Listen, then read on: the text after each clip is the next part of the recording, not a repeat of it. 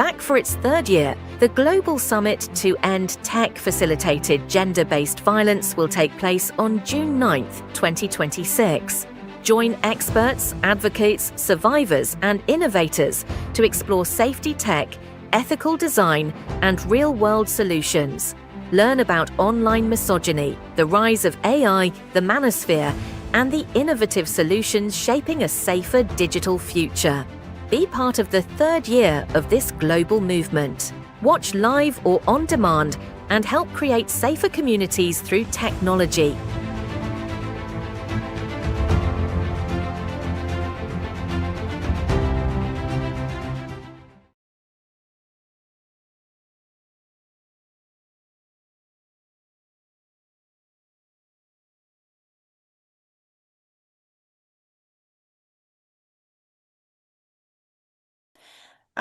Hello and welcome to Global Summit of Technology Facilitated Gender-Based Violence.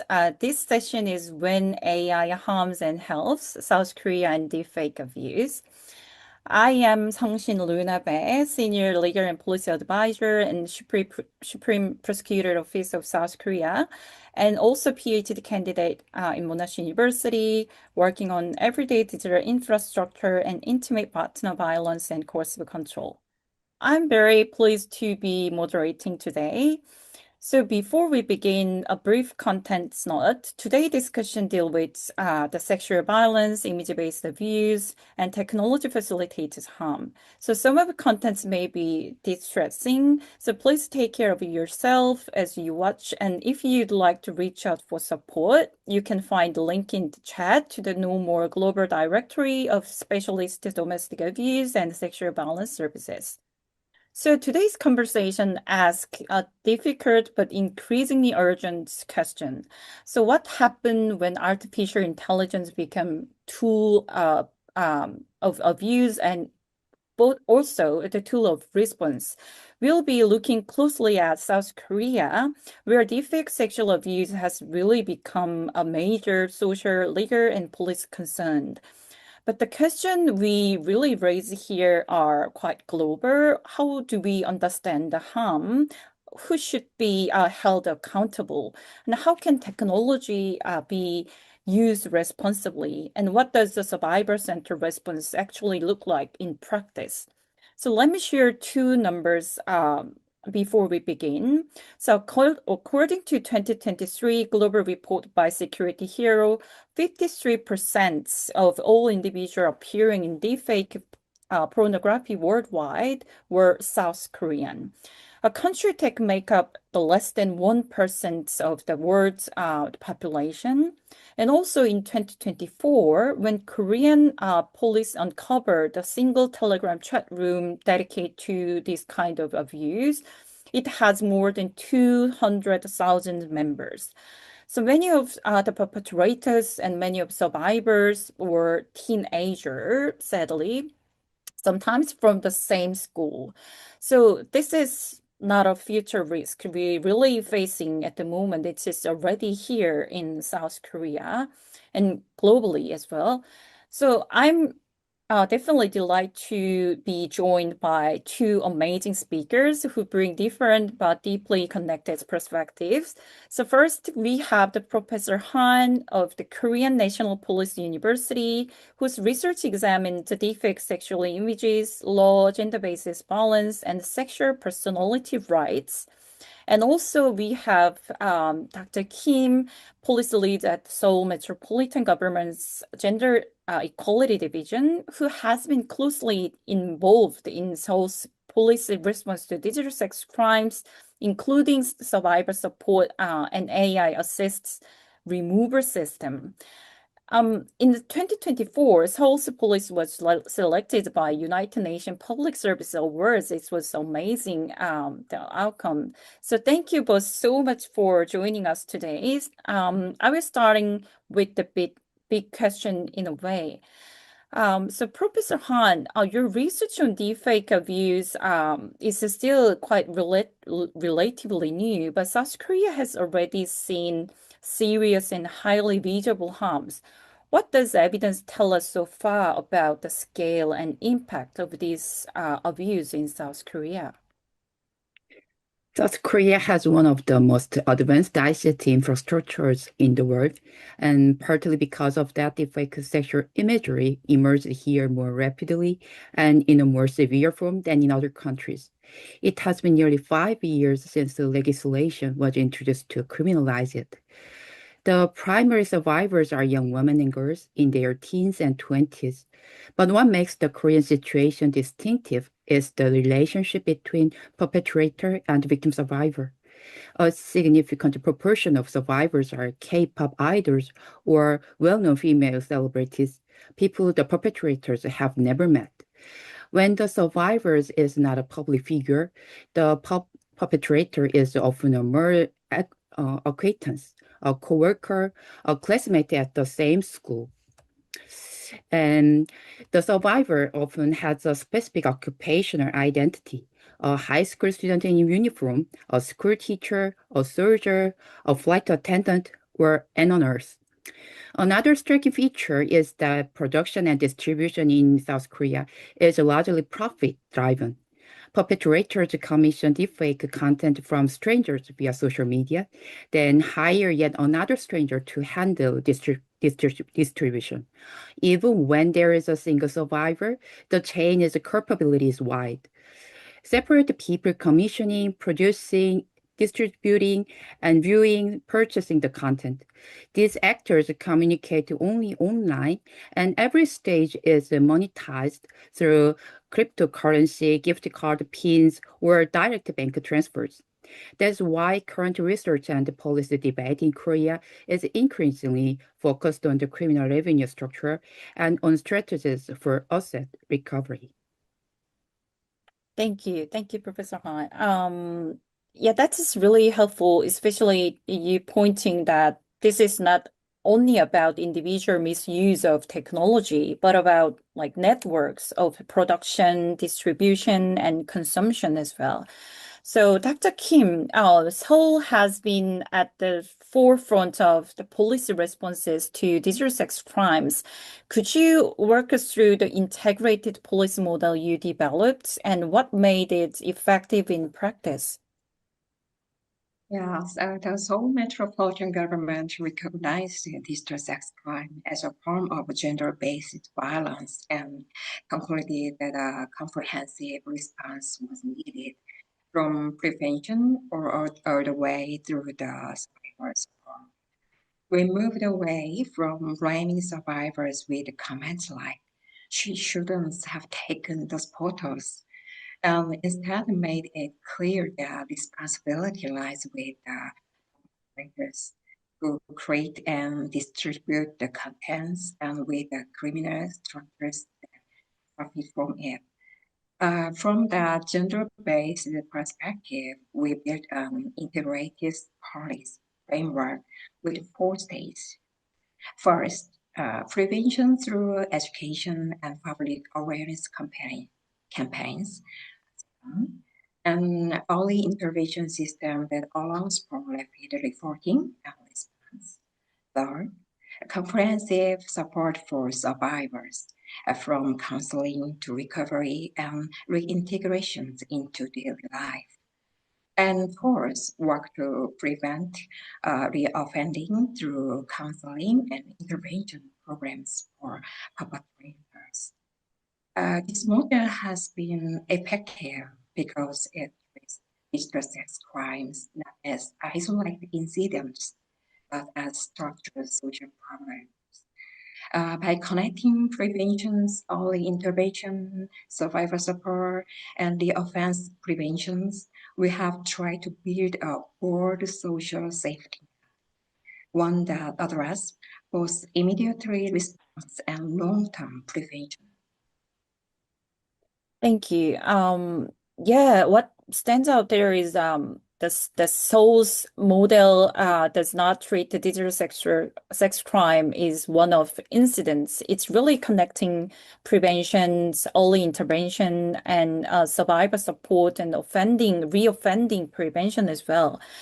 So, Professor Han, your work argues that deepfake sexually imagery should be understood not only as a privacy violation or an issue of non-consensual image sharing, but as a violation of what you call sexual personality rights. So, for a global audience who may not be familiar with this concept, could you explain what is at stake in that framing and why it matters for responding to deepfake abuse? As I mentioned earlier, the defining feature of the South Korean situation is the lack of a prior relationship between perpetrators and the victim survivors. In our policy recorded data, intimate or former partners account for only about 10% of cases. This means that the mainstream Western framework of intimate image abuse or intimate partner violence is not enough to explain what is happening in South Korea. It still matters where it applies, but the broader structural reality lies elsewhere. My argument that deepfake sexual imagery should be understood as an infringement of sexual personality rights comes from this context.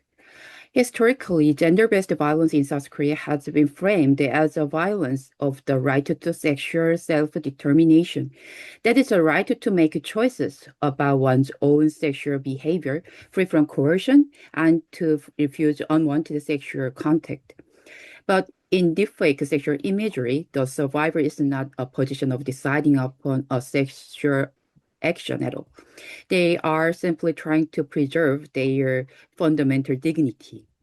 When the image is manufactured and distributed by people the survivor has never met, when neither party even knows the other's identity, what is being attacked is the survivor's human dignity and personhood through a sexualized medium. In a situation where the survivor was never given the possibility to exercise self-determination in the first place, we need to be clearer about what is actually being violated. That is why I propose that deepfake sexual imagery should be defined not as a violation of the right to sexual self-determination, but as a direct infringement of sexual personality rights. Yeah, absolutely. I think a distinction is really important because of the shift the focus away from the whether the image is real or fake and toward the deeper harm to dignity, personhoods, and sexual integrity, as you said. Okay, so Dr. Kim, so deepfake abuse often involves many actors, such as the person who created or recast the image, or the platform that hosted and circulated, and AI tools, and sometimes overseas servers as well. So, from the police perspective, so where should accountability lie with the perpetrators, platform, the states, or all of these actors? Yes, I don't believe responsibility lies with only one actor. Perpetrators must, of course, bear direct responsibility for their actions. But platforms and governments also carry major responsibilities. Today, the fake-based sexual abuse spreads rapidly through platform, recommendation algorithms, and systems built around anonymity. Because of this, it's difficult to see platforms as merely neutral technology providers. In many cases, even after survivors report to harmful content, removal is delayed or re-uploads are not effectively prevented, and the harm keeps spreading. Governments too need to move beyond simply punishing offenders after the they have to play a more active role in strengthening legal frameworks, uh, promoting international cooperation, regulating platforms, and building survivor support systems. At this point, current frameworks are not sufficient. Technology is evolving much faster than laws and international cooperation systems.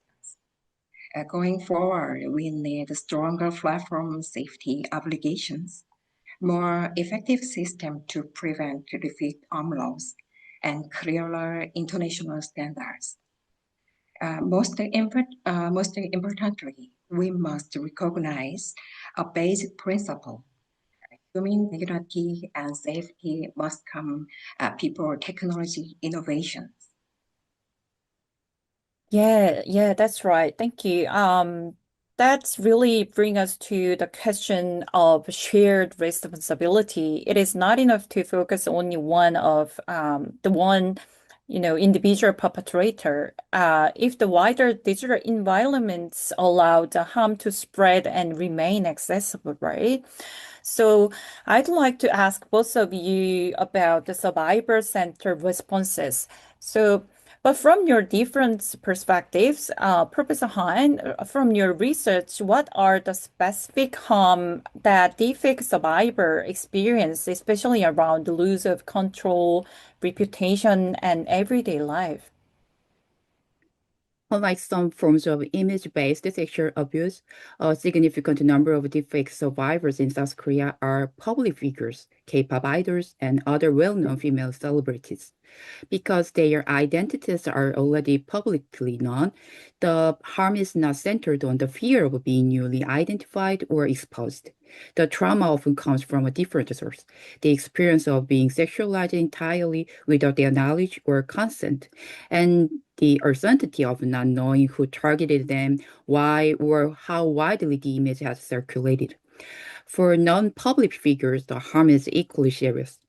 Victim survivors experience a profound loss of control over their own image, reputation, and everyday life. Some change their phone numbers, addresses, or social media accounts. Others withdraw from online spaces altogether. These are not minor adjustments. They are attempts to regain control after a serious violation of dignity and social identity. I would I would also be cautious about treating deepfake abuse as less serious simply because the image is synthetic. The image may be fake, but the harm is real. It affects how survivors understand themselves, how they believe others see them, and how safe they feel in both online and offline spaces. So a victim-centered response cannot be reduced to removal. Survivors also need the psychological support, reputational protection, and the practical assistance, and systems that do not force them to repeatedly prove or explain the harm. The central question is not really whether an image is technically real or fake. The deeper question is how sexualized digital manipulation affects a person's dignity, safety, and ability to return to everyday life. Yeah, absolutely. Yeah, thank you. So you has just shifted our question from the is this image real or fake to whose dignity does our system protect, right? So, Dr. Kim, that is exactly the question Seoul has had to answer in practice. So, from your policy experience, what does survivor center support looks like on the ground? Before you answer, I want to note for our audience what comes next include data about the severity of harm survivor experience. So please take care as you listen. Yes, digital sex crimes, including the fake abuse, are often described as a form of a character assassination. And I want our audience to understand what that really means. In Korea, one out of every two survivors of digital sex crimes has attempted suicide. The figure is not a statistic about vulnerability. It is a statistic about how completely this kind of abuse can dismantle a person's life, their sense of safety, their relationships, their ability to be seen in public without fear. Many survivors become afraid to leave their homes because they fear someone may recognize them. and some find it difficult to continue their educations, career, or daily social lives. That is why one of the most important forms of support is helping survivors understand this is your fault. We need integrated support grounded in a gender-based understanding of violence. In many cases, survivors are forced to visit multiple institutions, counseling centers, law firms, police stations, and repeatedly explain their experience. During that process, many experience secondary trauma. To address this, some create a one-stop support system. With a single phone call, survivors can access counseling, legal assistance, psychological care, and content removal support, all free of charge and connected through one system. Each survivor is also paired with a dedicated support companion who provides one-on-one assistance throughout the entire process. One of the biggest remaining gaps is that we still do not provide enough support for survivors after the initial recovery stage. I believe support should continue until survivors are truly able to feel what happened to me was not my fault and fully reclaim their daily lives. Yeah, thank you. What I hear from you, your answer, Dr. Kim, is that the survivor-centered response is not just removing contents, right? It is also about reducing secondary trauma, restoring control, and supporting people to return to daily their own life, actually. So and I also recognize one of the distinctive part of Seoul's response is the use of AI-based tool to support the detection and removal of abusive imagery. So, could you explain in accessible term how it works and what it has achieved and what limitation remains? Yes, the biggest reason Seoul developed an AI-based removal support system was that manual methods alone could no longer keep up with the speed at which harmful content spread. Abusive videos can spread almost instantly across online platforms, Telegram channels, and other digital spaces. In the past, survivors and counselors had to manually search online platforms to locate harmful contents.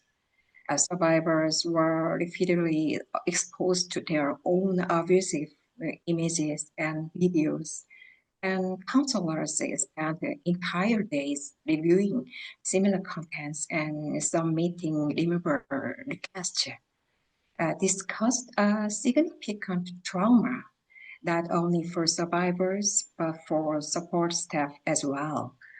To address this, so introduced an AI-based removal support system.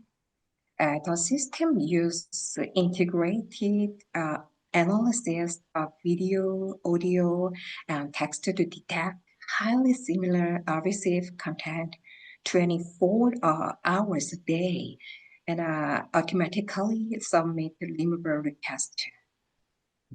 The most significant achievement has been a dramatic improvements in both response speed and accuracy. In the past, it could take up to 3 hours to identify harmful contents and request its removal. Now, AI can locate the content and initiate the removal request in as little as 5 minutes.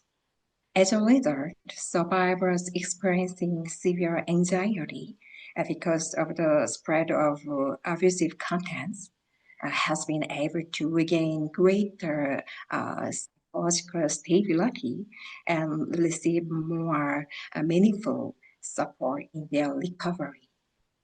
Of course, limitations remain. New editing and evasion techniques continue to emerge, and the actual speed of removal can vary depending on cooperation from overseas platforms. But one thing is clear. Without AI, it would be extremely difficult to respond effectively to digital sex crimes at their current scale. What matters most is not the technology itself, but how the technology is used to protect survivors' recovery, dignity, and human rights. Yes, we really can imagine the like technology, the speed the developing the technology, right? So I think it's Dr. Kim has just shown us the version of AI that clearly helps the survivors. So Professor Han, you have looked at the same technology with the rather more caution. Where do you see genuine potential for AI to strengthen the responses? For example, in investigation, prosecution, education, or the survivor support. And are there any ethical risk we need to be careful about? In South Korea, survivor support for both non-consensual filming and deepfake sexual imagery still relies heavily on manual work. Operators locating individual URLs to block further dissemination, but perpetrators deliberately exploit the gaps in this system. The vast majority of this content is distributed through global platforms or hosted on overseas servers well beyond the South Korean legal jurisdiction.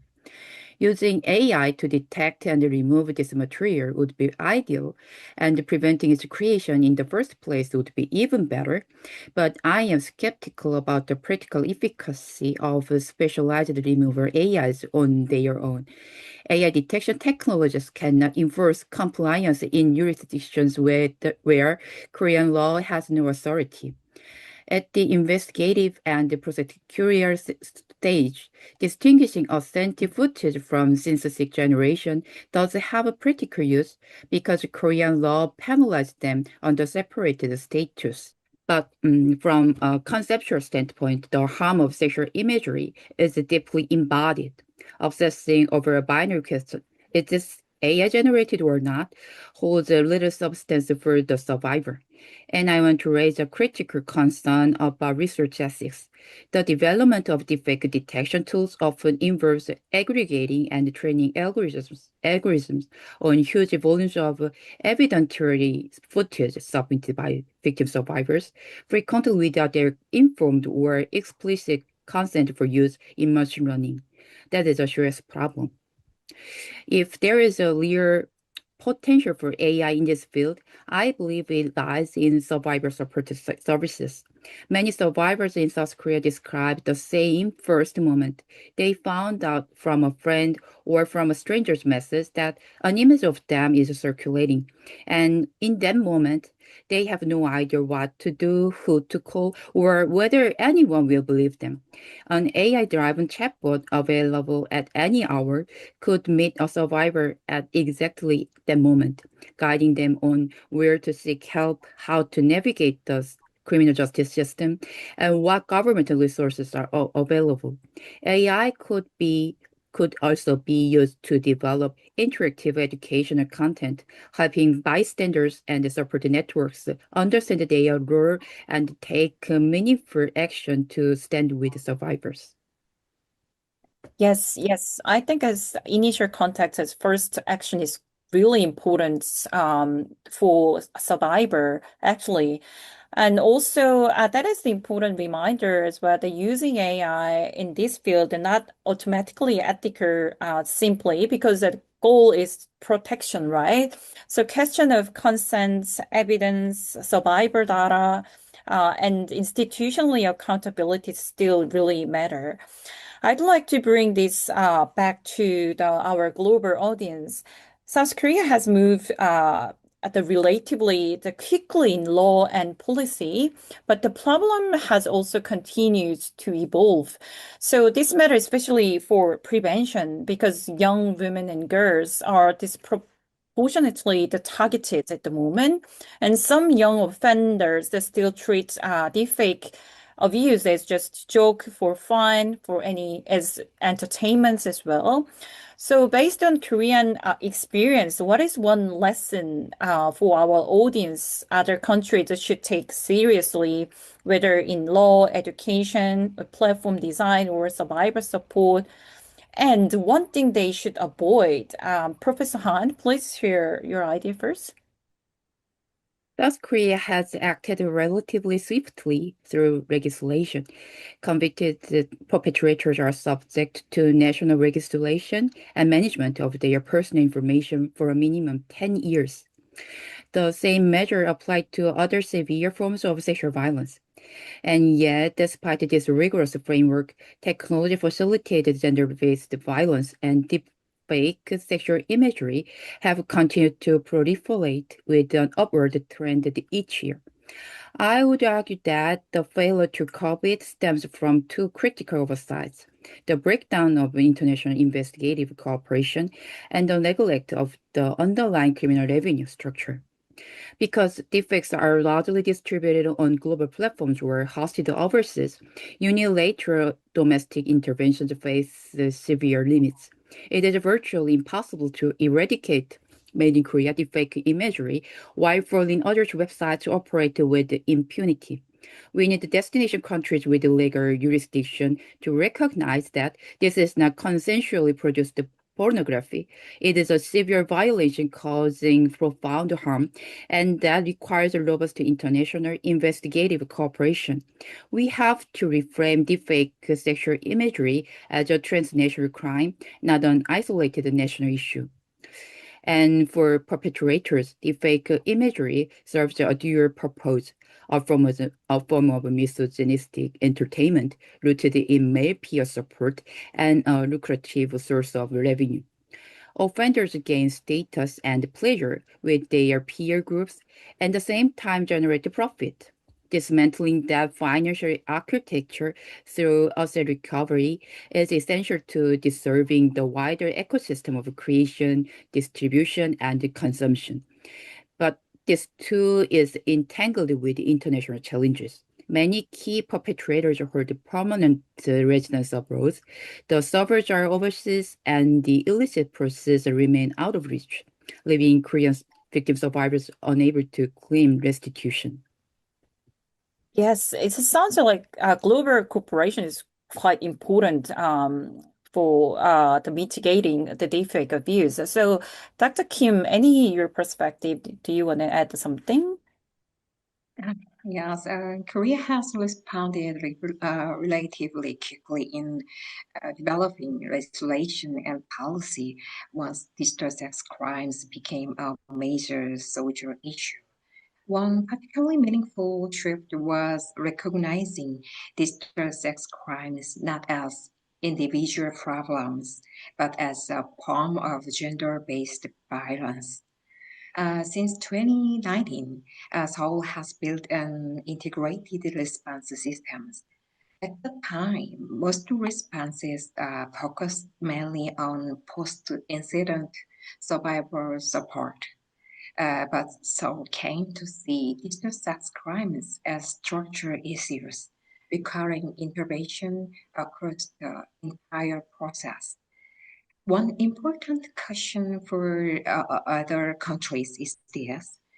Responses should not focus only one content remover or foster incident support. Digital sex crimes cannot be solved only after the harm has already occurred. We need integrated systems that connect prevention, education, early intervention, survivor support, and long-term prevention of repeat offenses. Yeah, absolutely. I'd like to ask the final question, to both of you. If you could to change one thing in law, technology, police, or society to better protect the people from the AI facilitated abuse, what would be here, or maybe 1 minute each, so we can close with a clear message for our global audience. So, Professor Han?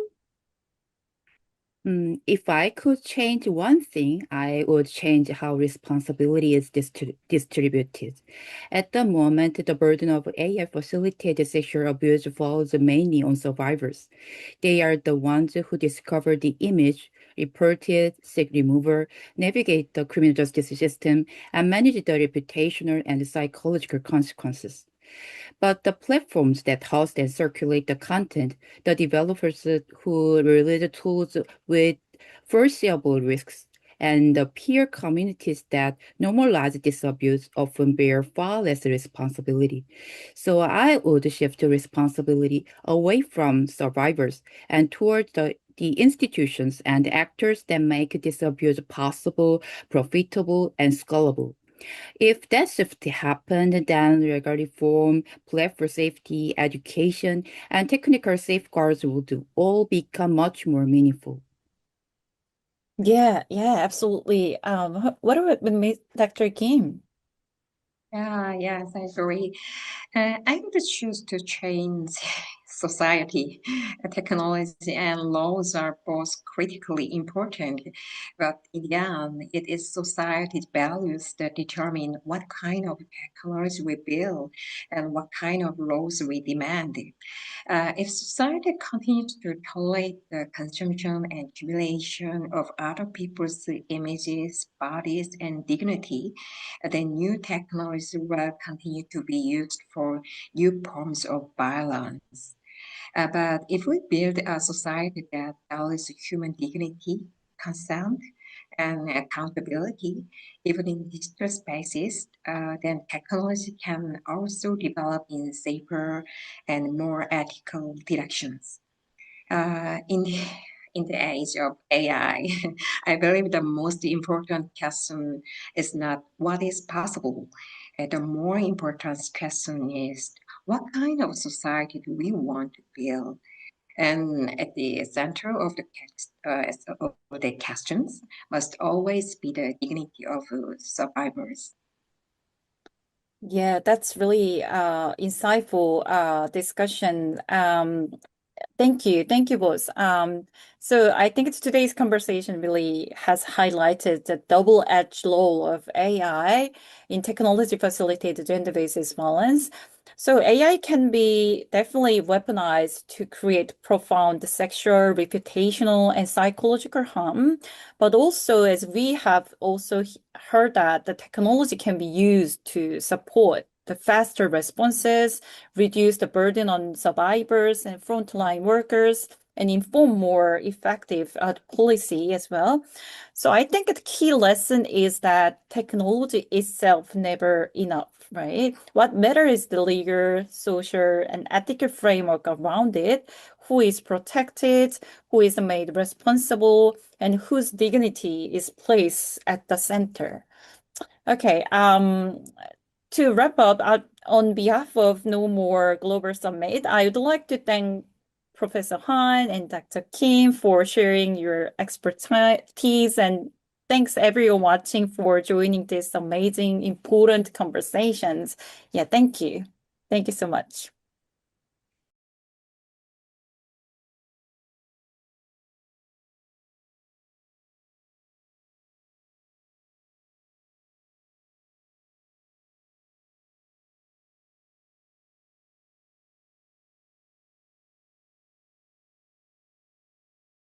Hi, I'm Catherine Fitzpatrick. I'm a former bank executive and now CEO of Flexibility Ventures, and we work with businesses, industry associations, governments, and regulators around the globe to show them the ways that their products and services are being weaponised in the context of financial abuse. Economic abuse or financial abuse is controlling somebody through their access to money. And unlike physical violence, often it happens by misusing products and services and systems. So physical violence might happen behind closed doors, but the products that we use every day, like a bank account, an energy account, a water account, a telephone account, an insurance policy, are all being manipulated by perpetrators of financial abuse to leave somebody trapped, to control them, to track them. And the linkage is that perpetrators have become really sophisticated users of financial products and legal systems and digital platforms, and everything is a digital platform, including government services. And they're using them as weapons of financial destruction. But our policy response and our corporate responses tend to focus on supporting victim survivors and not recognising that they're inadvertently enabling that harm. Safety by Design is a framework that the eSafety Commissioner developed in Australia in 2018, and it basically says the onus is on you that has the platform to make sure that that is safe for your users. It shouldn't just be up to your customers or your users to put the protections in place around them and to toggle things on and off that are changing all the time. The way that I have adapted Safety by Design is to apply that framework to financial products and services. So recognising that everyday products and services are being misused. They are being used as weapons, and it's up to the organisations that supply those everyday products to make them safer by design. So to recognise that a bank account may be opened really easily online by a perpetrator. They can do it in a matter of seconds to open an online credit card, for example, and they might open that in a survivor's name, which then leaves them saddled with debt, and that can happen multiple times, saddled with debt that they can't get rid of, that no one really understands necessarily that they were either coerced into that or it was fraudulently obtained in their name. And then there's consequences also in the long term as well for credit reporting. And Safety by Design gives people people in different organisations, a way to look at the potential harms that they might not usually see. So workplace safety, you would look at, are your workplaces safe for the people who work for you? Operational safety is if you're serving the public, you want to make sure that they are safe. What we don't always look at is, are my products and services safe for people in unsafe situations? Safety by Design gives you a framework to be able to do that. It is a really provocative name, Design Like a Domestic Abuser, and that was intentional. Most organisations don't think about how a malign actor like a domestic abuser might use their products and services. Instead, they're focused on fraud and scams and cybersecurity. So I've developed an AI simulation tool using red teaming principles that a lot of organisations will be familiar with to tackle cyber hackers. But instead of a hacker, the persona is a perpetrator. And what the tool does is allow organisations to pick a product and its features, to determine what kind of context that the perpetrator may know about a survivor, and then it runs an AI simulation to show where the vulnerabilities are, where a perpetrator could misuse that product and treat it as a weapon to cause harm against another one of your customers who is a survivor.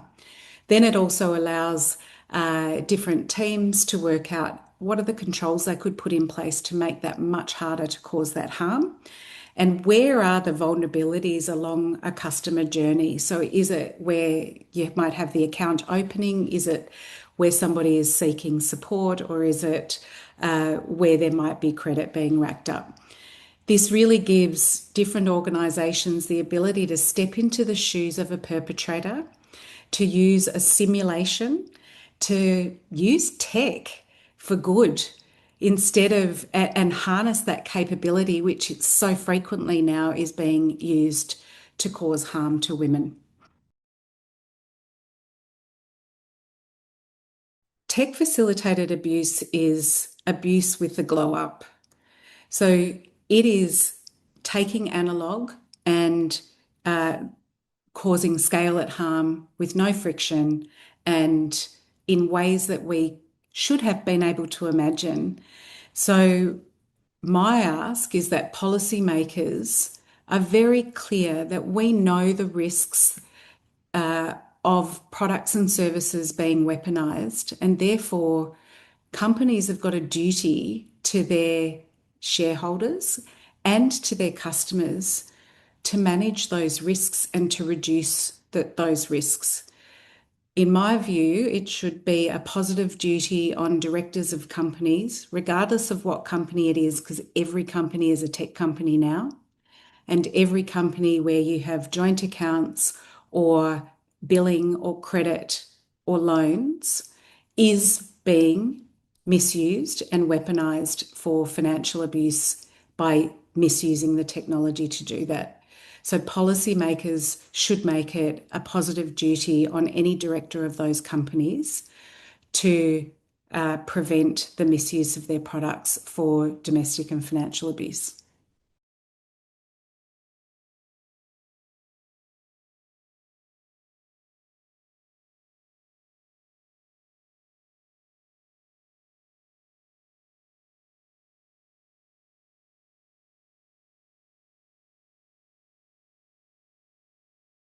Hi, everyone. Welcome to the Global Summit on Tech Facilitated Gender-Based Violence. And it's always wonderful to be here together. My name is Macri Dillon. I'm the Director of Operations at Chen. We're a global not-for-profit that creates resources on the web to address gender-based violence. I'm really excited to be here with the panelists here today and just to have this conversation in greater depth to kind of support all of you as well. Before we begin, I'll start off with some general housekeeping. The contents of this session may raise issues for you. They may be heavy. They may raise some feelings within yourself. Please take care of yourself and prioritize your own well-being. If you'd like to reach out for support, you'll find a link in the chat to the No More Global Directory, a global directory of specialist domestic abuse and sexual violence services. We do hope you enjoyed today's session. We are going to be talking about AI-powered notification tools and how they're used to create sexualized and intimate images without consent. We are aiming to demystify how these technologies work, how accessible they have become, and why it's so difficult to regulate them. And I'm joined today by three amazing speakers who I'm really excited to learn more from as well. And actually just hear from their different perspectives because they're bringing in the US, the UK, India perspective, and just the general global perspective. To start off with, we have, and I'm going to ask each of them to introduce themselves. We'll start with Lois. If you could introduce yourself, that'd be amazing. Yeah, hi, I'm Lois. I'm the Policy and Advocacy Coordinator for the Joyful Heart Foundation. We're a US-based nonprofit that supports survivors of sexual assault, domestic violence, and child abuse. Thank you. And Saraswati, please. Hi, my name is Shashwati. I am the manager of campaign and social media engagement at Breakthrough. Breakthrough is a 26-year-old organization based out of India, which has worked on gender norms and gender normative change in order to create an equal world for women and girls. Okay, thank you. And Sophie. Hi, thank you, Manpreet. My name is Sophie Mortimer, and I'm Head of Support Services at the charity in the UK, SWGFL. We run the Revenge Porn Helpline that supports adults in the UK affected by the sharing of intimate images without consent. And we also operate stopncii.org, a preventative tool to stop people's intimate images being shared on partner platforms. Okay, thank you. I noticed that I'm smiling at weird places because I know that we're like on video, we're trying to engage the audience. So you're going to see me like smiling, even the topic is really heavy. And I know that we're talking about a really like in this topic is, so the smiling is not about the topic itself. It's just really trying to create a warm environment and trying to connect. And we encourage all of you to actually connect over the chat or engage with the forums, and so that you can continue the conversation as well. So I'll start with Sophie, actually. We're going to focus on looking at understanding the harm. So when we were thinking about AI notifications, what are we actually talking about, and why has this become an urgent issue now? When we talk about notification tools, we're talking about the use of online tools that are powered by artificial intelligence that have the ability to create fake but highly convincing nude or sexual images of someone. And these tools are becoming increasingly effective and easy to use. A few years ago, you needed some technical ability to create something convincing, but that's really not the case here. And really convincing pictures and video can be created with only 1 or 2 pictures of someone's face. And added to that, the distribution of these images is so fast, and there is an increasing demand for the technology and for the images themselves. We just have to reflect on the Grok-created images on X earlier this year to see just how fast this content can spread, causing irreparable harm to victims. Of course. Yesterday I created an image for my mom, and I realized, and no one realized that her outfit was not what she usually wears. And then we looked closer at the faces, and she didn't even look the same. And I actually posted it on social media because I was making, it was her birthday, so I was like, oh, like here's her birthday, and actually it was like, it's an AI image. And it was interesting. It wasn't until I think about 200 people had seen it. They're like, wait a second, that doesn't totally look like your mom. And I'm like, I know, like it's so like there was so many similarities, but then when they actually look closer, they're like the face had been altered. And so it was such a harmless like example of like how it could have been used. And then like even her picture, people are like, oh, how do I get that outfit? It was like she doesn't own it. So they're so powerful now, aren't they? The tools that have become so available, and they start to make changes to an image without us even noticing. Because I've had a very similar experience as you with your pictures of your mum. Yeah, I know, of course. So Saraswati, like one of the things I know that we're working on a research project in Pakistan, and I know that your Breakthrough has done a lot of this work as well, to consider the different cultural contexts. Yeah. Like nude images aren't always intimate images that can be weaponized against victims, as we know. What does AI-generated intimate image abuse look like in India? Well, I think you've brought up the most important point, which is that nudity is actually the least of how intimacy is actually seen in AI generated images. So like one of the things that I think in this specific problem of AI nudification or the sharing of intimate images is the cultural context in this case, which is a definition of what intimate means in like the South Asian sort of like the subcontinent setup. So for example, even a year back, I was in a similar conversation, and at that point, the AI created image thing hadn't yet caught on. TFGPV has been around in India. In fact, Breakthrough released a report in which we found that even those who don't have access to tech spaces, in which India there's quite a lot of people because of internet penetration, even those people are affected by TFGPV because of the nature of the violence. But as you quite correctly said, and I think Sophie actually said it, is that there is a certain degree of tech know-how required previously to manage a certain degree of TFGPV.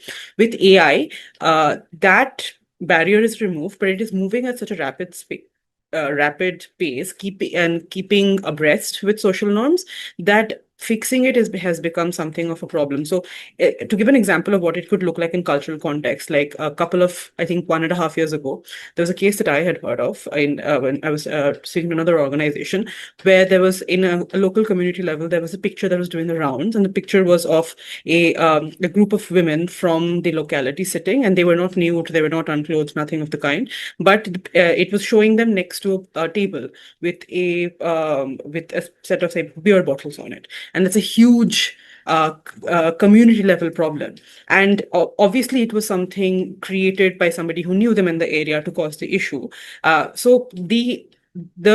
because for a lot of these things earlier, in order for there to be TFGPV or for pictures to be leaked, a picture had to exist which had to be leaked, or a person had to know Photoshop.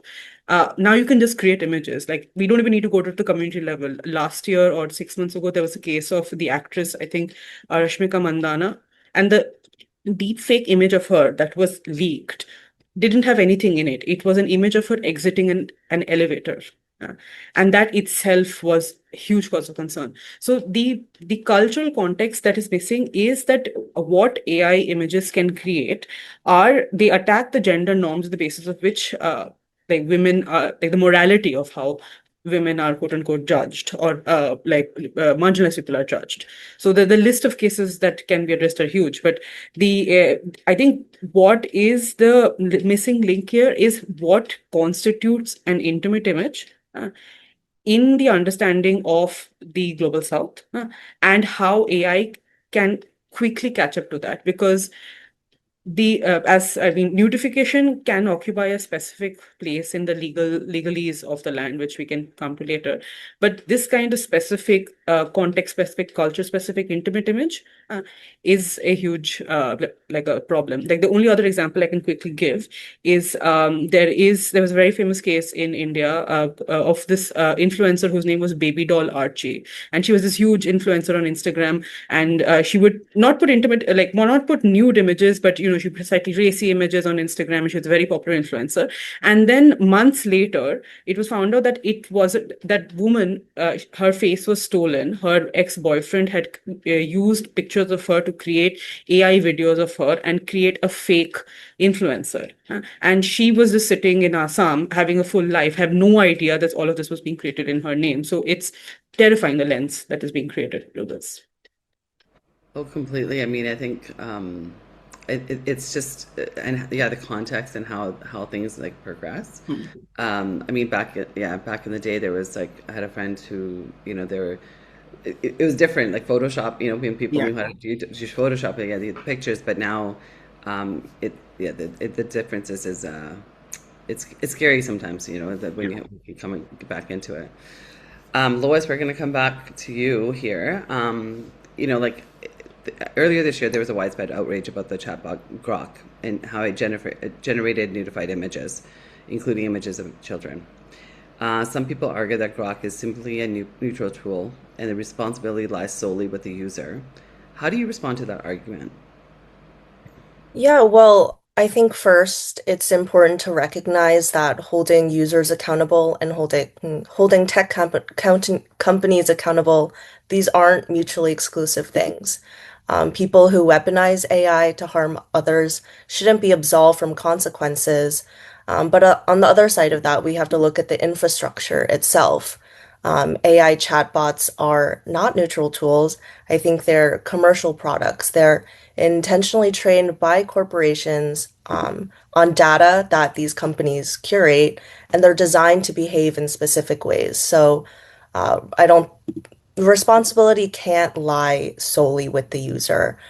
These companies build the engine that made generating and distributing this abuse easy and possible, but like the other panelists mentioned, instantaneous and scalable beyond reach. So the ability to very simply and easily prompt a tool like Grok to create non-consensual intimate imagery, that should have never been an available feature in the first place. And so this isn't a case of users simply misusing a neutral tool. The widespread abuse that we've seen and we continue to see is a result of corporate choices, either by deliberate design or a neglect for safety. And so when safety has been treated as an afterthought and companies build a product capable of causing and is routinely generating life-altering harm, it stops being a conversation of just user liability. And we're starting to see courts and governments across the world starting to agree.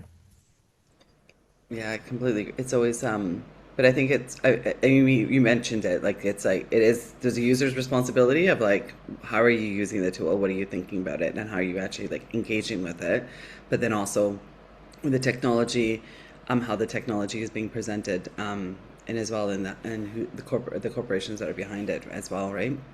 And I mean, I think with that, Sophie, from your experience working with the helpline, are there particular groups who are disproportionately targeted by AI-generated intimate images abuse as well? Interestingly, we're still not seeing huge numbers of cases coming to the helpline about content that's been created with using synthetic AI generation of synthetic images, but the numbers are rising. And I think that's because the images are largely being created for reasons other than causing direct harm to the person depicted. It's being done for self-gratification, for sharing with peers, to achieve status, or simply for the fun of doing it, which means that victims don't always find out about it. And if they don't know, then they can't report it. But we know that it's happening because we can see that content when we're searching and reporting for content for other people. But in those cases that we have had where images have been created and shared to cause harm, the motivations are fairly similar to those for the sharing of genuine images. And that has, interestingly, exactly as Saswati was saying before, it certainly has included women from particular cultural backgrounds, either with images been created where dress might not be what is culturally appropriate for them, or in places that they should be, or with items around them, or in the company of somebody that they shouldn't be with.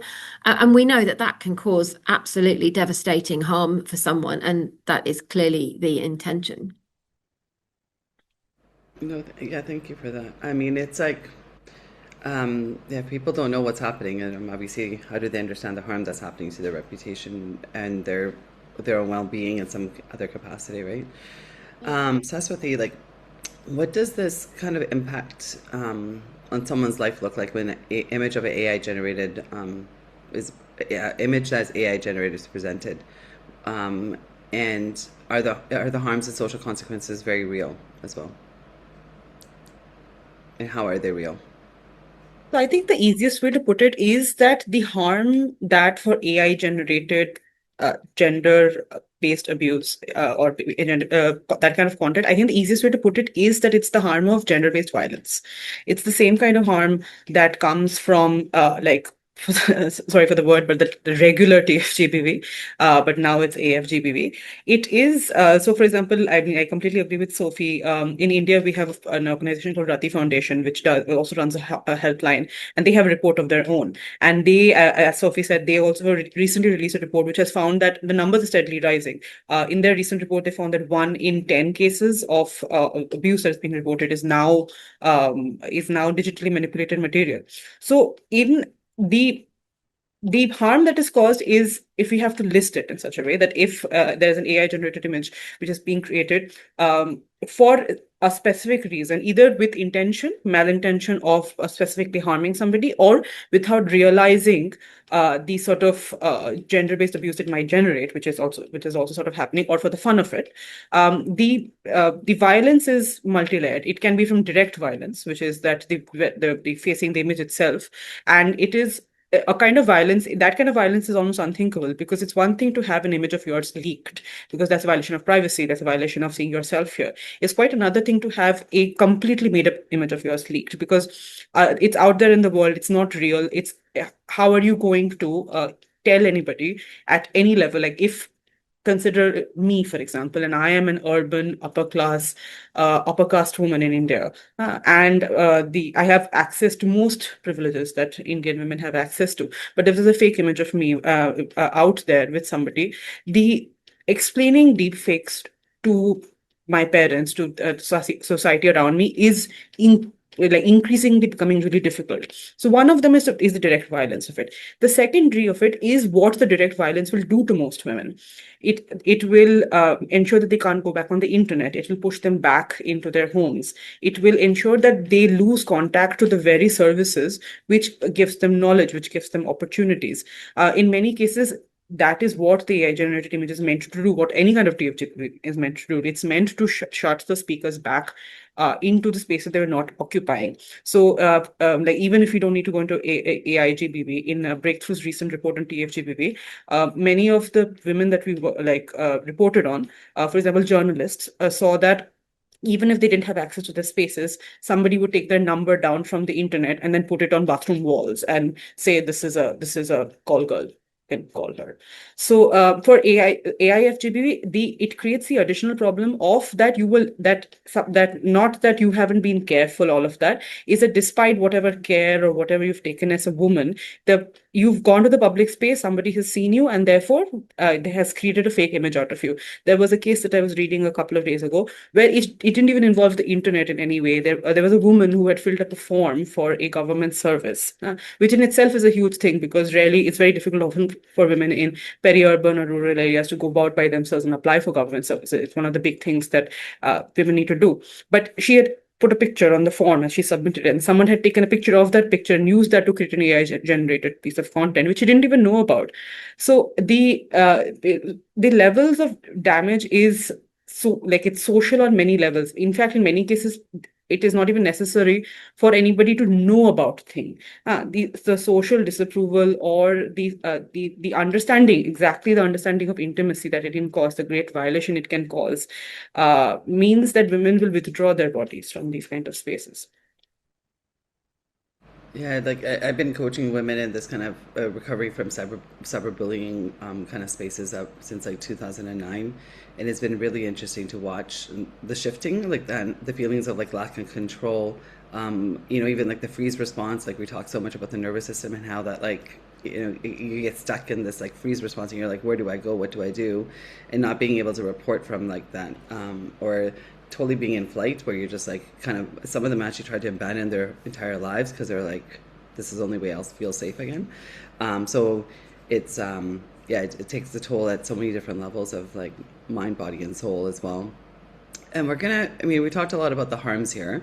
So we'll talk about what we can do and how to further support survivors and prevent this abuse from spreading further. So I'm going to go back to Lois here. Lois, what kind of supports do currently exist for victims, and where can people go for help if this happens to them? Yeah, there are, as we know, so many incredible organizations that can help survivors. And I'll just list a few that are based in the US. So your local or state sexual assault coalition, those are usually the best first step for localized guidance, counseling, safety planning, and further connections to more specialized organizations.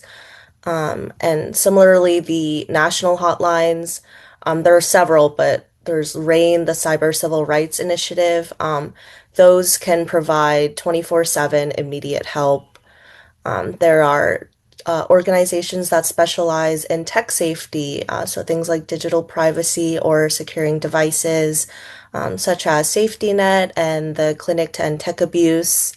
In terms of image removal, for minors, there's the National Center for Missing and Exploited Children, and the National Center for Victims of Internet Crime is an incredible resource for adult survivors navigating removal.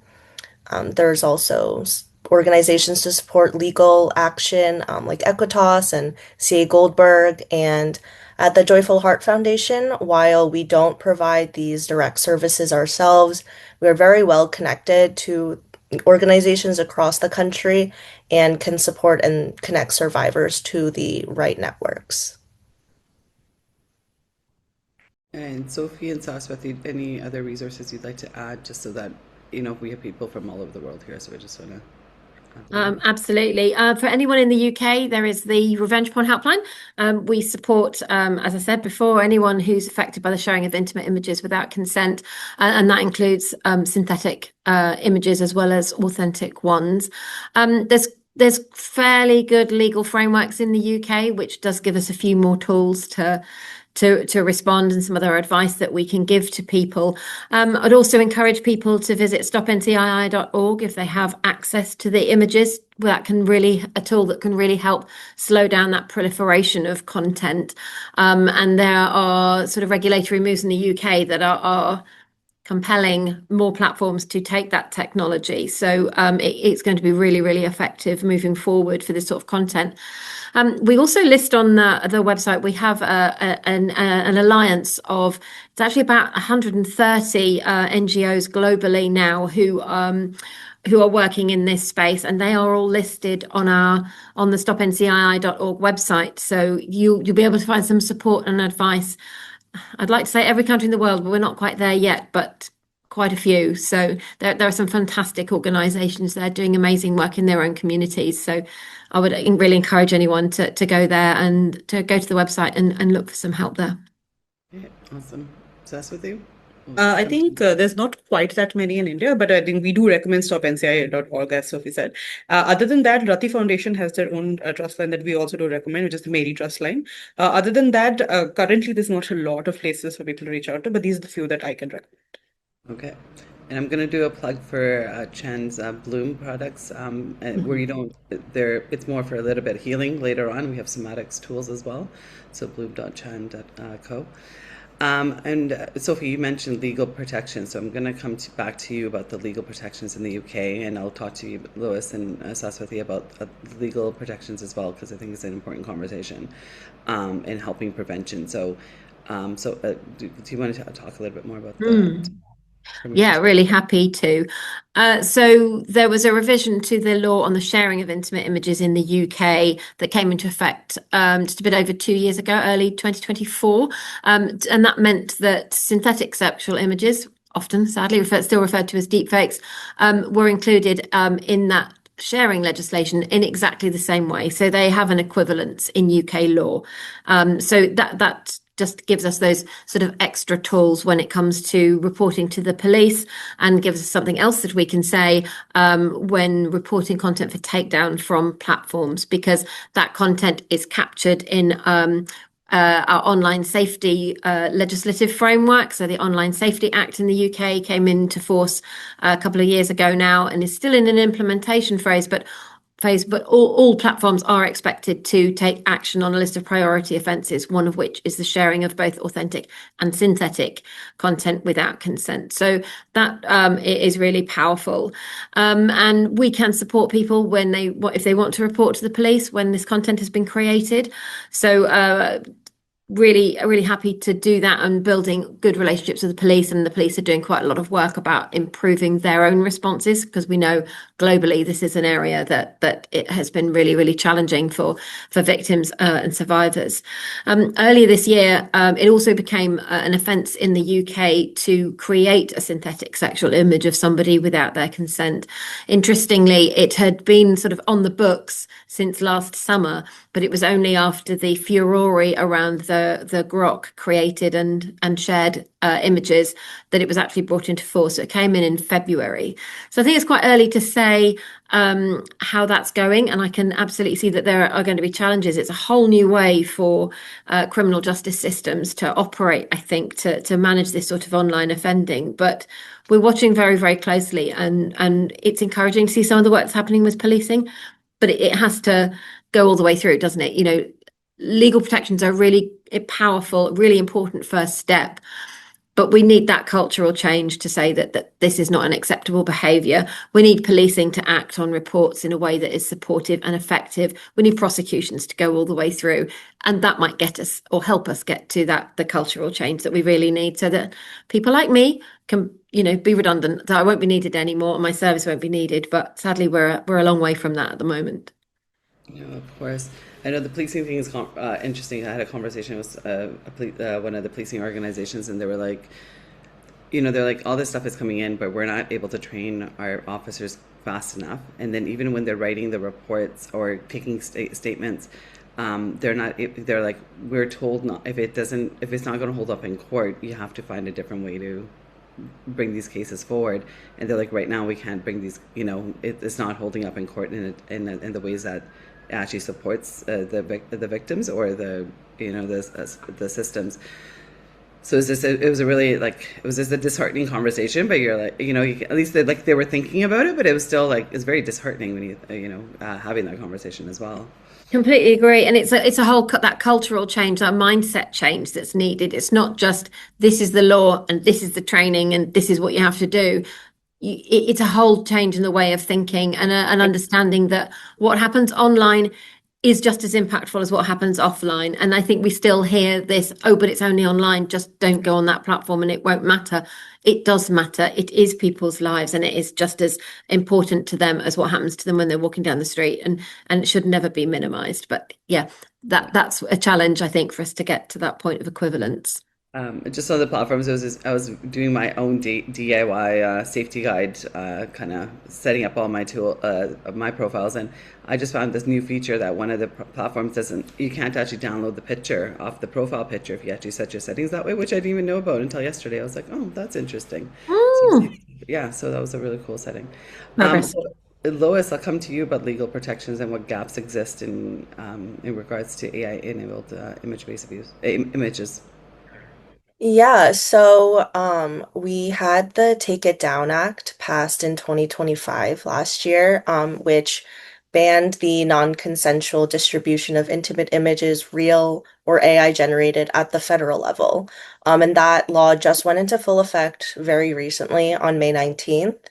And under those provisions, online platforms are required to provide a clear reporting system for non-consensual intimate imagery. So once a valid request is submitted, platforms have a strict 48-hour window to remove the images and continually delete reposts. And platforms that don't comply with the law can be reported directly to the Federal Trade Commission, which is the government agency that's responsible for enforcement. And it can be reported at takeitdown.ftc.gov. Um, and this federal law works alongside state laws. Most states at this point have addressed image-based abuse in various ways, but one of the gaps is that state protections are pretty fragmented still. Several states haven't explicitly criminalized the creation or distribution of AI intimate imagery. They haven't addressed extortion, or they just lack civil remedies for these crimes. And the Take It Down Act itself is somewhat limited. It's based on the premise that someone is a victim of image-based abuse. And then that survivor has to go to each platform to report the image, which can just be a very re-traumatizing process. Going back to state laws, a lot of them require survivors to prove that the perpetrator had an intent to harm, which has been a massive obstacle to prosecution. And just like everywhere else in the world, we are seeing a huge surge of AI abuse in schools between peers. And the current laws and school administrative systems they've shown that they're just not equipped to prevent or respond to these cases in a survivor-centered way. And similarly to what Sophie was saying, our local police and prosecutors also lack the appropriate resources and training to handle these cases. When a survivor walks into a local precinct with an artificial intimate image, officers often don't know how to track the digital footprint, preserve the evidence, or even what statute would apply in that case. And then, of course, in the US, we have Section 230, which gives tech platforms essentially broad immunity from liability, which has been one of the biggest systemic hurdles. Thanks for sharing all that. There's definitely things that we can learn from each country on what to do and what not to do. So, Saswati, I'll come to you about legal protections and what the gaps are in India. So I'm not like a legal expert, so I can speak from my point of view. I think I agree with like what Sukhvi and like Lewis was also saying, which is that at like speaking about gaps, I think first of the gaps that I can think of is of course at the reporting stage, which is that like India still catching up on image-based abuse and reporting it. So when it comes to digitally manipulated images or fake images or AI-generated images, then it's the question of where do you report it? How does it go down at the police station? And that's I mean, there's a lack of understanding. There's a gap of understanding, and police stations are themselves not the most of they're hostile spaces to some degree. And like online reporting itself is it's very that's where the question of intimacy came in, which is that to some degree, of course, the law in India criminalizes nudification under the idea of the concept of outraging a woman's modesty. And that's been a very old idea that's been around for a while, and that's been in the law. But as I said, that can be reported, though there is, I mean, gaps in how whether the system will promotes re-victimization of the survivors in the process of reporting it, and that's been like a constant problem.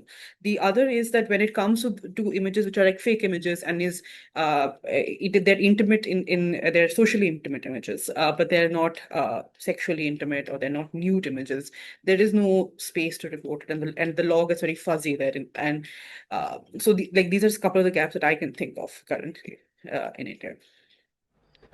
Also, just and this is Saswati, we'll start with you, but if anyone else wants to pipe up as well. Like, we had very different scenarios and across different borders here. What kinds of international cooperation is needed right now, like most urgently, in order to kind of combat this issue?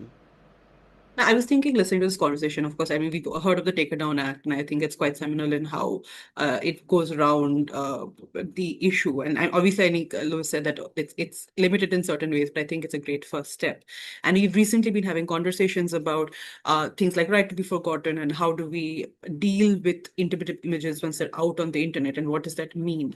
One of the things that I think that kind of cooperation, I think this is like important for Chen also, is that as we've established, that the understanding of intimacy, the understanding of nudification, the understanding of what it means for images like this to exist, has different contexts, both in the global north and the global south. And I think there's a great deal of work happening in Europe and in America. And I think there's a necessity right now for an alliance at the level of the global south to address the very specific context-specific issues in how AI generated images work in the global south, especially because they are moving rapidly at a pace where I doubt governments can keep up. And my worry is that obviously, as I said, in India, for example, the government is still catching up to image-based abuse, and AI. We have now Claude 2.0, Grok, when the Grok undressing scandal thing happened in India, for example, a lot of the Grok images didn't even nudify women, because that becomes a crime.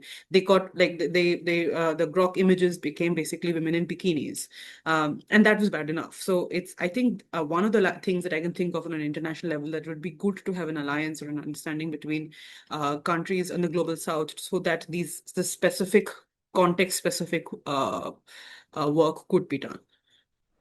Yeah, I'm going to do a plug-in for our image-based abuse research project Yes. that's coming out.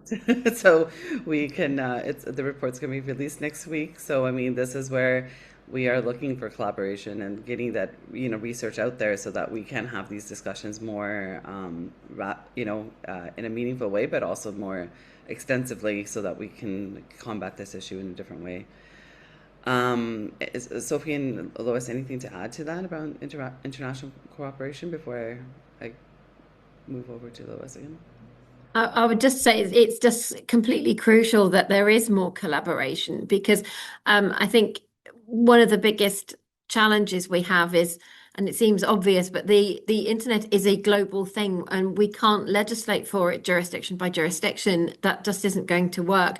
And I suppose the US, in a way, is a bit of a microcosm, when it's had this sort of state system of all these different laws across state by state, and that created enormous challenges for those common cases where you have a victim in one state and a perpetrator in the other, and that is just magnified globally. So we do need to see much more collaboration and consistency, and I think that's what victims and survivors need and deserve. Absolutely. So, Lois, I'll come to you now. What does meaningful accountability actually look like in practice for platforms, developers, and perpetrators? You've mentioned a few things over the, as you were speaking, but I would love to just zero in on this question as well. Yeah, well, as we know, technology-facilitated gender-based violence isn't a new phenomenon. It predates AI and it predates social media. But the issue is AI made it fast and platforms made its reach boundless. Um, And obviously, perpetrators should face legal consequences, but as we've been discussing, true accountability has to start with prevention. It can't just be punitive. And so we need this societal change of combating gender-based violence as a whole. And especially when it comes to, AI generated intimate images, what we've been seeing in the US, especially among our youth, is that people don't even realize why this is bad or how it harms others or that it's even a crime. And just to combat gender-based violence and sexual violence against women, we need to be investing in comprehensive sex education, AI literacy, healthy relationships, and consent training, just teaching accountability before harm is ever committed.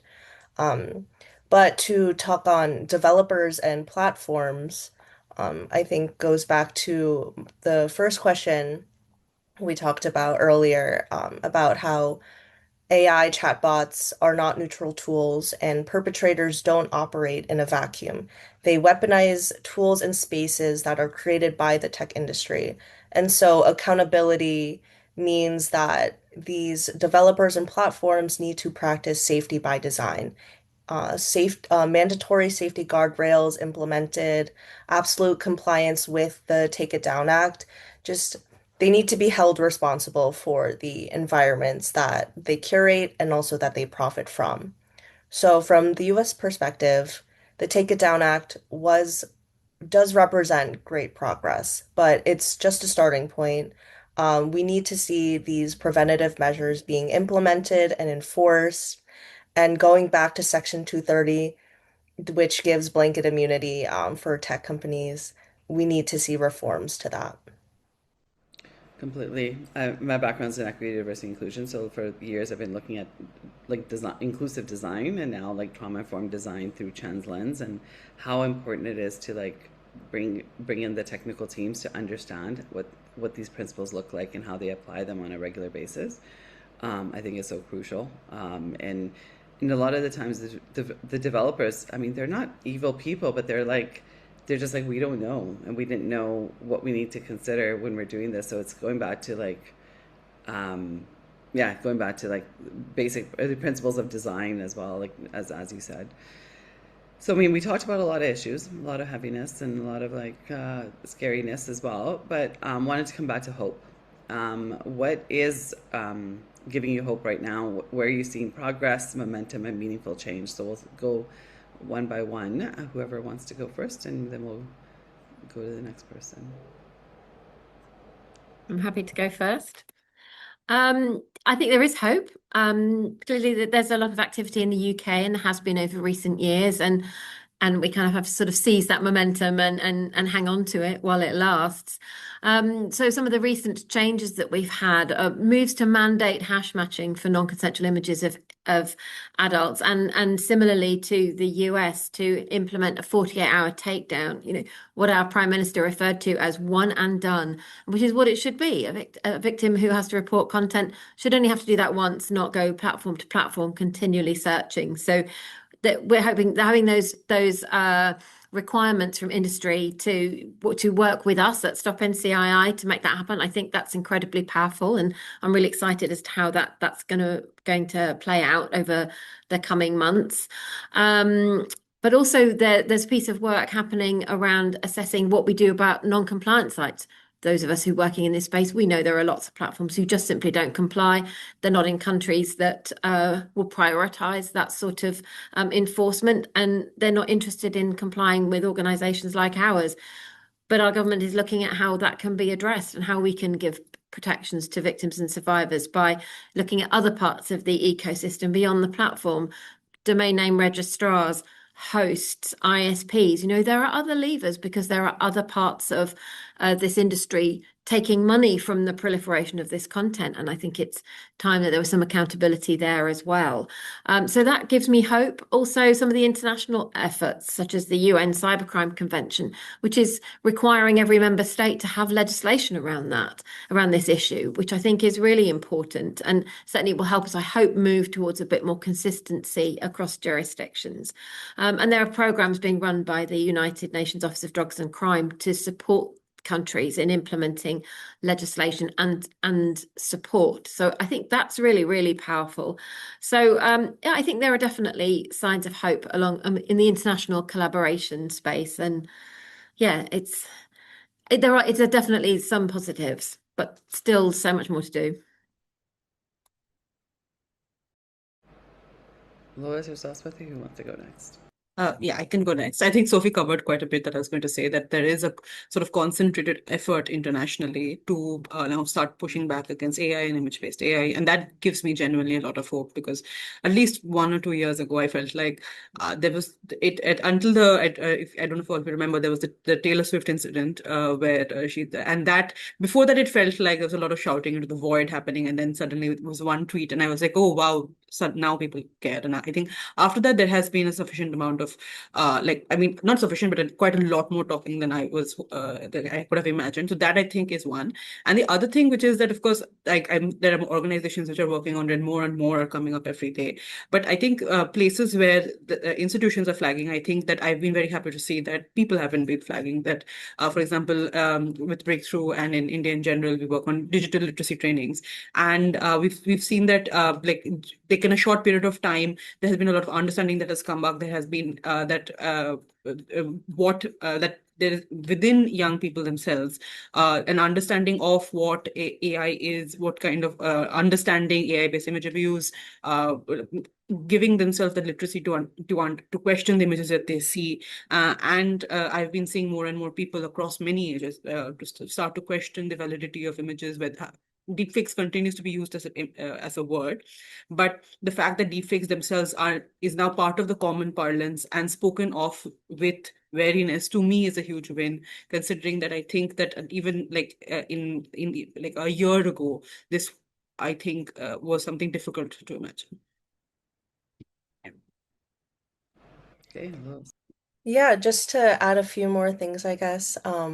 Definitely the international progress that's been made has been incredible. I don't want to repeat much of what I've already said, but the Take It Down Act being passed, we just saw the first federal prosecution under this law, and now it's in full effect as well. So I think, and with all the gaps at the federal level, but then also the state level, it's sometimes disheartening, but I think that the fact that we've been making this progress, and at least in the US, it's only been like 2 or so years that this topic has really gotten the attention of lawmakers, and we've made so much tremendous progress in just those 2 years.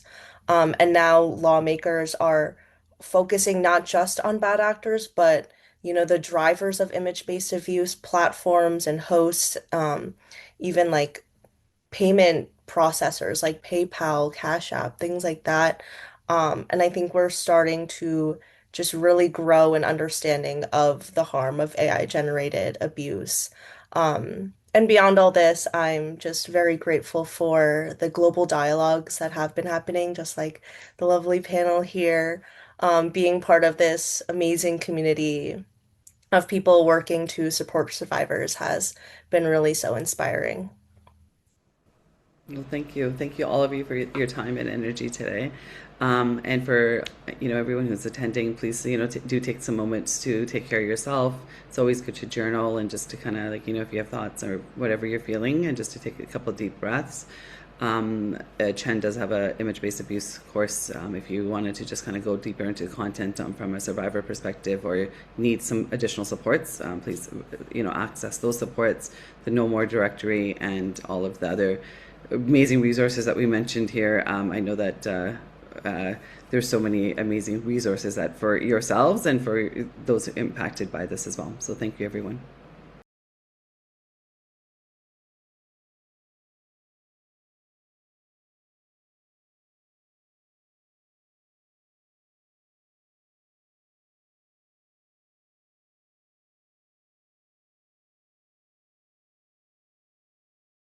My name is Madeleine, and I am the founder of Image Angel. And Image Angel is a technology that has existed for quite some time, but we've taken that technology and made it apply to user image sharing processes. So we can protect images that are sent on websites and apps from being used in bad ways.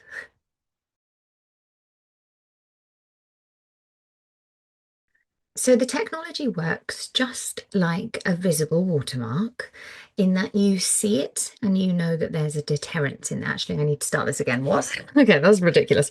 Sorry, start again. Okay. So how do I do it? So Image Angel technology works in very much the same way as a visible watermark. The watermark is applied to the image or video as it's received on the viewer's device. And then if they screenshot it or screen record or download and save, their data is saved alongside that. It's embedded within the image, so if they try to make any edits or changes, it will carry itself with the image, but it's not visible. So anything they try and do, it'll still be in there. And then if they try to edit that image with deepfake or draw over it or remove the watermark, chances are it will still be in there. If they do something negative with that, we can help the victim find out who it was. Image Angel was born from a personal experience of having my images used in a way that I didn't consent, and they were weaponized and used against me.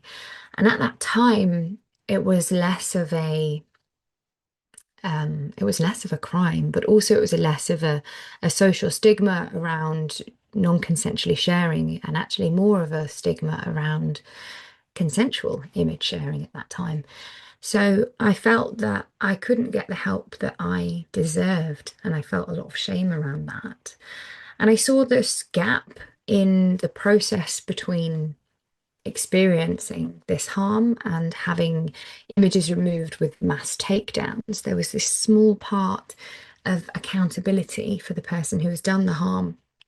So in creating Image Angel, I knew that I had to create something that stopped people from non-consensually sharing in the first place, but also provided a resolution and a route to justice if they were to.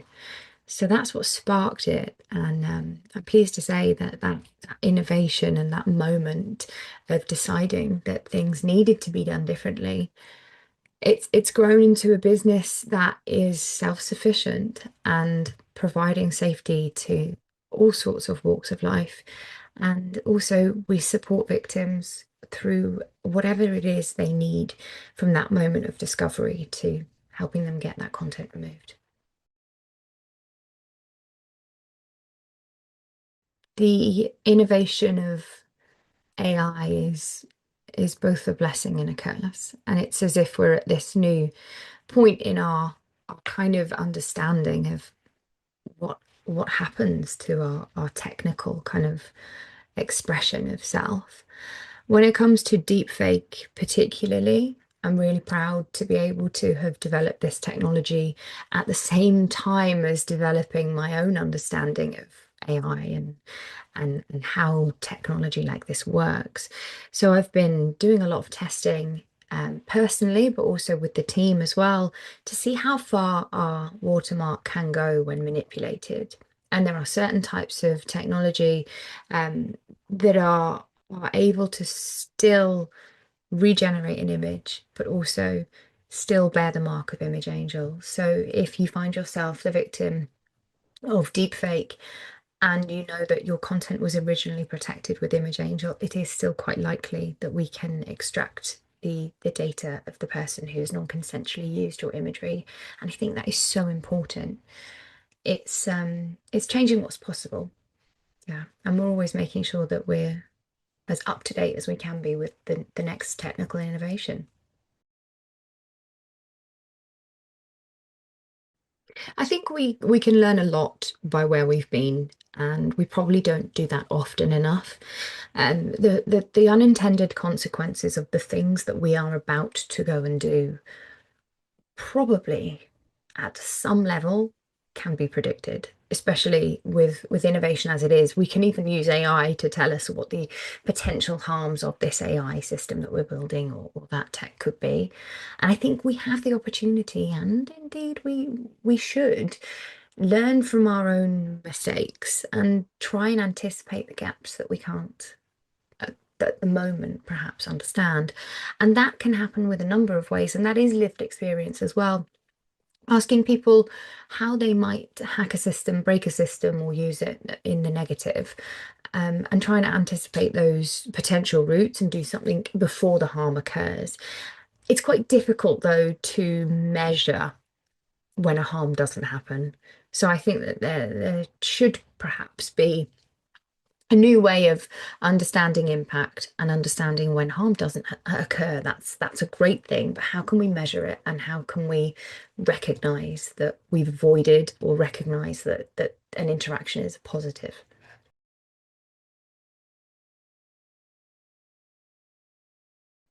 Yeah, cross-border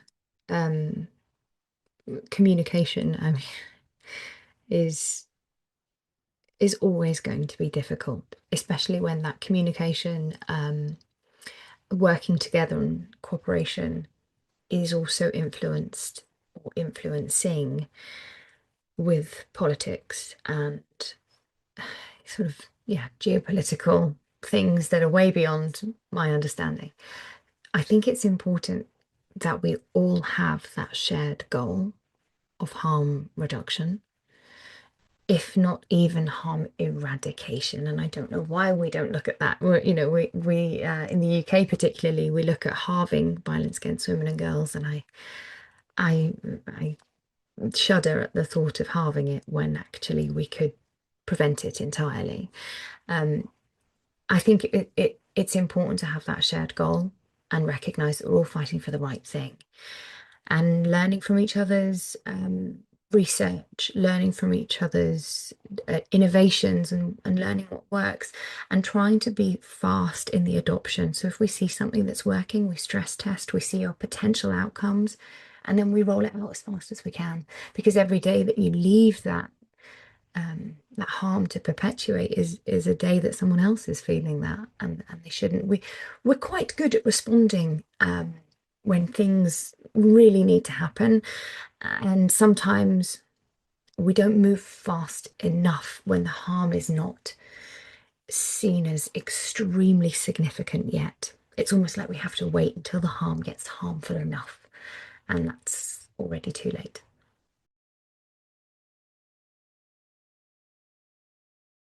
I do see that there's a growing movement towards going offline, and I think that's good. Which, as the founder of a tech company, but also like a parent, I want my children to be innovative and technical and digital and digital citizens, but also let's get a bit offline. So I think that we are now understanding that there is balance to be had, that you can have a wonderful career, digital, work from home, but you can also be offline and still be in your kind of conscious human nature kind of self. So I do think perhaps, as well as innovative and kind of forward thinking solutions, we do need to turn off sometimes and reconnect with ourselves. And it almost took the point of getting to a crisis with AI and online safety to perhaps let people then realize, yeah, maybe this is too far. Maybe I do need to log off. And I think that that's a great thing. Will that stifle innovation online? No, no way. We'll always keep innovating. And I also feel very optimistic for the generations that are coming. I don't know where we went wrong, but we are becoming better citizens. Are we always trying to catch up with ourselves? Yes. But it does feel like the innovators and the outspoken and the different and the radical are becoming radical for good, not for sort of big tech and stuff like that. It does feel like you can be from a alternative background, or somewhere that is not a traditional tech industry perhaps, and you can make an impact and you can make a great future digitally, but also you can change the future and change the path that you saw happening. I think it's really important that we empower those around us to bring them on the journey with us as well.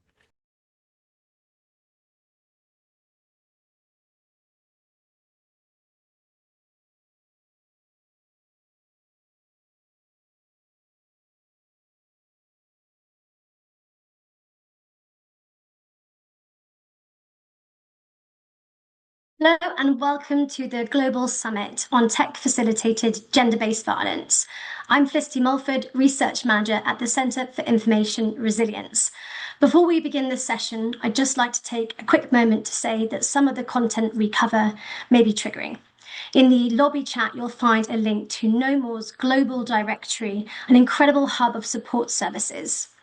But this session aims to be exciting. We're coming to you with a dose of optimism and youth-centered approaches to deal with the ever-growing and ever-evolving issue of TFGBV. Over the past year, I've had the privilege of running the Cyber Allies Initiative. It started after a few years' worth of research in Ethiopia, where we started to ask the question of how to turn that research into action.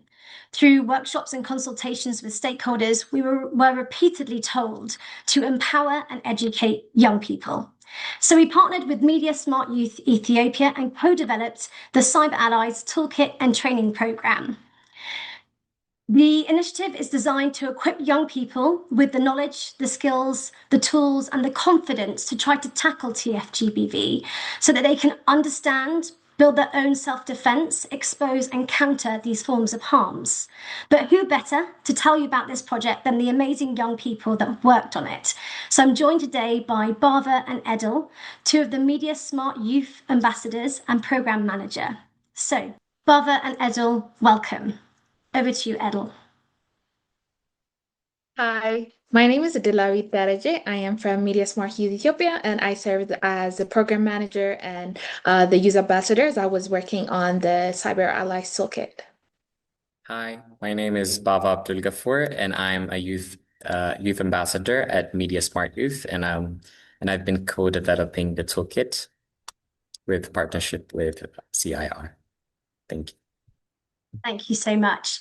So Edil, it would be great if we could contextualize the toolkit. When you think of TFGBV, tech-facilitated gender-based violence, in your community, what does it actually look like in the everyday lives of young people? Thank you for giving me this chance. So one thing that has been we're seeing consistently is that TFGBV is very normalized in the young people's digital lives. And honestly, that normalization is one of the what makes it very dangerous. So it's not always, it might not be always dramatic or obvious, so it does not always look like explicit threat or violent messages. Sometimes it's harassment buried in comment sections, as a post or maybe a partner demanding passwords, so in the name of trust. So it's very slippery slope and kind of obscure sometimes. And so these things exist on a spectrum. So some of them feel very ordinary, so they're woven into the what it means to be online. So they're very normalized. So this one, but they're not really on the fringe spaces. They're not happening in some obscure platform. They're happening where young people exist and to do for work, for education, for their activism or any kind of daily lives. So it exists as part of their daily lives, and it's not only online. It spills into their daily lives through mental health issues, self-esteem issues, as well as some women or some young women have either reported self-censoring and disappearing from online spaces. So this is very the cost of being visible is clearly high. So women and young people are currently being as reported, showing that it's better to be offline than they're online. So this is what it looks like in their daily lives. Thank you so much, Edil, and I'm sure many young people who may be watching will resonate with many of the things you've just said. Bava, maybe we can come to you now, and I'd love you to explain the different challenges and risks that you feel are most urgent or real for young people in Ethiopia when it comes to safety, relationships, and privacy. Thank you. So when I think about the most urgent online risks for young people in Ethiopia, one of the biggest issues which is being normalized is how harmful digital behaviors affect us, especially around privacy and relationships. The key issue here is that many young people experience online harm without even recognizing that it is a violation of their rights and tolerate it for the sake of relationships. What we're seeing more broadly is that privacy details like passwords, chats, or even images are being increasingly monitored by partners online, where in the outcome we hear news like impersonation, harassment, sextortion, and chats being leaked commonly in digital spaces. In many cases, these behaviors are tolerated socially or treated as normal relationship behavior, often misunderstood as trust building. And this can imply the lack of digital and media literacy in Ethiopia, where many young people know how to use technology, but not necessarily how to protect themselves, or understand consent, or respond safely to online harms. So, for instance, we can mention from the TikTok tech forums we had back in October, we've gathered responses that where participants confirmed they personally know 7 out of 10 people who have faced sextortion. And what really matters here is that we can see how online harms are not rare or distant, but are increasingly being a part of our daily lives. Thank you so much, Barbara. And yeah, that statistic from the tech forum was really harrowing. Edel, it'd be great to come to you next. When you were creating the toolkit and training program, what kind of language did you feel was really important to use, and why did that matter to you? So that's a great question. For us, it was non-negotiable that it had to be very user-friendly and trauma-informed, especially for girls and marginalized youth who are already dealing with being blamed or dismissed or being told they need to shut their phones, log off, and like move on from online spaces. So we didn't want to create something that added to that, and we wanted to feel safe, like a safe space on a page. So that also meant being really intentional with the language, and technical terms were explained clearly, and we tried to avoid jargon as much as possible. And we used conversational language, activities, real life scenarios. So the goal was never like to information dump, but to make it to start conversation. So we didn't want young people to close the booklet and be done with it. We wanted it to be part of their daily lives, and we wanted them to know their rights and know where to get support and know where they can actually do something about this. So a concrete example of this could be our expo section. Initially, it was a research method, almost an information dump. But when we tried it on our workshop, we saw that it clearly didn't land as much as we hoped. So we went back to the drawing board and we rearranged it, rewrote it, reframed it so that it's much better fits the interest and the capabilities and the wants of the use. So it still covers the same content, but in a different way, and now has more activities, more case studies, more hands-on, step-by-step guides instead of just information.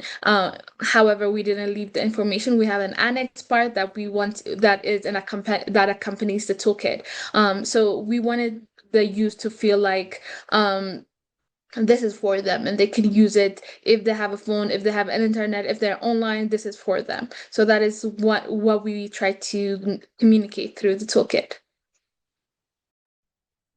Yeah, you're absolutely right. That process of iteration, testing was really important in the design of this toolkit, and it really did help to shape all the various sections into something that actually will land in a classroom, which is for us really important. So thank you for sharing that. Baba, it'd be great if you could tell us from your own experiences and from what you've seen around you, did any of these experiences and influences change the way you decided to communicate about the issues within the toolkit? Okay, thank you again. Well, a lot of my perspective and the way we communicated these issues in the guide came from directly listening to young people, as Adil mentioned, and observing the kinds of online harms repeatedly described during workshops and testing work sessions. One of the strongest patterns we noticed was the concern around non-consensual intimate image sharing and the emotional impact it has on young people. What really matters here is that many participants spoke not only about the incident itself, but also about the social response that follows it. We observed that people who were affected by these situations were blamed, judged, and isolated, instead of getting the support they need and being directed to the help they deserve. We were intentional about using language that's respectful and supportive and non-judgmental. So we used terms like survivors instead of victims, where we even got supportive comments from testing workshops that, including the youth as part of the lead in the guide, has been very engaging and supportive for them. I personally loved the piece of feedback we got after the testing workshop when young people said the best bit about it was that young people delivered it. I thought that was really incredible feedback, and it helped us to know that, yeah, all future trainers, everyone we're going to be training for this coming year has to be a young person who can really sit and talk and really relate to others in the room. And the power of that was immense. So yeah, thank you so much for sharing that. Finally, I'd love to hear from both of you. What do you want other young people to feel or understand immediately when they see the toolkit or when they join us for one of the training sessions? And how do you think that shaped the style and voice of the toolkit? So I'll go first, and then so more than anything, we wanted young people to feel like this is theirs to solve as well. Yes, it's also governmental, it's also other entities need to also be involved, but it's also on them to solve this as well. So from the very first page, we call them cyber allies.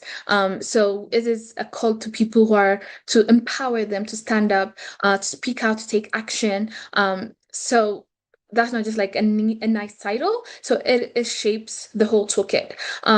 So we have 4 sections. We have understand, expose, defend, and counter. So each of them have that in mind about empowering youth. So for example, the understand is to help young people know what TFDBB actually look like, including within their own relationship, and then defend, equip them with practical digital self-defense skills, like from managing vicarious trauma to navigating social media safely. The expose teaches them how to document and monitor TFDBB safely and ethically. And then when we go to the last counter section, it is to support them to turn all those knowledges that they into real action, whether that's running their own digital self-defense classes or courses, supporting survivors, or challenging harmful behaviors in their own communities. So every section moves someone further along the journey from awareness to like agency. So we also really wanted young people to feel seen. TFGBV isn't an abstract global problem. So it's happening in their schools, in their relationships, in their group chats. So every part of the toolkit is with a mind to make it as local as part of as simulating real life as possible. We used Ethiopian names, Ethiopian names, Ethiopian activities, Ethiopian stories, and then it's being translated into multiple Ethiopian languages as well. So it's a really great piece of document that will help someone empower and equip the youth to have emotional resilience as well as community to mobilize their community against the FGBB. So much, Edel. Let's pass straight to Barbara. What were your thoughts? So the main point here is that the toolkit was created with the youth or the young people and not just for them.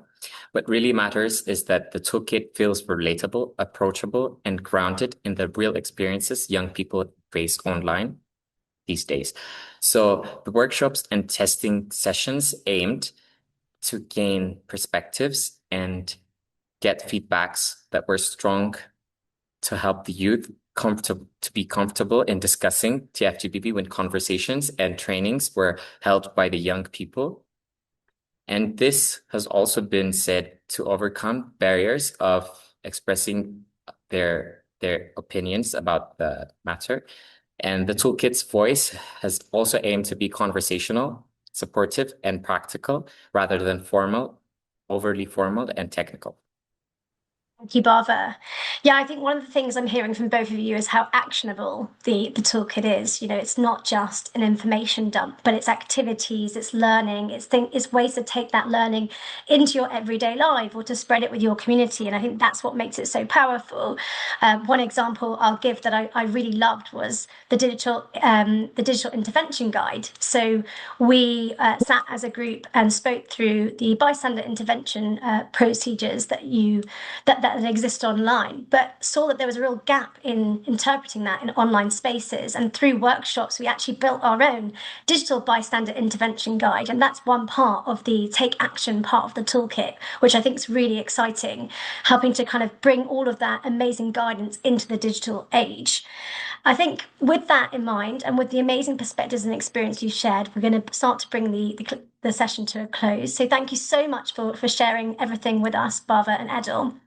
If you'd like to learn more about the toolkit or the training program, including how you can bring it to your university, your school, your club, your conference, please do get in touch with us, as we'd love to share it as far and wide as we can.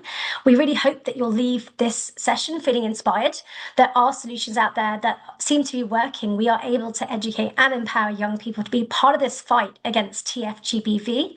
Lastly, a really big thank you to both No More and UN Women for hosting this discussion today, and goodbye for now. Big thanks.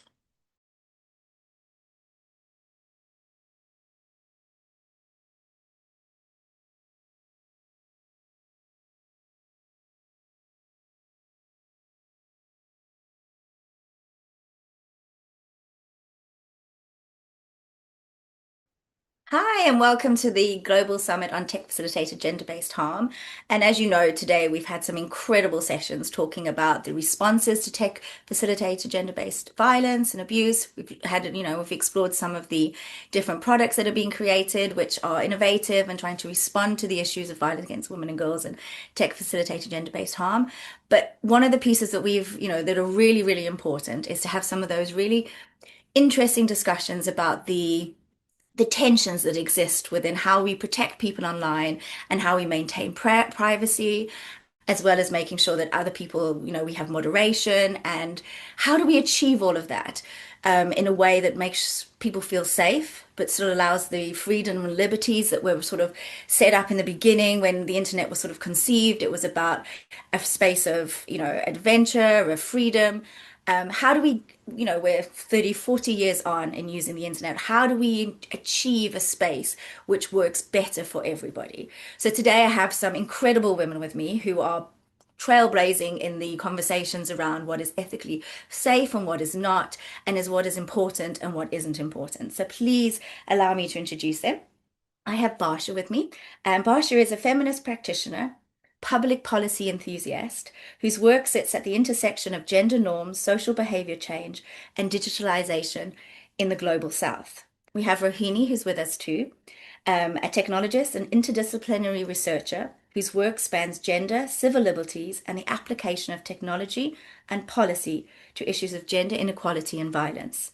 And finally, we have Sitsi, who is the Director of Regions at Equity Now, a recognized legal expert on women's rights, sex trafficking, sexual exploitation, and access to justice. So I'm going to start us off with a really great question. And this is to everybody, but I'll ask if, Barsha, if you wouldn't mind answer first, and then we'll work through everybody.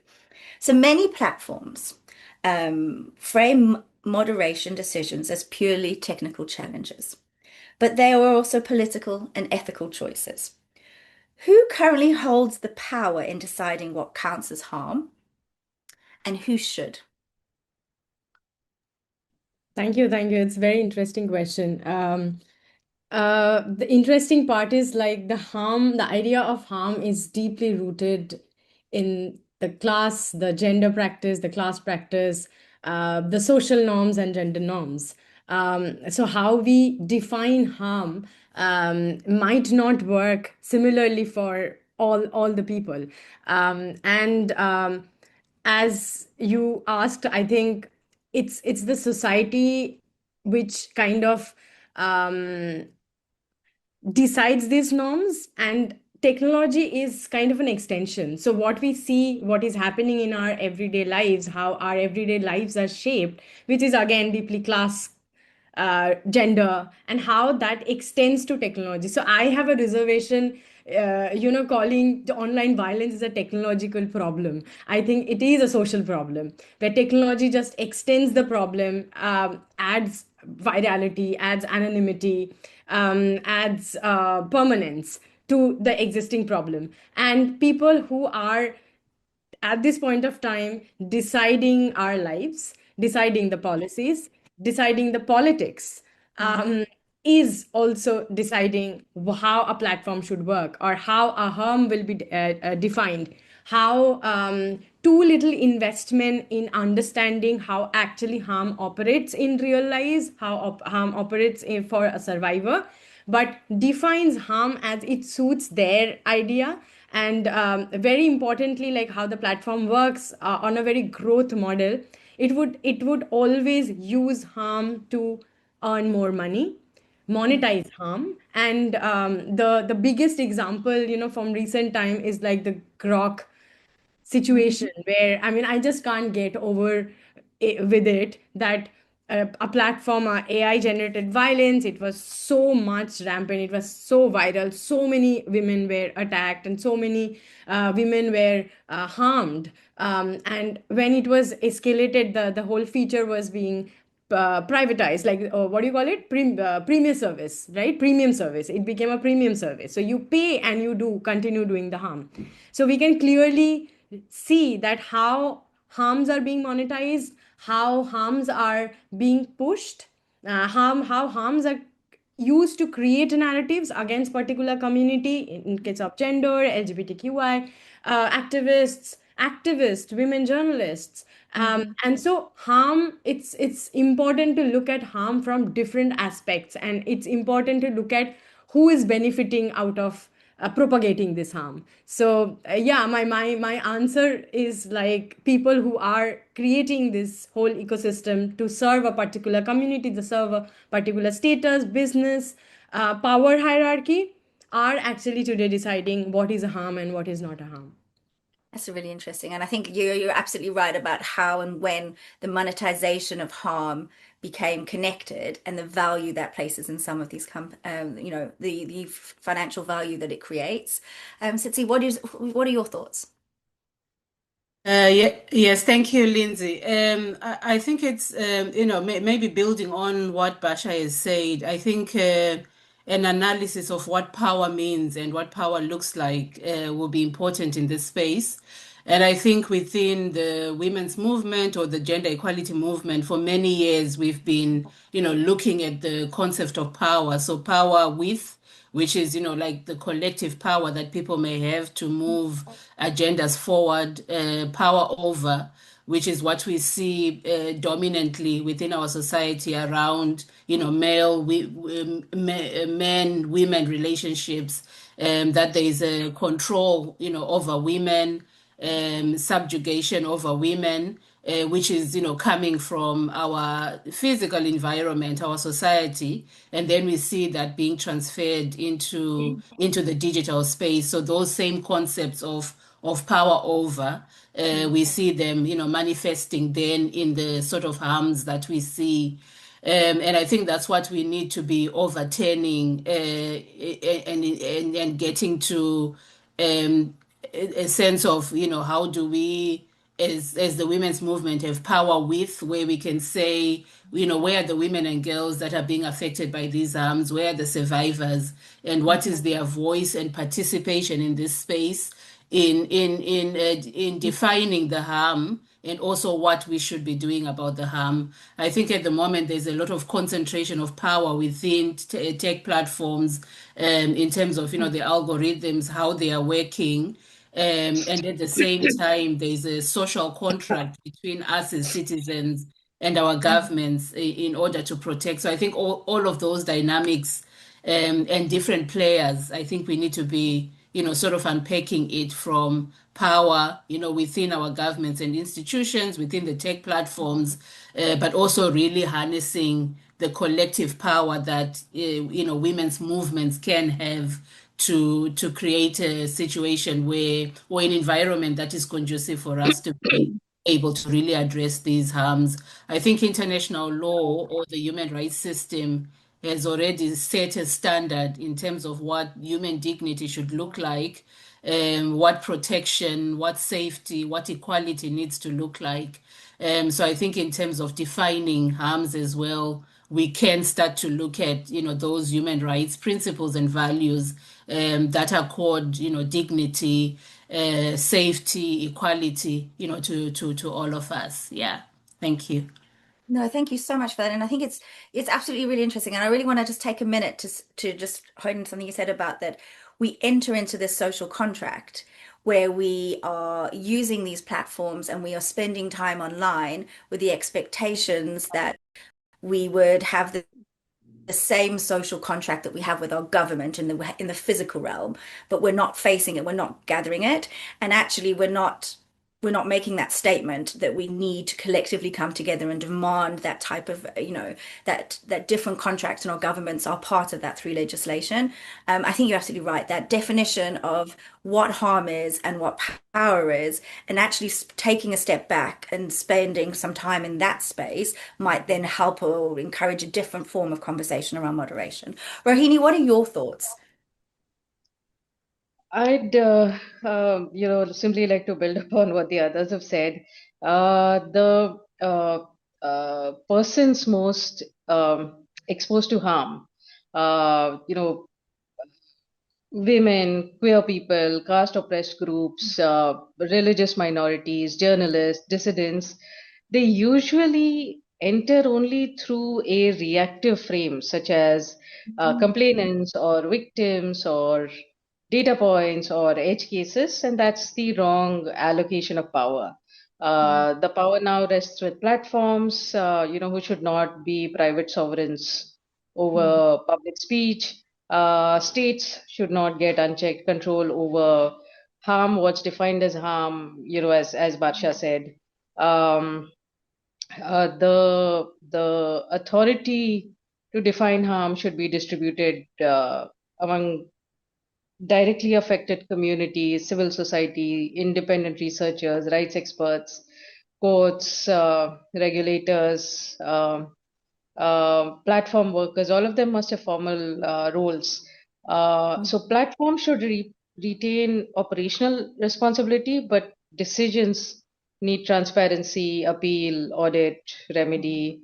And in that sense, the test is not whether platform moderation protects. The test is whether platform moderation protects rights without reproducing existing power imbalances. That's really interesting. Thank you so much for that. Tabasha, your work focuses on gender norms and digitalization in the global south. What does the privacy versus protection tension look like on the ground in the communities in which you work within? So the communities I work with, the idea of privacy, the idea of protection is lack of privacy. So if you are not given any privacy, it's considered that you're being protected. So I work with a lot of girls, young adolescents girls or young girls with a lot of aspirations. And it's seen like whenever I have interacted with them, it's like whenever they demanded privacy, they asked for privacy, automatically it will assume that she's going to do something wrong. And by wrong means it's her making a boyfriend or like having a conversation with a boy. So it's always to do with like her sexual agency, her own agency and interest, choosing a partner or a friend. And a lot of time they very jokingly said like even if we if anybody kidnaps us any point of time, I think my parents will think I have ran away with somebody.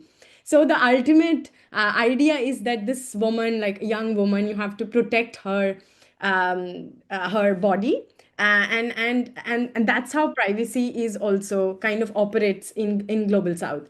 And as I started with harm, privacy is also deeply rooted in class, caste, gender, and and privacy is also considered as a very rich person's issue and not a issue of a marginalized community. So the privacy is very easily violated when it comes to somebody who's in the margin, on the margin.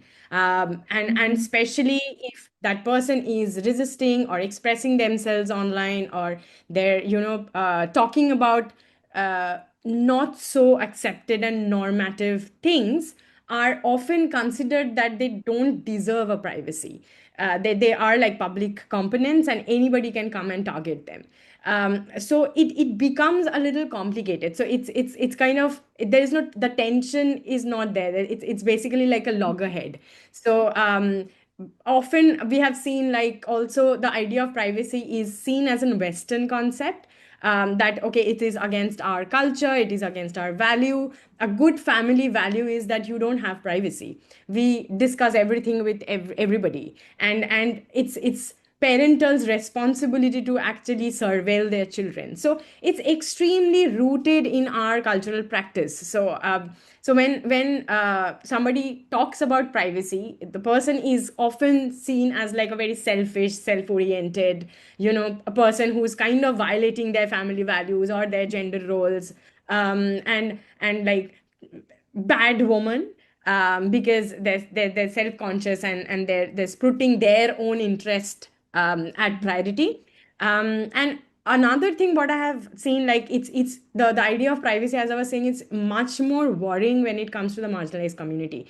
So there are several cases where the homeless women were filmed or photographed, or inappropriately photographed. Their things were out on the internet, and unfortunately they have no idea that their content is being used online or shared online widely. And there is absolutely no concept of privacy. Like, even for that person, they don't know how to fight that battle. They don't know whether this is okay or not okay. And especially those who are actually talking about these things online, a lot of Dalit rights activists or like queer activists talking about these kind of issues online, or expressing themselves the way they want to express, the onus of privacy always put on them. Like, oh, you are not supposed to behave like this. So if you behaving like this, then why do you deserve privacy? So it's extremely, again, I'll come back, it's again extremely rooted in the social cultural norm of any context what we are talking about. And another thing, like, what the privacy concerns only is taken seriously by the administration when the concern is coming from somebody rich or somebody famous. There are so many cases of like deepfake. It's not something new. Things are happening. There are people who are raising these concerns, but it was only taken seriously by the administration when it happened to a famous actress, or they could actually put like a lawsuit. So unless it's happening to somebody famous, or it's happening somebody too powerful, these concerns are not even taken seriously. And again, like, people with lesser agency, people who with lesser resources, sitting on the margin, I don't think they actually have anything regarding privacy or anything to do with privacy. So it's two different concern altogether. And again, I'll come back to the point. I think often protection means lack of privacy. That's how we believe that you are being protected. Thank you so much for that. You've brought a huge new sort of concept into it, because we sort of think that privacy is a human right, that we have this moment to do it, but actually everything you've said makes complete sense, in the sense that the more affluent you are, the more higher socioeconomic reach you have, the more we as a whole in society think that you deserve privacy. And as you sort of move through, our privacy is non-existent. We may live in a world where we think we have some privacy, but all of the content that we share online is used for, marketing purposes and all that type of piece. And then, like you say, if you're, yeah, totally, it makes absolute sense. Thank you so much for that. It's just one point, sorry, I wanted to add, like, even if you, I was just thinking, like, even if you look at like the spaces we live in, like the more like lesser resources you have smaller place to live in. As a physical place also, you don't have a concept of privacy because you cannot afford to have privacy at many point of time. And a lot of time that also shapes your understanding of maybe you don't have the opportunity to have privacy. So a lot of girls we used to work with, when we are having a conversation, you will see people hovering over her. It's not that always they want to listen to what is happening, but it's lack of space. They have one room where she's having this conversation, but that kind of makes her conscious about how she wants to conduct herself, what information she wants to give in, what she wants to talk about. So I think we also need to look at privacy from that aspect also, like how, because that's how you're conceptualizing or perceiving privacy also in your life. And then when it extends to online spaces, you might think that this is normal, this is okay, people can hover around and people can imagine that okay, there is nothing called privacy if I am putting myself out there. Mhm. An incredible point. Thank you so, so much. Sitsi, is there anything you'd like to add? Yeah, I was just thinking as Basha was talking, this whole concept of the private is political, which is, something that we say from a feminist perspective, particularly to be able to address those harms that occur in the private space and are seen as, private and shouldn't come into the public space, and what that means for the harms that are then taking place online. So, domestic violence, for instance, in many contexts has been seen as, oh, this is private. It's, for the home and should be covered. It shouldn't come out in the public domain. But now we see actually, as, we see domestic violence legislation and so on, across many of our countries now. And then the questions around how do we deal with the technological aspects of domestic violence or other harms that sort of operate under the shadows. So maybe looking at it as well, from that perspective of there are some harms that are seen as, or this is in the private space, should be hidden. And yet we actually saying, the private is political and we need frameworks that also protect women on the harms that are occurring in so-called private spaces. Yeah. Okay. Rohini, Basha mentioned about intimate image abuse, and we know that you've been doing extensive work in that space. From a technical and a political policy perspective, where do you see the biggest contradictions between the tools designed to protect people and the rights those tools can end up undermining? So in a similar way, it's following this train of conversation that there are tools that are being created, but actually they can undermine part of that privacy piece, Rohini. As Barsha said, privacy is pitted against safety. It is also pitted against remedy and justice and resolution. The biggest contradiction, in my opinion, is that the legal remedial systems for image-based abuse require that the offending images be accessed or stored by different entities in the criminal justice system.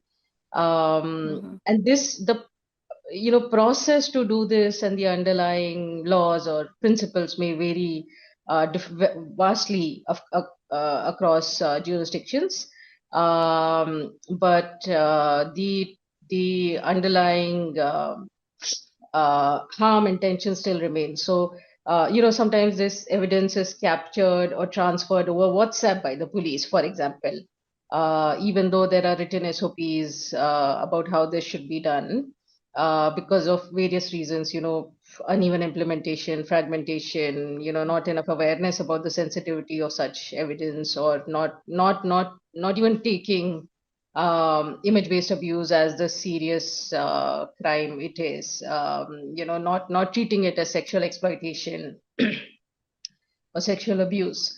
Now, doing so re-traumatizes and re-victimizes the victim survivors. And the technical solution to this is not hard to build. But it would require several profound changes in the evidentiary, forensic, legal, judicial systems, and getting buy-in from everyone, and implementation and a change in the systems about how this sort of um, evidence and how the whole case is treated, and it is done in a way that's meaningful for the victim survivors and preserves their dignity and privacy. Another aspect is that criminalization alone can produce carceral or moral policing responses. So police may shame complainants, or families may restrict women's mobility or opportunities, or state may use the language of online harm to justify broader censorship. The second contradiction I see is between fast takedown and due process. So the way, states have been putting out uh, laws or rules for takedown for image-based abuse, or the way platforms have been handling it. So survivors do need urgent takedown. Sorry, given how fast this imagery travels, but speed, when implemented through opaque reporting queues and automated enforcement, can also erase evidence, can deny explanation, can produce inconsistent outcomes. So, in that sense, platforms often become the crime scene, the judge, and the jury. They host the abusive content, they control access to evidence, they decide whether the report is valid, and they determine the remedy. So, these systems become opaque, hostile, and often ineffective for victim survivors. The policy answer is to build survivor-centered systems with the participation of survivors, and include consent and evidence preservation, and privacy and dignity and appeal and independent audit and transparency, and privacy safeguards, and remedies that go beyond takedown. And in that sense, protection should expand autonomy. So if a tool removes an image but increases surveillance, or silences lawful speech or expression, or hands more power to platforms and states than what they already have, then it is solved only the visible part of the problem. That's really interesting. Thank you so much for that, Rohini. Sort of following along that train around privacy and protection. So, see, Equity Now's works globally on the prevention of sex trafficking and sexual exploitation.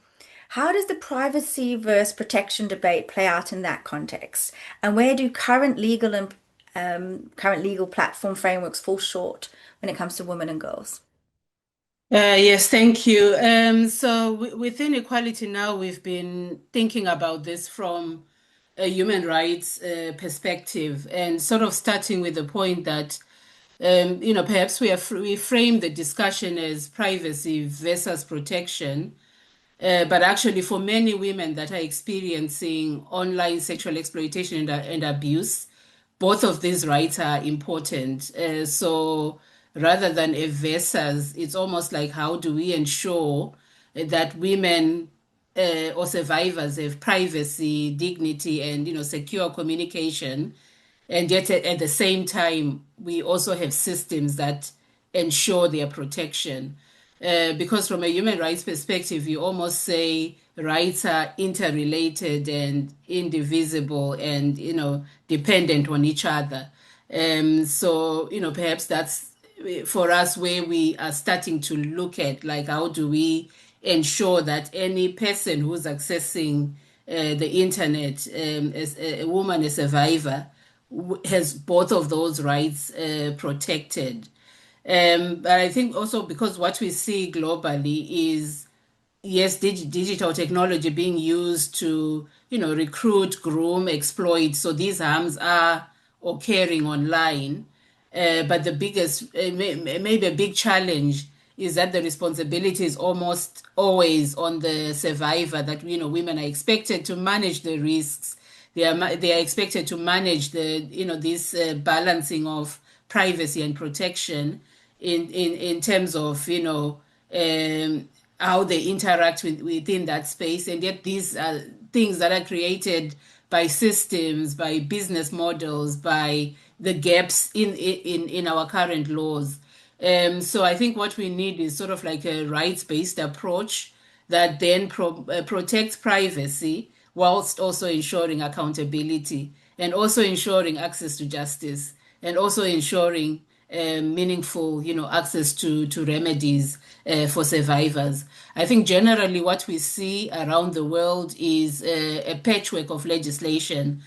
So there are some good models of laws that have come up, Australia with the Online Safety Act, the UK as well with their Online Safety Act, some laws coming out of, Kenya, Nigeria, South Africa, and so on, but perhaps not sufficiently addressing all the gaps that we see, the inconsistencies in how governments are defining these harms, the whole idea of what's a harm, what isn't, insufficiencies around the accountability of platforms themselves. So ensuring accountability, I think, through legal frameworks becomes, very important. What sort of laws do we need at the global level? What do we need at the national level? But how do we also ensure that there's a level of cooperation among states because the digital technologies are operating across borders.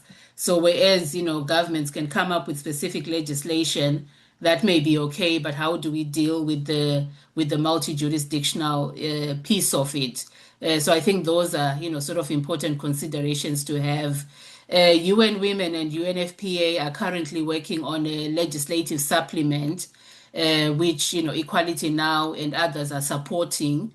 And the supplement really is aiming at providing some guidance to legislators in terms of, what are the things they need to think about when adopting laws at the national level.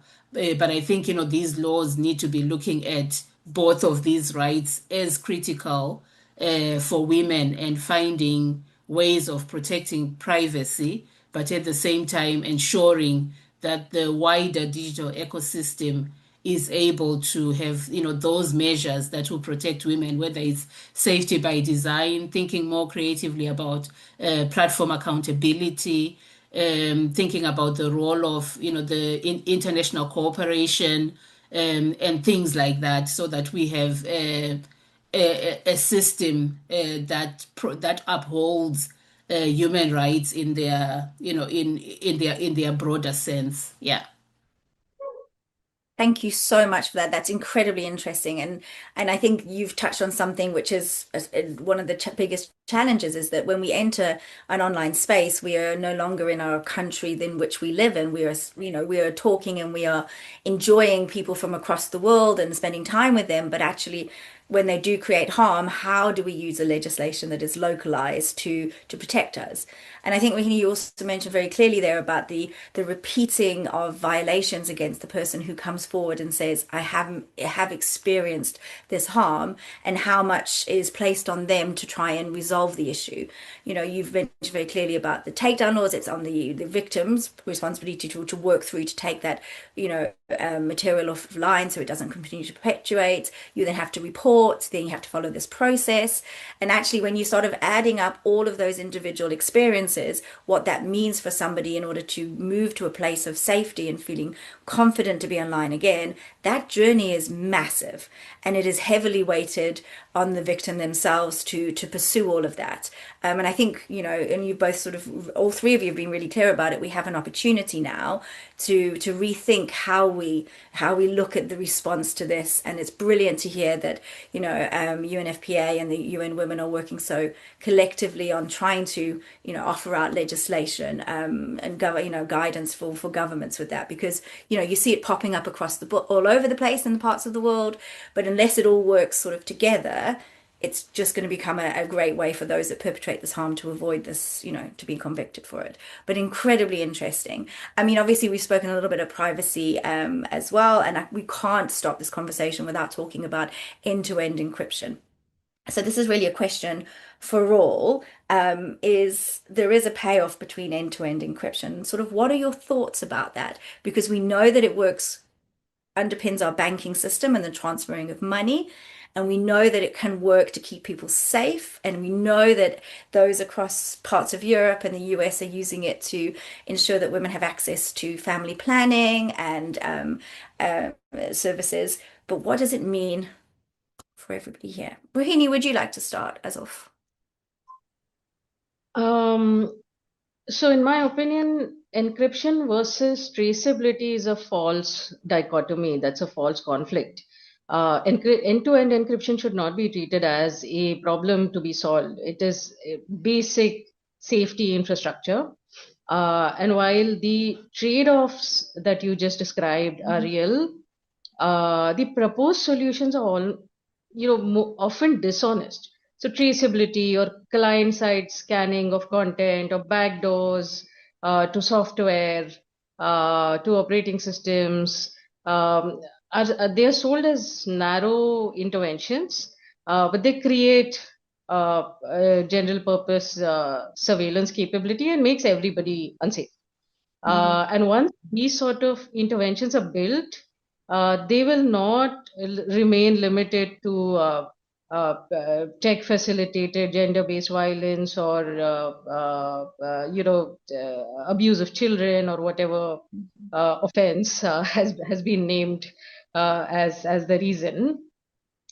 And why I say this is because a lot of image-based abuse happens in an organized way. And if I can hazard to say that it is organized crime, there are these vast networks, of say uh, uh, social media channels or websites or quote unquote pornographic sites that host this content, that run advertising, that share content.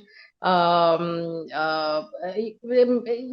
investigations have found that this is happening in an organized way, or even when it comes to organized harassment, etc.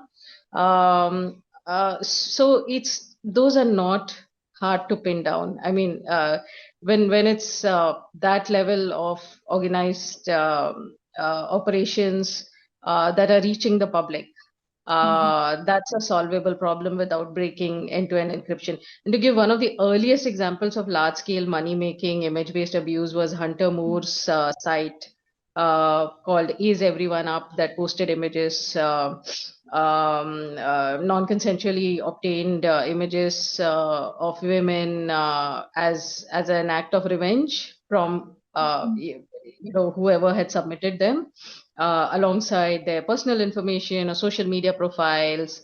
And back then, if I remember correctly, this was around 2012. It took about 2 years of investigation by the FBI and relentless follow-up by a survivor and a mother.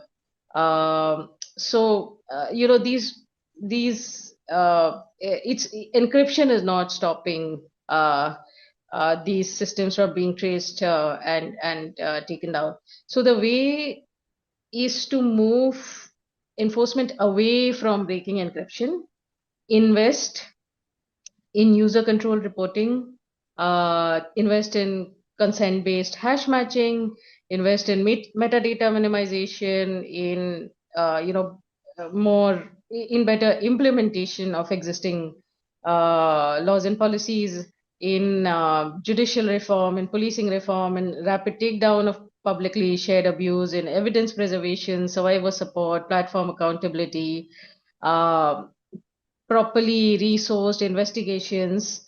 The conflict is not privacy versus safety. Privacy is a condition of safety. Privacy is required for safety. It's not one or the other. Privacy is required for safety. Tsitsi, what are your thoughts on the question? Yes, I think I agree with Rohini. I don't think we need to be weakening encryption necessarily, but I think we need maybe sort of like if I would summarize it as it's occurring in my head, that encryption is important. We need to look at the entire ecosystem in which these harms are occurring.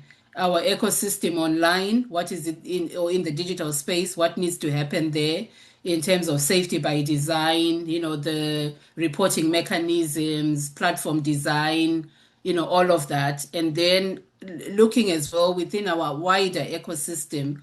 So if I think of trafficking and, sexual exploitation, for instance, operating within the, criminal networks and in the ambit of organized crime, but also issues around vulnerability and inequality, those factors that make women and girls vulnerable to these abuses. So looking at it, if you look at it within the wider ecosystem and look for accountability elsewhere, you don't have to weaken the system, and that would affect everyone. But actually, we need to be looking at where else can we tighten the ecosystem to ensure that both privacy and safety and protection coexist within that space, because, as Rohini is saying, you need one for the other. And actually, even in terms of, a human rights framing, those things are connected and required in order to, uphold dignity and equality. Yeah. Thank you so much. Barsha, what are your thoughts? Yeah, I absolutely agree. I don't think end-to-end encryption is the problem. The problem is like the ecosystem in which it operates, the asymmetry of power, which determines who's going to benefit out of it. And I often feel that the argument to weaken end-to-end encryption is also to promote more surveillance, because encryption is in a way helping like the people who are dissenting, who are raising their voice, and just to like giving this understanding of like how perpetrators are getting safeguarded by the end-to-end encryption. I feel that it is more to promote surveillance or more to promote authoritarianism on the users. So I absolutely agree with like both of them. I think if you really want to ensure safety, ensure privacy, you don't need to end-to-end subscription encryption is like the basic thing, a basic thing what you can provide. So rather you can build like a better legal framework, a better platform design, survivor reporting systems, and that would address the problem, and not like putting onus on again the encryption, and which is like a basic safety guard to me. Thank you so much for that. I know we're coming to the end of our chat, so I'm going to ask one final question to all of you. And obviously, this is our moment where we get to be optimistic and tell the world how we would like it to be. But constantly today, throughout the summit, we would have heard people talk about making sure that victim survivors sit at the heart of the development of the policies, the moderation, the platforms themselves. But what does that genuinely look like in the process? And how can we achieve it? Because there's a lot of people in the world, and a lot of people need to be part of this process. How can they get it right, or even a little bit better? Sitsi, would you like to start? Yeah, I think for me, the critical piece is to ensure the participation, the sort of like meaningful participation of people that are affected by these issues. How do we get meaningfully, survivor groups to the table? How do we get marginalized communities? What are because I think, sometimes that's the missing piece of it, and also then being able to say the solutions we come up with, when we look at them and judge them for effectiveness and, being meaningful, who's making that judgment call, and where do the communities come in making judgment calls of whether this piece of law or this technology or this system really works. So, and I think unless we get that piece right, we are probably, we can legislate, but it may not be meaningful. So when we talk about, access to justice or access to remedies, from which perspective are we talking about them? So I think it's really, that survivor piece becomes really critical to being able to evaluate, one, the kind of solutions we need to have in place, and two, being able to really say, are they effective if we bring, people that are affected by these issues to the table. Yeah. Thank you so much. That's a really, really interesting point. And you're right, actually, because we're often really great at providing the feedback, but if you're not looking at the person who's then taking that feedback and implementing it or holding that person to account to action some of that, then it's just feedback that's going into a loop of with a thank you and no actual impact. So you're absolutely right on that one. Thank you so much.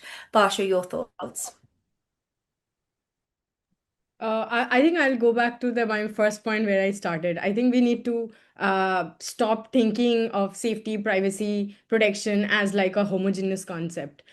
We need to invest in understanding localized models. We need to understand like how it operates locally.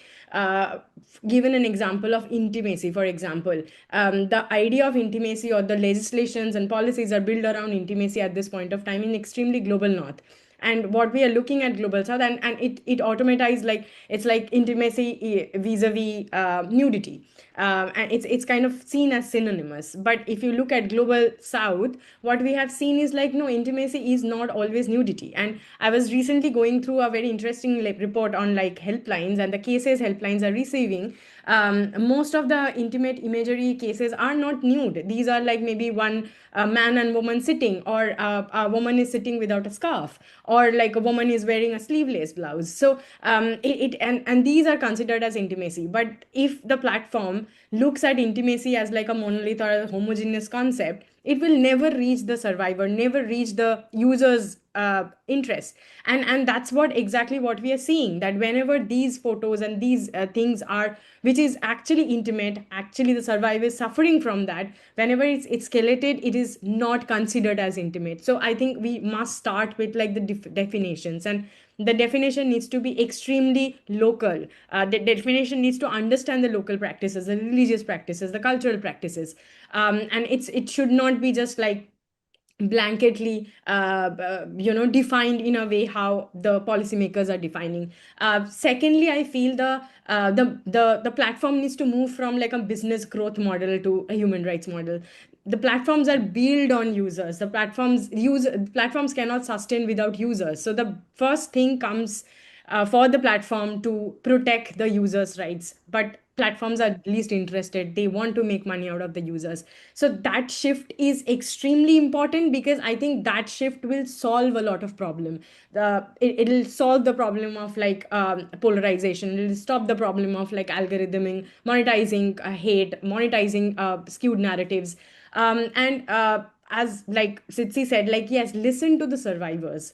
It's not like you bring like 5,000 survivors in a room and make them say things, but like understand what exactly they are facing. And I do see like, there should be some investment and interest in understanding, which is at this point of time not there. I think we have enough systems. We have UN business ethic guidelines. We have so many things, but there is absolutely no accountability or transparency when it comes to platform governance, when it comes to how platforms are monitoring. And that kind of really breaks down the morals of the survivors or the users, because the users, what we kind of work with, always we have seen they have no confidence or no trust on the platform or the judiciary. They don't want to go and reach out to them. So it's very important that the users are heard. So obviously this is happening because the users are like, we don't care, like just take down the content, because it's a very murky process, nobody's going to listen to. So that's one thing. And another thing, I felt like there should be some one-stop solutions. And because one thing is like, it's very difficult to look at uh, a user or survivor going to like 10,000 platforms. You don't know where this content is traveling, and how do you ensure? A lot of times you're not even aware which platforms these content are. So there's a very like important demand, what I have mostly encountered from the survivors, and also in the practice what I've seen, that even if we have law, if we have policies, the entire process is so confusing that the survivor doesn't know where to go and how to take this, and it can be a long drawn battle. Each platform will have its own community guidelines, each platform have their own policies of taking down content. So how do we kind of streamline these processes? How do we kind of create like a one window solutions where the survivors can go and take down their content? And another I think the last point would be the survivors are not data points. The survivors are not merely case studies. These are experiences, and that's what the platforms are providing. Experiences. You are selling certain experience. You are selling experience of networking, promoting your business, talking to people, making friends, and it is important for the platforms to actually look at these experiences as their something to build on and provide safety and protection in the entire discourse. And unless you are looking at that from like more of like serving your users but not using your users to make money, that shift is highly required at this point of time. I really like that, because I think that would be the massive change, that they start to see the fact that the online space is a community, or in essence, for lack of a better term, like a country in itself, and therefore it needs to have a democratized sort of viewage of how you establish those community guidelines, how you monitor it, how you manage it. And I'd love your point about that the victim survivors are not data points. They are not case studies. They are real human beings, and we've got to stop seeing them as numbers in a process and rather see how it impacts their whole life experience. Rohini, lastly, coming to you before we end today's conversation. I'd say it's important to bring tech-facilitated gender-based violence outside the prism of victim blaming and victim shaming that it's almost always placed in. So even if individual entities in the whole ecosystem don't treat it that way, the underlying sentiment or philosophy or it shows that prism, or it's often hidden inside, it's implicit in the policy design or law design. And for that, it's necessary to change the default institutional response from reputation management to survivor autonomy and to protections that are proportionate to what's at stake and to the degree of harms caused. So the solution is tiered protections.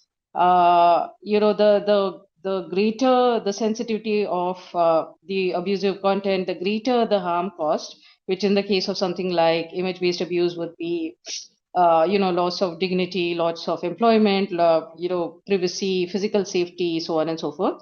So that should be those should be treated as the highest degree of harm and therefore given the highest tier of protections.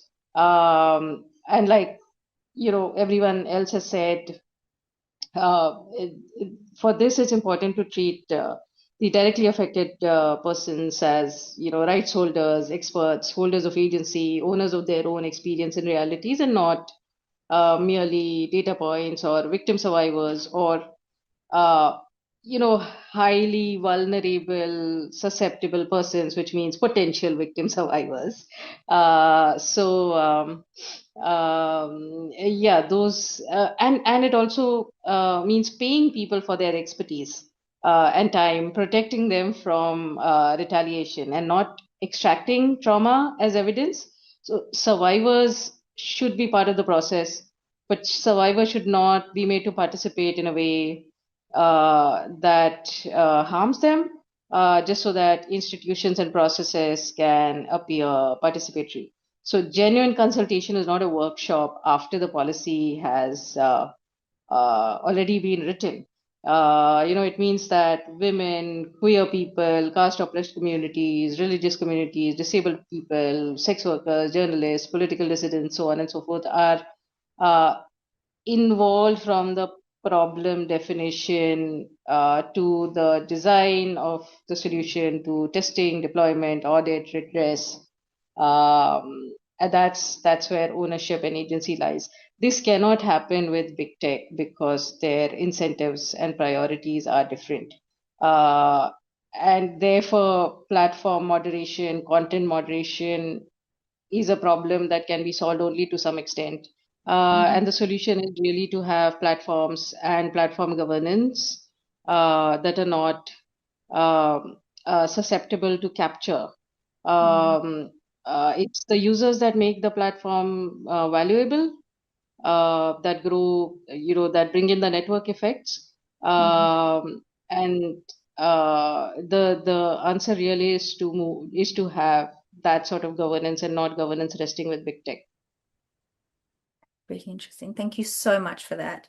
I am conscious that we've sort of reached the end of our chat and our conversation. It was incredibly powerful and really sort of centers on that piece that these places that we call our online spaces belong to us as a community, and we need to regain our power into those. I appreciate that it's going to be a battle to regain that power. And I speak to somebody who was on a part of our tech summit last year who said that we are the people that use these platforms, and if we walk away, what happens? And she left us with that comment in one of the sessions, and it sort of resonated with me and left a bubbling thought in my mind for past year. So thank you all for coming today. I really, really appreciate your thoughts and your input and hearing about the work that you're doing. I think this conversation needs to happen in more and more spaces, so we can really start to understand the ethical implications of the legislative sort of responses around the issue, but actually what it means for different people in different parts of the world at different points in their life, and how we can start to work together in a way that can really empower change and make it safer to be online, and really to go back to like that initial thought of what the online space was supposed to be, filled with opportunity and connectivity and creativity and growth and learning about things that we would never have had the capacity with in the day-to-day life that we lead in the space in which we exist in this planet. So thank you very, very, very, very much for joining me and us today. And we look forward to having a chat with you again soon. And thank you very much. Thank you so much. Thank you. Thanks for having me over. Yeah, thank you. Yeah, thanks.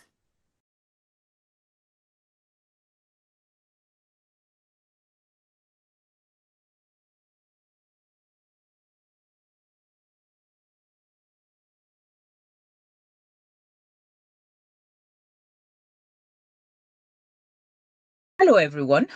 My name is Atinuke Odukoya. I'm the co-founder and executive director of the Center for Women's Health and Information, SEWIN.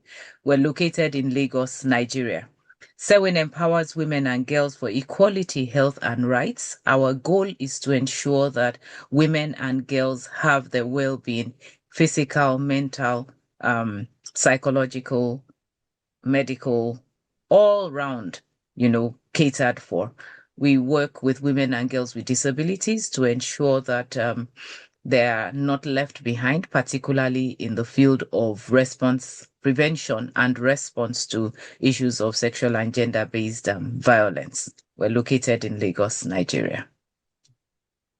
And hello, my name is Julie Kun, and I'm based in Melbourne, Australia, and I'm coming into today on the lands of the Wurundjeri people of the Kulin Nation. I am the director and founder of Julie Kun Consulting. We consult around creating social justice with our head, heart and hands, and that includes having an intersectional approach to matters such as domestic and family violence, and taking a particular interest in people experiencing multiple locations of marginalisation, including disability. And I am a person with disability myself. Lovely to be with you today. All right. Thank you, Julie. Nice to be with you as well. To begin with, right, could you explain what tech-facilitated abuse looks like for women and girls with disabilities? How do their experiences differ from those that have no disabilities? Yeah. Well, first of all, I should say that I'm talking about the Australian experience and recognising it could be different in other parts of the world. But women and girls with disability experience all the different forms of tech abuse experienced by women and girls without disabilities. But for them, when they experience tech abuse, they're experiencing isolation, because technology could be that one way that they have of communicating. They are experiencing the destruction of the mechanisms that they may use to participate in life. It can look like online mocking and trolling around their disability. It is about exploiting digital dependency. So it is about perpetrators of domestic and family violence, knowing that that technology is their connection to the outside world, it's their connection to decision making, and taking that away. And it's about surveillance. It's about people knowing that if they can track people, if they can monitor what they're doing, that they can control the person through technology. And I have a question for you, Antigua. So building on what I've just been talking about, what does tech-facilitated gender-based violence look like for disabled people in Nigeria and more broadly, the African context? All right. Thank you, Julie. It's not, I like what you've talked about and how tech-facilitated GBV affects or impacts on women with disabilities, right? I would say that in Nigeria and across other African countries generally, it's not just about the same kind of violence that we face online. It has several things tied to it. It's about intersectionality, gender, disability, and then digital inequality.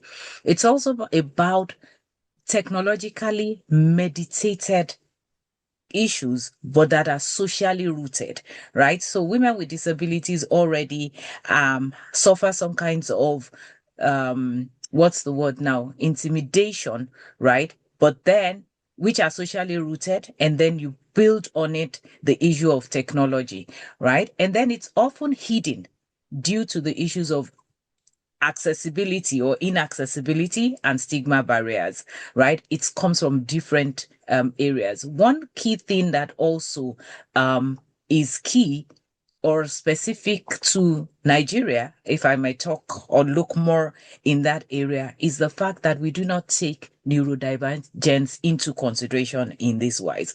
So when we talk about women with disabilities, the more obvious forms of disabilities comes to play, right? But when it comes to neurodivergence, which we're also still learning a lot about, even on the continent, it adds a layer to what TFGBV looks like for women and girls with disabilities. So whilst there are cybercrime laws in existence, whilst we recognize generally gendered and disability specific harms, whilst we try to, and I use the word try to, provide some forms of accessible justice pathways, it's still a tough layer. And I'll explain what it may look like, in an example. So say, for instance, a caregiver, right, to a neurodivergent young woman or girl, monitors and restricts the phone use just to hide certain forms of abuse or deletes evidence of abuse. That's the kind of thing that you might see. Or a young girl with disability being groomed, forced into sharing pictures, being blackmailed. That's what the experience is. That's what they look like normally. Having looked at that and how there's this added layer on issues for women and girls with disabilities, when survivors seek help or support, what barriers do you think they might encounter due to accessibility issues? There are so many barriers, I think, for people with disabilities, and one is not being believed. And that is based on ableist views that that people with disabilities aren't reliable. I think there's also perceptions of people with disabilities being a burden in society or to others. So when they're coming forward and saying, I'm being exploited, it's not seen in the same way as if it was a person without disabilities. And you've also got, we're talking about women and girls here that are often experiencing. So you've got sexism as well, of people not being seen as being worthies of being listened to, of being believed, and of having the resources to take action being used to take action. So I think that is all barriers to help seeking. And also, if services aren't accessible, how do you then even make a complaint or go to someone who can take action? So if services aren't accessible, if you're not going to be believed, or you've had previous experiences of not being believed, which means you may not try again, that's all going to be barriers to people getting the support that they need. But what I really liked about what you said before is that, we're talking about women with disability, but that is such a wide concept, isn't it? It could be someone with mobility issues. It could be, as you said, someone with vision issues. It could be neurodivergence, and even neurodivergence is a whole category in itself. So when we're talking about barriers, but when we're talking about accessibility, we're asking the people that are creating and maintaining these platforms and creating these apps and websites to have that all in mind. And if they don't, if their concept of disability is really narrow, like you were saying in Nigeria, it's a narrow definition, that accessibility is just so much harder. And so it in different places around the world where the definition of disability, and I think that's something to keep in mind, that there isn't one definition that is used in different cultures around what is disability. So that is also going to make a difference. Yeah, and aside from keeping that in mind, is also not to forget and just, kind of like streamlined to the forms of disability that are more widely known or more visible to people, right? Okay, so let's look at the next question and talk about turning digital spaces. We talked about where these barriers are. How do platforms and technologies contribute to the exploitation, control, or silencing of disabled users? That is such a good question. And I think, in Australia, 1 in 5 women and girls are a person with disabilities, and yet we're treated as if, we're this margin on a margin, and we're not. We're 1/5 of the population. And so when technology is being created, we're not centred.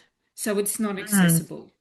And safety isn't centred. We don't have safety by design. And when you are having to retrofit accessibility and safety, it's not as good, and it's more expensive, and the harm has already happened. And it makes me think about the Apple tags that help you locate your bags or whatever you tag to it. And when it was first created, this is a story I've heard several times, that, one person sort of said, hey, perpetrators could track people using that. And they went, oh no, it's not a big issue. And then, of course, the Apple e-tags came out, and of course perpetrators used it to cause harm, to monitor and surveil usually women and girls, and then they had to try and retrofit a solution. I think it is about, you need to listen to lived and living experience of women and girls with disabilities, saying this is what we need to be for things to be accessible. This is what we need for things to be safe. And when that is centred, we have better products, and we have safer products. All right. Okay. Yes. So do you want to talk a bit about the recent legislation in Australia that restricts social media access for under 16s? Because this legislation has looked like it is being wound out to other places around the world as well. So in Australia, it is people under the age of 16 are not allowed onto social media platforms. I've got to say, a whole lot of people under 16 are. There's lots of ways around it, and their social media platforms are engaging with their responsibilities at different levels. But, you know, when I was at Women with Disabilities Victoria, we have youth experts by experience, and they were really in two minds about this, because they said, yes, we experience more harm. We are more likely to be trolled. We're more likely to be bullied because we are women, because we are gender diverse, and because we are people with disabilities. And so, thus it is a place of harm, but it also is a place where we have connection. It might be our only way of communicating with ease. It might be the only way of communicating with other people that have similar experiences with us with disability. So if you are taking away a platform because it's causing harm, you are also taking away a platform that is enabling us to communicate, find safety, and find a friendship as well. So it's a real mixed bag. I don't know if you've So had how has this experience been of. received by disability advocates? Yes, yes. So disability advocates, that they don't fall in one bucket or the other about whether they're for or against it. I think we see it as a complex issue. And what we think we need to do more to stop the perpetrators of this bullying and this trolling, this mocking and ableism and sexism. We want them to stop. They're the ones causing the harm. So we want social media platforms to do more to stop the abuse, rather than telling people with disabilities you can't be on these platforms because they cause harm. Interesting. Yeah. Yeah. So, you know, you don't have that in Nigeria. You don't have that legislation. Do you have, No. is there similar conversations happening about the harm, about what's happening online? Yeah, there's a lot of conversations happening. Interestingly, you know, the discussions, the initiatives on TFGBV initiatives in Nigeria is moving beyond just having awareness campaigns and just talking about it, but they're increasingly including digital reporting platforms, coordinating policy frameworks, right? Recently, the Lagos State Domestic and Sexual Violence Agency, what we call the DSVA, recently launched a policy on TFGBV, right, in Lagos State. And usually once Lagos State, which is a core state in Nigeria, does something, it's much easier for other states to, you know, take it on. And why did they do that? Because being a response center on sexual and domestic violence, right, they had increasing cases, right, of technology facilitated GBV, including women with disabilities, right? So they started to expand on that. And beyond the state, there are other activities that are either multi-African countries, right? For instance, the UNFPA has a project making all spaces safe, and it's addressing technology facilitated GBV specifically. It's been implemented in Nigeria, in Kenya, in Ghana, in Benin. And one of their focus is to prevent and respond to technology facilitated GBV. Most of these activities, right, are, you know, at the budding stage. A lot of them are new. The policy is the 2025 policy, a program that UKFCDO is funding in Nigeria, strengthening resilience and peace in northern Nigeria, is also a recent program being implemented, but one of its focuses is also on digital safety for women with disabilities. So, you know, a couple of years, a year, 2 years down the line, we would be able to look and say, what's the progress being made? How is this positively impacting on women with disabilities, but yeah, it's not fully accessible to all yet. It's been unevenly implemented, but at least something is coming up. At least policies are coming up and they're intentionally looking at issues of women with disabilities, So those are good things that are coming up recently. Yeah. That's really positive, and I think we could have had this session where we're all just talking about challenges, and we could do that for a few hours, as well as I think it's important to talk about the positive things, but without losing the fact that those challenges are still really there. Yeah. But I really like that you have hit upon some progressive and positive progress that is happening in not only in Nigeria but other parts of Africa as well. Yeah. Yeah. And I think that, maybe we should look at what should policymakers, technology designers, service providers, what should they be prioritizing to ensure that these digital spaces are safer and more inclusive for women and girls with disabilities? You've touched on a bit of it, but yeah. Yeah, look, I think it is about where your focus is, and for policymakers, for the program designers, for the owners of the products, because the program designers are building to the specification of the owners, that often have a driving a monetary focus, is that yes, make money from these products, but have access and inclusion.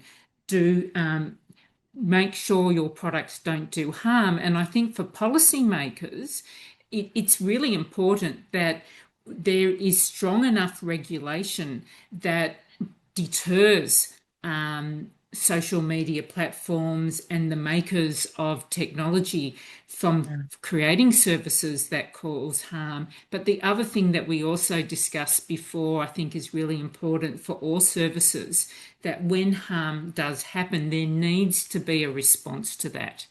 And women and girls with disability need somewhere where they can report when harm has happened, that it needs to be taken seriously, and they need to see that action happen. So we need those laws and policies in place. So it's more than, as you said, we need to go beyond awareness raising. Awareness raising is great, but we have to go into action so that the online world that we deserve, that is an inclusive and accessible for all, is what exists. Yeah, absolutely. We've said a lot. There's so much more that needs to be done, I believe. But yeah, it's interesting to note, and I think we should end on this note to ensure that policymakers, technology designers, service providers, ministries, departments, and agencies, civil society organizations, individuals, everyone has a role to play when it comes to protecting women and girls with disabilities from technology facilitated GBV, as well as providing response services to them. Thank you, Julie. I think this has been a good time. Yeah. Have a thank lovely you. day. Wonderful chatting with you.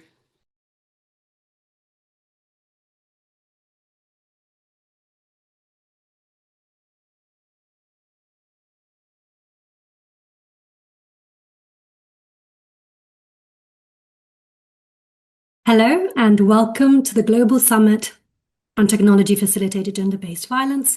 Today's panel is titled Addressing Misogyny, Ensuring Men and Boys are Part of the Discussion. My name is Francesca Gentile and I'm a researcher at the Center for Information Resilience, or CIR in short, and I'm very pleased to be moderating this conversation today. Before we begin, I'd like to go over some general housekeeping. The contents of this session may be triggering for some. If you'd like to reach out for support, you'll find a link in the lobby chat to the No More Global Directory, a global directory of specialist domestic abuse and sexual violence services. Thank you, and we hope you enjoy today's session. Misogyny is a key driver of abuse and hostility towards a woman, both online and offline.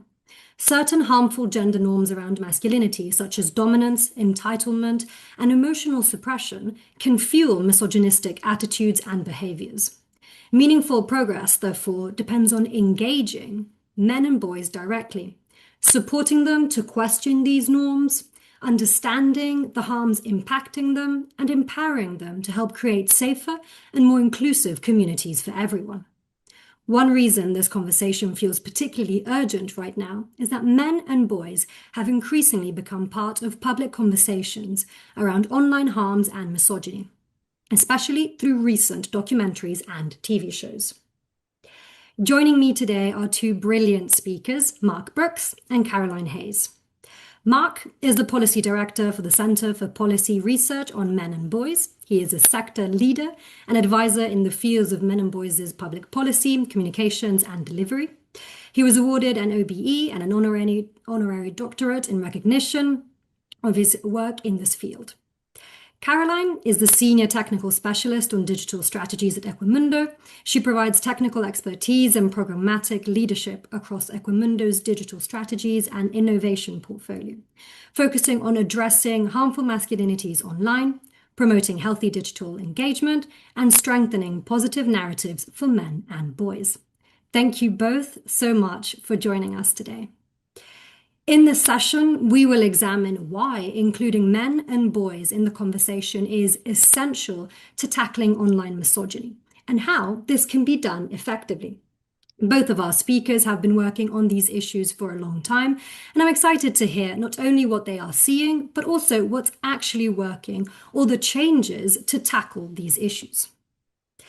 To start us off, I want to ground us in the current landscape. From your experience, what problems are men and boys facing that may lead them towards misogynistic voices or ideologies online? And how is this issue taking hold in online spaces? Mark, let me start with you first. That's a great question, and it's a really welcome question, because I think a few years ago we would be just looking at the situation from men and boys causing problems because they're men and boys. Men and boys cause problems. But actually, where the debate has moved on, and the TV shows and the documentaries that you've mentioned actually pose a serious question for a lot of us, in that they were showcasing the outcomes, but they weren't going upstream and looking at what the causes were. And I think that all of us in this kind of men and boys and in gender equality world have actually realised that just looking at the outcomes is not going to fix the problem, because we're not looking at the causes.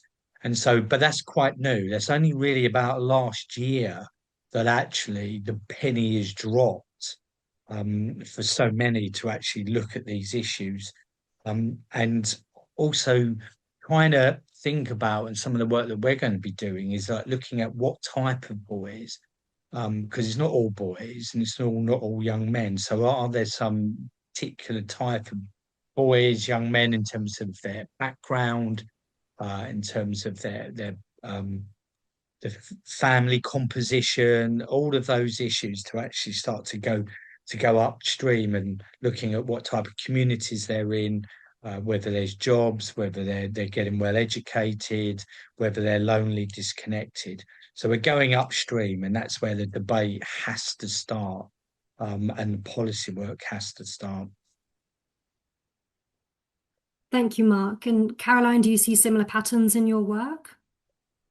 Yeah, I think just to sort of ground the conversation, I think it's helpful to think about the concept of how we understand masculinities, or the norms that shape what it means to be a man itself. I think a lot of what we're seeing in online spaces are sort of informed and reflect how multiple institutions, bodies, and society sort of shape these ideas around what it means to be a man. And I really like what Mark said about looking upstream. So not just looking at sort of the outcomes or the harm that happens, that we're seeing, that many institutions have been measuring and seeing upticks in harm online for years, but also as Mark said, looking upstream, like what are the facets of society that shape certain types of behavior, and how do social norms play into that? And one of the ways that we look at that is through at Equimundo, the organization I work at, is through a scale that we call the man box scale, or sort of restrictive ideas of what it means to be a man that make men and boys feel like there's only one way to behave, or there's only a narrow path that you have to walk in order to get power or status in society. And so some of those things are norms like dominance or hyper self-sufficiency, extreme aggression, things like this. Things that obviously not all men and boys adhere to, but are certainly promoted in some spaces online and on the internet, and certainly can reward boys and young men for toughness or emotional suppression, but also punish them for things like vulnerability and cooperation, things like this. So it's a multifaceted conversation, I think, that sometimes loses its nuance when we only look at men and boys as perpetrators and not as sort of holistic actors in a broader system, not only as, potential perpetrators, but also as those designing and controlling digital platforms, also as bystanders, consumers of content, and in many cases, secondary victims of the same online cultures that sort of foster a lot of hostility and alienation. So, yeah, I think, going into, as we step into this conversation, I think it's helpful to look at the conversation around men and boys and masculinities in general as a very nuanced and multifaceted conversation that I'm glad to have some time to dig into. But to the question around sort of what problems we're seeing, and also to address some of the issues that Mark was saying, I think one thing I really want to hone in on is this the issue around economic insecurity. We're seeing this as such a deeply tied issue to a lot of the sort of behavior or conversations playing out online. There's a lot of intense pressure, specifically in our US data at Equimundo, for young men to feel intense pressure to fulfill this sort of traditional provider role. In our research, 86% of men said that being a provider is the most important trait of manhood. And notably, 77% of women also reinforced or also said that that was the highest trait that men should have as well. So these are expectations that are coming that men are clearly adhering to in our data, but also potential partners, women, people of diverse gender identities also hold these same expectations or understandings of what men should be. And so at the same time, we're seeing a lot of young men coming of age and amid stagnant wages, precarious employment, skyrocketing costs of living.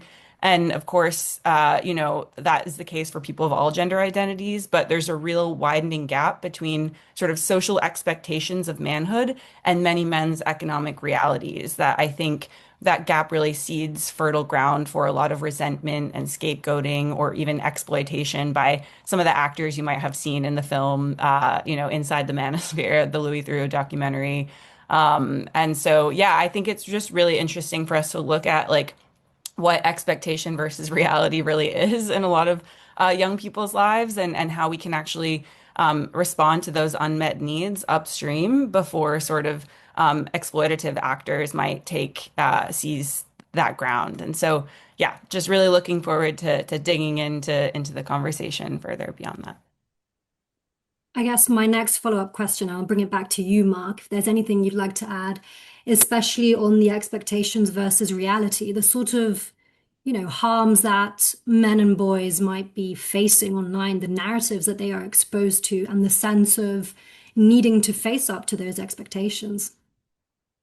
Well, exactly, and that economic insecurity is a key driver, and of course, we've got the algorithms which are pushing either content to them, either from toxic influencers, but also we there's been some really good research coming out actually from America as well, with regard to actually bad state actors actually pushing this content deliberately to men and boys, because pushing this content which is harmful to women and girls because they want to undermine democratic institutions and so forth. So again, the conversation is really maturing at a rapid space where it's quite binary a few years ago, and it's rapid now.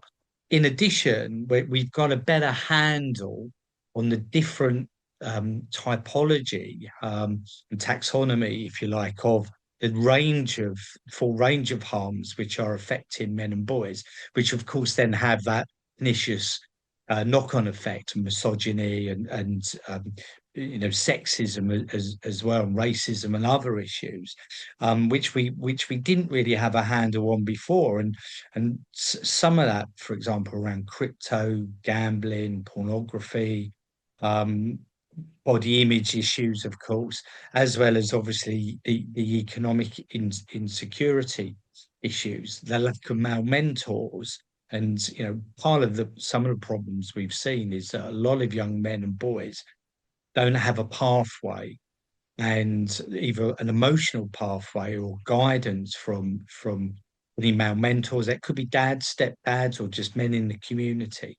Like male teachers, for example. So we're not providing guardrails for a lot of these young men and boys, and therefore those toxic influences and others are stepping into that space, which has obviously been a real concern. And just there was a report quite recently in the UK from the anti-slavery commissioner, for example. We have one in the UK, and her report was looking at uh, online harms and saying that some elements of gaming community and online community were pushing boys 3 or 4 conversations down the line into joining county lines, or basically being drug mules within their communities. Now, I never heard of that before. And also part of that community was dragging young women into those environments as well. So the conversation is broadening, and we've got a better handle now on the online harms which affect men and boys, which then have that pernicious knock-on effect. Going back to, you mentioned bad actors. Caroline, is that something that, with the research that you've done, is that something that you've also noticed? Have you been able to sort of identify, separate the influencers and, understanding who it is that's actually creating that content that can affect men and boys, or is sort of directed at men and boys? Is that something that you've looked into as well? Yeah, I appreciate the nod to like the idea of male role models not necessarily being there, male teachers, etc. I think what came through in our analysis, we actually a lot of the other organizations that we partner with, maybe 4 or so years ago, were looking at sort of more of the fringe spaces on the internet when they were looking at sort of the bad actors, take 4chan or incels.is, some of these sort of more dark web spaces. Because we're a primary prevention organization, we were actually looking sort of, again, upstream, looking at more mainstream content that young men and boys were looking for information on. So like just asking innocuous questions like how to get a date, how to get fit, how to make a good protein smoothie, things like that, things that are like completely harmless and, any questions any young person might have, right? And to sort of coupled with this idea of this lack of like in-person third spaces and role models, we analyzed sort of hundreds of hours of content and more than 1 million lines of data in TikTok, Discord, Reddit, YouTube, Twitch, fantasy football leagues, and found that a lot of the answers to those questions around like how to get a date, how to get fit, things that a young man might have asked a teacher, or something like that, a coach or something. Previously, a lot of the content that was coming into the feeds when in our content analysis were really like guidance, belonging, and identity formation around 4 key topics, which were, again, romance and dating, fitness and health, finance and wealth, and mental health and self-improvement. Again, legitimate curiosities. But what we found in the content analysis on a lot of these kind of mainstream platforms were sort of a large slew of sentiment and narrative analysis that really sort of constructed a compelling story that framed contemporary social changes as a direct threat to the status and identity of a lot of young men, sort of using emotionally charged language and imagery designed to kind of provoke a sense of fear, anger, or a sense of urgency. And, you know, a lot of times leveraging young men's insecurity, but also offering very clear guidelines or tools for success, like norms and visual cues that men can understand that would sort of let them know what's expected of them and how to achieve that in sort of a step-by-step way. But what we also found in our data was sort of how sort of the content that was the most emotionally charged or most sort of like provoking of fear and resentment were the ones that got like the most views and eyeballs on screens for the longest amount of time. And so what we started looking into was sort of how platform business models often reward emotionally charged or polarizing content because outrage really drives engagement, and content that frames gender equality or sort of nuanced conversations around masculinities or identity didn't perform as well as sort of the content that framed gender equality as a threat or women as adversaries. And so this content really performs well economically, both for the creators of that and the platforms themselves. And so it's this mutually reinforcing dynamic that we have going on that doesn't serve young men at all, as well as the women, gender diverse people, you know, society, democracy, things that Mark was talking about, et cetera.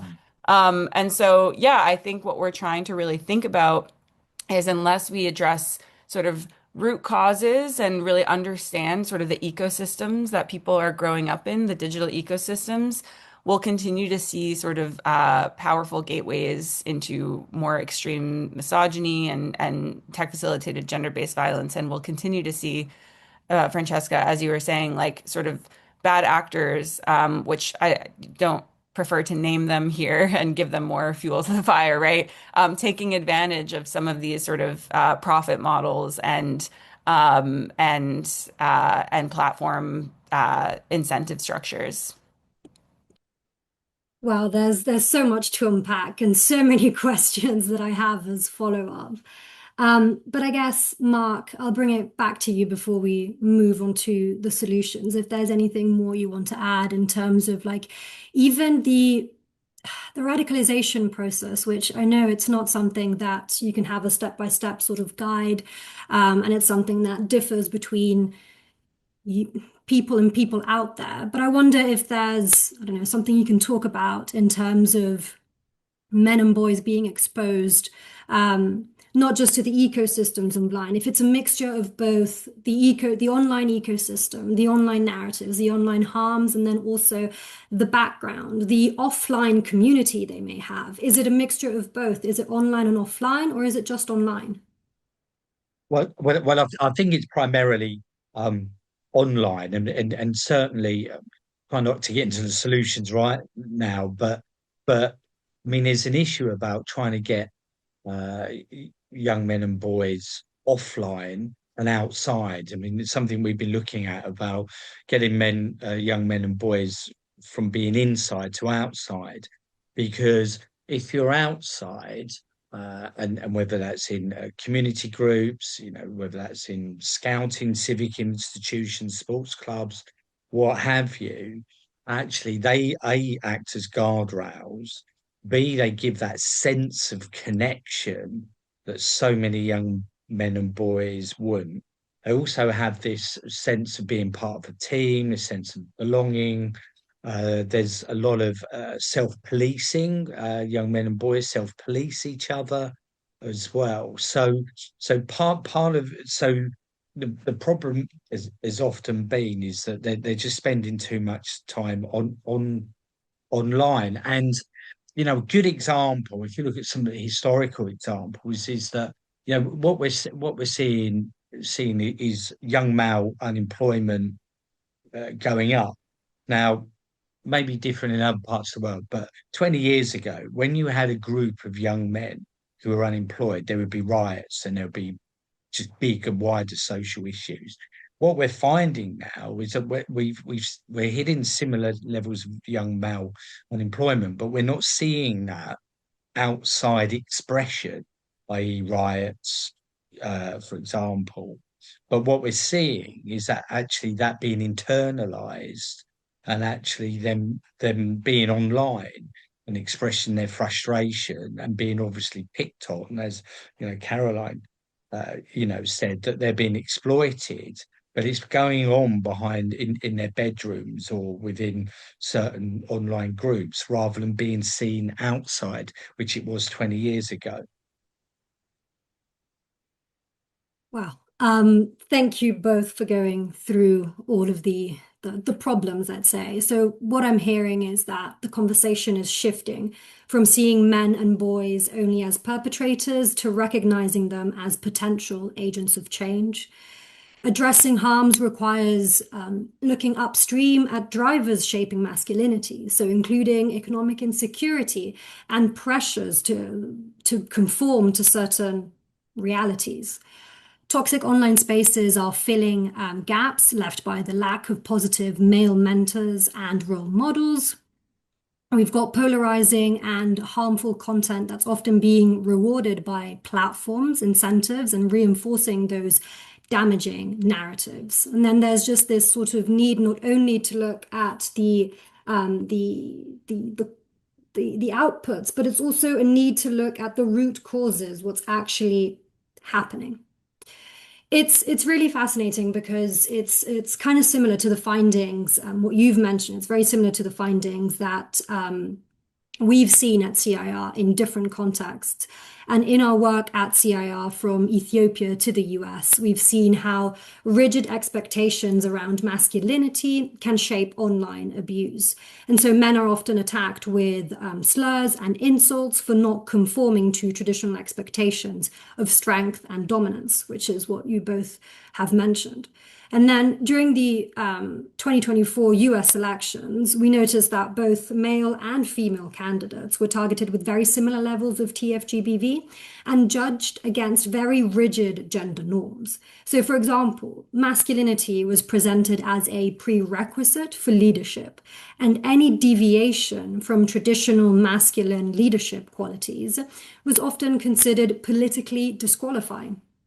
And what's interesting as well is that both men and women candidates were presented as not manly enough for leadership positions. This sort of shifts us to the solutions. And I guess my question for both of you is, how can we effectively engage men and boys in tackling online misogyny? And what does good practice and measurable impact look like in these areas? Caroline, I'll start with you. You mentioned platforms. Is that something that's worth talking about? Yeah, I mean, it's always worth talking about. We'll see, how much we can cook up here in this session to move the platforms where we want them to go. But yeah, I really appreciate the comments you're making about sort of how looking at all of the political candidates, regardless of gender identity, there seemed to be this like masculine ideal that no one was able to measure up to, and these sort of moving goalposts that always seem to be shifting, no matter try as we might, we can never seem to adhere to this hyper masculine script that like it just sets everybody up for failure, right? And so I think it's really worth interrogating that. And it's become really clear in our work that rather than shaming or isolating young men out of in conversations around online misogyny, we bring them into that conversation around those moving goalposts and how shame and isolation work actually because they're also not able to measure up to these sort of like status markers that make people feel really bad about themselves and ultimately lead to social and community fracturing that's not good for anyone, including men themselves. So if we really want to, build solutions and meaningfully engage men and boys, we really have to understand sort of the very real needs and vulnerabilities that are drawing them into these spaces that are meeting them in the first place, and then actually build or bring them towards healthier alternatives that are actually compelling and fun and interesting. And so at Equimundo, we really see this as like a prevention challenge and as a design challenge. And so we know, as we've been talking about this whole time, there's a lot of young men going online looking for connection, identity, advice, belonging, these sorts of things.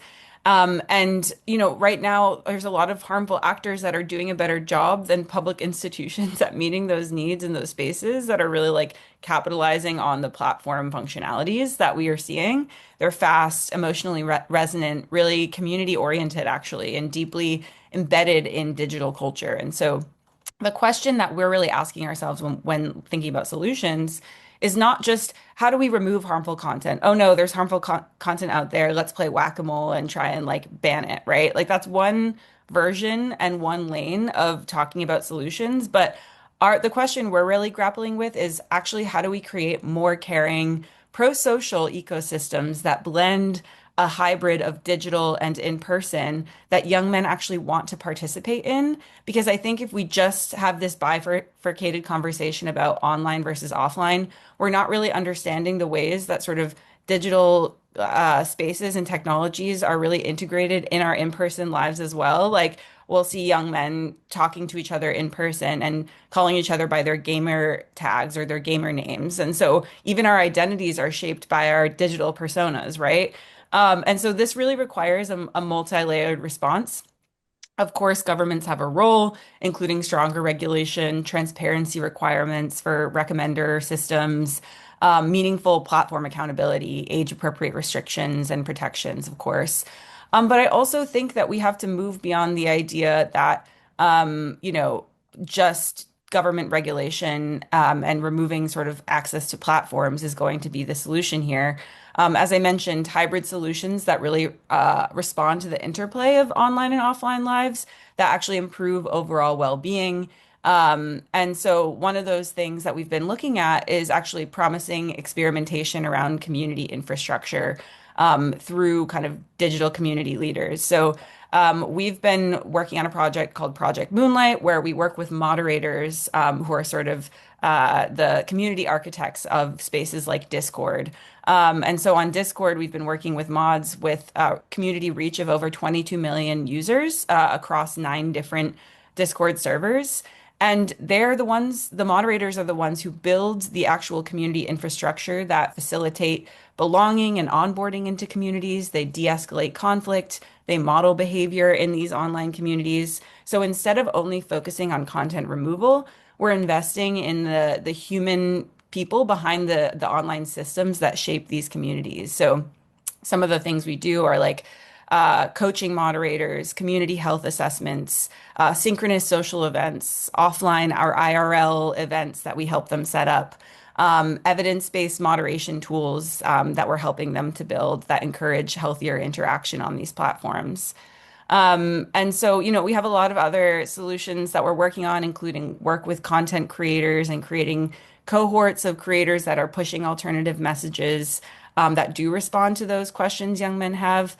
But ultimately, this is really about social infrastructure that makes care and belonging desirable and achievable. And of course, that includes, policy solutions, which happy to get into, but that's some food for thought of how we're thinking about actually how we move the conversation from just panic to thinking about what we do in action and the support that we can really provide for men and boys as they navigate this increasingly complicated world.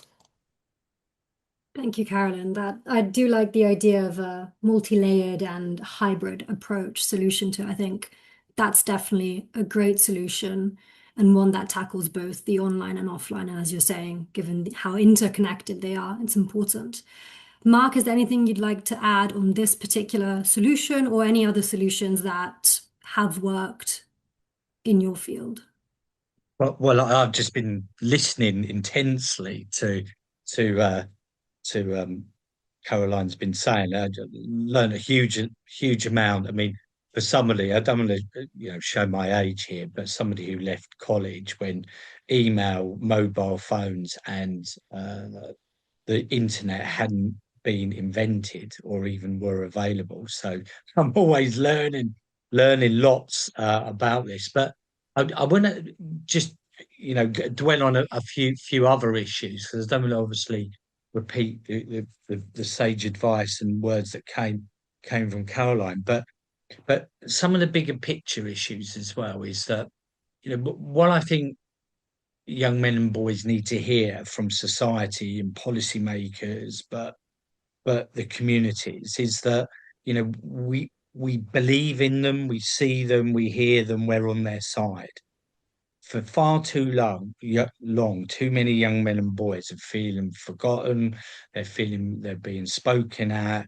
They're being told what they can't do rather than what they can do, and they're not being talked about as a positive force for good, not only for themselves and their friends and family, but obviously for women and girls as well.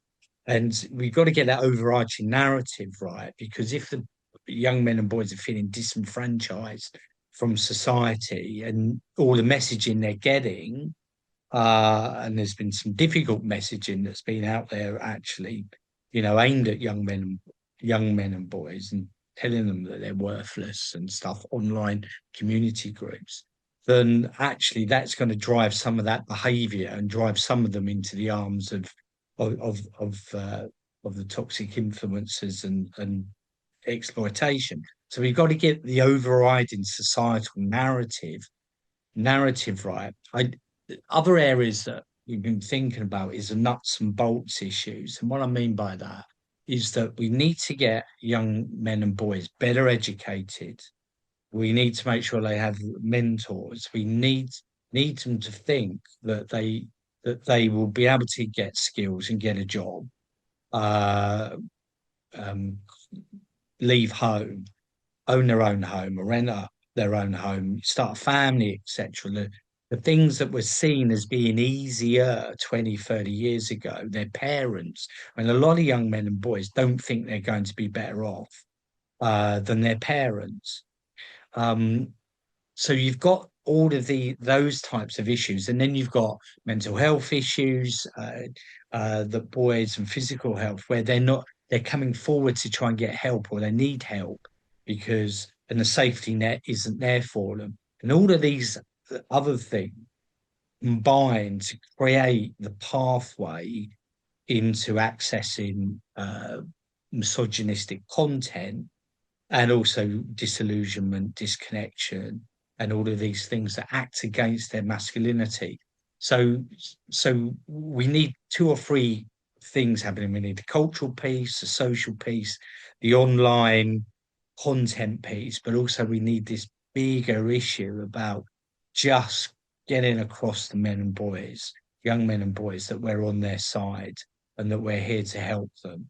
And they know who to speak to if they need to get help, i.e., speak to real life people, not toxic influencers, or try and get content that offers them a quick fix.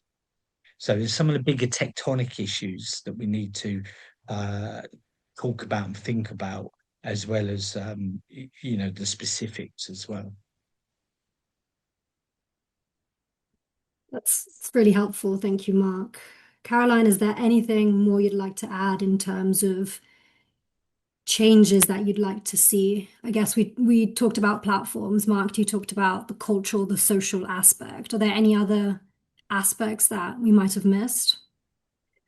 Yeah, probably because there's a number of researchers who are part of this event. One barrier that we really face that I think we're starting to see some changes around is that we don't have enough evidence about what effective prevention looks like in online spaces at scale.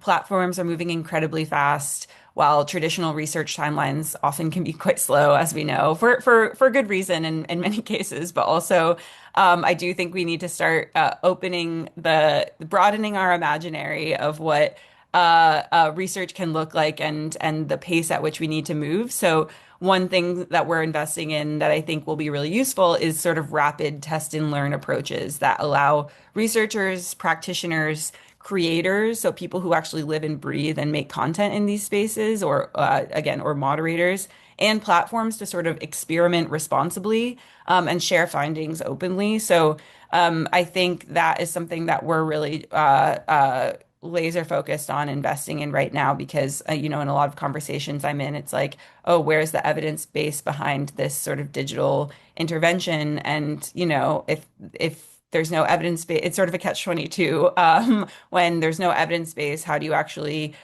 put investment in trying to design a solution or an intervention, and and so you just kind of go into this like cyclical sort of chicken or egg situation. And so I think we're just trying to respond with the times and rapidly test things and iterate and then move on when something doesn't work. And so yeah, I'd invite folks interested in that sort of pace and scale of thinking to reach out, and happy to chat more about like what this could look like with a whole cohort of different types of actors involved in this type of research.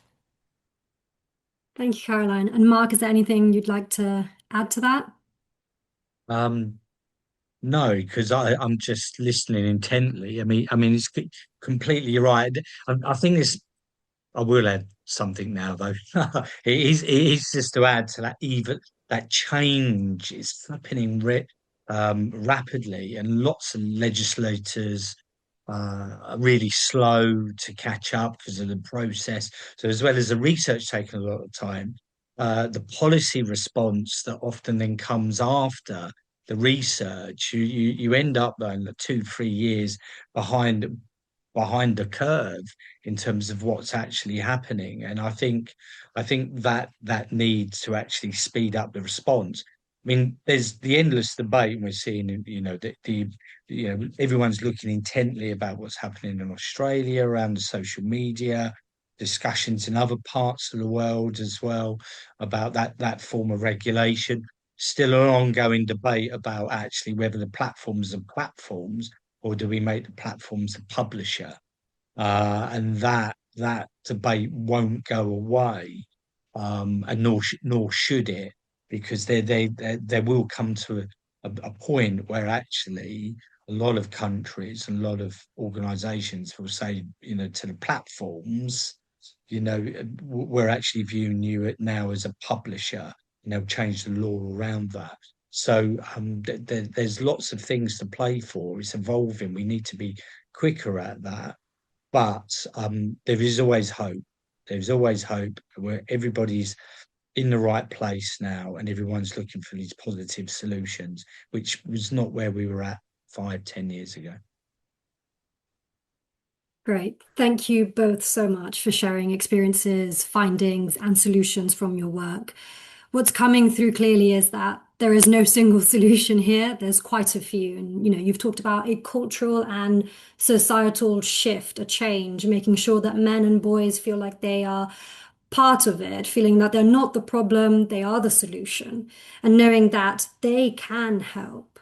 There's also the need for more investment for men, for facilities, for support, for mental health, for men and boys, and making sure that they have those resources to be able to go to. And then there's also the idea of a hybrid sort of solution of including the online and the offline. If the online is the environment where men and boys are actively participating in it, let's make sure, and Caroline, as you were saying, let's make sure that we have a solution that includes that both the online and the offline component to make sure that we're not just taking content down, but we're actually addressing those root causes. As we start wrapping up, I want to end by looking forward as opposed to backward. And if we are having this conversation again in 5 years' time, what would you think success would look like for both of you? Mark, I'll start with you. Oh, It's a thank you difficult very question. much. I think that what we would see is that the number of men and boys engaged in misogynistic content was a tiny, tiny minority, and that tiny, tiny minority were the problems that they were exhibiting were being addressed. So we've got to get the volume of men and boys who are engaging in this content down. Whether we'll ever eradicate it, not quite sure, because there will always be some young men and boys who are vulnerable to this. But let's get it down to small single figures. And then we can address those particular individuals because we know who they are and what support they need to make sure that they're not engaging in this content. Thank you, Mark and Caroline.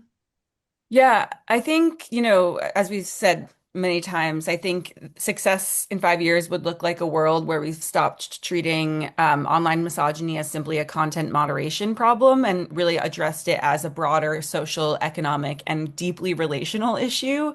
I'd hope we'd see platforms taking actual responsibility for the environments that they create, with transparency around algorithms, meaningful safety by design standards. And I'd even go to say that like by design, safety should be the floor. We should vision like care by design as the thing that we're actually pushing for, because we have to set our aspirations higher than just simply safety. That should be sort of the bare minimum of what our online spaces should actually resemble and provide. And so, you know, ultimately, I think this is also a conversation about expanding the story of what it means to be a man, and really seeing that as like something hopeful and positive to aspire to, rather than something that we are leading in a conversation around like shame or blame. And so, yeah, this to me is a conversation about creating the conditions where healthy relationships, healthy communities, healthier societies, and democracy are the things that we're working towards and aspiring to, not just sort of punitive or prevention or harm reduction conversations. And so I don't know, I get really excited when I think about the possibilities around designing for care and for like good relationships. And so I think if we can like move the needle in terms of like having that aspirational visionary thinking, I think it will bring more people into a conversation where, everyone's exhausted and tired and doesn't want to talk about all the like horrors of the world. And yeah, so if we can come together to vision forward of what that could look like, I think then we'd be in a really good place in 5 years. I agree with absolutely everything there. That's fantastic. Thank you. Oh, well, thank you both so much, Mark and Caroline, for this and for ending it in such a positive and hopeful manner. I hope this conversation has given everyone watching, whether you're working in policy, education, tech, or research, useful insights into both the challenges and the opportunities when it comes to engaging men and boys in preventing online misogyny. Big thank you as well to To Know More for hosting this conversation as part of their global summit on TFGBV. And to all those watching, thank you for joining us.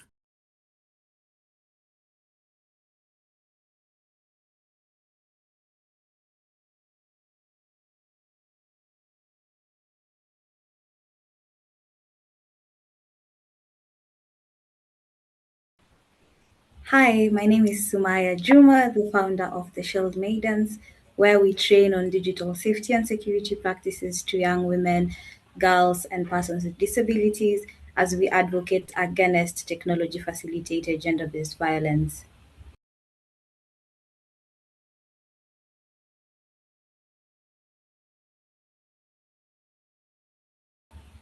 One of the most effective ways to improve support for survivors is to move beyond reactive responses and adopt a safety by design approach. Often, digital platforms and services are designed first and safety is added later, after harm has already occurred. We've seen that safety by design flips this approach by embedding safety, accessibility, privacy, and user well being into technologies from the very beginning. Um, this means that we need to design platforms with clear and accessible reporting mechanisms, literally have proactive detection of harmful behavior, have stronger privacy controls. We also need to have easy to use blocking and muting features on the different platforms, and also have rapid pathways to support when abuse occurs. And it could also mean that we need to conduct risk assessments before products are launched. This will help us to understand how women, girls, and persons with disabilities and other vulnerable groups how they may experience harm differently online. For survivors, safety by design literally means that they should not have to become experts on the platform policies like collecting extensive evidence or probably navigating multiple systems to get help. Instead, platforms, institutions, and support services should work together to reduce friction, preserve evidence where appropriate, and also provide timely interventions and connect survivors to relevant support services. Um, we understand that safety by design cannot be a one size fits all. We've tried this while creating some of the toolkits that were tailored to persons with disabilities, but we also understand that technology companies can implement common safety standards, have local organizations and communities play a critical role when it comes to ensuring responses are culturally relevant and accessible and also trusted. I'd give an example, let's say in Kenya. This would include providing support in local languages, ensuring accessibility for persons with disabilities, and also integrating digital safety into existing GBV response mechanisms and strengthening community based support networks. A survivor centered support system is one that literally anticipates harm before it happens and minimizes the burden on survivors when it does occur and ensures that safety is built into both the technology and the ecosystem that is surrounding it.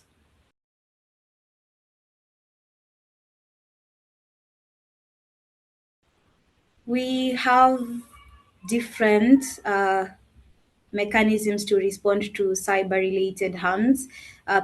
Some of the survivors can report incidents through the National Computer and Cyber Crimes Coordination Committee, also known as the NC4. We also have the cybercrime units within the law enforcement, and we also have gender desks at police stations and legal aid providers and various civil society organizations which are working on gender justice and digital rights. I think the biggest challenge is not necessarily the absence of support. It is that many survivors either do not know where to find it or do not trust it or face barriers when trying to access it. Survivors often report concerns about victim blaming, lack of understanding of digital harms, slow response times, and uncertainty about what action will be taken. Many survivors first disclose their experiences to friends, either family members, colleagues, teachers, mentors, or community organizations, before approaching the formal institutions. While these informal support networks are often carrying a significant part of the response, even though they are rarely recognized or resourced to do so. And it's literally even harder for persons with disability because they have additional barriers. I think the question we must ask ourselves is, are reporting systems accessible to people using assistive technologies? Are digital safety resources available in accessible formats? I think once we have the answers to these questions, they are very central to whether support is truly available and also in practice.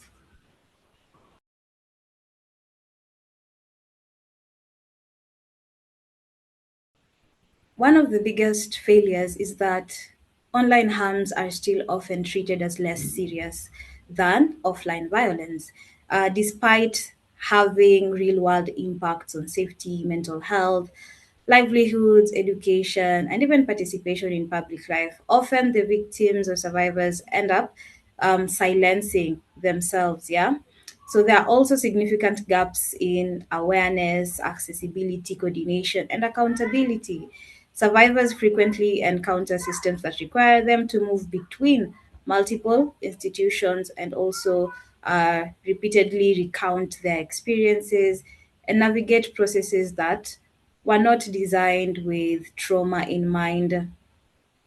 Let's say for marginalized communities, this includes women, girls, and persons with disability, journalists, activists, and other public-facing individuals. These barriers can even be much, much greater. I think for us to create a truly survivor-centered system, we need to have trauma-informed approaches that prioritize safety, dignity, informed consent, and survivor choices. We also need better coordination between institutions and greater accountability from technology platforms.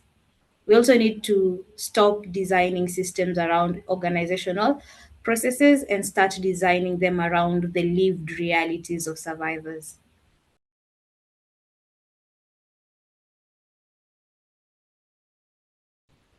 At the Shield Maidens, our community centered approach means equipping communities with the knowledge, tools, and confidence for them to both prevent and respond to online harms. This includes raising awareness about TFGBV, training them on digital safety and security practices, training them on privacy protection, cyber hygiene, online consent, and what safe use of technology, digital platforms looks like. Yeah. So we help individuals recognize online harms, understand their rights, and know where and how to seek support. One of the key part of our work is ensuring that digital safety is accessible to everyone, including women, girls, public-facing women, and persons with disability who often, literally often face unique and intersecting risks online. We have seen that when communities understand issues such as cyber stalking, non consensual sharing of intimate images, online harassment, impersonation, and the other forms of TFGBV, they are better equipped to identify early warning signs and also support survivors effectively and challenge harmful behaviors before they escalate. So community is also very critical because TFGBV often seeks to isolate survivors and silence their participation online. So, having a strong community network helps counter that isolation by providing validation, practical support, and trusted pathways to formal services when needed. I think community centered solutions do not replace the formal systems, such as law enforcement platforms or legal services.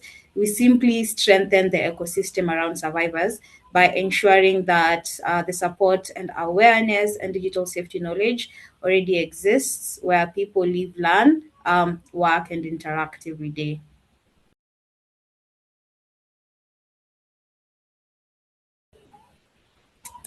I think I'll still go back to safety by design because one of the core principles of safety by design is to take responsibility.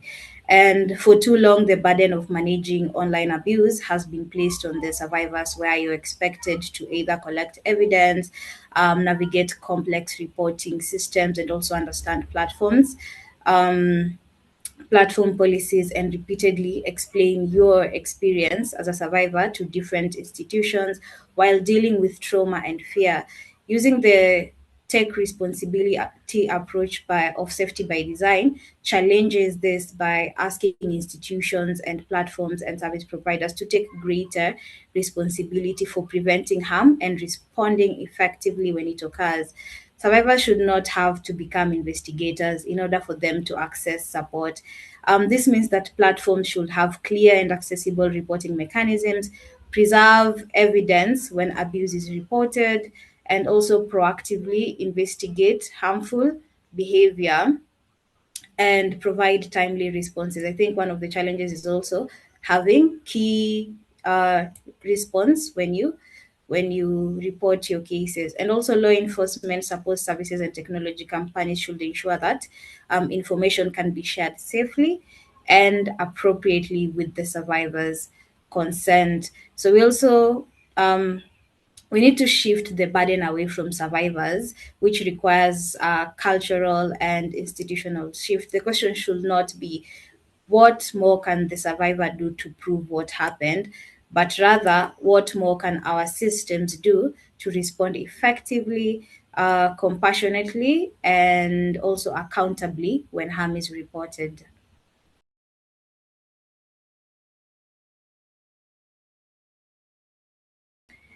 Do not go through it alone. That's just literally what I will say. If it is safe to do so, preserve the evidence before deleting anything. Take screenshots, save links, record usernames, and just document literally what happened, then reach out to someone you trust, either a friend, family member, or some of the support services that are available within your area. As I know, many survivors often feel the pressure to, immediately solve the problem themselves. But for TFGBV is not something that anyone should have to navigate alone. Just seek support as the first step toward regaining your control, and also access some of the resources that are within your reach, and also protect your well-being, protect your mental health.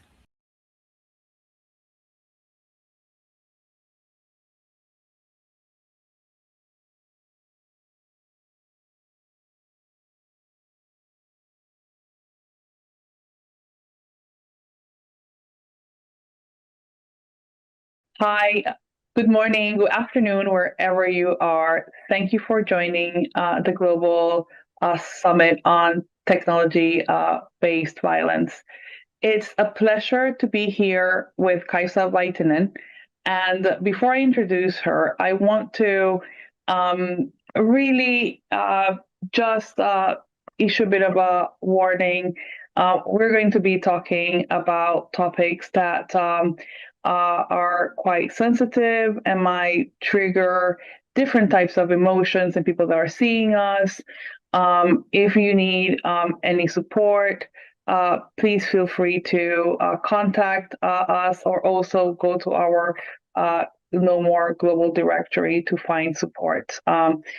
Kaisa, I'm super excited to have this conversation with you. We will be talking about smart tools for safer relationship decisions.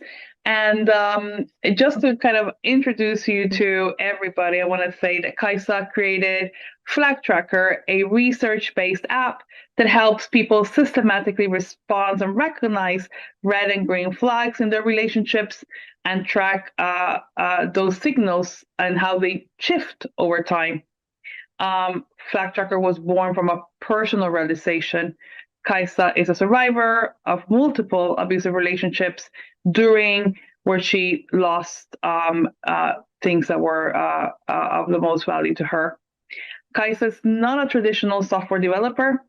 She works with AI agents and brings a semi-technical perspective covering multi-tenancy, row-level security, GDPR, and WCAG 2.1 accessibility. Flag Tracker is part of a safety relationship solution family aligned with UN SDG 5 and 16. Kaisa is based in Finland and collaborates internationally on gender-based violence prevention. Kaisa, welcome to the summit. Welcome to No More, and welcome being part of this big family. And I cannot be amiss if I do not start asking you. You've been really gracious to share with us, with the team, your experience of domestic abuse. And you live in Finland, which, we know not only Finland, but the northern countries by, gender equality and different issues. And part of being in this global summit today is about talking about some of the problems that different areas in the world face. And I'm really interested for you to let us know how your experience there has shaped in a way what you think or how you see the response to domestic abuse that you received. Thank you, Pamela. And I'm honored to be here, and it's great to share my experiences. So thank you for inviting me here. As you mentioned, I live in Finland, and I talk from own experience and also from shared peer experience, because peer support is one of the best support forms there is.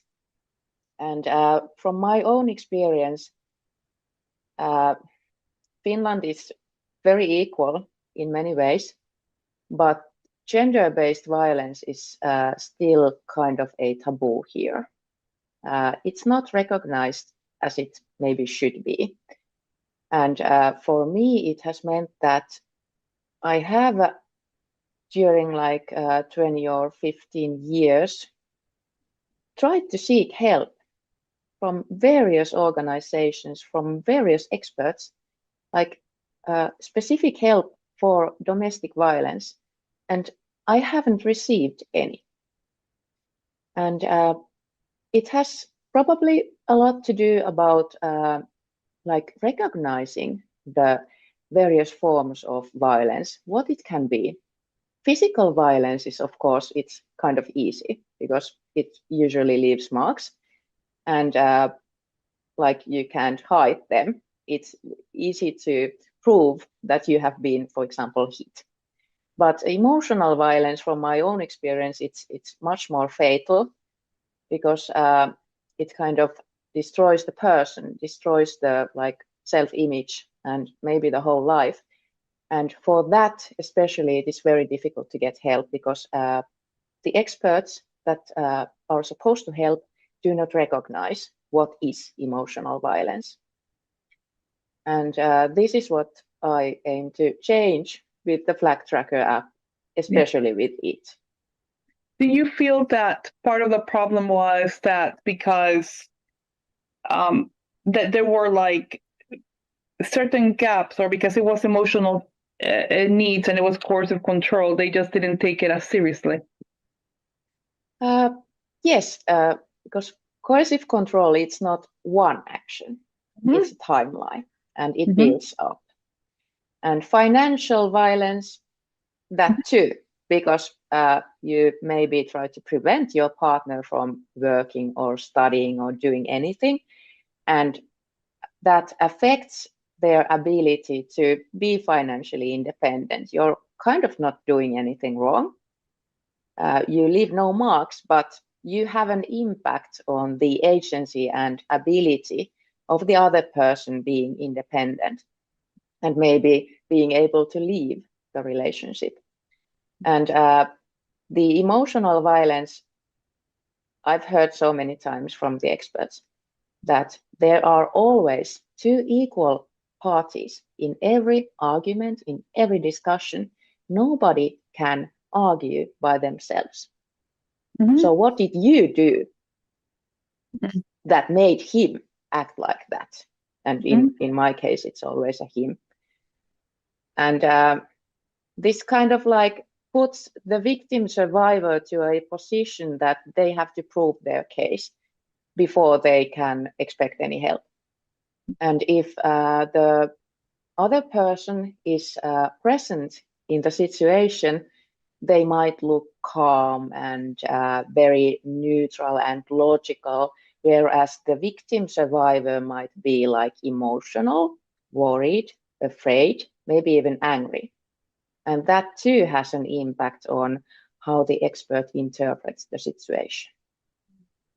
We, always when discussing with survivors, we understand so much the impact that psychological, emotional violence has. And it's interesting that as we progress around the world, we just don't seem to find, a steady way to that support is equal for people who have experienced that, and that it can actually, that actually makes a difference. So what you're telling us about finding it difficult to access support is just resonates. When time passed, guys, how the combination in between the abuse and not getting the support that you needed, how was that changing you? Does that make any sense? How could I put it? I kind of slowly realized that maybe it's not possible to get efficient help. Maybe it is better to try to find conclusions and help for oneself from, for example, the peer groups, peer support groups, and also by like trying to find as much information as possible to kind of like structure the whole situation. What is going on here and what should I do about it? And maybe also study something about psychological effects and how can I, as the victim survivor, cope with them and maybe direct and guide my own like development and emotional state, like with the knowledge. If this makes any sense. It does. It does. We again we hear that a lot, and which is this kind of self-discovery of what's happening to me, and I have to do this, on my own. You spoke about peer support, and I wonder, and we're gonna move quickly, but just to kind of finish this part, I wonder how important was peer support for you, finding others and hearing stories from others. How much did that validate your experience or helped you move on? It was very important for me. Facebook peer support groups, especially because they are like specifically focused in one kind of abuse, the ones that I'm a member of, and they have very specific rules on how the other members have to face each other and treat each other, and they are kind of like obliged to validate the other person's experience. And in like maybe not all support groups share that principle. And Sure. of course, we victim survivors also come with our own history and own like experiences and perspective and knowledge and understanding.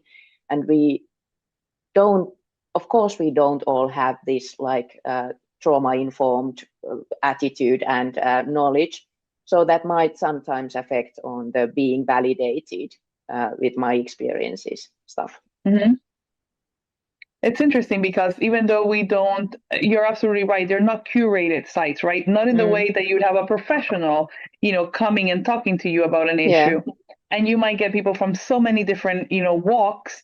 At the same time, if you discern over that, they can be really helpful because you at least, you know that there's so many other people dealing in different ways and dealing in their own way, with the problem. So you get that sense of validation. This doesn't only happen to me. Yeah, but actually those online groups, especially in Facebook, they have been very supportive, and the members there have validated each other's experiences. But the on-site actual curated and expert-led support groups haven't been able to do that. And from my experience, it's quite often the experts that don't validate your experience. Yeah, it's incredible. So tell me now a little bit, Kajsa, about when that moment, came to you, the moment that said, "Oh, I need to kind of, I'm shifting out of this and I'm trying to now create something to help others," and why that felt important for you. You might say that I hit rock bottom. I had kind of lost everything. And that is a kind of very empty place to be. And there's a lot of space there. And for me, it's quite often so that I can find one spark of energy, one spark of hope that might be a mission or a wish to do something. And I believe that facing difficult situations and feeling difficult emotions can be utilized because when you are having difficulties, you understand other person's similar experiences better, and it adds up to your empathy. And for me, I don't know actually what happened, but it was such a horrible place that I just knew that I had to do something. I had to use this pain to create something, and I had to kind of like in a very small manner take my agency back. It's about the agency and not being passive, not like lying and crying and trying to sleep all the time and just like trying to forget about everything, but trying to be active and taking the agency again of your own life and your kind of like, what can I do within these next 5 minutes? Can I do something that maybe has an effect on somebody else? And then I just like use these 5-minute sections, maybe 5 minutes per day or whole weekend sometimes, and I started.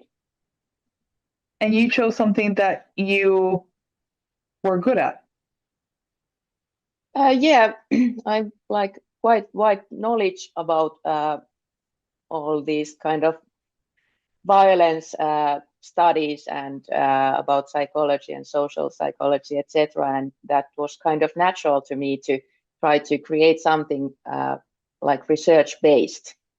Yeah. So not only my own ideas.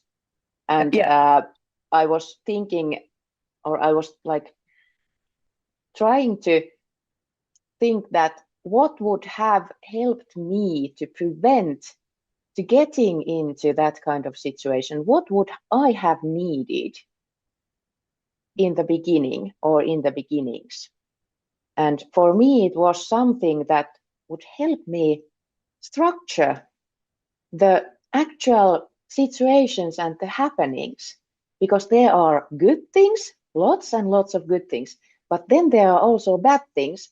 And when you're experiencing the good things, your memory kind of gets distorted.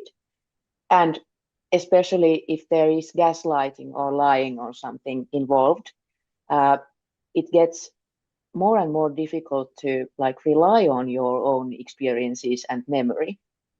And for that specific use case, I created Flag Tracker. Yes, and I'll come to Flag Tracker in 1 second, but I just I almost wanted to kind of leave everybody with the, you not only you got your knowledge from all the research that, and how research that you were, but you decided to use technology as a way to do it. And, because other people, grab music because they're good at music or art or whatever form they find to create help for others. And I'm almost curious about that moment where you were like, oh no, this is tech. Like tech is the way that I'm doing this. It's I think it's about how to scale the help, how to be able to help as many people as possible with as easy means as possible. And we all have our mobile devices with us all the time. And if in that mobile device there would be something helpful, that maybe would make all the difference in the world. That's pure strategic vision. How can I help as many more people that I can, and I'll use technology to facilitate that. When we're talking about tools, it's a great thing. We'll come back to Flag Tracker, and you just kind of take us a little bit through your process as you were describing, because I remember being an advocate 20 something years ago, more than I care the public to know, supporting survivors and finding that this was one of the issues, right? People forget, we forget if we had an issue with somebody, we time forgets, the memory fades. And so I'm interested in why, that's an issue that you found particularly interesting to do something about. And please talk to us about Flag Tracker, if you can describe us, the product too. It's probably because for me, if I can choose my least favorite forms of abuse, it would be gaslighting and manipulating, because it has an effect on my cognition. I don't like that. I'm like used to relying on my memory and my brain and my cognition. And when those things get distorted, I kind of can't rely on myself anymore. So I used to write like timelines on paper using just regular pen, but it takes time. And if you try to do that, like for example, from 2 months time period, it's very difficult to remember the details. So you should be able to write it down immediately when it happens. Okay, you can probably do that because maybe you are in the middle of the situation or the things are going smoothly at the moment and you don't want to cause any trouble, like writing down anything. So many reasons for that. Mhm. And to be fair, we, as advocates, I'm telling you, 20 years ago, we would recommend people to journal and to, journal. So, but it's not the way. It's not the way now. It's not the easiest way. It's not the safest way, either, to do it. And we all have phones, and many people are using them. So tell us a little bit about Flag Tracker and what it does. Yeah, maybe one small comment here that I'm middle-aged woman and I have a non-technical background. So you can imagine the threshold of like trying to start developing something tech. It was like huge. And I have to thank the vibe coding collectives about like they have given me the strength and like the belief in that I can, and I have the willpower and I have the knowledge and I just can do it, and I don't have to wait for anybody's permission to do anything about things. I can just start doing, and for that I'm like eternally grateful. But Flag Tracker, I used Lovable when I started with it because for me it's the most intuitive agentic development tool there is, and I know that many agree with me. And with Lovable, it is possible to create actual software. And I'm kind of a living proof of that. And Flag Tracker started the way that I gathered the research basis. I knew a lot about, I knew the keywords, I knew the things that I should try and find. I gathered the evidence. I kind of did a meta-analysis and all kinds of analysis. And thereafter I prompted, I gave the research basis, and then I started prompting, what am I trying to develop here? And gradually it started to build. And with Lovable, the UE is immediately visible there. And for me, it's very easy to build products that way, that I can always see what's happening. And of course, gradually I have learned to understand also code, and I know about the tech stuff, at least a bit, but in the beginning I didn't. And with Lovable, you didn't have to, but you can like build stuff there and then utilize the things that you have created using it other places. You can switch tools, you can migrate, you can do anything. And I think that Flag Tracker was the result of one weekend. I didn't do anything else but it. And then I launched it. Yeah, so quite like agile, I'd say. Great agency about that, and I know we are doing also more pieces of you with you in future. So I tell everybody to kind of hold and see what's coming in the future. Kaisa, if there is somebody, a survivor who's seen us and wants to do something, help, or a young person who's starting to get, into helping, what would be from a woman who has not only injured, but actually has find a way and is doing something, what would you tell them? What would be your, message to them? If you are still in the situation, please try to safeguard yourself and try to get out, because it will probably not get any better, only worse. But if you are still in there and you want to do something, think about what interests you the most. What is your passion? What have you always wanted to do? What is that idea you have had like 20 years and you've thought that you can't do it and it's not for you? Start doing it. Just start doing it, because starting the work gives you strength. It gives you the feeling of agency, and it might also give you the power to survive and to develop and to grow after your experiences. And it might even lead to something very meaningful in your rest of your life. So you might even find a new career doing that. Kaisa, thank you so much. We appreciate you. We appreciate your service. We appreciate what you're bringing to the table. And I'm sure that everybody who is seeing us will be seeing more of us together. Thank you so much. Thank you.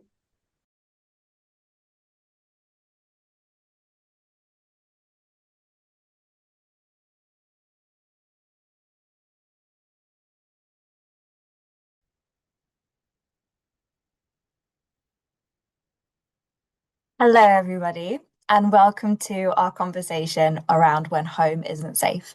Just to introduce myself, my name is Kira Brody. I am the training lead for Refuges Specialist Technology Facilitated Abuse and Economic Empowerment team. I'm joined today by the fabulous Lindsay Song. Lindsay, would you like to introduce yourself? Yes, thank you so much. My name is Lindsay Song, and I'm the director of the Technology Facilitated Abuse Initiative at Sanctuary for Families, which is New York State's largest provider of civil legal services for victims of intimate partner violence. And we provide services including legal services, clinical services, and economic empowerment, and other resources for survivors here in New York State. And I specialize in the area of technology facilitated abuse. So it's really great to be here to chat with you today. So to get started, Kira, let's start with defining, we're talking about when home isn't safe, the Internet of Things. What does this actually look like in the day-to-day for the life of victim survivors when we're talking about the Internet of Things and how it can be misused? Absolutely. Yeah, I think it's so important. There's definitely a lot of jargon in this space. I think it's really needed that we kind of outline some of these terms.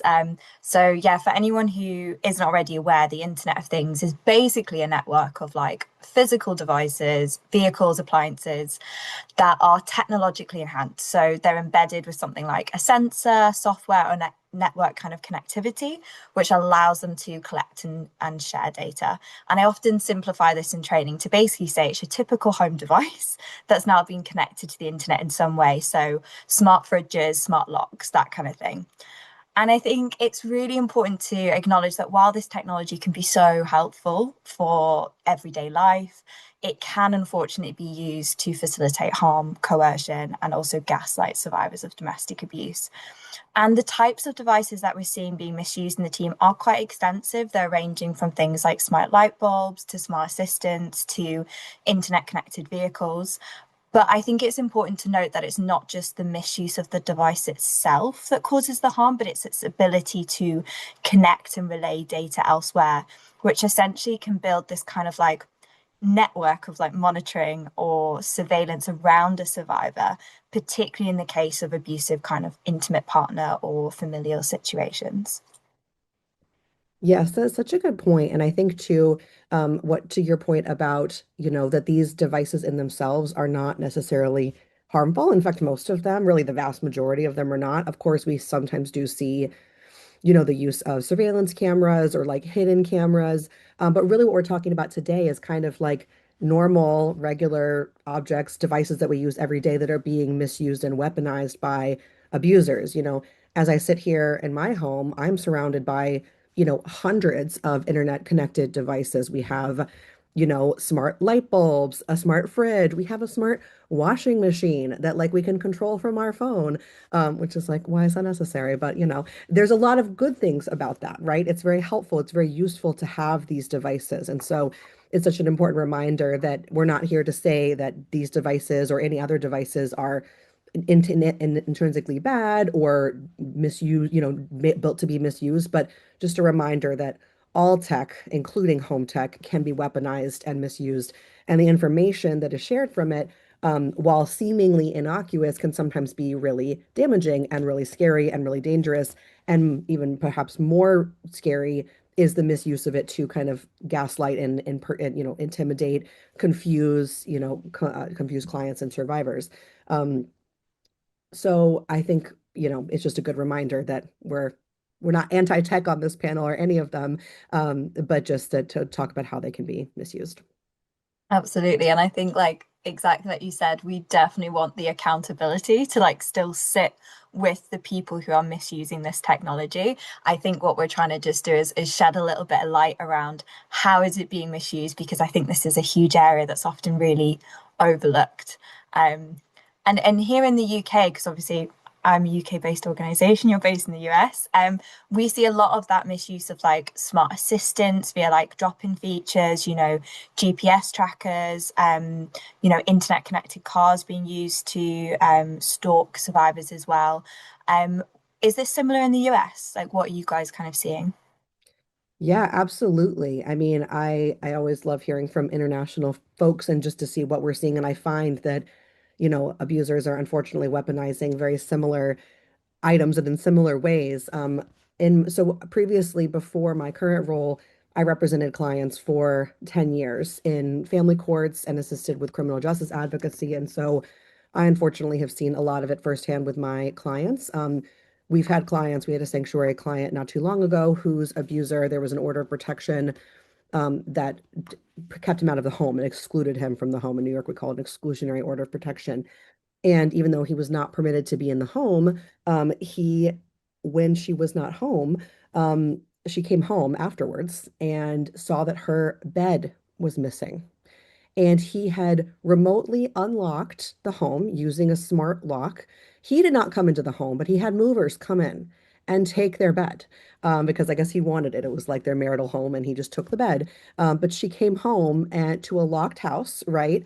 And then walks in, and then her bed is missing, um, which is just, again, it's like in itself, it's not like she was there when it happened, but the violation of that, of somebody being in your home without your permission, of being able to, and just to show off, I can unlock and lock the home anytime that I want, right? You don't have any control over the safety of your own home. I had another client who was visiting my office. So in New York City, we have our family justice centers, which are walk-in centers for survivors of domestic violence, which I know globally there's a lot of different services that are similar to that. And I am based in the Queens one. And so I was in my Queens office, and my client came to meet me with her two children, and she was still living with her abuser. So she had not left him yet, but she was talking about safety planning and planning to go. And she had told him, oh, I'm going to go to this new park with the kids. And so she went, met with me, and then she came back like 4 days later to continue the conversation. And he texted her out of the blue saying, why are you back at that same park that you were just at several days ago? Just letting her know, like, I know exactly where you are physically. And she hadn't told him the second time where she was going. And so it was very much an indication of, I'm tracking your location. And she discovered that he had actually installed on her car an aftermarket device. So she had an older car. So it did not come built with these, but many cars, I mean, at least in the US, I don't know about the UK, but they Yeah. come standard with connected, which again is very helpful. I have a car that has an app and I can turn it on and off remotely. I can, it's hot outside, you turn on the AC, you forget what you parked. It's great. It's very helpful. But her car was older, it did not have this, but it had an aftermarket device installed into it.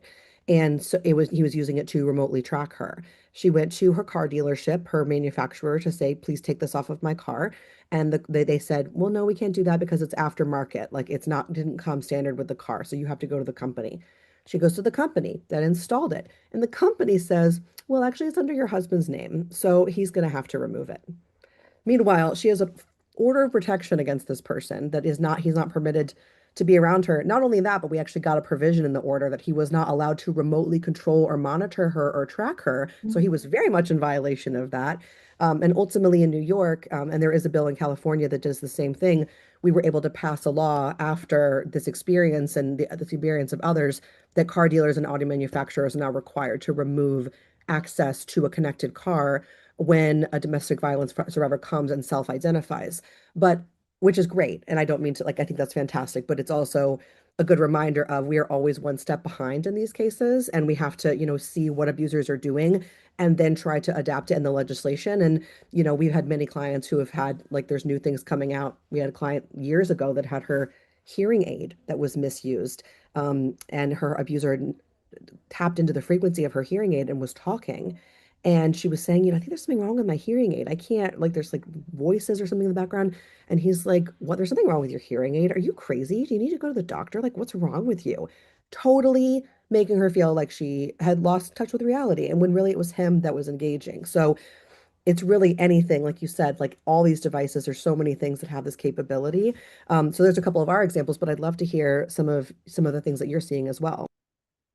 Yeah, I mean, we're seeing this come through so much more. And when I speak with the caseworkers in the team, so in my role, obviously, I'm primarily doing training, still do a little bit of direct support as well. But the caseworkers who are seeing this come in day in and day out, the rise of things like hidden surveillance is something that they're just like anecdotally seeing so much more. And I think you touched on such an excellent like point there that people often think this area of tech abuse is so quote unquote advanced, but it's so accessible. It's so much cheaper than we think, and it's sold in so many different places. Like I've seen hidden cameras, GPS trackers that are listed online for like less than a quid, like less than £1. And it doesn't require lots of money. It doesn't require lots of like technical expertise to like install them. And I think the other thing is we've started to see you can see it online like non-smart things that are being built with the capacity to hold a camera. So one that comes to mind is like a plant pot that's got a place to put like a hidden camera and things like that. And I think this kind of almost like legitimizes this in a weird way because it's so accessible, not just like financially, technologically, but also like socially as well. And I think that just makes it like so difficult for survivors going forward. Sorry to go off on a little bit of a tangent there, but I just No. want you to pick up on that point. I thought it was like so well explained that this is not cyber criminals, sitting orchestrating this harm. Unfortunately, it is regular people who have just an abundance of access to this technology and the will to misuse it, unfortunately. Yeah, and I think that goes exactly into what I wanted to talk about next, which is, kind of the ways in which perpetrators are using these things to control, surveil, harass. I know we gave some of the examples of kind of like watching, monitoring information, but I think it's also a good reminder too about the ways in which these technologies can be used too to gaslight and to make people feel like they've lost touch with reality, to scare them. I know that with, even something like we've had cases where with like smart connected like air conditionings, like or like just utilities in the home, um, that we heard of a case, not a sanctuary case, but another case from another service provider that she was coming home every day and her dogs were extremely aggressive and kind of really just discombobulated and she didn't know what was going on. She's like, why are my dogs so upset every time she came home from work? And she discovered later that her abuser had gotten into her thermostat. And during the day, he was turning up the heat, like really, it was like a summer time, and he was turning up the heat. So the dogs were extremely uncomfortable. They were like ill because it was, in the summertime and it was like 80 degrees in the house. But then he would turn it down just before she came home. And so the dogs, meanwhile, have been dehydrated all day. They're like really just like weird, out of sorts. And she thinks she's like, like just imagining it, like what's wrong with my dogs? But really it was something that is as minor as, a thermostat. So it's not even like he's, excuse me, he was watching her or monitoring what she was doing. He just was doing this and hoping that it bothered her and hoping that it made her feel unsafe, and it was working. I don't know if you have other examples too, in addition to kind of like monitoring, but just the misuse of them to make people feel like they've lost touch with reality or just repeatedly get, contact in ways that they didn't expect or didn't want. Absolutely. Yeah, I think it's such like an excellent point. And yes, we do see that obviously, we do see that kind of location tracking, obviously that monitoring. But yeah, I think we really see this kind of manipulation of the home environment. So for example, perpetrators connecting to smart speakers and then blasting out music at random times just to like disorientate survivors, being able to have access to the Wi-Fi and then blocking, potentially like access to support services or kind of needed kind of websites and things like that, setting up redirects so survivors are sent other places away from the support that they might be looking for.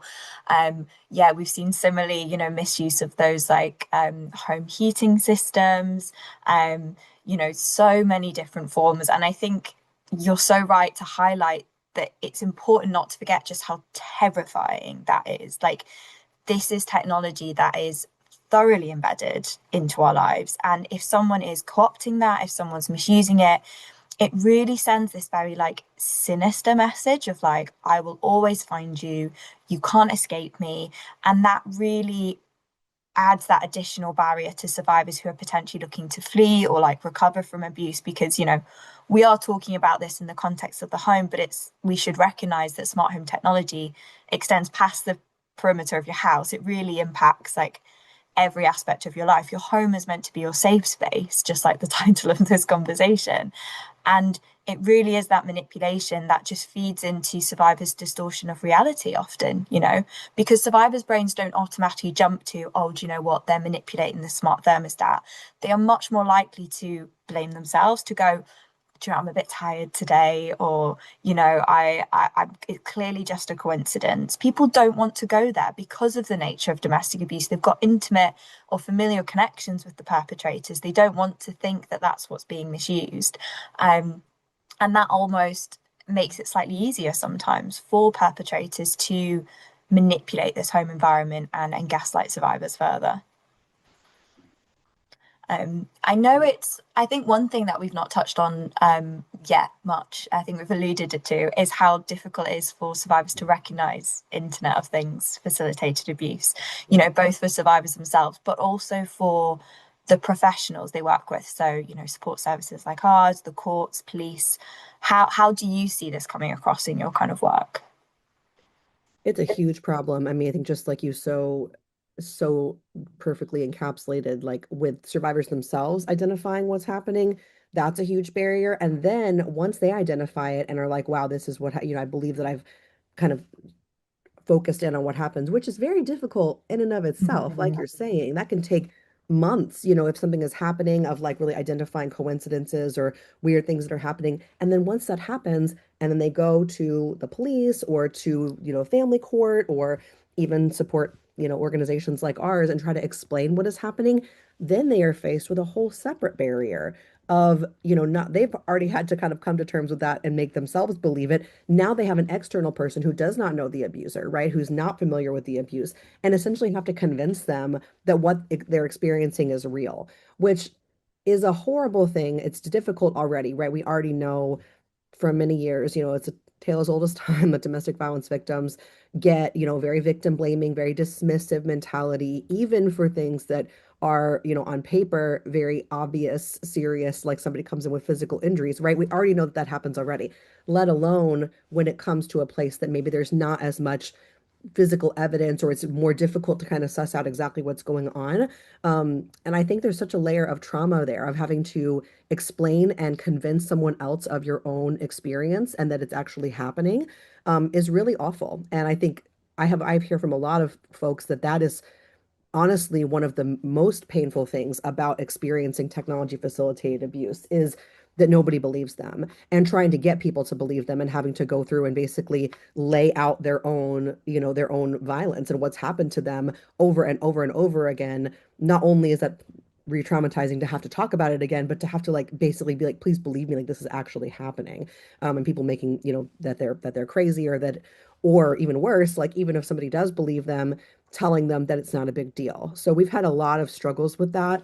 with clients. And, I'd love to hear I'm sure, unfortunately, you probably have similar experiences where clients have come in and said, oh, I found this AirTag or this tracker in my car. And I'm sure it's my husband or my partner or my ex that put this there. And, they're told by law enforcement, well, how do you know that it was him? Like, we don't know that it was him. How are we supposed to find this is just an AirTag tracker? And spoiler alert, you could absolutely subpoena that and get information from the tracker and see who the Apple ID is, or if it's not an Apple ID, even if it's just like a run-of-the-mill tracker, like the ones that you mentioned, you can get online. There are forensic units, and even just like the district attorney's offices, police, like I do a lot of trainings in my current role for police, law enforcement, prosecutors, judges, and 911 operators. And I've learned a lot about really there's a lot of capacity to get information off of a physical device itself. Like even if it's not, subpoenaing the company that owns it, like off the actual device, like these devices have computer chips, like they have actual information contained in the devices. And if you get somebody who's willing, you can probably find a lot of information on that physical device. But that's the barrier that we face is do we have people that are willing to? Let alone if you're going into family court where there's not that capacity, right? I mean, I struggle to even bring in, I have like a USB device and I'm like, how do I connect this? They're like, wait a second, like we need to like bring in the IT department, like roll in this, computer on a little like wheels and then like double check. I mean, tech is very far behind in a lot of our court systems. And so it's difficult to even have them understand what is possible.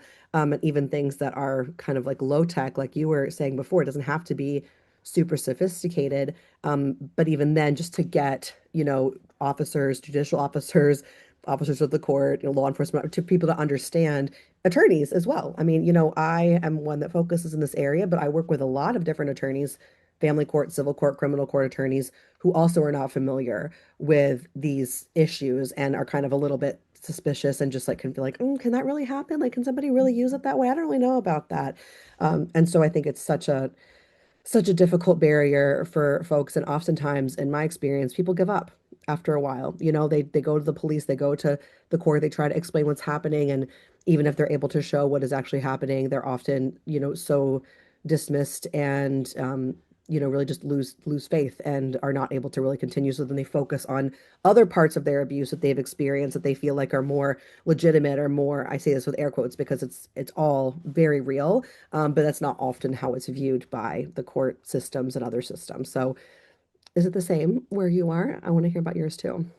I would love to say, do you know what? No, it's not the same. Very different, but unfortunately, like I was nodding profusely as you were speaking because, yeah, it just resonate with so much of what you're saying. I think the burden that is placed on survivors around this form of abuse is just so high. Like, just if someone presents at a police station, for example, and they've been hit, for example, you there's not that burden there of okay, did they hit you with your right or your left hand? Did they hit you with a specific hook, for example? I'm not saying that to be to trigger anyone, but what I mean is that survivors really struggle to understand like how technology is being misused. They often just know, we get so many referrals purely based on the fact they're like, something feels off, something feels sus, like something's not sitting right. There's been one too many coincidences. Which makes it unfortunately very easy, as I said, for survivors to gaslight themselves, but for professionals to invalidate those disclosures.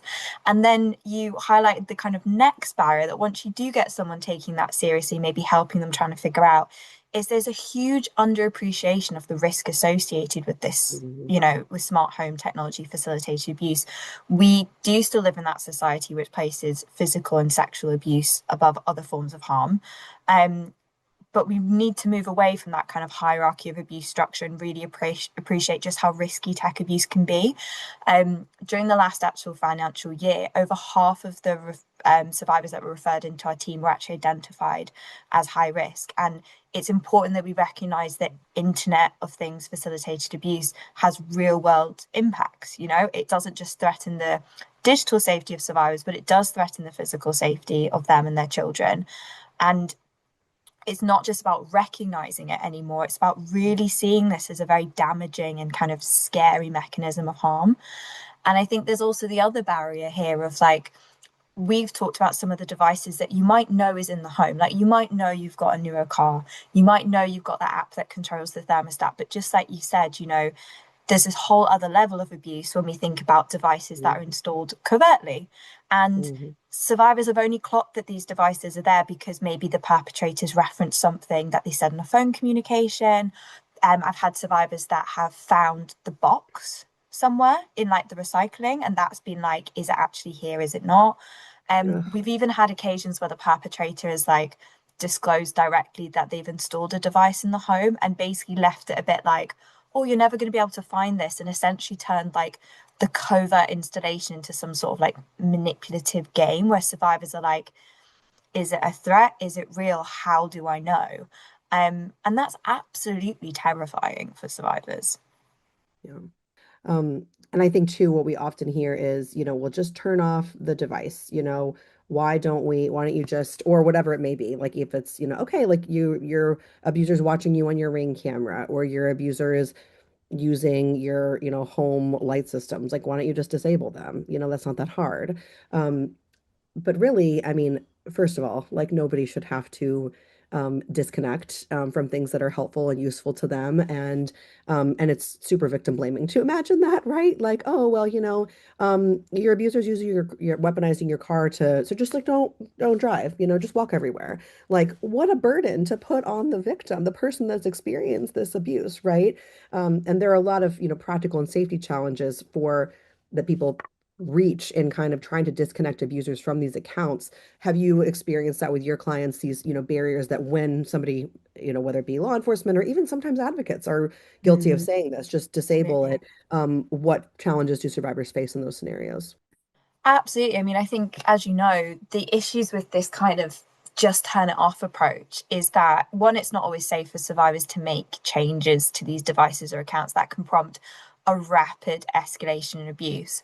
But I think the next issue is that if your home has been compromised through Internet of Things facilitated abuse, the next issue there is not necessarily how do we secure the device, but how can we even communicate safely with that survivor in the first place? How can we communicate with them to maybe identify the issue and actually safety plan? It might require a new device that's not connected to the Google products in the home, for example. They might feel safer having that conversation with services in certain rooms or away from the home entirely, outside of the car. Safe communication and actually appreciation of the risk, they have to be in place before we even start to think about safety planning. Otherwise those conversations we're having could be putting that survivor in greater danger. And once again, that kind of just turn it off approach really minimizes just how nuanced and complex. And it's this blanket approach to survivor safety planning that we really need to move away from. Every safety plan has to be very unique to that survivor's circumstance. And as technology develops, that those blanket approaches just become less and less useful. So yeah, absolutely, it's a huge issue, and it really simplifies what are very complicated issues often. In terms of options for, speaking of safety planning, I know that I can talk a little bit about some that we have here, and then I'd love to hear from you, like what actions you take in supporting survivors regain control of their connected environments. Um, we're very lucky in New York that we work with the Cornell Tech Clinic to End Tech Abuse, which is actually being taken over by Sanctuary. So we're becoming the Sanctuary Tech Abuse Clinic, where clients can get resources through our family justice centers if people walk in and say, there's something going on with one of my devices, or even if not, even if they're not really sure what's happening, we really try to ask them about, do you have any connected devices in the home? Do you share any accounts with your abuser? Even if do you live with your abuser? If you don't, have you recently separated? Just trying to suss out like what possible access an abuser might have had to some of these devices, or even accounts, and they can go through and get an appointment with a volunteer technologist that are trained and supported from the tech abuse clinic, who goes through their devices with the survivor. It's all done remotely, and so they go through their accounts, their two-factor authentication, like all their different, possible connected accounts and try to identify whether or not there has been any access, and if so, like where it came from. And very importantly, to your last point,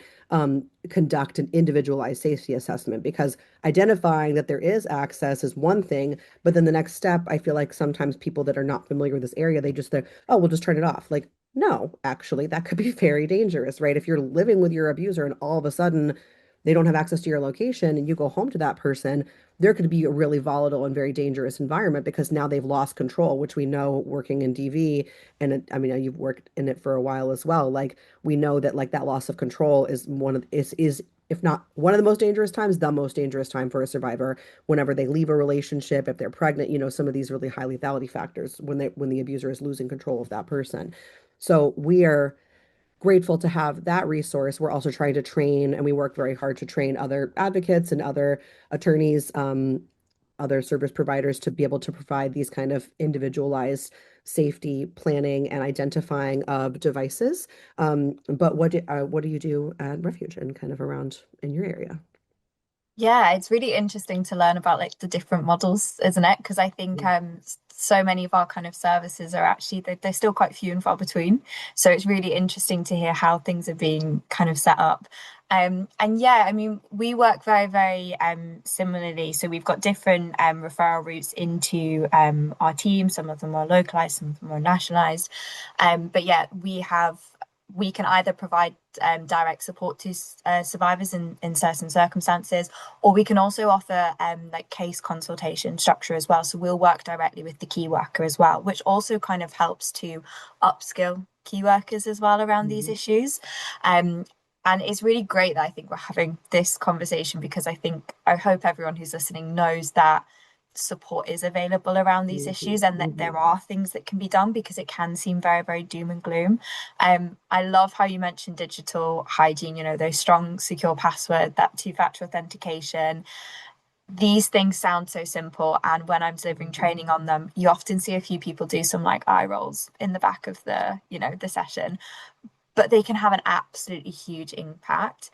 And for anyone who is unsure around how to secure this technology, Refuge has actually developed their a home tech tool, which is on our website.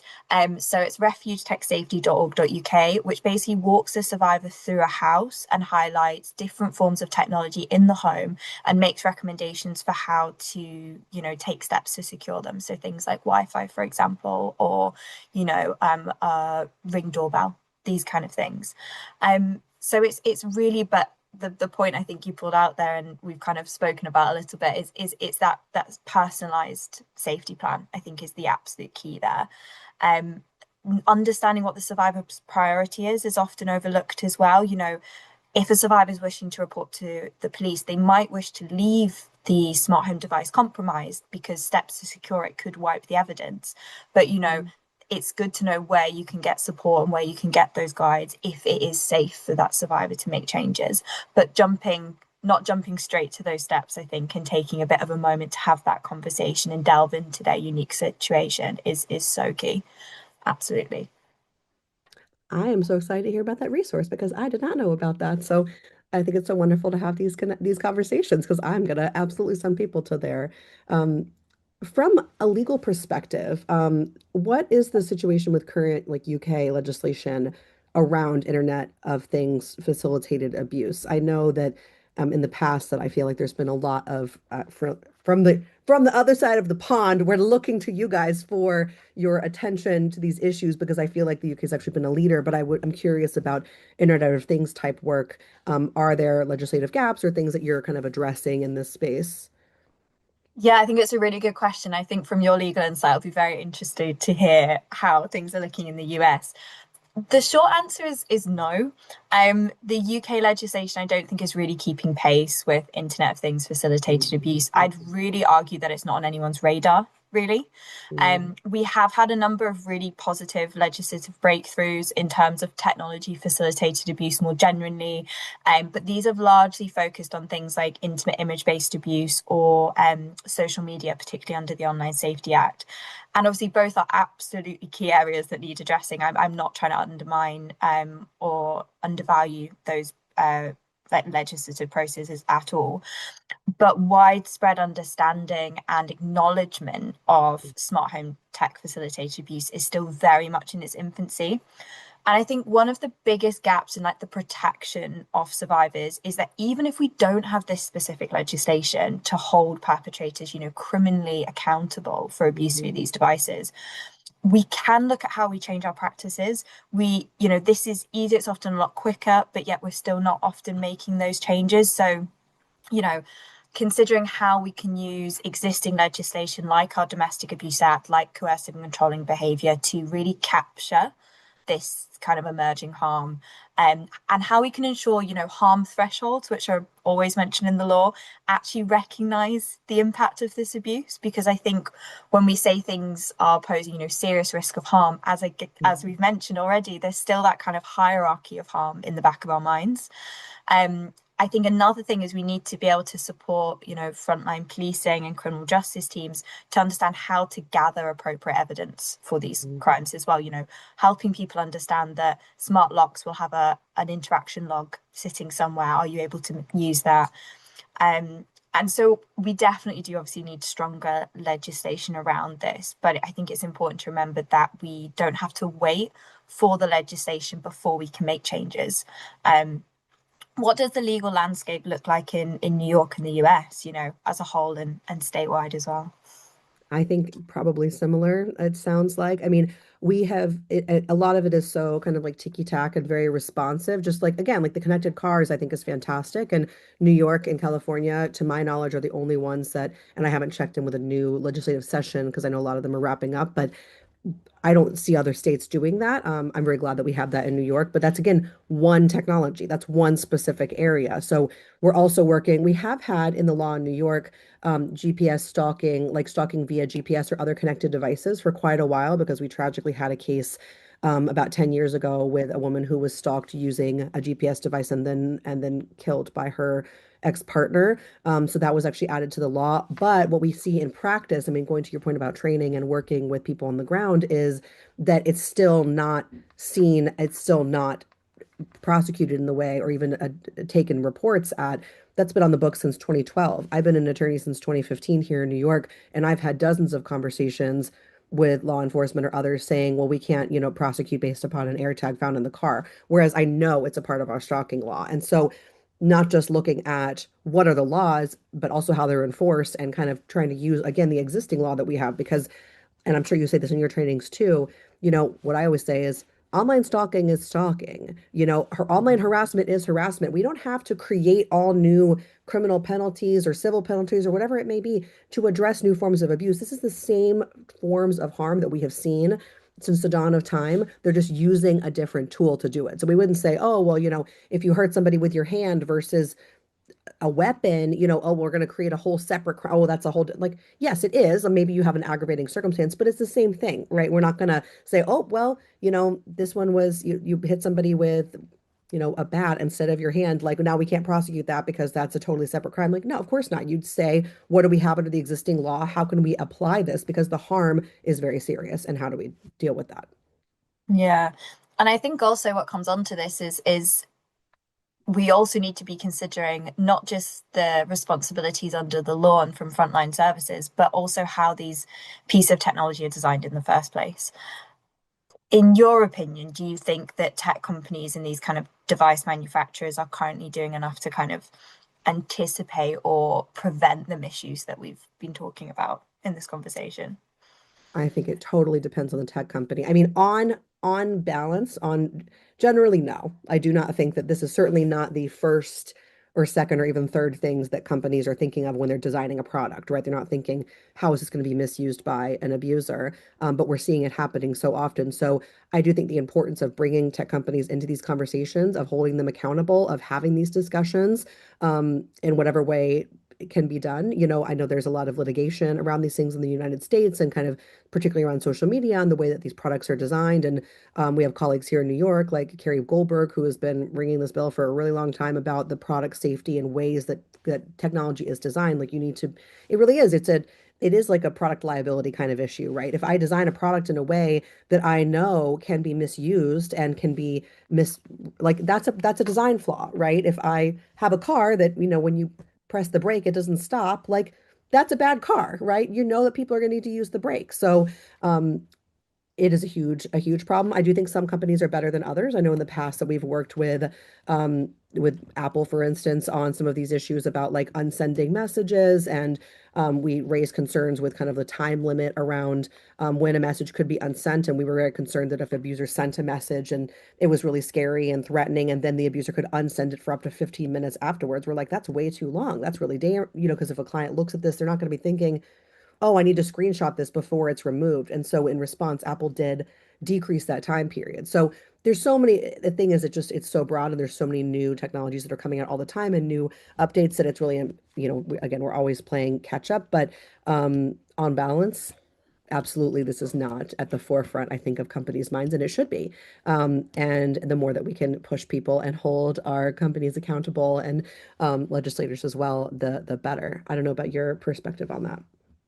Yeah, I completely agree. I think due to, domestic abuse and stalking is so prevalent. That is not an opinion, that is literally a proven fact at this point, just how expansive domestic abuse and stalking and harassment is now. So I think it is really important that you say that tech companies are speaking to support services, speaking to survivors as well, to Yes. better understand how these features can and are being misused before being released onto the market. But I think not only is there a proactive side to safety by design, I think there is a reactive side as well.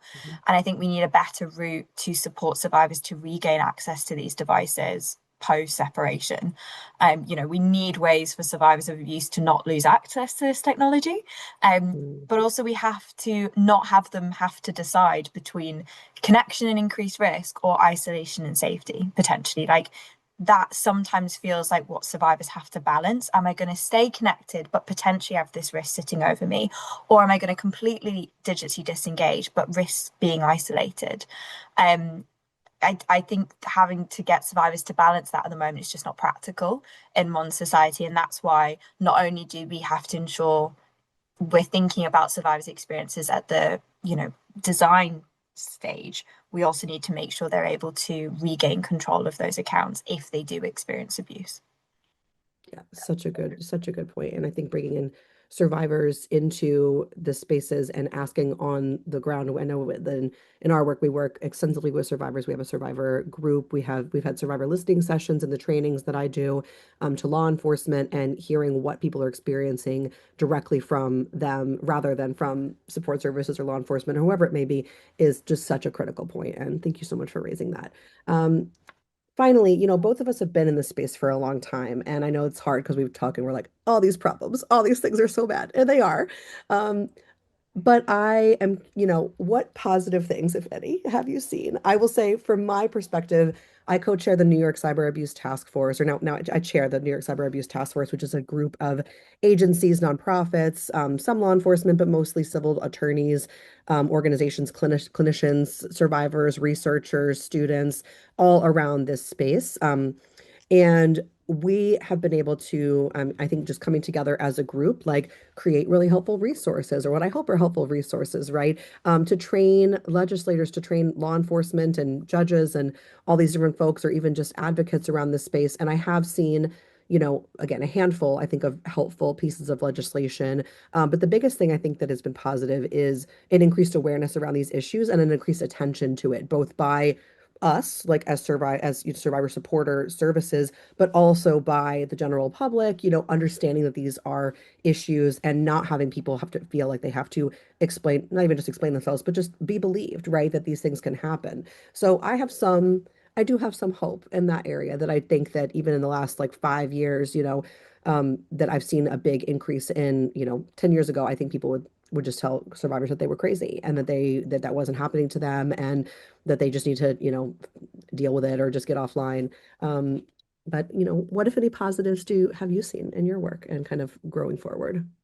I mean, I think my positive is exactly the same as you, not to sound too much like a broken record, but I love it.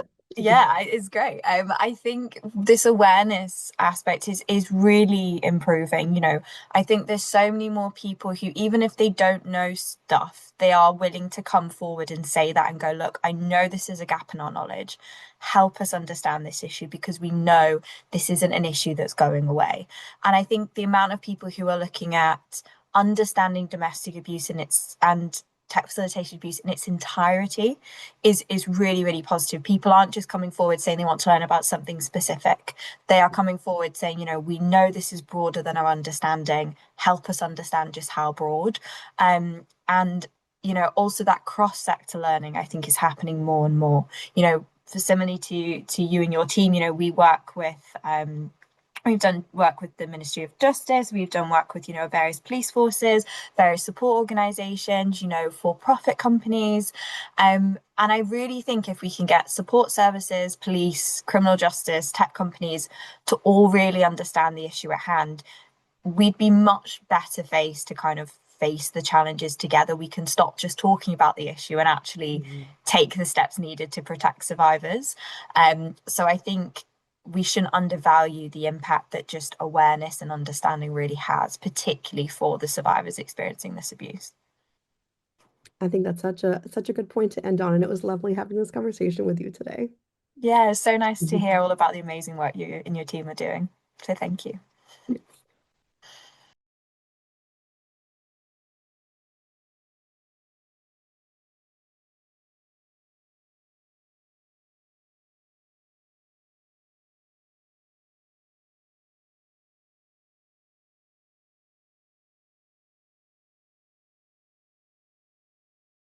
Hi, everybody. My name is Sloan Thompson. I'm the Director of Education and AI Initiatives at NTAB. That stands for N Technology Enabled Abuse.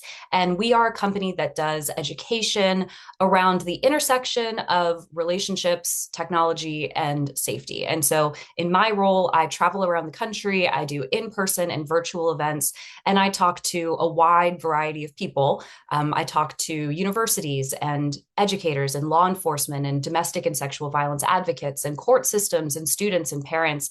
And in all of those trainings, I'm talking about how we can be in relationship with AI, how we can incorporate technology into our lives, and how can we do all of that in a safe and healthy and respectful way that aligns with our human values. AI wingman apps. What a world we live in. So when we're talking about AI wingman apps, let's zoom out and talk about AI on dating apps in general. What we're seeing is this increasing trend of people turning to AI in order to help them date, in order to help them make connections, communicate, form relationships. And this can look a lot of different ways. In the most benign form, we've got things like the built-in AI that you can see now on an app like Hinge, where they're creating their profile and they put an answer into the little prompt. They're deciding what they want to say, and they have a little AI voice that pops up. And it's not pretending to be a person. It's not pretending to care. It's just a little signal that pops up and says, hey, maybe go a little deeper with this answer. Maybe share a little more about yourself.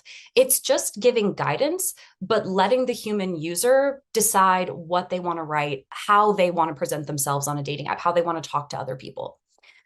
But then we start moving down the spectrum to people using ChatGPT to write the messages that they want to send on dating apps, and they can get advice on that, or they can just copy and paste answers directly from ChatGPT and really let ChatGPT do the work of dating for them.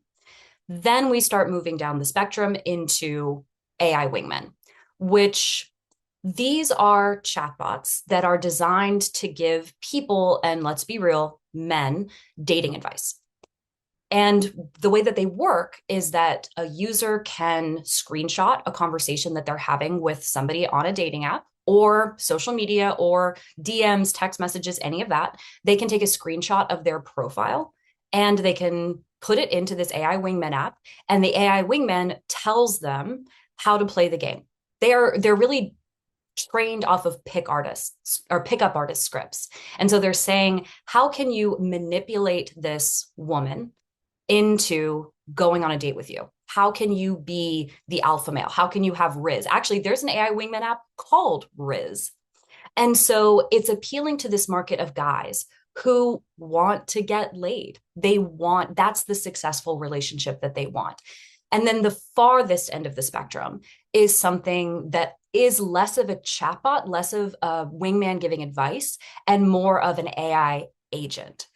It's AI that's designed to go onto a dating app in place of the user.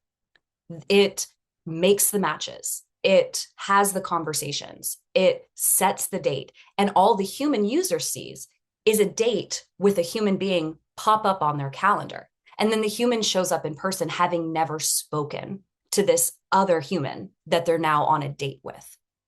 So why do these apps exist? A lot of different reasons. I would say one, dating apps are horrible. People are burned out. People want relationships and they don't know how to have them. And so they're turning to tools that will help them facilitate human connection. And then there's a more harmful motivation here, which is people wanting to control the dating situation. They want to control another person. They want to get what they want. And then the AI wingman becomes the tool that's going to help them get that woman, get that sex, get that relationship. And that's where it becomes much more of a problem. In terms of needs and gaps, I also think we really need to consider fantasy here, because it's not just the skills that go into a human relationship. And how can we have a tool that either does the work for us because we don't have those skills or we don't feel like we have those skills? Or how can we build the skills that we need? But the fantasy part of it, this is how someone is conceptualizing the relationship that they want and how can they put that into practice. And so I think that when people go on to dating apps, they're not just trying to find a relationship. It's how can I find somebody who loves me in the way that I want to be loved, or loves me in the way that I feel entitled to? How can I get the sex that I feel entitled to? And people feel like they're missing that.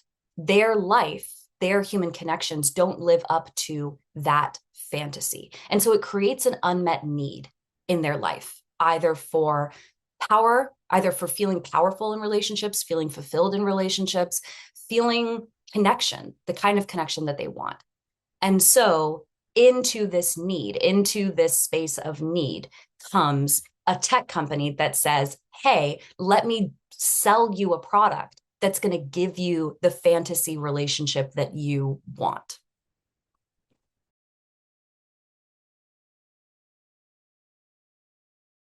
One risk would be the manipulation. And the phrase that I like to use is bi-directional manipulation, because we as humans are manipulating the AI into doing what we want. So there's a human being that is creating the AI to work in this way. AI on its own is neutral. So that's either the tech company that's sitting at the helm and saying, hey, AI wingman, talk to young men like this, do this, be an AI agent that manipulates people to come on to dates. Or there's the human user who's saying, hey, AI, talk to me this way, get me this, accomplish this goal for me. So that's the manipulation coming from the humans. And then there's the manipulation coming from the AI that's now designed to do this. And because it's recognizing human patterns, human behavior, it's so sophisticated, it's such a powerful technology, it can be coercing humans to behave in a certain way. It's influencing us in ways that we might not even consider.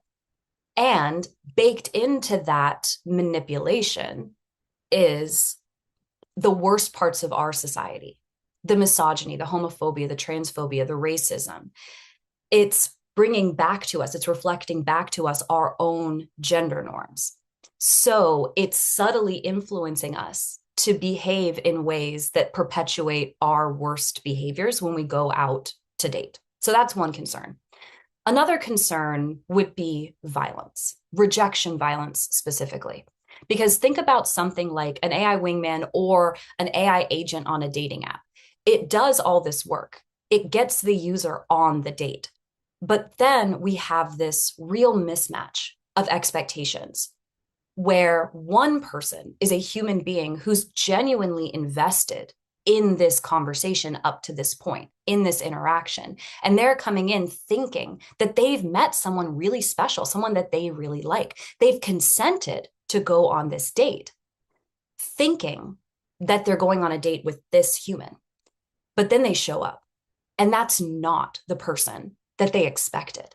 And there can be a lot of disappointment there. There can be a lot of feelings of betrayal for the person who didn't know that AI was involved. And also now the person who's relied on AI, they're disappointed because this date that they've gone on is not going to turn into the relationship that they want.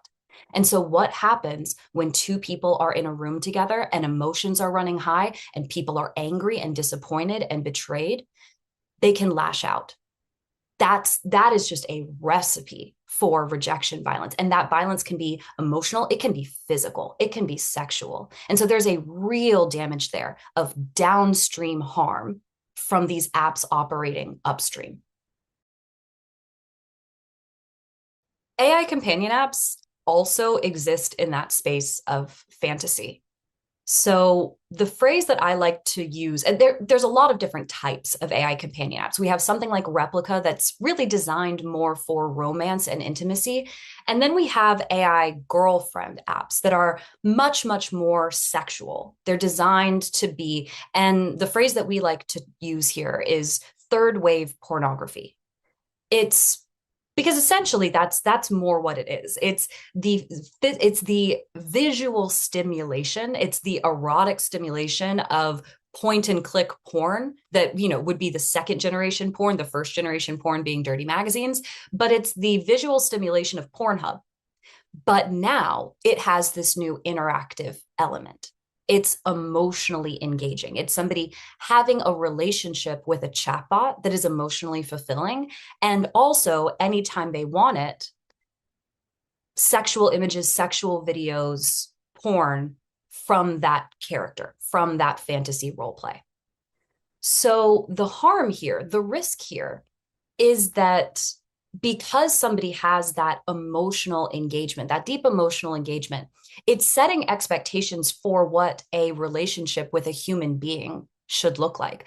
I recently read an Esquire article where they were interviewing young men who had relationships with AI girlfriends. And there's one quote that just stands out to me. I use it in a lot of my presentations, where this young man said, as somebody who doesn't have a girlfriend, and who's never actually had a girlfriend, this relationship with an AI girlfriend gives me a good idea for what a relationship could look like, for what a relationship could feel like.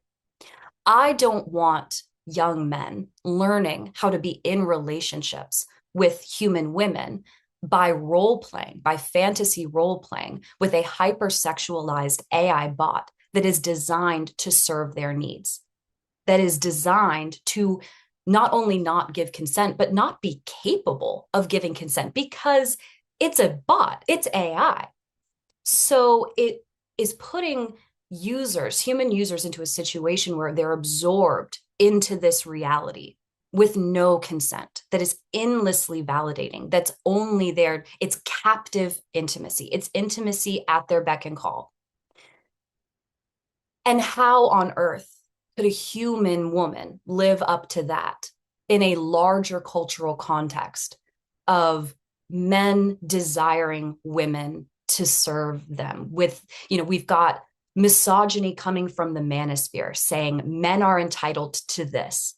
And we have human women that are not going to be subservient, that are not interested in having those sorts of relationships with men.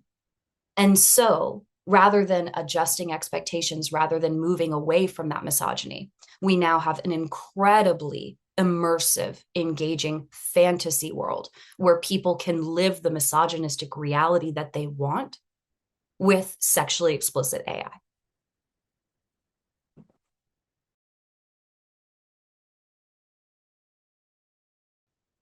This is an incredibly complicated answer because there's not just one solution.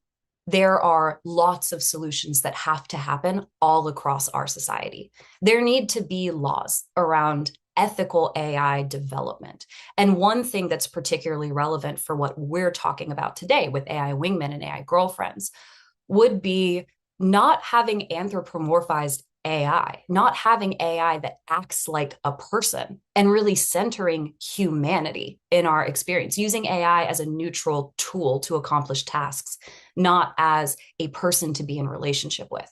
That's a law that could be passed. That's a practice that tech companies could begin enacting. But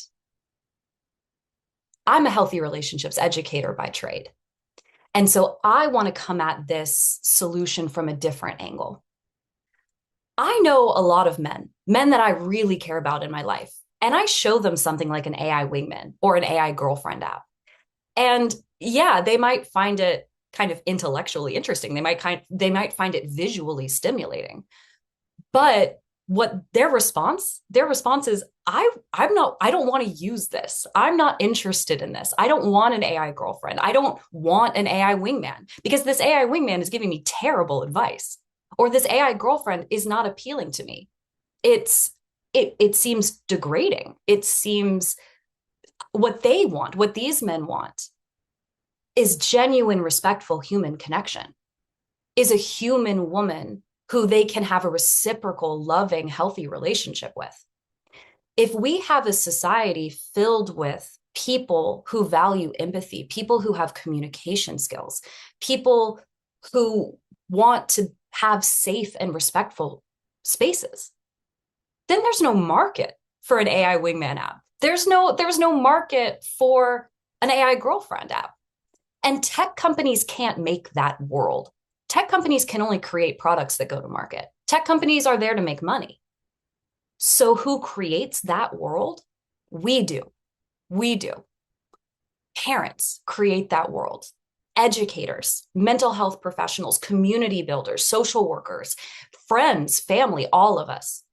If we want to create a space where an AI wingman's not needed, then anyone can go out into their community and start a club and get people to come to that club. And then we've got a whole little community of people with shared values. And maybe that becomes a space where somebody can start a conversation with a person that they like. And that conversation can build into a fulfilling relationship in their life. We need to create spaces where people can engage in healthy interactions that become relationships. We need to have education that gives people the communication skills to have the relationships that they want, and where people are constantly, from day one, taught the value of empathy and consent and human dignity. That's the world I want, where people choose not to use this technology in the first place.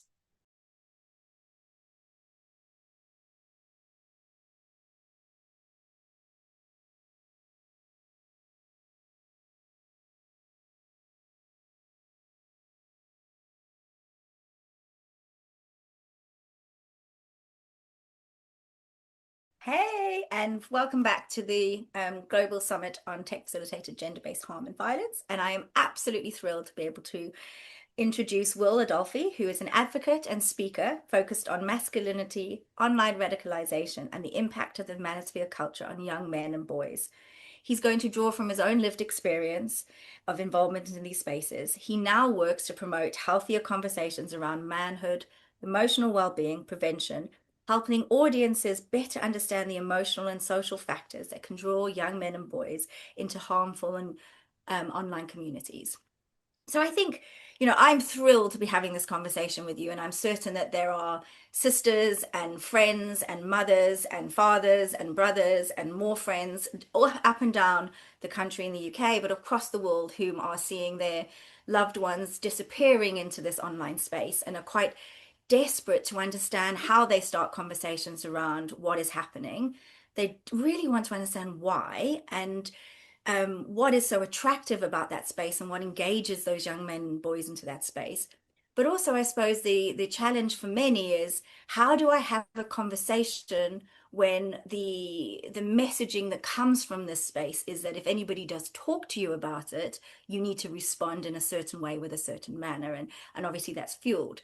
So I suppose the first place I'd love to start, and if you're keen and willing to share, is that when you entered that space, I assume that you didn't go looking for that particular response, that you started, looking on the internet and you found your way to that particular space. Where were you at that point, and what was the content or the community sort of engagement that felt so attractive to you, if you don't mind sharing more? Yeah, well, I think from the get-go, I think what would be helpful for us to do is to maybe shift the frame slightly from it being a space, because I wish it was as clear cut as that and delineated as that. But actually, what we're now seeing is that messaging, if we want to call it manosphere messaging, grievance based messaging, supremacy, male supremacy messaging, misogyny, and various other self-optimization messaging. There's so much messaging, and I mean, I was watching YouTube, I was watching YouTube and I was listening to podcasts. And so that's the kind of space, the digital space that I was in. A friend told me to check out this really popular podcast, still really popular today. And it was the first time ever that I was like listening to things and actually absorbing information. I felt smart because I was actually able to do like the cleaning or like do the lawn mowing. And as a young man, I was 22 years old, and I was just trying to find my feet in after university, and for the first time ever, I was able to listen to information and absorb it in a relaxed state because I was doing something else to keep my mind busy. And so I just had a podcast in my ear any second I could. And I was watching YouTube. And actually, because I'm writing a book on all this at the moment, I've been analyzing my YouTube history just to try and understand and actually see what was going on. And I think so. When we kind of think of it as boys are entering these spaces, I mean, it's not really like that. It's more young people are going on TikTok, they're going on YouTube, they're going on these mainstream spaces or mainstream kind of user-based platforms. And within that, they can be exposed to grievance-based narratives that often come very sort of blurred and sort of molded to entertainment videos, fitness, finance stuff. And it's very difficult to pinpoint sometimes when that kind of switch might happen and when the algorithm starts to feed something that can be more harmful. So I just wanted to start by saying that it's complicated and it's blurry and it's not as delineated as it once was. In the early 2010s, we could kind of point to some subcultures online, some forums, and say that's the manosphere. Whereas now the manosphere comes in quite all sorts of different forms, that grievance messaging that's at the heart of it. And what I mean by that is a kind of blame of feminism, a blame of, it could be women, it could be the system, the world, this real sense of like, there's an in-group that I'm in and there's an out-group that is out there, and that takes many forms. But that, I think, if I'm having a chat with a parent and I'm doing my best to kind of help it be coherent, that's how I kind of tend to describe it. And so back to my kind of personal journey on that, and I'll just kind of give you a sense of that, is that I was depressed and anxious. That was my kind of emotional state. I was 22 years old and I was living with my friends. And I went on my YouTube history and I remember this very well. I searched panic attacks because I was having panic attacks, right? And I remember watching this guy who was having one, and I remember feeling a sense of kinship with this guy. I was like, oh my God, he's having one as well. And I remember writing a comment, something like, oh, I'm in this place right now, I can't even leave my room. And I went back on the YouTube clip and I actually saw that comment, and it was really like, wow, like it was a powerful moment, because I was like, oh my goodness, yeah, I remember it so well. And then gradually I can see my feed go to self-help guidance. So I wanted videos like young men and mental health, that sort of theme. And trying to figure out how I can improve my situation. And then gradually, at some point, I don't know whether I looked for it or it came up, and most likely came up on my feed, but I can't really remember. I started to watch more grievance-based stuff, like intellectuals owning feminists, you know, these sorts of videos, right? And I remember at this point, it really felt like, to me, this is the thought process that was going on at the time. So I'm going to just give you it very raw. It felt like the world doesn't get me. It just doesn't get me. And I'm scared. I'm really scared because this conversation is really scary. And as a straight white man, I have no right to say anything. That's what it felt like. I was like, but then that felt unfair. And so I was like grappling with this sort of confusion and this frustration.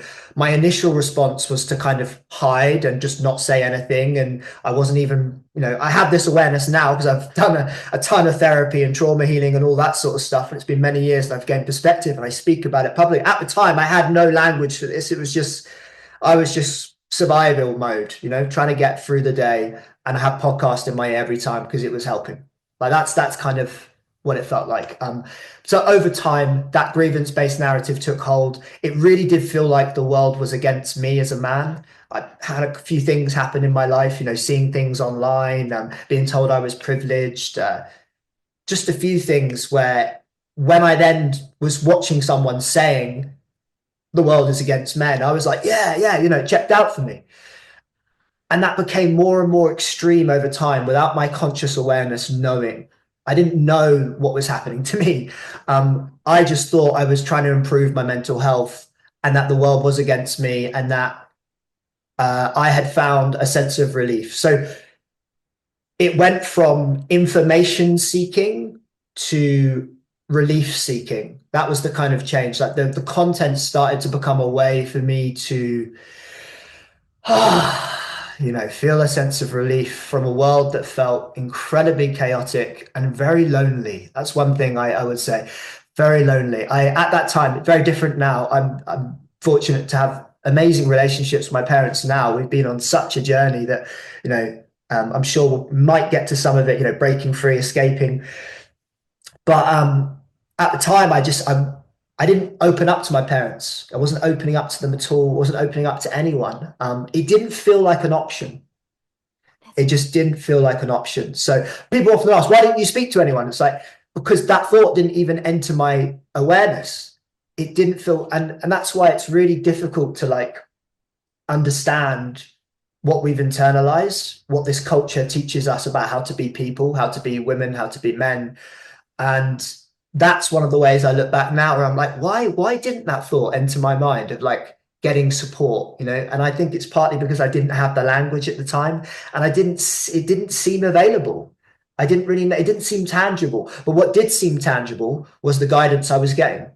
I need to get a six pack, you know, I need to build a business. I need to get a girlfriend because, you know, on the surface, but there's nothing innately harmful with any of that. And it does reap a reward in the short term. You know, if you're building a business and it's going well, it feels great. If you're going to the gym and people are commenting on your physique, it feels awesome. If you've got a girlfriend or a boyfriend, amazing. Like, yeah, cool. And for a brief moment in time, it really did feel like I was doing it, you know, like I was actually changing my situation. But I built the house without a foundation. And so I was bolstering my self-esteem, but I was neglecting my self-worth. And when a storm inevitably came, because a storm always comes, as I've learned with life, you know, I broke up with my girlfriend was mine. My business didn't do well during COVID. We had to shut it down, and going to the gym just felt way too difficult when I was feeling that low.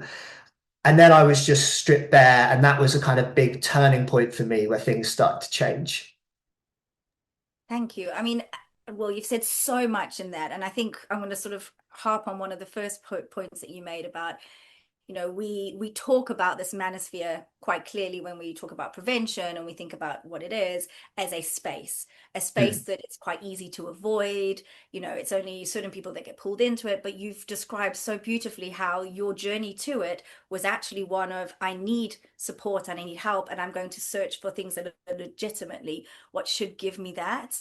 And so for anybody sort of sitting and seeing their young man, their son or someone they love close by online, and they're saying, oh, I'm looking at this new fitness person, and he's showing me how to make myself feel healthy, or I found information about how to consider managing my mental health better. I think the piece that we're not conceptualizing or grasping is that how many clicks it is for the algorithm to then start presenting this more harmful content, and how you don't enter that content at the most extreme, you enter it at the subtlest moment. And you've been so eloquent in describing, and I really appreciate that, how it has filled a need that you had that you couldn't even describe that you had. So in some ways you can see how the tone and the way in which these messages arrive in a young man's sort of life at the points in which they do, and the frequency in which they do, can all contribute to that piece. And that's really, really interesting. Thank you so much. Because I think that's where we get a little bit misunderstood. We think that young man or boy are going specifically out to look for it, but and as you explained, it was your friend that said, hey, listen to this person online, and you listen to it as a podcast, and all of that messaging is quite isolating. You're not doing it with another human being, so you have the discussion piece. It's about directing it at you. It's really, really interesting. Thank you so much. And I would just add to that as well, because it's not just algorithms, they play a role in this, of course, but emotional states and context really matter. Because one particular influencer became a father figure to me. Like, I had a painting of them on my wall. It was just so great that this guy had all the answers, and he understood me. And he was my guy, and it felt just so amazing to have someone I could constantly go to. He's got the answers. And I've even recently, with my book, of researching, chatting to my friends, what was going on at that time? What was I like? And they said that it was like you had found the answers. You really had. And I chat to mums who feel like they've lost boys to similar ecosystem, and they say the same thing. It's like they're a part of a club that knows the truth and the other world doesn't. It's like the world doesn't. And that's what it felt like to me. And the manosphere ecosystem builds itself around kernels of truth. So we have to understand that there's very valid experiences that lots of boys and men, like I was having, that get exploited by this ecosystem and distorted and painted to the extremes. That the experiences themselves are where we need to help boys and men, and just young people in general, to learn how to process their emotions in a more healthier manner. I was processing my emotions through this content and through this parasocial attachment to an influencer. That was my way of managing it, but it wasn't healing. It was almost relief seeking, right? It was a way of getting relief, but the unresolved kind of trauma within me, this is my psychotherapist brain where I integrate this, that was still there, right? But that really matters, because I remember taking the book of my father figure and giving it to my brother and saying, hey, mate, you need to read this. And he read the first chapter and was like, I think he's a bit of a twat, right? And then he gave it back to me.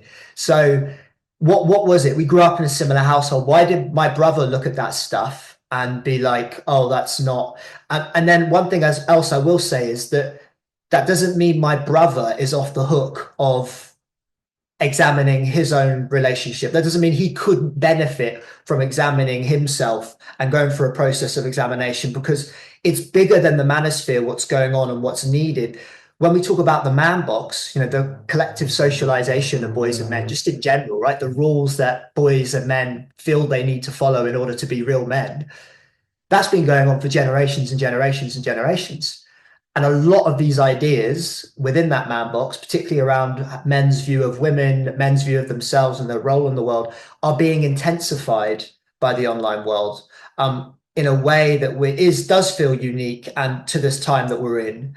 And I just think, that's really important for us to recognize that it's not necessarily the manosphere over here and we're over here. It's like, how do we have a conversation that's more broader than the manosphere is a big part of this, and how do we have a conversation just in general about how we expand our understanding collectively of what it means to be a man, and how we progress, because I think that's a big part of this as well. So I just wanted to drop that. No, I totally agree with you, and I think what we do have in a way is that we have a beautiful crafted space for women and girls to speak in now, and we fought tirelessly for years to create that in a way that feels comfortable to us. But in doing that, the same work hasn't happened by men for men, and that there are some groups of men whom are heard extensively, and many groups of men look to their father figures or their uncles or the generation before them and say, you were heard, but now there is no space for me to be heard. Where do I fit? And I think that's we have to spend time, even more so now than ever with the emergence of AI and the threats that we consistently hear about traditional jobs moving. What does that mean for this group of people, and how do we ensure that they feel that they can create a space for them that suits them? I find that really, really interesting. I'm going to jump slightly because I know we only have a little bit of time and hundreds of thousands of questions. But I suppose one of the most interesting pieces for many would be what was your journey from leaving that space, and what if you can define a moment, if there is one, which was your this isn't right, I need to move. And the reason why I'm asking that question is that many of the people who'll be listening today have entered into conversations with people who are part of this community, and there's often a very similar pattern of communicating that you would have with this group of people. For example, there's always, and you mentioned it quite lovely, that there's a nugget of truth in what they're saying. It's often compounded by, reinforced by random statistics that come. And so if you start in the conversation, you sort of say, let's be open to chatting about it, you would find that the focus on the dominance of the conversation will happen. The speed at which the person speaks to you, or the erratic throwing in of statistics that come in from different spaces. So what you find is that you would give up on that conversation with the person that you cared for, and you'd walk away, and that person would potentially feel, empowered because they've won.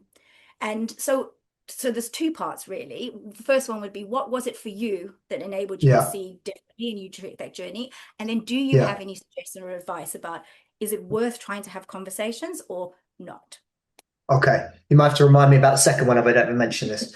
So I want to be succinct in what I'm saying. So before I get to that, one thing I just need to acknowledge as well, and I know that a lot of people might know this, a lot of people won't, but the manosphere it's not a community in the sense of a delineated space. There's no manosphere.com. And so I'm trying to help people understand that if we start to think of it more as a kind of grievance-based messaging, so messaging that is activating the nervous systems of many boys, which makes higher engagement online, and messaging that is interwoven with kind of like neoliberal self-help, discipline, all these things which aren't innately toxic. But when it starts to become grievance-based, and there's loads of ways that I mentioned before that it can be grievance, misogyny is a part of that. That is when it starts to it can start to become harmful, is what I mean. So when we talk about boys that are in these communities, they might be informal communities, but more often than not, they might just be developed an attachment to an influencer or a few influencers. They might just be online. It's like, have they absorbed this grievance-based messaging? So for me, it's more like boys that have absorbed and internalized this grievance-based messaging and might be kind of stuck in that space, not just digitally, but also socially, emotionally. And that's where I was, right? And so to me, what was the big kind of moment was ultimately, and I hate to say that this is the truth, my suffering overwhelmed my fear of change. So when I got to the point of suffering where I was so desperate that I realized that all this bolstering of my self-esteem, trying to get the muscles, trying to get the girlfriend, trying to get the job, when that didn't work and I was just back to square one, I felt even more worthless.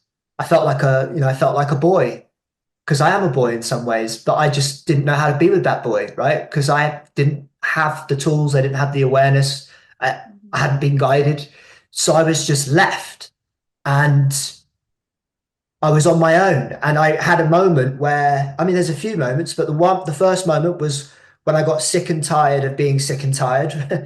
I had that moment where I was having a cigarette, and I'd just broken up with my partner at the time, and I was just, every day was like a marathon, and it was just getting through the hour was tough enough. And I know people out there have been in spaces like that, and I work with people that are and now, and yeah, I just remember shouting, enough! I shouted at the voices in my head, right? Because I had always just felt like the voices in my head were calling the shots, right? They were just taking me around in circles. So that was a big moment where I started to realize, like, I can stand up to this, I can do something about this, but I have to go a different way. The old way isn't working.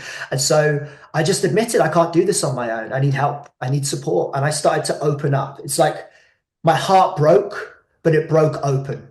You know, that's what I describe. So this sort of desperation. And in that space, you know, a friend told me, it sounds like you need to go away and spend some time on your own. That was the first thing. He said it like that, and it really hit me. And I was like, I've never spent time on my own.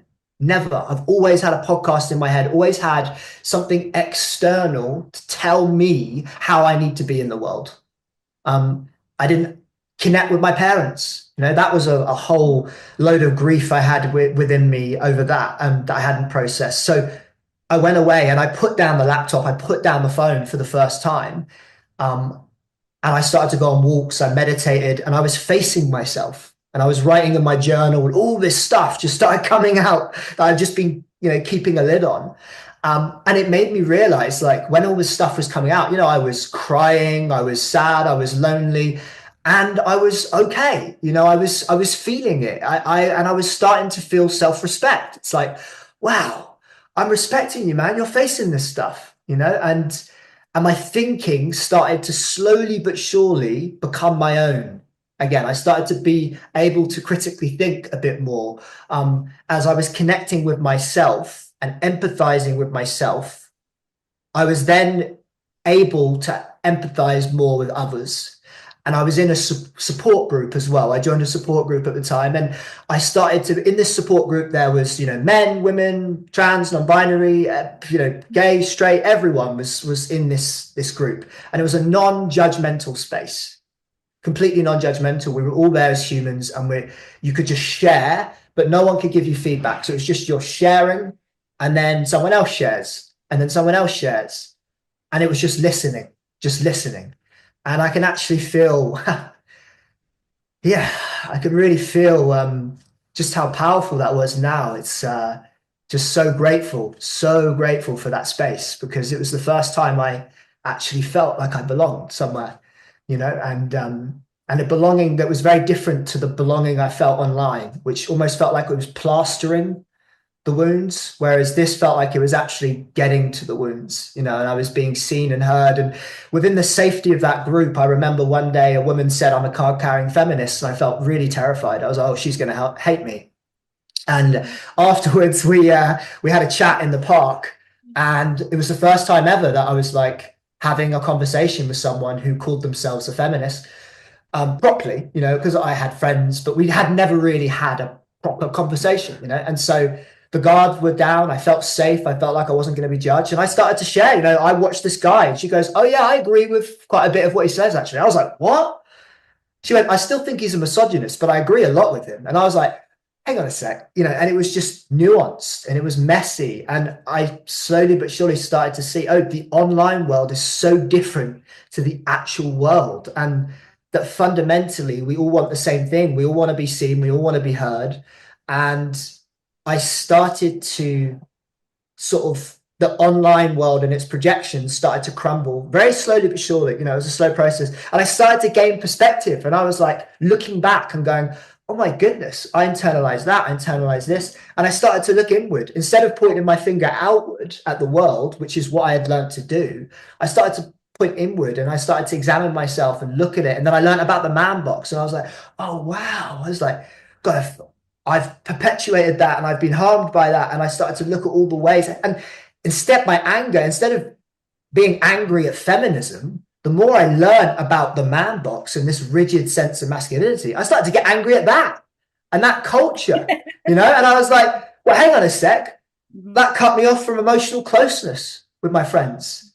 You know, it's it's made me like, and no disrespect to like wearing plain t-shirts, I love it, but like sometimes it's nice to wear some colorful shirts and things, but I feel scared to do that. I feel scared to wear nail polish on my thing. I'm just giving you some trivial ways that I started to notice that, God, it's cutting me off from expressing myself and being alive and being close and being intimate with other people. And so it just completely shifted. And then the final thing I'll say on that is I started to then be able to have empathy for men who were also caught up in that culture.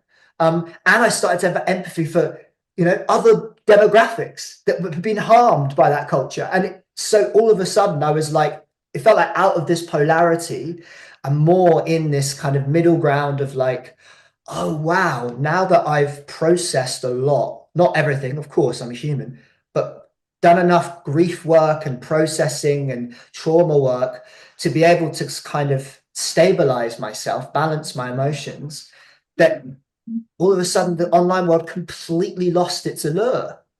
I was connecting with the world around me and I didn't need the online. Like someone asked me the other day in an interview, well, are you at risk of going back? And it's like, well, no, of course not. It's like running a 250-mile race and then going, right, I'm going to turn now and go all the way back and then pretend nothing happened. So that's what it would kind of, I don't know, there's a better analogy I could describe, but it's like, no, of course, because it's about healing. Like to me, at the heart of this is a crisis of connection.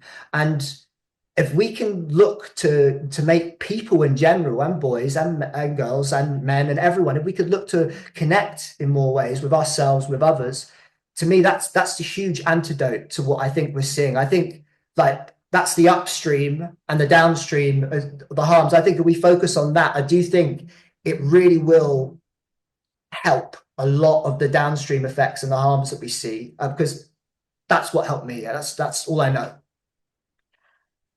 I am silenced with what you're saying because you've totally enabled me to see things differently, and I appreciate that, and I'm sure everyone listening too. But I think what you've mentioned about the crisis of connection hits home. And it's often in those moments where young men and boys are most disconnected, they'll disappear into their bedrooms, and many parents will be like, oh, well, they're home, they are safe. Or you'll be thinking, it can't be so bad online, they're just looking at YouTube. But it's that crisis of connection. And that's really, really interesting, because in a sense, what it's saying is that if we can enable discussion around what that connection looks and feels like, and start talking there and not over about where you are at now, that could be a way forward. Whereas I think the prevention world that I exist within often thinks about, if we change the messaging, if we make messaging positive and we like double down on messaging, or we say more or say less or speak in a different way or have conversations at this pitch at this point, or if it's this really influential person that's talking to this person, it'll make a difference. But from everything that you've said in all of that, and please do correct me, I would love it if you would, it's about that crisis in connection. And that once you connected with yourself and were able to discern that your views on the world were more valid than the views of the people that you were listening to, you were then able to carve out beautifully connected relationships with people whom you may never have come in to meet before. And actually, they've all enhanced your life in a different way. Yeah.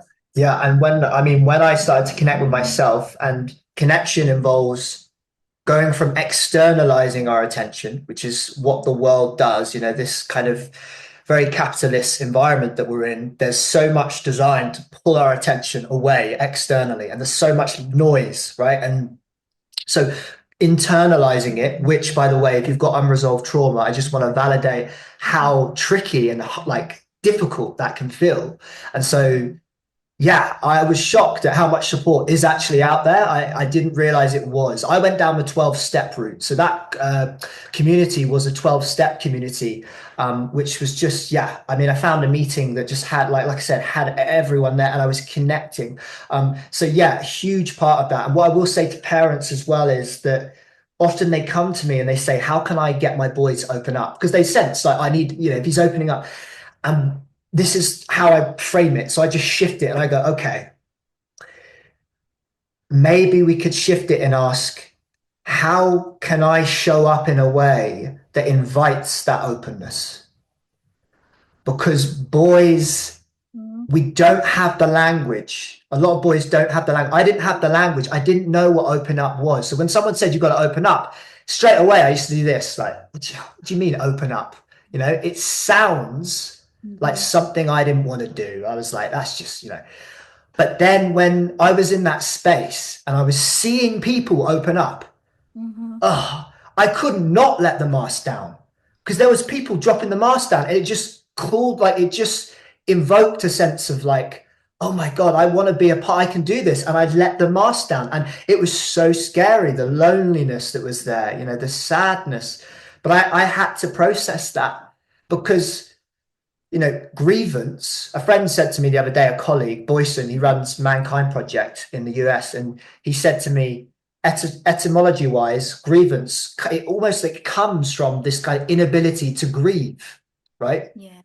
So it makes sense. Like, pointing the finger out was my way of coping, and it didn't feel like there was any other options. So going into that space and having that connection, allowing myself to internalize my attention more, connect to myself, like you said, it was just completely life-changing. And that is a huge part of my work now, is ultimately helping parents and validating how tricky it is for parents right now in this environment, in this society, you know, to feel like they have the knowledge, because they're not really told what to do, what's going on online. For example, if we start thinking of online spaces as real spaces, you'll start to see, I was just chatting to a colleague, Dr. Catherine Nibbs, who's in incredible work, and she specializes in this. And she was telling me, like, we have to think of it like a shopping center. Like, if Roblox is the shopping center, oh, my boy's on Roblox, he's on Roblox. It's like, okay, yeah, but what game?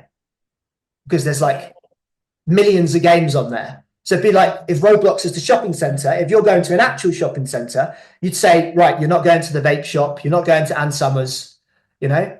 Okay, you're going to a toy shop, right? We can go in there. You know, this is what she was telling me. We can go in there. What sort of, you know, you'd be safeguarding, you'd be getting to know it. But I remember as a 14-year-old boy, I was gaming online Call of Duty, and I was in a private chat with a 40-year-old man. We were gaming. I was 15, and it turned out okay. He was just wanting to game, but what could have happened? You know, my parents were next door. They didn't know what was going on, and so we've got a lot of work to do as a kind of society to kind of really help educate and make this information accessible, because I'm learning more and more about this now as I research, and it's such useful information. And as a therapist, the skills I learn in being able to help someone critically think, in being able to hold space for people where they don't feel judged, these are all essential social skills that I would love, and my aim is to just empower parents to understand and learn them if they want to, so it can help them create those spaces that I know was so powerful and instrumental in me being able to gain perspective on what I'd internalized online.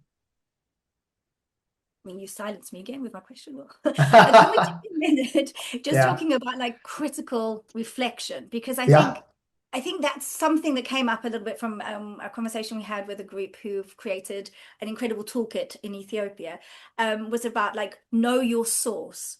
Understand who the person is where you're receiving this messaging from, know how to evaluate it in a way which, you know, it touches you, and, you know, you have your moral standing that you created because it's inside of you. Where does this lie? How do you talk about that in some of the work that you do now with young men and boys?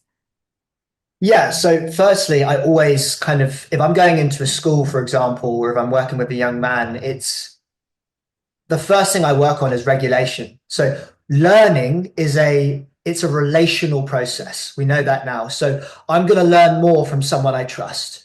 That's what it comes down to. And so for me, I use, in therapy world, we learn regulate, relate, reason. So often we jump straight to the reason, right? If I work with parents, they'll be like, my son said something the other day and it was just ridiculous. And he jumped straight, this dad I was working with jumped straight to reason, right? Oh, you can't say that. Whereas that's going to more likely create defensiveness and create an argument. So we always tend to skip a step. And that's okay. This is how we learn to communicate. But we focus on regulation first. So when I go into a space, I'll be modeling vulnerability. You know, usually I bring up a picture of when I was 17. I got this crazy hairdo and I'm like, yeah, come on, guys. And we're all laughing, you know. And I'm like, what was going on there, you know? And we're working on just creating that safety. I'm not here to tell you off, because a lot of boys, a lot of young people, they're expecting to be told off, or like that maybe they've learned that their opinion isn't as valid as adults. There are many sort of stories that can be internalized. So if we focus on that regulation, then we can relate to each other. We can start to build a connection, right? And that to me happens when a boy feels like they can share and speak their mind without being judged. So if I know, if you've given me, even on an unconscious level, if you've given me some subtle signals, some like micro signals that you don't like who I'm watching online, or like, I'm not going to be able to talk to you about that because you're going to, you know, shut me down in a conversation, then I'm not going to tell you. Like, I didn't want to speak to anyone about who I was watching. I barely spoke to anyone, because whenever I mentioned the guy who I was watching, everyone was like, oh, like, you know, and I was like, you know, you're insulting my dad, literally. Like, it's like you're insulting my dad, and you're not seeing the benefit I'm getting from it, but I'm not seeing the harm. Whereas you're more aware of the harm, I'm more aware of the benefit. But we're not bridging a gap because we're not having a conversation. We can learn from one another, right? So regulate, relate. That's really important, that connection. And that comes from showing up to the conversation without that urgency to like educate someone, but with a curiosity. You know, I remember what it's like to be young, but I don't know what it's like to be young today. And there's a lot happening today. So I can learn from you. And as an adult, I hope I have learned a few things, so I know I can help you as well. But it's that mutuality of like, right, I'm curious, I want to learn from you. And then when we have that connection, when there's that regulation, we can reason. And that's when we can start to have conversations around topics that might feel more difficult to talk about, you know, and we can start to engage in, you know, I've got a different, okay, I understand what you're saying. Yeah, I understand what you're saying. Can I offer you my opinion? This is what I'm thinking, you know, and we can have this exchange and this grappling. And one of the things I will say is so powerful in every school I go into, which is, what do you think? And then open a complete open space for a young person to share their thoughts and opinions. Rigid worldviews, they fester in isolation. Like I said, I wasn't talking to anyone. No one asked me that and gave me a non-judgmental space. As soon as that started to happen, it just became a lot easier for me to see. And I've seen it in school classrooms where I'm doing workshops with boys, where they'll literally just say, I remember one boy said one time, depression is a poison that can't be cured. He just blurted that out really fast and like quick. And it threw me, and I was like, depression is a poison that can't be cured? I shut up, just held the space, looked at him, reflected that back. And he went, oh, no, maybe it can. And I was like, where did you hear that? And he went, oh, just online, or, you know, and then, yeah, maybe not. And then someone else said, no, I think it can, because my auntie had depression, and it opened up this dialogue. But just in reflecting back, I could see there was a bit of critical thinking happening over what this young person, over what he had absorbed. And so for me, holding those spaces, it's like we don't want to persuade someone to necessarily think the way we think, because what do I know? I mean, what do I know? I'm learning all the time. And, you know, a year ago when I was talking about the manosphere, I'm looking back and I'm going, oh, I wouldn't say that now, or maybe I've changed, you know. Thinking always changes. So for me, the goal isn't to persuade someone to think the way I think. It's to hold a space for them to do the thinking themselves. And that is the tricky thing, because it means, as a parent, and parents I work with tell me this all the time, that they want to jump to that reason straight away, because, you know, and in a lot of the cases, we do know better. You know, we do know that's harmful. But when we jump to that reason, it can push people away from the conversation. And so a lot of the time when I'm working with a parent, we'll work on checking in on their child rather than checking up on. And there's a real difference in that energy. Checking up on is like, have you done your homework? You know, have you done this? Right? Okay, cool. Oh, I'm regulating my anxiety as a parent. Whereas checking in is like, how you doing? You okay? Open space. Just checking in. Cool. You know, it's a bit more of that energy, right? And the first time my dad did this to me, I got the voice note. I saved it. It's on my Instagram. If anyone wants to check that out, at Psych Will, probably put that in the notes. But my dad said, hey, Will, just calling up, just wanted to see how you are. And I remember thinking literally, oh, here it goes. Here's the logistics. Something's happened. And he was like, yeah. And that's it. All right, love you. And I was like, wow, I could just feel this, like, I was like, oh my God, he's being relational with me. And I almost cried. I was like, I've just been wanting that. And it's so simple, you know? So that is just a little insight into how we can start to foster those really meaningful dialogues. Thank you. Well, I mean, you've answered the second part of the question that I forgot to go back to ask you to get to the bottom to ask, but thank you so much. I mean, it's been going all wrong all this time. I've had conversations in that space of being in the reason piece going, well, you know, here's all this experience and knowledge, and this is all this things that say this isn't safe or this isn't fine. But actually, it's that moment where I should be asking, why does this video resonate with you? What is it that this person is saying that is making so much sense for you right now? And that would shift the whole piece. I wouldn't be getting angry and frustrated, so then I wouldn't be shifting in my body language and the pace in which we're talking. We're not moving this thing into an argument, which then satisfies the need of dominance. It's incredibly eye-opening just to see it in those three different stages. So thank you so much for that. I really appreciate it. I mean, you've alluded to it, but can you tell me a little bit about what your book will be? Because I know that you're very focused on thinking about better ways for us to respond as parents and friends and sisters and brothers and other caring people.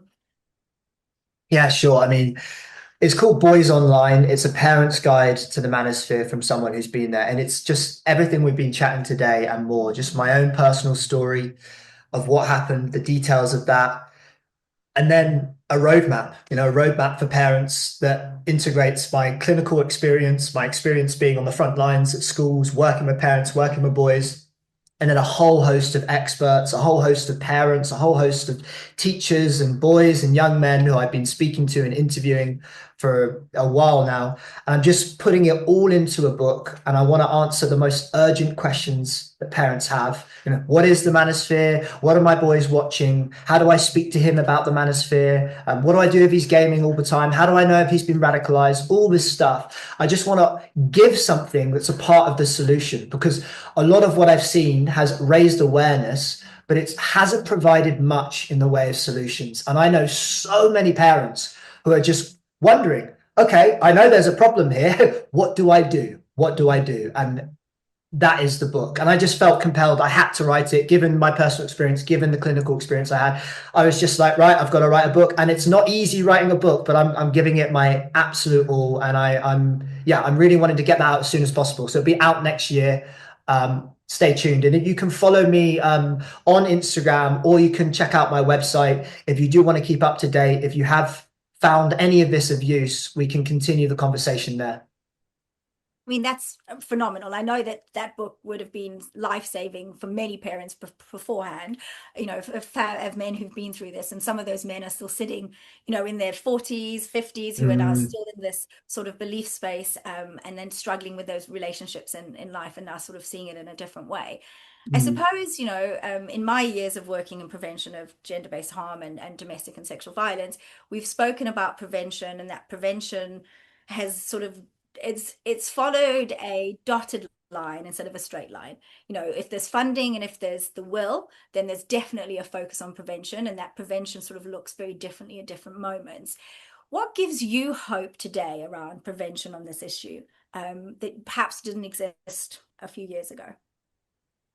What gives me hope is that I've seen what happens to boys and men in my own personal life, but in myself, when the conditions are there that allow connection to happen, and a person is willing to step into what can feel like there is friction, like it is messy. We're humans, we're relational beings. It is messy stepping into a community or showing up, and it's messy. And I've seen what happens when it's there and people can do that. And it gives me hope, because I know that fundamentally we do all want to connect. I do believe that. I do think we're social beings and we really do want to connect. So I've seen it in schools. I've seen, we've had girls come up to us after talks and say, oh my God, we really needed to hear that. Thank you so much. I've had boy come up to me, and open up to me. Many boys open up to me, say, wow, I think I really want to do this. I really want to start opening up. Or, when you said this, I felt that. And I've been in rooms where I share my own story of a masculinity influencer. The boys are like putting their hand up like,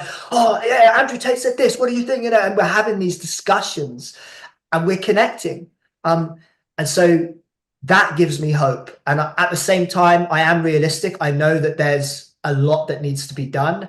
And I just got back from Brazil. I was in the Men Care Summit with Equimundo and Women of the World, the WOW Foundation. And there was 400 people all over the world, all doing incredible work in gender-based violence, in men's care spaces and men's health. And we were all coming together and we want to learn from one another.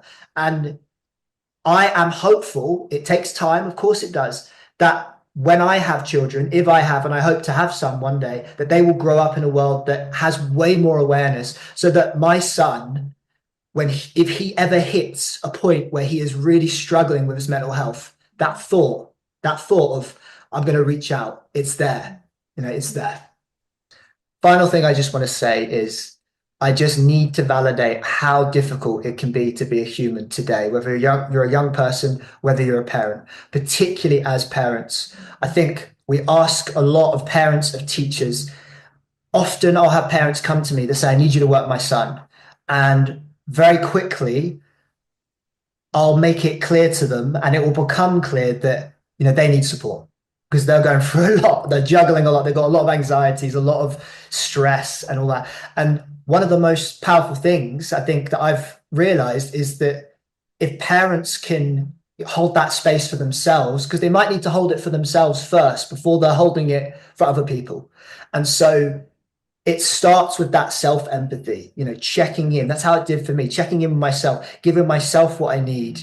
That really, really helped me to be able to have capacity to start showing up in a way that was more empathetic for people. Because empathy is energy. It's an active thing. It's a skill. It requires energy of us, to to really tune in to other people. And it's difficult. It's a messy journey, but it's the most worthwhile journey ever. I mean, every time I see a young person that drops the mask and feels connected, or a parent, and it's just the best. So I just wanted to validate that before we ended.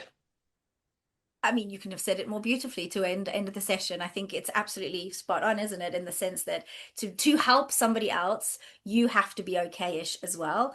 And it goes that piece about you need to keep filling up your cup before and passing so it can overflow onto other people. And you're right. I think, we do hold a lot as parents, a lot of responsibility, and carving out time is tough. And what this requires is uninterrupted time. Not big chunks of time, just small chunks, uninterrupted. Put the phone down, put the notifications away, and allow yourself to ask that question and be ready for someone to talk to you, really. That's really, really important. Thank you, Will, for today. You've shared so much and it has been so brilliant. I wish we could carry on chatting for hours. I can't wait for your book to come out, and it'll be something that I know will be really, really well received and needed. Thank you. And thank you for the work that you're doing. I love the way that you have changed my mind and you've changed my language around the online harms and what men and boys are experiencing. And thank you. I appreciate it. Thanks for having me, Lindsay.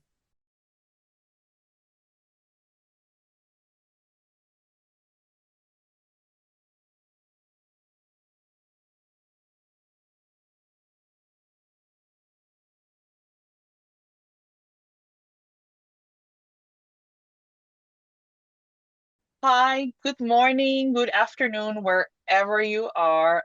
Thank you so much for joining the Tech Facilitated Gender-Based Violence Summit, which is being delivered by No More in partnership with UN Women. It is a great pleasure for me to be here today with Calliope. But before I even start that, I just want to make sure that everybody who's seeing us is able to, keep safe. If there's anything that we talk about that might be of a concern, we have put in details of our global directory. You can go and look for support. You can, ask questions, and there'll be people also replying and responding to any of your concerns. And to start that, I am Pamela Sabala. I am the CEO of the No More Foundation.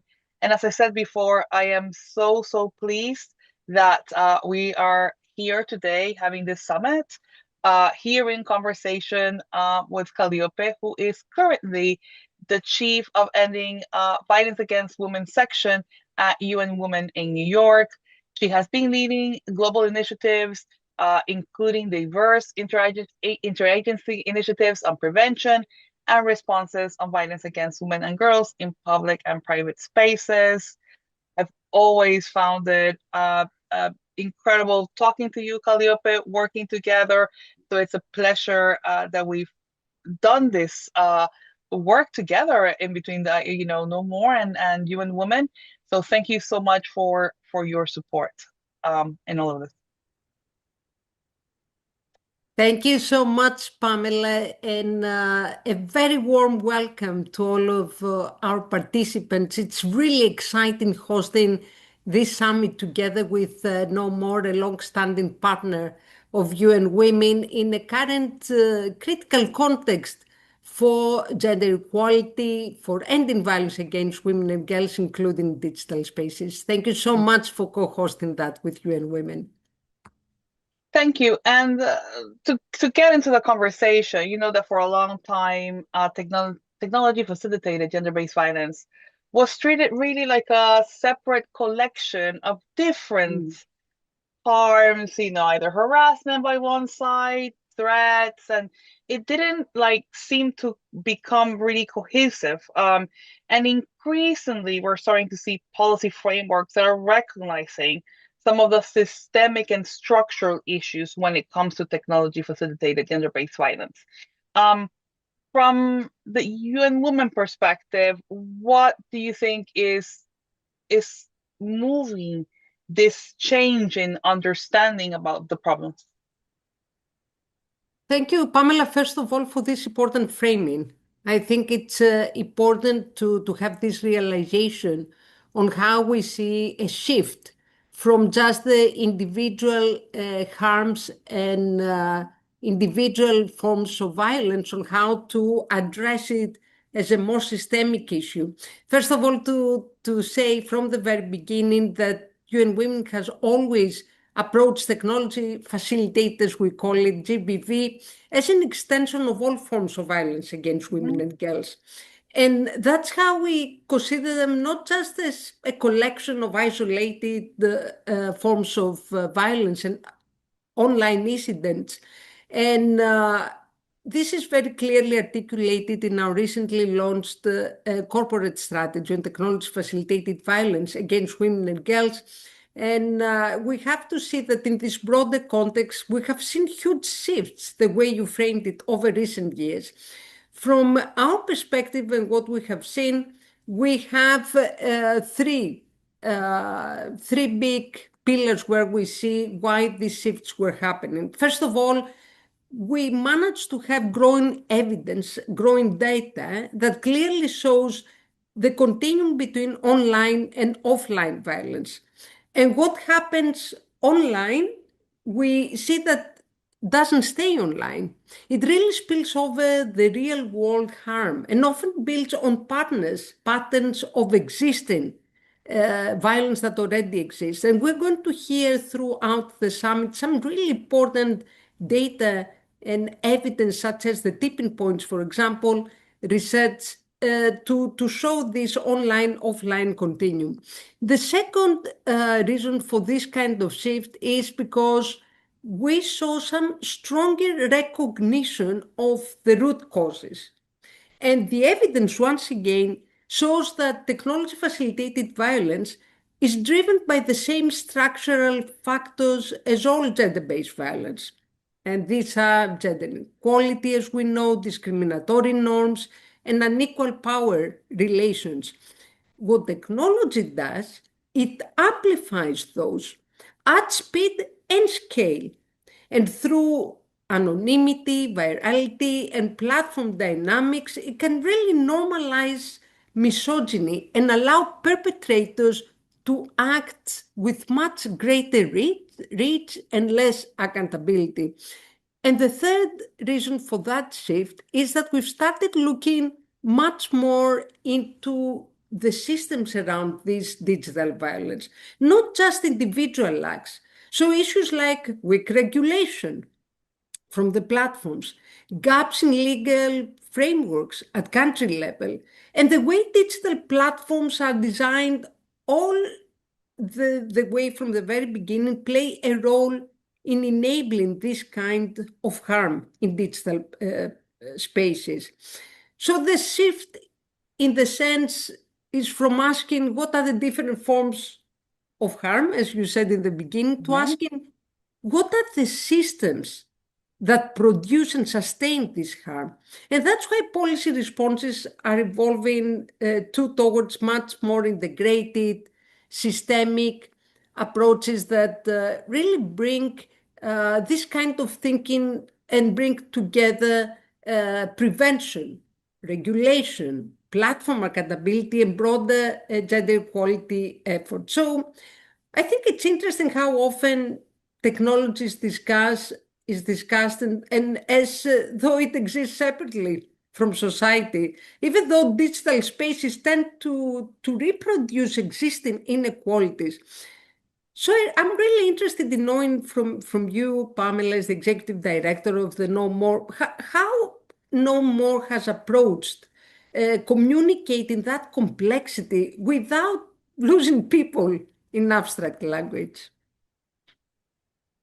I thank you so much for that. I think that's really interesting because even though we know how this operates from a systems based issue, when it comes to talking to the general public, survivors, bystanders in general, people relate more to the understanding of individual stories.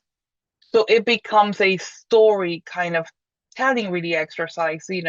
It's harder. I'm not gonna say it's harder to understand, but it's probably harder to digest, how complex all of these kind of works together. But people want to hear the experience of that woman that was tracked after a party because she handed her phone for to get a telephone number from somebody, and all of a sudden she's being tracked by that person. They want to hear how a kettle or a refrigerator in a house is being used to control or to intimidate or to threaten you. And I think when we are able to try to kind of bring the issue and then tell survivor and lived experiences stories, then that seems to resonate a little bit more with the general public than in the way that we speak in our own circles about the problem and the systems themselves. I think the other thing from our side is, and we try to avoid this as much as possible, you can see that through the summit, is that we can't only kind of talk about technology as a bad thing, but we have to also ensure that we're also saying about the benefits that technology has brought, because it's true, because there's been a lot of good that has come with technology. There's so many ways that we can do our work now that were not possible before. The way that we're integrating movement building has changed, but of course there's a lot of bad and forms of harm that have expanded, as just as you said, in terms of all the bad that tech does. And so it seems to us that in terms, again, of consumer general public survivors, we have to balance out that, because in general people understand the bad part of technology, but I think they can also appreciate some of the good. So keeping that conversation balanced and real, it's been really, really important to us. But I it's an interesting thing because we're almost breaking this up in audiences, Calliope, if you kind of follow our trail. And I almost want to understand from your side, when governments or institutions treat technology facilitate gender-based violence as part of a systemic gender inequality rather than just a tech issue, what do you actually see that is changing in practice? This is a great question, Pamela. And I think the shift that we see on how governments and institutions respond in practice is getting quite significant. And we know when TFGBV, digital violence, is treated simply as a tech issue, as you said, the response tends to be quite narrow, right?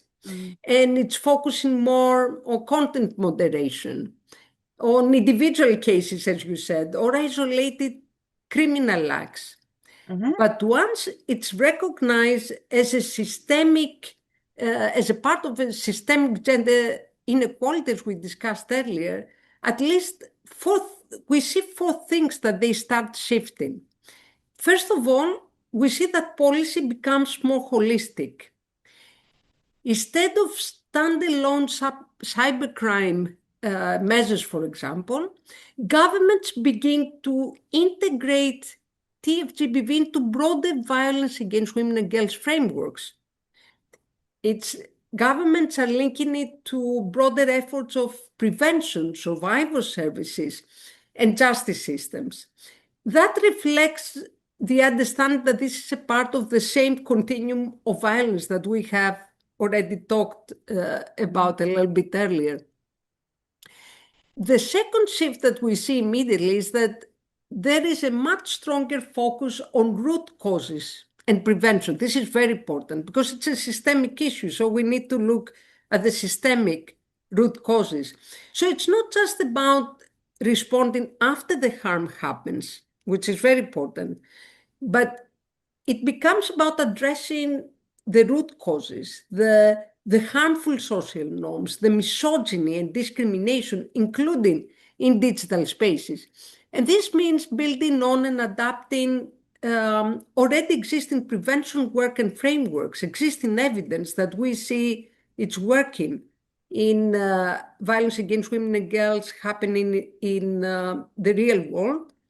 And we can see how they can actually work when we look into technology to use it as a tool for prevention. As you were saying before, there's some good elements that we can use and we can expand later.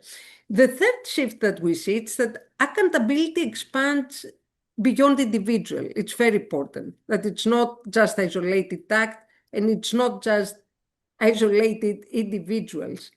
Responsibility is no longer placed only on perpetrators, but it's placed also on systems. And we can see growing attention to platforms accountability, very important, to regulation, and the design of technologies themselves. For example, we've seen a shift that gaps in legal frameworks and under-regulation are increasingly recognized as systemic issues and that they need really to be addressed. And the last thing we see that it's shifting when we address the issue as a systemic one is that the efforts lead to more coordinated multi-stakeholder responses.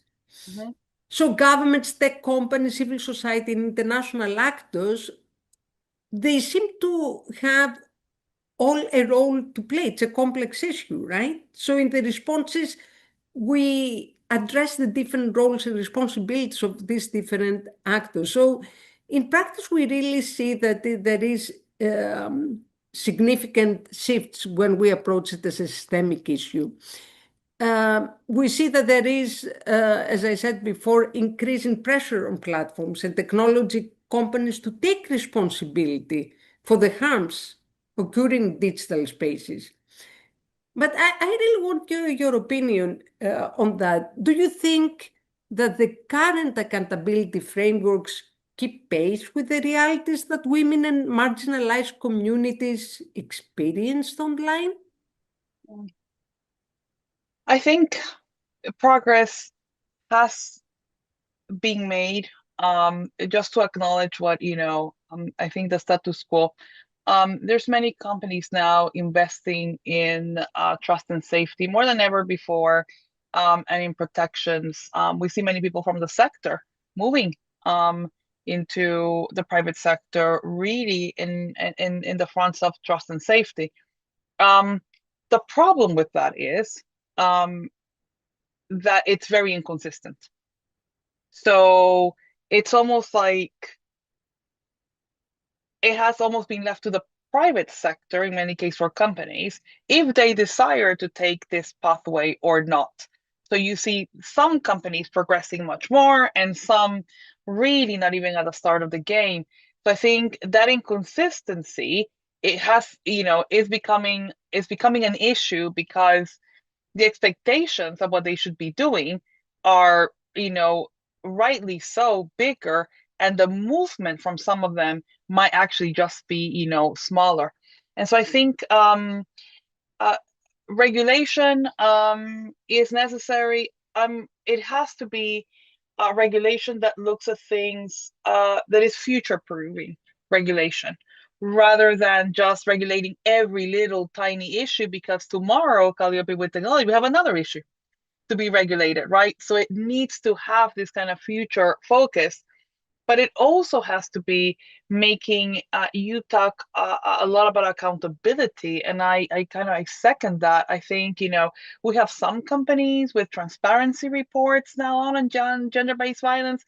We need entire sectors being accountable, right, for from travel to to dating, to all of them, where we have a full picture from all sides around what type of gender-based violence are they seeing within their systems. And it's just not being good enough that a couple of them do that. I think this is where regulation would really, really help, which I think in force will then help the ones that are behind really catch their pace on what they have to do. I think you said something that I think is vital. Sometimes we look a lot of regulation without collaboration, and that does not work. Collaboration from all sectors is really important. It's important that that we progress in the gender-based violence space. In working with governments and private sector to really, really get down all the way to the women and girls that need our support and our help. I and so, Caribe, from your perspective, where do you think the kind of greatest potential for technology sits generally? Is it to support prevention, accountability, or cultural change if we do it right? This is another key question, Pamela, and you had already raised as well some of these important points that we need to take into consideration, that technology also can have some benefits, right? Because so far the narrative is often very focused on the risks. But there is also real potential, as we had already been discussing, if we get it right. So from UN Women's perspective, I would like to highlight three areas where technology can genuinely support prevention, as you said, accountability, and cultural change. First, prevention, as we were talking about already, through early detection and safer design. We're starting to see how AI and digital tools can be used right now to identify harmful patterns, whether it's coordinated harassment that we see really a lot in digital spaces, abusive content, or emerging risks, and intervene earlier. But just as importantly, there is growing attention to designing platforms differently so that safety is built in from the start and not just addressing the issues after the harm has already happened. The second important element there, I think that technology could play an important role, is accountability, and accountability at scale. Technology, if properly regulated and governed, actually creates opportunities to improve such accountability through, for example, better evidence collection, stronger reporting mechanisms that you mentioned before, or how to really trace abuse, track abuse across different platforms, right? Collaboration across different platforms. And this is important, particularly important, because we know that impunity for gender-based violence in general is a very critical issue, but when we come to digital violence, it becomes really even more difficult because of the particular nature of this harm in digital spaces. But from our perspective, we also think that we can use technology in order to bring some cultural change, because we know that digital spaces are where norms are being shaped. Young people are there, and their behaviors and beliefs are being shaped through digital spaces. And we can see such norms also being contested in digital spaces and amplified at the same time. So there can also be spaces where we can shift narratives. We can challenge misogyny and support positive models of behavior, especially with younger generations. At the moment, we see how online spaces can normalize, unfortunately, harmful norms, but that same scale and reach where abuse is happening can be used to do exactly the opposite. For instance, UN Women, and we're going to hear more throughout our summit, UN Women is working with Equimundo on some groundbreaking research to better understand pathways to perpetration in digital spaces. Because these very same platforms and tools that were used to do harm and to spread misogyny, violence, hate, misinformation, they can be used as well in order to promote positive norms at scale.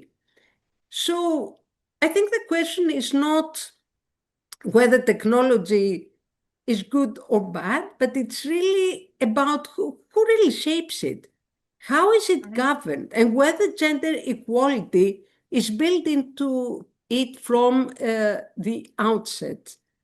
And I think if we really take this approach, we may have some really powerful uh, solutions, hopefully. So I really want to know from you, looking ahead as we are entering into our summit, into really significant changes, including digital spaces, what gives you the most hope in this work right now? Having this conversation, us acknowledging that we don't even, you just said it, we don't even know sometimes where these decisions are being made, coming collectively to talk about it in a summit like this, sector-wide. We're talking much more about technology facilitated gender-based violence. We had a summit at UCL. There was a UNFPA. The sector seems really into acknowledging this as a systems issue. That gives me hope, but even more hope I get from the fact that it's becoming a conversation that has now spilled down from there to partners, from governments to other groups that are not, that it's not gender-based violence, but are concerned about technology, to corporations themselves, and who are starting to really look at their role from a business perspective, but from a safety only perspective too, of the impact they're having, so forth. So I think the fact that I think the ball's being pushed out now from sometimes, what can be an echo chamber into society in general about what this harm means gives me hope. And Calliope, to finish this conversation, I always feel saddened to, cut my conversations with you, but in one phrase, if you can say anything that, gives hope to people hearing us, or inspires, or that really keeps you going as an individual, what would that be?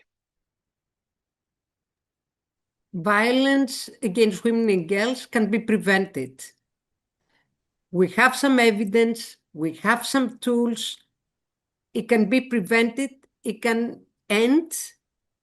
And what you were saying about collaboration and investments and bringing the different actors together, we can really say with confidence that violence against women and girls, including digital spaces, can end one day.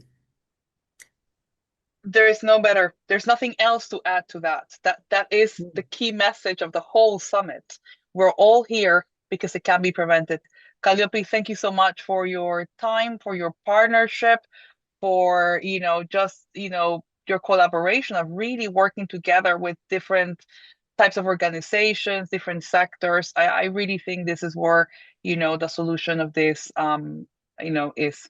Thank you so much.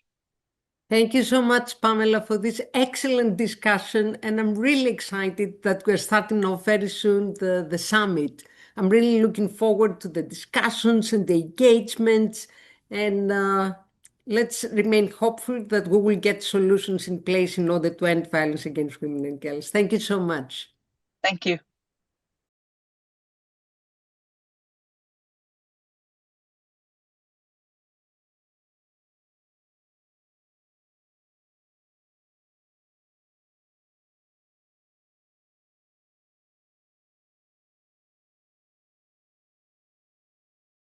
So my name is Jerry Campbell. I'm a former senior commander from the Metropolitan Police in London. I was a detective chief superintendent. I was in policing for 30 years. I led a number of high-profile commands in London and led a number of high-risk operations in London and some of which then across Europe. I was the Deputy National Policing Lead for honour-based abuse, forced marriage and FGM. So providing guidance and direction to the 43 police forces in England, Wales and Northern Ireland. I've worked, since leaving policing, I've worked with a number of different UN entities and with international development companies in different jurisdictions, more recently on the ground in Ukraine, Bangladesh, Jordan, Egypt, in Mogadishu, in Somalia. In undertaking that work, the vast majority of which was directly connected to rule of law, access to justice, tackling and responding to gender-based violence and conflict-related sexual violence. I've authored with friends a couple of books with a focus on honour-based abuse, gender-based violence, the policing responses to those subject areas.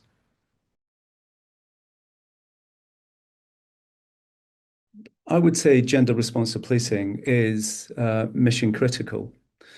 It's mission critical because gender responsive policing is effectively a framework, it's an ethos of how police and law enforcement agencies should interact with and engage the wider community and ensure that no woman, girl, boy, or man, and including wider marginalised communities, are left behind in the delivery of policing services to wider community members. So how police officers engage, how they investigate, how they respond is absolutely critical. Taking a fair human rights, justice-based approach to the community is absolutely critical. Always in policing and in law enforcement, it is how you deliver your services, which leaves a lasting impact, a lasting impression on a victim or survivor, a witness, even a perpetrator, their family members, and the wider community. So I'll go back to my initial comments. I see it as absolutely mission critical that the police get it right and take a very inclusive approach to the delivery of their services. But of course, it is not solely about how the police and law enforcement deliver services to the community. It's incredibly important that they adopt the gender responsive policing principles inside their organizations as well. How they treat one another, how they recruit, coach and develop, manage, promote to higher ranks, or diversify and encourage both women and men to diversify into more specialized teams, whether it's firearms teams, SWAT teams, investigation teams, is absolutely critical. We need police officers, women and men, who have got a blend of skills, who bring their knowledge, their skills, their personalities, and we bring together all of those knowledge, skills, and experiences to develop formidable teams, to develop formidable investigation teams and operational response teams in major crime units, so that the police officers can be the best that they can be. Gender responsive policing is about improving and increasing operational effectiveness to provide the best possible service to the wider community, to victims and survivors.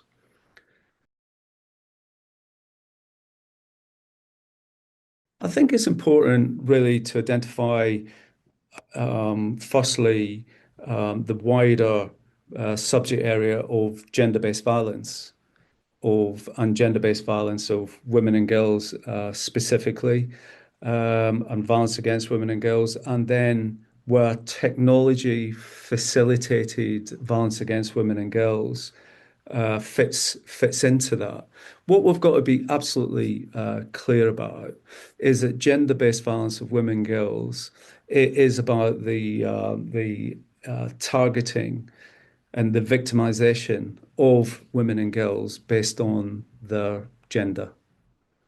So this is physical, sexual, psychological, emotional, economic abuse of women and girls based on the fact that they are because of their gender.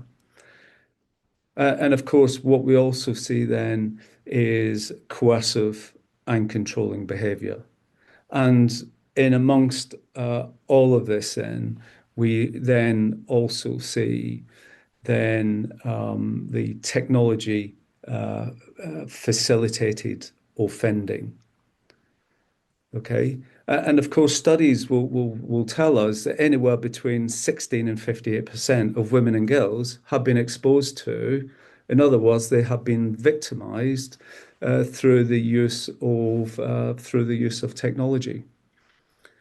And of course, which then fundamentally means that given the increasing digitalization in our daily lives, and then the improvements to that digitalization, whether it's through artificial intelligence or the improvements in technology and so forth. I mean, quite sadly, whilst that is a positive, there's also a significant cloud over that. The cloud being that offenders who are acutely aware and adept and skilled in the use of technology will use that knowledge and that experience and those skill sets to target either individuals or to target women and girls in a wider sense. So what we're saying is that digital offending is not just about potentially offending whilst it's serious, offending against an individual. We're seeing a singular offender offending against hundreds, if not thousands, if not tens of thousands of women and girls, targeting them from behind the screen and a keyboard, and then targeting those women and girls. But targeting the women and girls in some of the places that they should feel the safest, which is in their own bedrooms, in their own homes. So effectively, there is sometimes no getting away from these offenders. But the technology facilitated offending is also connected to organized criminal networks. So we see organized criminals who are blackmailing primarily, but not exclusively, women and girls. We see men and young men being exposed to blackmail and extortion through something which has become known as sextortion in some jurisdictions, where there's an exchange potentially of private and intimate images. And then the organized criminals are using that exchange of images to then blackmail and extort money from victims. And we have seen right across the globe, as I said, primarily but not exclusively, young people, both girls and boys self-harming, and sadly, some people going on to take their own lives. If we look at the gravity and the scale of the offending and the psychological and the emotional torture that the young person is going through, because the threat is those images are going to be made public. Their family, their friends, their neighbors, it could be their religious group they might be part of, their youth group, or their employers and their co-workers being exposed to those intimate images. And seriously, we've got to seriously ask ourselves the questions about that turmoil and this psychological impact on a victim that has got them into such a place that takes them to taking their own lives. That tells us that surely this has got to tell us something about the urgency of the situation. Surely this has got to tell us something, whether it's key decision makers in policing, investigators, to the large tech companies.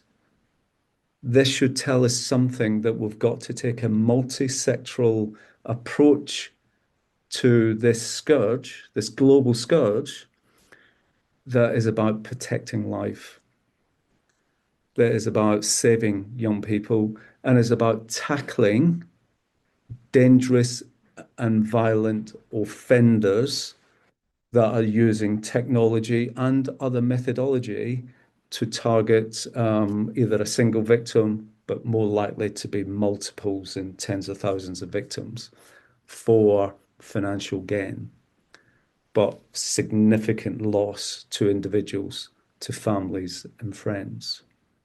That should tell us something about the urgency of the situation. It should also be a key signpost to to governments about having the right legislation in place. It should also tell governments about the need to work with big tech companies. It should also talk about capacity building in police organizations and in intelligence and information structures, and the exchange of information between organizations and with different jurisdictions, because of the global nature of the offending. And of course, the global nature of the offending sadly also helps the offenders because of the multi-jurisdictional element to this, where there's different laws apply, and whether the laws that govern information exchange and intelligence exchange acts or can act as a barrier to the sharing of information, to support investigations, and then ultimately to support the prosecution of offenders.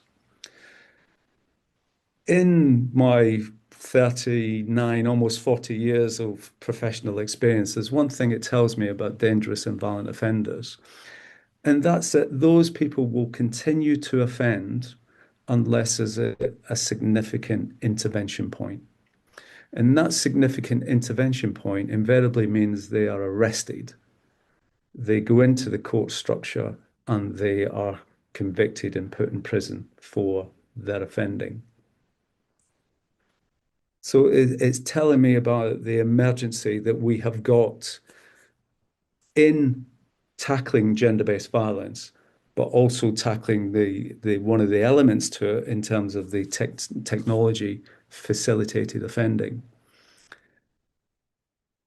And given the advancements, and we see quite clearly publicized and talked about the advancements in artificial intelligence, the use of deep fake.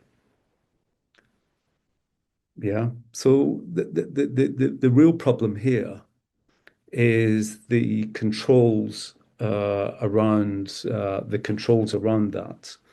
The real issue also is around investigators keeping up with those changes and their ability to keep up with those changes and their ability not only to keep up with the changes, but to have sufficient resources and skilled and specialist investigators who can also keep up and advise on investigations. So there is no end of significant challenges ahead for policing and law enforcement and governments in this respect.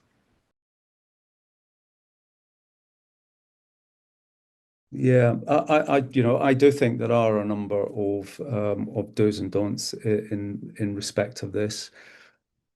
I think it's incredibly important that the police officers, when the police officers and police decision makers and forces have a clear strategy in place around prevention and around raising awareness for the wider community, and that the police at a strategic level have the multi-sectoral strategic partnerships and approach to prevention, deterrence, and raising awareness and educating and prosecution. I think that's really important at that kind of strategic level, and that they have got agreements, international agreements in place, like mutual legal assistance and agreements to exchange information and intelligence on offenders, and working with big tech company on information exchanges as well. At a more practical level, in terms of the first responder or the investigators in their engagement with victims and survivors, what is absolutely critical is that police officers treat technology facilitated offending as a serious offence, as a serious crime, that they treat it seriously, and that they inform the victim and survivor that they're treating it seriously, what they're doing, why they are doing it, and that we take certain key gender responsive policing principles and we bring them to bear, is that we are victim and survivor centered. We are trauma informed, that we respect the wishes and the confidentiality and the privacy of the victim and survivor, whilst we are being trauma informed, we are being culturally aware. We are being sensitive to the needs of the victims and survivors, and doing the best that we can to maximize the recovery of evidence from them, and working with and alongside them. But when we're doing that, principally, the principal role of policing is about safety and protection. So whilst the person has been victimized, the idea is to prevent further victimization and to ensure their protection and their safety. But one of the other key principles that we're working to is the do no harm principle. By the involvement and the engagement of the police and law enforcement, we can't make the victim and the survivor's position worse than it already is in accordance with their experiences. And this is why I mentioned earlier about how the police officers engage, how they speak and interact with the victim. Police officers shouldn't be speaking to victims and survivors in the presence of other family members, because it may be that one of the other family members could be part of the offending and could be part of the wider continuum of the GBV offending. In technology facilitated offending, we cannot assume that the offender, the perpetrator, is a stranger, that the victim doesn't know. It could be another family member. It could be a neighbor. It could be a friend. We cannot make assumptions as part of investigations. But of course, we also want to create an environment where the victim, the survivor, feels confident that they can disclose private, very intimate and private details to the police investigator. And some of that could be about what some of the content could have been on mobile devices, the content which could have been shared. There could be intimate photographs. The victim and survivor doesn't want their family members to know this. So that confidence, that confidentiality space is absolutely critical. And also we progress investigations at the pace that is comfortable for the victim. Victims and survivors must also feel to be in control as well. But the police officer must give them confidence and reassurance that they're treating the investigation seriously, that they're doing all that they can to prevent this from happening, and doing all that they can to focus on the perpetrator as well. I think it's really important for investigators to understand that what an investigator wants as an outcome might not be shared by the victim and the survivor. Because a number of victim survivors says they just want the violence and the abuse and to stop. They don't want to go to court. They want to ensure that any images that have been shared have been absolutely destroyed, and that they don't want court proceedings. So respecting the wishes and working with the victims and survivors are really important. Another key thing that I found over the years is don't make assumptions about what the victim or survivor wants. Also, it's really important to keep them informed about what is happening. Because some investigations, given digital investigations, because of the resourcing implications and the volume, can take many months for the devices to be examined. And of course, so it's important by providing reassurance and giving victims confidence that we're constantly keeping them informed and up to date about the investigation. But if we're going to seize a victim's mobile telephone, then are we in a position as a police organisation to provide the victim with a replacement device? Because some people might not have access to other forms of communication. And if the police are going to keep the device for many months and the victim doesn't have the financial means to purchase or be provided with a replacement, how can that be managed? And victims and survivors will also want their telephones as a means of safety. They want to communicate with families and friends so they're not isolated without a device. So police officers and organisations need to be thinking of that as well. They also need to be thinking about, okay, so, about how are we going to harvest, how are we going to obtain the information, the evidence from the victim's phone. The police, when they're examining a victim's phone, have got to do it in a legal, proportionate, and accountable way. If the victim is saying, listen, this offending started on, say, the 1st of June 2026, and it's gone up to today's date, the 4th of June, or another date in the future, then why are the police officers potentially examining the phone for what happened between the 1st of January and, say, the 31st of May 2026? That's not proportionate and it's not legal. And neither does it give the victim confidence. When it comes to gender-based violence, the focus must be on the perpetrator's behavior, not trying to investigate gender-based violence and examining and seeking to investigate the behavior of the victim and survivor and how they have engaged or interacted with or communicated with other people. Okay, that is not a measure of being victim or survivor centered.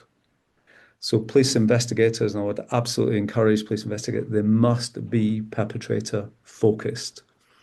The issue here is the perpetrator's behavior. The issue here is the perpetrator's offending.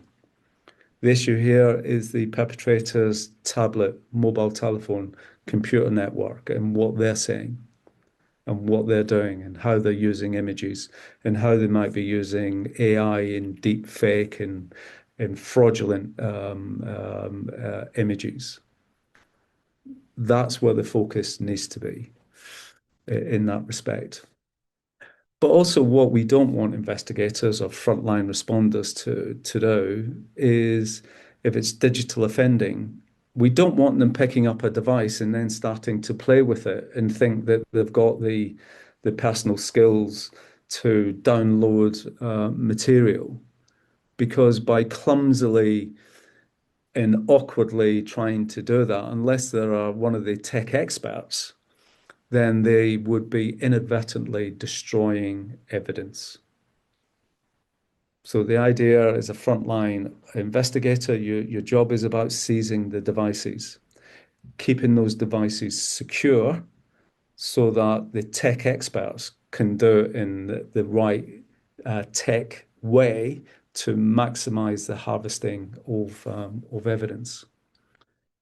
Only the people that are authorized as part of an investigation should be looking at the evidence in an investigation.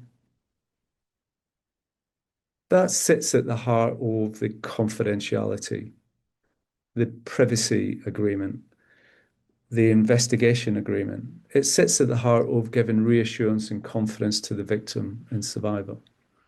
A victim and a survivor does not want another community member or a family member of a law enforcement officer to approach them and say, we know that you've reported being blackmailed to the police. We have seen you. Why have you been sending these images to someone? So the security, the retention of those mobile devices and the wider content of the investigation, the access to that information must be limited. And if anyone who's unauthorized is then seeking to access, then they should be investigated and dealt with very seriously in their own organizations. So how devices are handled and how the evidence and information is handled, I think, is also absolutely of critical importance.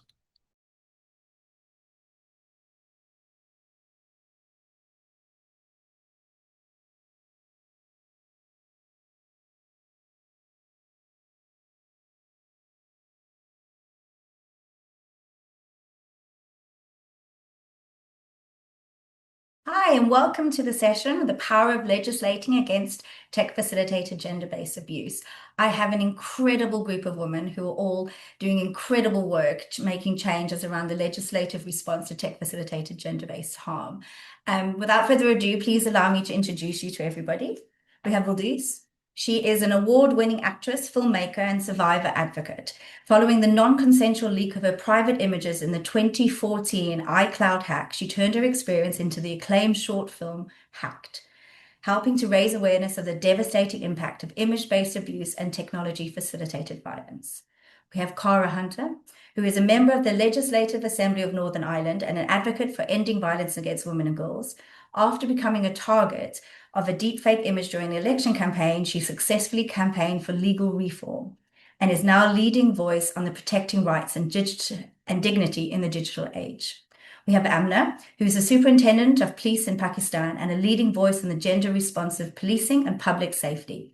Through her work in law enforcement, she has contributed to efforts to improve institutional responses to violence against women, including harms facilitated through digital technology. We have Nihat, one of the world's leading digital rights advocates and a dear friend of No More. and the founder of Pakistan's Digital Rights Foundation. Her work to combat online harassment and defend digital freedoms has earned international recognition, including serving on Meta's Oversight Board and the UN Secretary General's AI's Advisory Board. We have Shay, who again is a globally recognized expert on digital safety, governance, and public policy. Her work focuses on building proactive systems of accountability and duty of care, helping governments, platforms, and institutions prevent harm before it occurs, rather than responding after the fact. We have Sarah, and who has played an important role in advancing regional approaches to addressing gender-based digital violence in the Americas. Today, she'll share insights from the Inter-America Model Law and its relevance for strengthening protections against technology-facilitated abuse. I am so overwhelmingly chuffed to have all of you in this conversation. Just reading, your work that you've done so far and knowing that this is an incredible opportunity for us to come together to talk about this is very, very important issue. So I'm going to start, knowing that we only have not enough time, to Aldis, if you wouldn't mind starting our conversation today. We know that what we'll talk about, and what you probably have heard throughout the Tech Summit, are conversations around policy, laws, practical responses around tech-facilitated gender-based harm. But it's equally important to understand how these frameworks are experienced by the people whom they are made to protect. So sort of drawing on your own experience as both a survivor and an advocate and filmmaker, what legal protection do you wish had existed when your images first leaked? Bearing in mind this is 2014, so we're a good 12 years on in the journey. So it'd be really interesting to hear your thoughts on that, Aldis. Yeah, well, first of all, thank you so much for having me. And I would like to share that once I became a victim of all this, I realized how badly the system is created to not really protect survivors at all. And when this happened to me, I waited for 8 years for someone else to step up and do something about it. And as the time just kept passing by, I was thinking to myself, well, why don't I just share my story, and why don't I try to do something about it, right? So what happened was that I created a law or a bill called the Protect Act, which is a bill that verifies age and consent for uploaders to adult platforms. And I also created a nonprofit called Foundation Raw. So Foundation Raw is something that I really wish that also existed at the time. We do free takedown services, legal advice, therapy, and all kinds of other resources about laws in different countries and states and so on. And this year alone, we have already taken down 200,000 takedown requests. So, with that being said, I realized that now more than ever, the takedown system is not a system that works. And, for the most part, in all of the countries, we're doing these takedown laws that tell survivors that you can take down your non-consensual content, or you can sue your predator that have shared these non-consensual content, right? So that's not really the solution. I believe that we need prevention before harm ever occurs. And if the harm never occurs, we don't need to chase a million takedowns. We don't need to chase, lawsuits and all of those kind of things. So I think that that's the solution. Thanks for that. I mean, absolutely. And in a way that leads on quite beautifully to the rest of the questions that we'll talk about this afternoon.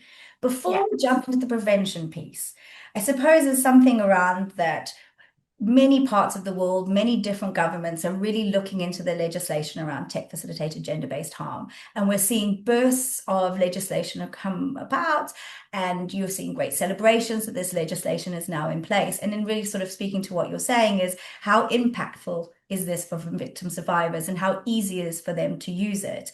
I suppose my question to the entire panel, and perhaps starting with you, Sarah, what is the most important feature, do you think, for effective legislation to occur?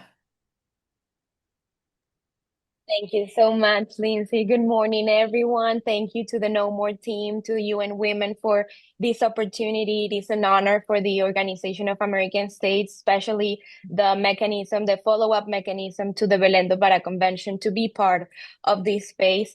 I think that the most effective thing a law should have to be effective is to be comprehensive. As it was just mentioned, it can be only from a punitive perspective. We cannot keep creating laws just thinking criminalizing a conduct. We must go further than that. So we need to start in the prevention. We need to educate. We need to sensibilize. We need to add this perspective to any kind of law that we think of when we start the legislative process. But not only that, it should be a multi-stakeholder action. We need to include every stakeholder part of the digital environment in this construction of responses. The Inter-American Model Law to prevent, punish, and eradicate gender-based digital violence against women proposes states in all its branches, but also tech companies, civil society organizations, survivors, everyone should be sitting down and thinking about how can we address these problems, because survivors, civil society organizations, they are starting to understand how these problems work, but they cannot find the right solutions without the help of the technology experts, without the help of the technology companies, who are the ones who can actually take down the content or actually take action towards cases of digital violence. So for me, all actors, and for me and for the perspective of the mechanism, all actors should be involved in that solution, not only the state, which is why no longer we cannot think about regulating the justice system is enough. We need to think about regulation for the technology industry. Almost every industry is already regulated. So any kind of legislation about digital violence or about technology facilitated violence should include a perspective of technology regulation. It's not enough to look at it as a human rights problem. We now need to involve everyone around it. Thank you for that, Sarah. That's actually really interesting and quite an interesting new perspective. Nihad, what are your thoughts? First of all, I'm really thankful that I'm here with such a distinguished panel and some of familiar faces and my friends in the ecosystem. I think the first thing I'd say is we have to be careful whose lessons we are drawing from. You know, there is this pattern that we have seen that global majority countries have to learn lessons from global north, or there is an assumption that they are waiting to learn from Europe or North America or whatever. But actually, some of the most contextually grounded legal innovation is happening in our part of the world, often with far fewer resources and far higher stakes.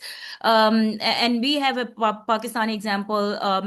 Digital Rights Foundation has started working on tech facilitated gender-based violence back in 2012, 2013. And we also have this experience and an honest lesson from Pakistan when it comes to legislation is that legislation without survivor-centered design is just a performance. We have laws on the books, which is Prevention of Electronic Crimes Act, and it includes electronic harassment provisions. And but what we have seen so far is, and this law was enacted in 2016. But what we are seeing is that women still routinely don't report, not because the law doesn't exist, but because they don't really trust the process. They fear secondary harm from the very institutions meant to help them, or the digital evidence standards are impossible to meet in practice. So the lesson isn't get a law passed. I think the lesson is who was in the room when it was drafted. I mean, as Sarah also mentioned, if it wasn't the survivors, if it wasn't frontline organizations, if it wasn't the women most exposed to this harm, the law will protect the more powerful more than it protects vulnerable community. And we learned the hard way with Prevention of Electronic Crimes Act, which has been used to sadly used to silence journalists and activists far more than it's been used to protect women from harassment. I'll just stop here, but I think there are some really good lessons in several jurisdictions that we can learn from, but also very innovative approaches around addressing tech facilitated gender based violence as well, beyond regulatory frameworks and policies. Oh, thank you for everything you heard. Shay, what are your thoughts on what is the most important feature? Thank you. And yeah, just to say thank you so much, Lindsay and the No More team for organizing this. It can feel like, oh, do we have time to have another conversation? But it is in the conversation and the sharing that we're going to learn and not repeat the mistakes that we are still seeing and battling. Because, you know, for a lot of us, we've been talking about this since 2014. So it's a long time coming, right? I think the one feature that is important that I see missing is prevention, is foreseeability. Quite a lot of the responses, actions are quite reactive. And so it means that we're on a drumbeat that is set by tech domination, tech extraction. It doesn't seem to be foreseeable. And that feels inefficient, it feels ineffective, and it feels like a big waste of people's time and resources. If we designed legislation and frameworks that around violence against women and girls on that spectrum of online to offline, where we already have the evidence of what is happening, then that already sets us apart in foreseeing the harms, rather than, oh my God, we didn't know this was happening. Oh, this is a kind of glitch in the system, which is where my work started in kind of fixing the glitches. Over the last 9 years, I've really understood that these glitches actually are designed and embedded into the system. So if we actually start thinking about how do we respond proactively, foreseeably, and also design around health, right? How do we design around healthy conversations, healthy dialogues that we want people to be having online and offline and with themselves? We completely flip the way in which tech is designed and governed and regulated. It's really interesting. Thank you. Amna, I'd love to hear your thoughts, and then Cara, I'll come back to you. Thank you. I think most of the stuff has already been said, but I'd just like to add to what Nighat just said about having everybody in the room. I'd start by, saying that justice delayed in technology facilitated gender-based violence is injustice multiplied. So we see that the content, if it's not taken down in time, it can lead to more harm that manifests in offline repercussions for most of the women in our country, our part of the world. But I'd also question about what Jassia said, that are we just talking about how much harm exists, who all are at stake, what sort of harm manifests when we talk about technology facilitated gender-based violence, and moving towards the reaction part of how are we responding to that harm. Nighat said that she has been working in this space since 2012. I received my first complaint as a law enforcement officer of technology facilitated gender-based violence back in 2018, and this is 2026, and we're still talking about legislation. So just adding to what was just being said, I think one of the most important lessons for me as a law enforcement officer has been that when we talk about the room where the laws are drafted, we also need to take into account what the first responders are seeing on ground, how the complaints, how the nature of the complaints are changing, how the harms are manifesting. So when I was drafting the national strategy for Pakistan to address technology facilitated gender-based violence, in the national consultations, I went to one part of Pakistan which is considered a rural area. And a man told me that previously we would throw acid on a woman's face to ruin her life. Now we just generate an AI explicit content of that particular woman and circulate that, and it has the same impact on her life. So then my question is that how are laws taking into account the impact that such content has on women whose lives are completely ruined if something like that goes out, right? So one, the laws need to take into cognizance the contextualized manifestation of the problem in a particular country and a region. The second thing I would say is that we talk about the survivor-centric approaches. We talk about how can the survivor approach the system, but we also forget, as a law enforcement officer, to talk about something that is always up my mind is what happens. Is taking down the complete and whole justice for the survivor? Is that it? Is that all we are doing? Or should we also be talking about what justice entails for a woman whose life is ruined because a picture was circulated in a very traditional society such as ours? So then again, like, what are the sentencing guidelines? How are the systems responding to it? How, as Nigat said, like, the system can take evidence into account with proper standard procedure, operating procedures in place, so that it's not misused. But more importantly, I feel that we need to also be talking about in these platforms about the conviction rates. So what are the conviction rates in cases of technology facilitated gender-based violence across the world, and how this vicious cycle is stopped? Because it can only be stopped if we are punishing the perpetrators. And if we look at the conviction rates, because I have, it's extremely, extremely low. So that means that the vicious cycle continues. The survivor does not get complete and whole justice. And the system is basically taking it down, is not whole justice for a lot of women in our part of the world whose lives are ruined just because a picture was circulated or something reached where it should not have reached, right? So when we are drafting laws, I think that is something context, the regional consequences, the consequences for women, they're extremely, extremely important. But more than that, I think the baseline assessments are there. We have the civil society organizations who are advocating for the issue since a long, long while, but also the frontline workers should be taken into the process of drafting that law so that they can give their input that what sort of complaints are coming. So yeah, that's all from my side. Apologies if I've taken too much of the time. No, you have not. Well, you've actually introduced some really interesting thoughts. Thank you so, so much. I really like the idea of the fact of what does justice look like for a survivor, and actually how that it's a journey into that survivor, and what support's available and what that looks like. That's really, really interesting. I will come back to that as we continue. Cara, what are your thoughts about what is the most important feature? Well, firstly, thank you so much for having me. It's a privilege to be joined by these incredible women from right across the world. We're all together in arms, I suppose, against this ongoing massive issue. I think for me, in my experience, I think it's about having a full societal approach and rethink about, how we talk about tech-facilitated gender-based violence.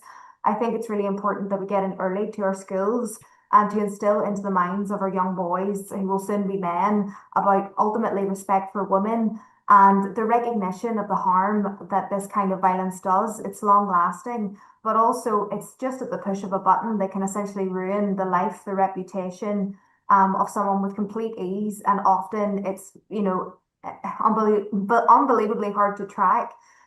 So I think, just as other speakers have said, it's about the early, intervention to ensure we're getting in, we're supporting our young people, and really talking about sexism and misogyny that exists in our society. And where I come from in Northern Ireland, this is the most unsafe place to be a woman or a girl in Europe.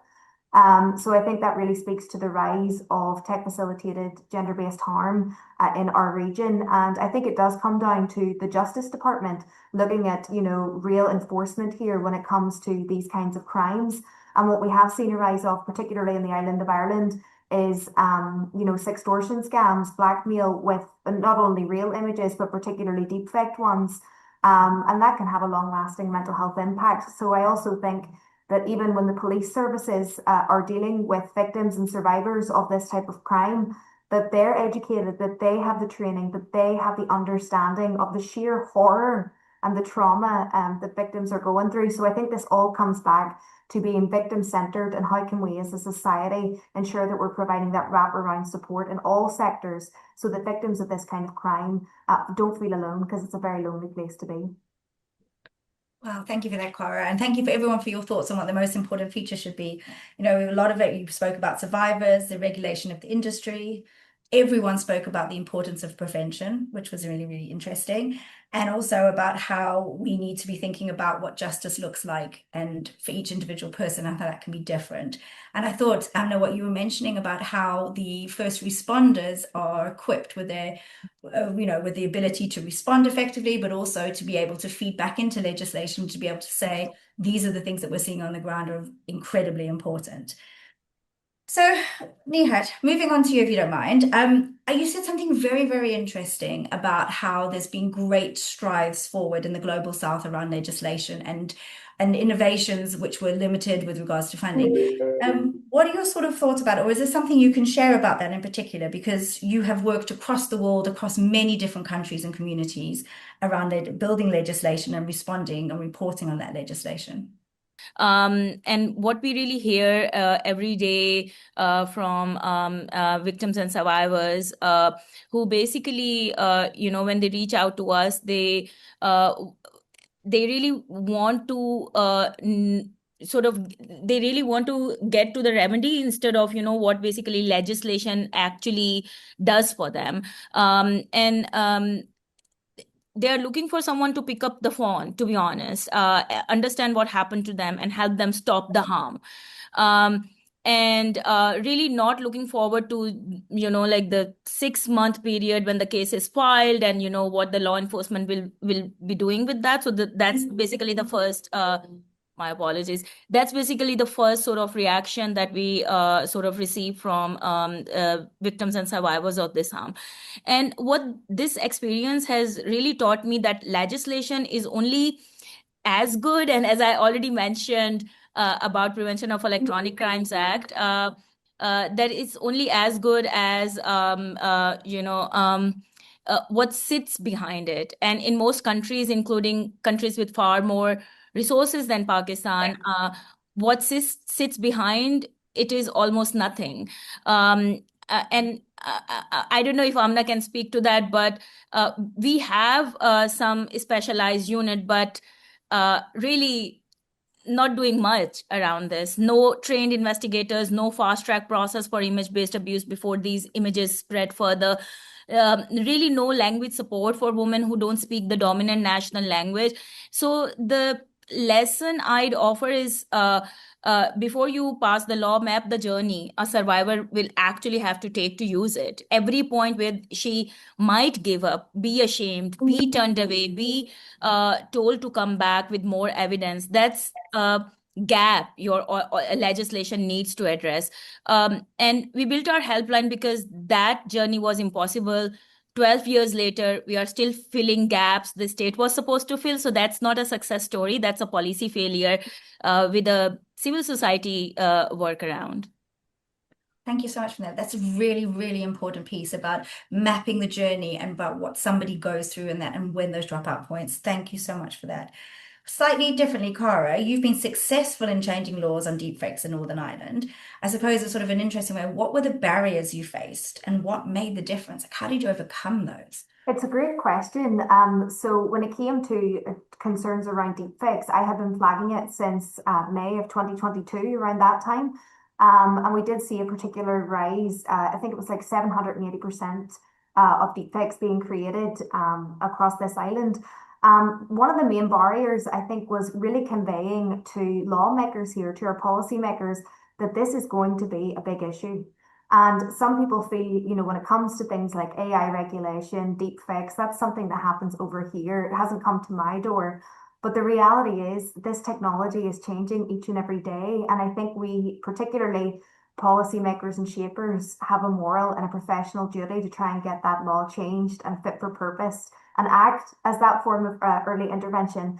But I think the hardest thing that I've come up against is the lack of urgency. So a lot of people not taking this technology seriously. We've seen the rise of notification apps, which are absolutely horrific. Again, it's that theme of stripping women of their clothes and stripping them of their dignity. And also making sure that survivors of deepfakes are believed. I think there's a real hesitancy and victims really feel like nowhere to go, no one to speak to. It's a unique lived experience, seeing your likeness weaponized against you. And oftentimes it's that real feeling of the weaponization of sexuality and how you present as a woman.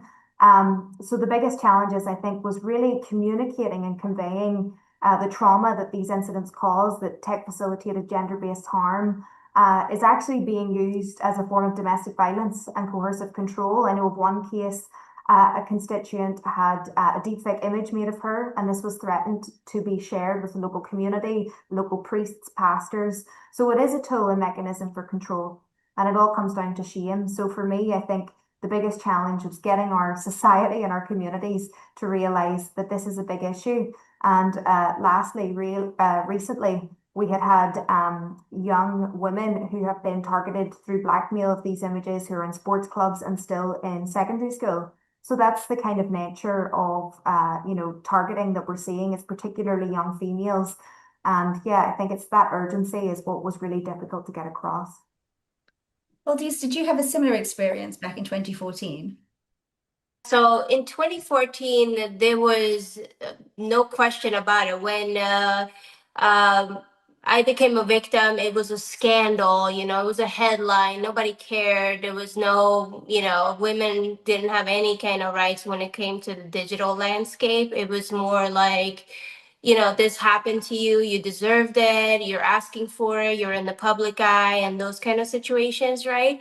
And as someone who lived it and also have been deep faked and you name it, it just becomes, you become a person that people feel entitled to abuse, And what I noticed is, again, that prevention is the actual solution. But prevention before the harm even occurs. That's the actual beneficial solution for everybody here. And here in the US, they have laws like the Take It Down Act, which was actually a part of the Protect Act. And now they're doing something called the Defiance Act, which was also a part of the Protect Act.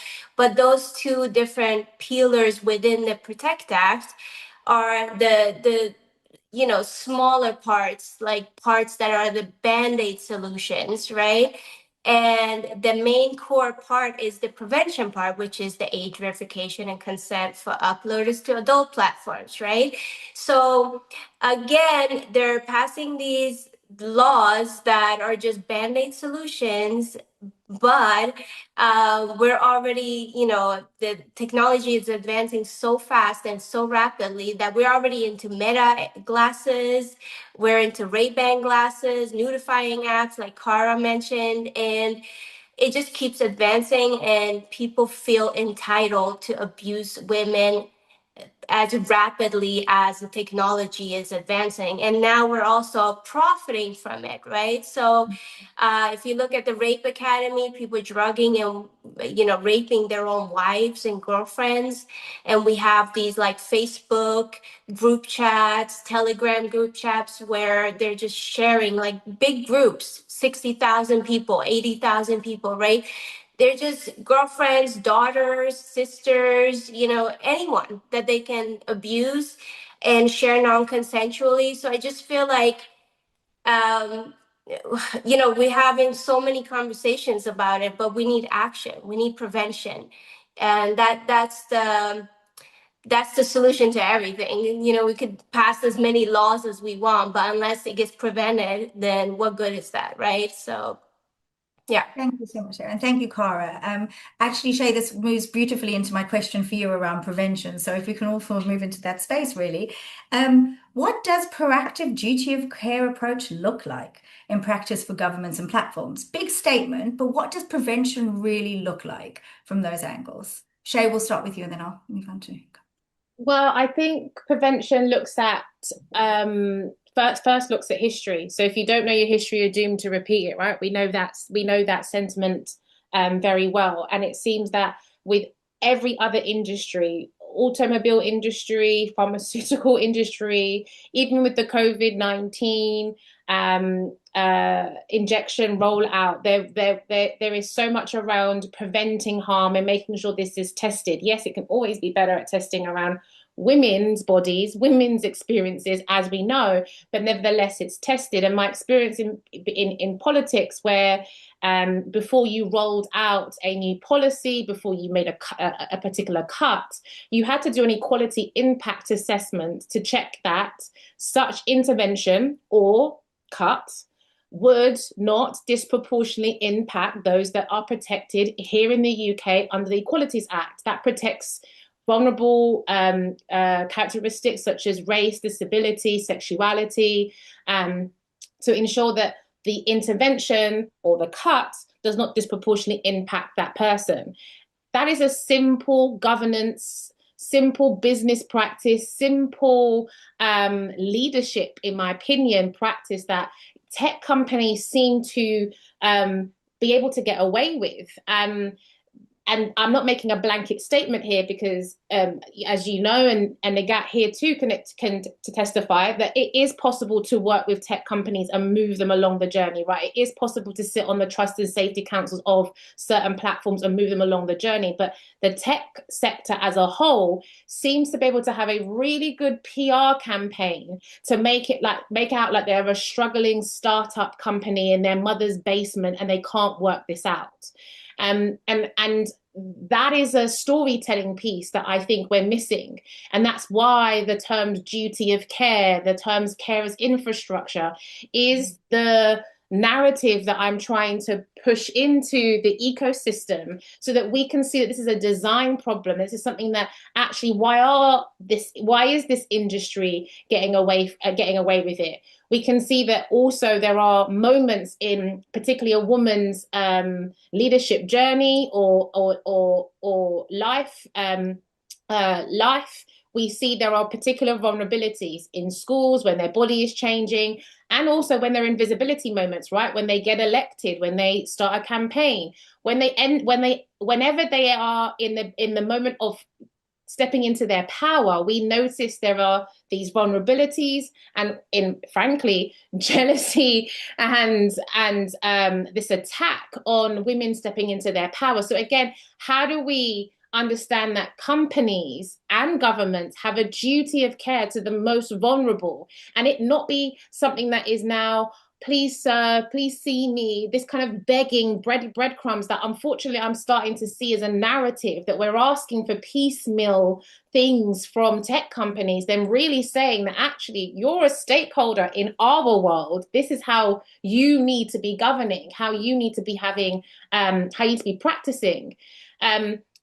Ultimately, I think we can hold tech companies accountable to a duty of care when it comes to elections. We know that women who are standing, participating, exercising their free speech, exercising their right to express an opinion makes them so vulnerable. So why aren't we seeing a standardized content moderation policy across all platforms when it comes to misogyny in elections? Because we know that misogyny in elections weakens candidates being able to stand and impacts political parties being able to be effective. And as panelists have discussed, AI makes that even harder. So how do we make sure that there are non-negotiables from the beginning of a tech being designed and product development, so that it isn't at these real visible moments, which is what bad actors want, right? They get off on, haha, great, you're talking about me in the papers. And that is, if you, again, look at old forms of gender-based violence, right? If you look at, if you talk to police officers and detectives, they want to stop copycats of crimes, of serial killers, for example, because people will look at this and think, okay, this is a way of getting famous. So again, it feels like the tools and tactics that we've navigated and used and perfected offline and through history doesn't seem to be applying to this one industry. And why is that? And I think it's a storytelling problem that we have, rather than having the tools and the solutions. The tools and solutions exist right here, but it seems to be storytelling. And finally, one that is probably difficult for a lot of people to discuss, but I think given my experience in politics, it's something that I'm more vocal about, particularly leaving my organization Glitch, is the political component to this. That we are seeing what is happening in the US around tech companies being able to lobby politicians. We are seeing that here in the UK. We are seeing that happen around the world. And my fear is that certain legislation will pass that is around regulating, that will then come back to bite us in the arse sorry, but it's true when it comes to surveillance, because there is this lobbying aspect to tech companies and tech bros having an obscene amount of money and been able to impact politics. So again, if we understand that a duty of care is something that can be shared across the board, if we can see that there are foreseeable moments that actually these bad actors want to get famous from, that we can actually design our platforms and our responses so much differently. That's so interesting. Thank you so much for that, Sharon. I think you're absolutely spot on. I think we have this feeling that we are dependent so much now on all these tech platforms and these systems that we use, and how do we challenge them without losing how they potentially bring or enhance or create opportunities in your life. But you're absolutely right. Cara, I saw you nodding about the prevention piece. I'd love to give you a minute to add any more, and then Amna, I'd love to give you a chance to, if that's possible. Absolutely. Thank you so much, Lindsay. Honestly, every single word you just said, I totally agree with. Essentially, my fundamental concern is I think our political institutions aren't ready for how AI is going to. I think it could dismantle our democracy. It's a real threat to the sanctity of our democracy because, if you can make a lie look like a truth and give that to the public, it completely takes away from, it adds a new lens to how you view your elected representatives and candidates. And I absolutely do believe that there's a racial element to this, a gendered element to this. I think, people do not like to see, as you said, they're all about women stepping into their power and being at positions of power, being at tables where decisions are made. And that's absolutely where each and every one of us belong. We are 50% of the population globally. And I really do think, when it comes to our electoral commissions or it comes to our parliament buildings across the globe, there really is a duty to hone in on how AI will impact who people vote for and impact the way in which they're perceived. And my fundamental fear is that we will see those young, aspiring female politicians who want to step up and serve their communities shy away from these hugely important places where we can serve our community and serve our country and do our best. That they'll shy away from that because all it will take is the push of a button and you can ruin someone's life. And even in my experience, being in a position of, lawmaking, the support just isn't there. When you go to the police, their intent, they're very kind and a listening ear. They don't have the cybercrime tech to support. A lot of older cops may not have an understanding of the tech. You're very much on your own. And I know if I found that really intimidating at the height of an election, 2 weeks out from voting day, I can't imagine how a younger woman, 17, 18 or whatever, might feel. So I think when we, open this issue up, what we'll see is AI is going to shape the outcomes of our elections and going to shape the candidates for whom we can vote for, due to that rise in fear of having your appearance or your likeness or your sexuality weaponized against you because you're so bold to step into the political remit or sports or journalism. And I think that's really grossly unfair. Thank you so much, Vakara. You're absolutely fine. 100% agree. Amna, I wondered if you had any thoughts on what prevention looks like, but also if you wanted to spend a moment just I know that you've done significant work in trying to equip the first responders to respond more effectively, and you've had some great success in that. If you'd want to touch on both of those, please. I think I'm going to start with prevention. I think everything that has been said so far, I completely agree. One of the things I would just mention about the piecemeal approach to prevention, I think that is something that we should be talking about, how we should not have governments, international organizations doing different works, trying to bring about the same change. So I think getting them together and having a holistic approach towards prevention is what would work. And I'd also feel that as a law enforcement officer and somebody who's been working in the space, deterrence is the best form of prevention. And I keep talking about impunity. I think there is massive impunity in this domain. So deterrence for both the social media platforms, deterrence for both the perpetrators. So if we want the system to be survivor-centric, the justice system to be responding to it in a survivor-centric way. We should also have the justice system so strong that the perpetrator know that, the cognizance would be taken of their actions.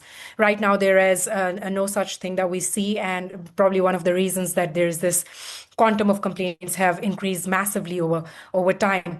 And I think one of the things that you said, that I'm going to go back to the point that Nigat mentioned about having a system in place when the laws are designed. So completely, honestly, I feel that human and material resources are of paramount importance if we talk about having a survivor-centric approach to the criminal justice system responding to TFGBV. And until and unless we have ample human and material resources, it's going to be extremely, extremely hard. As a law enforcement officer, I can tell you over the past few years, the quantum of complaints of technology-facilitated gender-based violence have massively increased.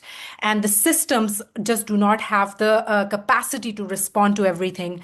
And this has been so quick. So in a way, the systems have not kept up, and the quantum of complaints have increase, and they're going to increase more. So in that regard, I feel that one of the ways that we in Pakistan, I think, as Nigat mentioned, in some ways we are far ahead than other countries. We have just drafted the national strategy to address technology facilitated gender-based violence, which is probably the first in the continent. And one of the ways that it addresses, this resource problem is by talking about leveraging the existing digital infrastructures in the country to ensure that, for the time being, while the other resources are marshaled, we can just use what exists in terms of, survivor-centric approach in the criminal justice system and try and accommodate the survivors accordingly. So I think while the systems are put in place, in the meanwhile, what exists and what has been successful should be utilized to ensure that survivors have a recourse in the criminal justice system when they're faced with TFGBV. Thank you so much for that. That's really, really interesting. And I find that what you're saying about that the number of complaints that are coming now are bigger than you can measure, and that every day it's just getting bigger and bigger and bigger. And I think one of the things that we're seeing from sort of a responding space in the UK in particular is that we don't have the services set up in such a way to provide that journey of support, and that many of people who are experiencing texted gender-based harm, their avenue to access support is the police. Do I contact a domestic abuse or sexual violence service? Do I fit into that sort of category, and can I engage with it? And who do I talk to? So there's a whole piece. And again, Nijat, so going back to what you mentioned around having that whole journey available. Sarah, just moving on to sort of the work that you're doing, what is the Inter-American model law to prevent and eradicate gender-based violence? And why do you think it's important across the Americas? Thank you, Lindsay. So I wish I could answer that question in only 3 minutes, but I'll do my best to explain this piece of model legislation. But before that, I would like to give a brief context on what is the follow-up mechanism to the Belém do Pará Convention. The Belém do Pará Convention is the Inter-American Convention to prevent, punish, and eradicate gender-based violence against women. And it has already been mentioned, the Global South actually is always seen as someone who follows, but in this case, the Inter-American Convention was the first convention addressing violence against women in the world. It was the first convention that saw this as a problem that must be at the top of the agenda of the states in the Americas, in this case, Latin America and the Caribbean. So taking from that, the convention has its own follow-up mechanism, and it has a committee of experts that can approve model legislation for states parties to the convention to have guidance, to have a path to follow regarding cases of violence against women. So this model legislation is the first comprehensive legal framework for Latin America and the Caribbean that not only defines violence, digital violence against women, but it also gives, as I mentioned before, a comprehensive route that starts at prevention, but also includes reparation, new forms of reparation for women, gender-based digital violence against women. I'm going to say something controversial considering that we have been referring to technology-facilitated gender-based violence. But the committee of experts decided to name this kind of violence as gender-based digital violence because the name technology-facilitated meant neutrality. And by now, we know that it's not neutral, that technology, digital technology at least, is no longer a neutral, only an intermediary. They are not just facilitating. Right now, they are perpetrating, they are aggravating, and of course, facilitating violence. As we already mentioned as well, digital platforms and tech companies are profiting, are monetizing violence. So that's why we define it as digital violence, and you'll find a comprehensive definition for that. This was an important first step because for our region, for the Americas, we didn't have a one definition that all states could follow. We have some advances in different countries. There are some laws already approved, some bills that has passed regarding digital violence, but as I mentioned, they are mostly punitive and regarding criminal law approaches. So that was a big first step, a definition, and also we name some of its manifestations so states can identify what kind of manifestations does digital violence imply. And also that is not only criminal, but it can also be approached by a civil law perspective, an administrative law perspective, even an electoral law perspective, because as it was also said, it's affecting a lot of women in public and political life.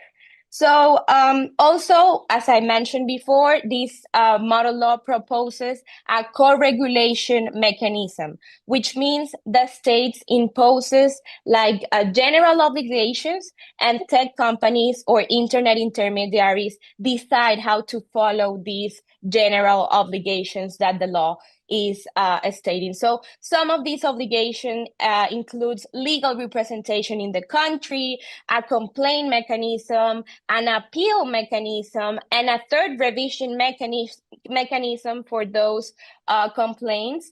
And also, of course, transparency. We need to know how the algorithm works, how we need to be the ones in charge of what information is used to feed the algorithm, and of course, also safety by design and by default.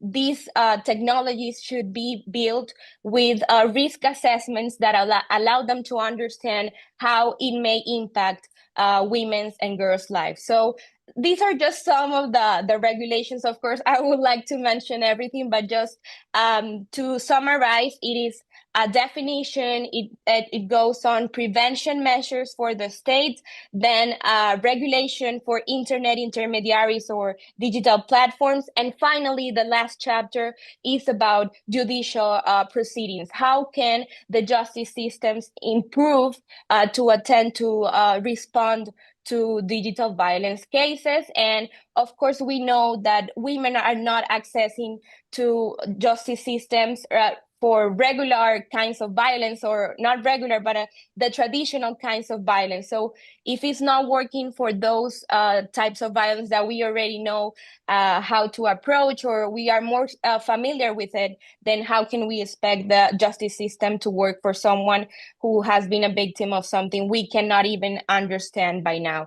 So I will leave it there just to respect the time, but of course, we are happy to continue talking about this, and I'm very happy. I'm very glad that we have a lot of examples from the Global South, because we are really trying to implement these laws that goes beyond only criminalization. And just one more thing. There's an important obligation on budget. We do not need symbolic budgets anymore. We need real budgets that support these laws, because without the resources, our states are not going to be able to implement any of these ideas. Thank you so much, Era. That's really, really interesting that you took a moment to put a definition in place and look at it from across the board. I think what I've heard today is that there are moments of some parts of the world have great legislation, some parts have good legislation, and other parts of the world have some legislation. I think one of the things that we always comes into a question is that when you enter a digital space, if you go online, you are no longer in your particular country that you live in. You are speaking and you're engaging with people from around the world. And I suppose the question that always sort of arises is, if your perpetrator of digital harm sits in a country that you don't know of because they're hiding behind a VPN or they haven't disclosed or you have no way of finding out, how do you ensure that you can have a piece of legislation that can cover that moment? Or can it exist? Does it exist? Or how do we need to be more honest with our legal systems about what our in-country opportunities around responding with regards to legislation can be? So this is a question to the entire panel. It's a big one. So my question is this: how do we create legislation that works across different legal systems and jurisdictions? Can it work? Can it not work? I'd love to hear your thoughts. Udis, can I start with you? Yeah, so I believe that it could work. We all got to come together and work, internationally. Even if, let's say, for instance, the Protect Act gets passed in the US, then we still need it in every single country, like European Union, African Union, United Nations. Everybody needs to come along and pass it internationally, right? Because otherwise, they're just going to use a VPN, which is going to redirect the IP addresses and they can upload from another country, right? And then another way we can ensure that this is happening is we can get Google to basically support it and make sure that they're also implementing it from their own side. And somebody else said something, and I wanted to kind of address that as well while we're at it. So, for instance, when somebody uploads to these adult platforms, they already have the technology. They have the technology, and some of the bigger platforms they already implemented it, right? So the only people that this would affect are people that are uploading non-consensual content and child sexual abuse materials to adult platforms. It's not gonna ID verify or any forms of surveillance or anything like that to people that are not uploading non-consensual content and child sexual abuse material. And when they try to upload it, it would just block it from ever being uploaded. So like there's no surveillance aspect from it.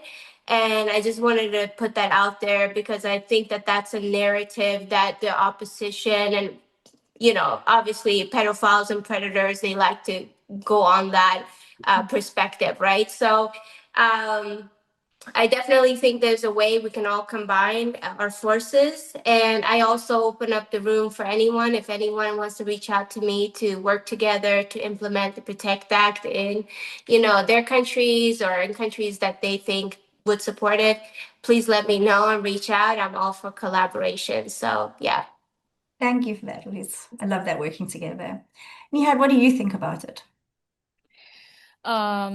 Yeah, I mean, I think the cross-border problem is not symmetrical. For instance, when a woman in Pakistan is targeted by someone outside of Pakistan, or when her intimate images are hosted on servers in jurisdictions that don't recognize image-based abuse as a crime, she has essentially no recourse. But what we have seen is when governments want data from platform or want content removed for national security purposes, platforms move considerably faster. So the cross-border framework, we know that it already exists, but it just doesn't work for survivors.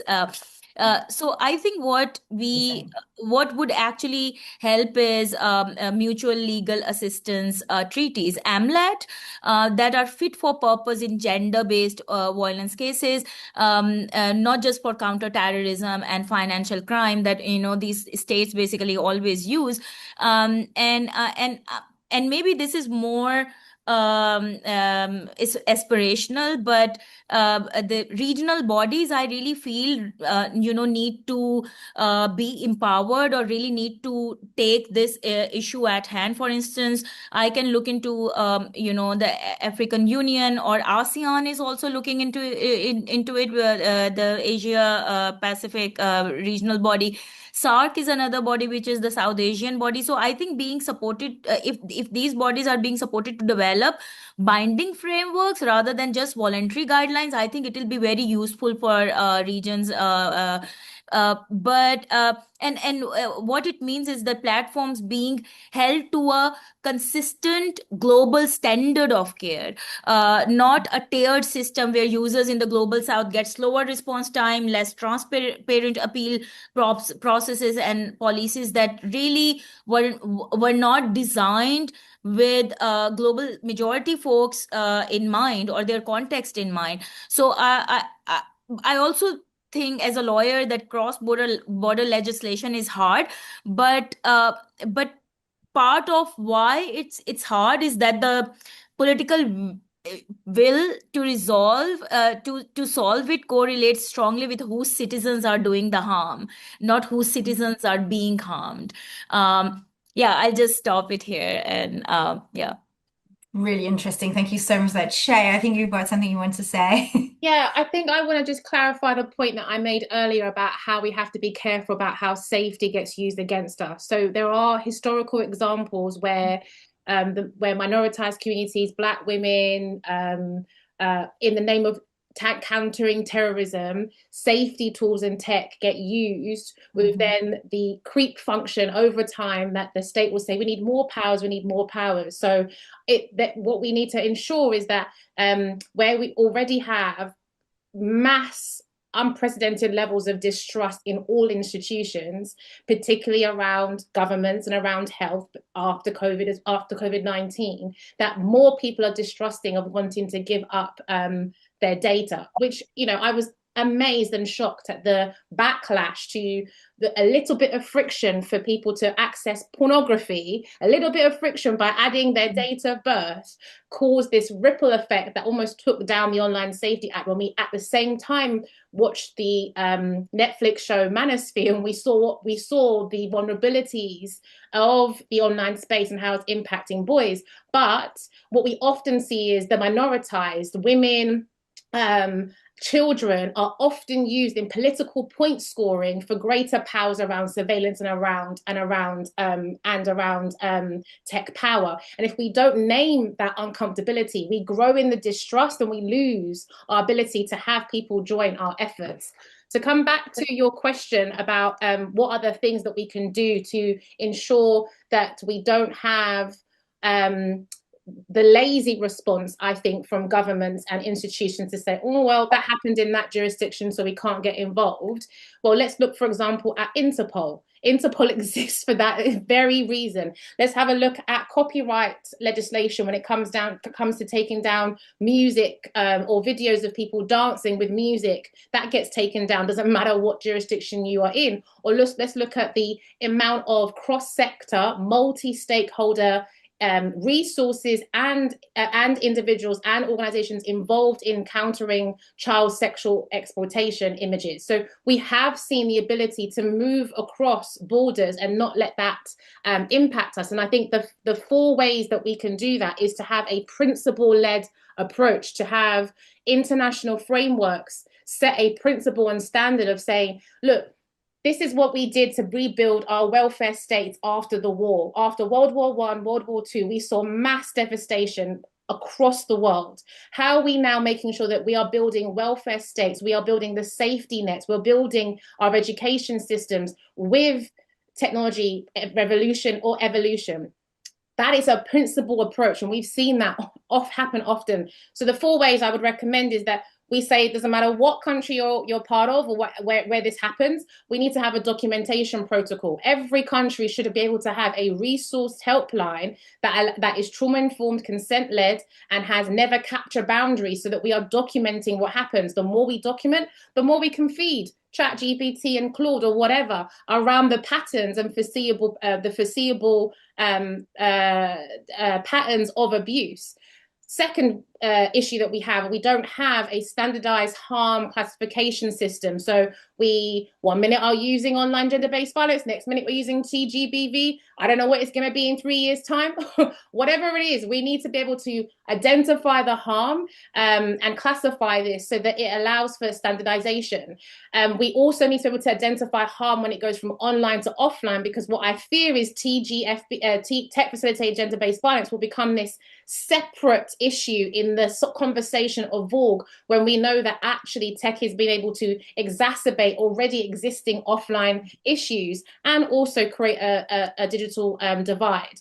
Then we also need to have governance frameworks that has escalation thresholds, as discussed by others earlier, that when we see X happening, X heat map here, X situation has unfolded, we see peak times around elections, etc. We need to be having escalation thresholds. We see this when it comes to protests, when it comes to festivals. We put duties on pubs, on clubs, to ensure they have better security. When we have more people using a particular outlet, or they are out, Arsenal won the Champions League the other day, we had police out in force, making sure that everyone feels safe. So why don't we have the same escalation thresholds when it comes to the online space? And the most important for me is the responsibility flow model, because what tends to happen is tech companies blame the police, and the police blame the government, and government blame parents. What we need to do is have defined responsibility for platforms, for employers and organizations. What do they do when one of their employees is a victim of tech facilitated violence in their own organization? Funders and boards as well. Funders and philanthropy are also an important stakeholder in how they are funding this. At the moment, they are still funding reactive projects. They're not funding the thinking, the R&D that tech bros get to have. They get to think, oh, let's just be in a room and create an app, and that's gonna applause men because they feel really low about themselves. They get the opportunity to dream and imagine, yet women don't. And finally, regulators and public bodies also have a responsibility. So we can define these responsibility flows and set principles, because we have done that in other forms of evolution or revolution in history. The argument that we can't do it now, I'll bring it back to my original point, is just a storytelling myth.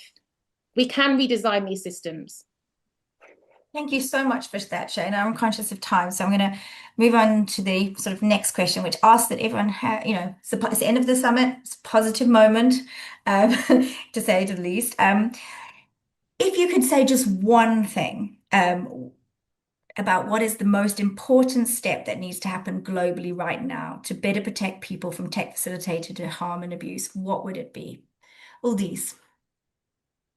Well, I already said it over and over. Prevention before harm occurs. I think that that's the number one solution. I said Protect Act, and then also everybody else said it. I believe that these platforms, the tech companies, they have the technology. We know that they have the technology. They know, everybody knows, but we just need to basically just implement it and make sure that it prevents the harm from ever occurring. Thank you so much for that. Cara, one thing that you think that could make a difference right now to better protect people? I think legislators being trauma informed and victim centered and hearing directly the stories and the impact, and using that to shape adequate legislation that can meet them where they are. But aside from that, also, making sure that these social media giants and tech companies recognize the moral and the professional duty that they have to keep users safe as well. Thank you so much for that. Sarah, what are your thoughts? Well, I think have been a lot of conversations going on regulation, on AI, artificial intelligence, digital platforms, tech companies. But I think that any kind of regulation must include a gender perspective and a human rights-based perspective. And I think that's what's missing right now. We have a lot of fragmented conversations on different kinds of regulation on technology, but we are not including the voices of women, our experiences. And of course, we are more than half of the population, but we are still not an urgent matter. So I think that right now, what we can do, and I think that getting there, and we are progressing towards that goal, is including a gender perspective in any kind of regulation that directly affects women, and of course, importantly, any kind of regulation about technology must include women's perspectives. Thank you so much for that, Sarah. So survivors, women in particular, Nihat, one thing that you think could make a difference right now? I mean, Just this is very this is specific, but also very aspirational, and I think we can dream big. Um, can we have binding international standards on platform accountability for gender-based violence? Not voluntary commitments, not only self-regulatory commitments or initiatives, not another multi-stakeholder process that produce a report that nobody implements. So, maybe something internationally that is binding. Yeah. I mean, it's my dream. I don't know whether we can achieve that, but we can at least dream big. No, I think it's important. It is having and it's holding those tech companies into that space, isn't it? And that collectively we are their customer base and we have power in the collective. Shay, your final thought that could make a difference. Exactly what I was going to say. I think actually we're not going to win the gender argument because we're not winning this. We're not in the driving seat around the storytelling. And what at the moment everyone is focused on, particularly those in political power, is the economy.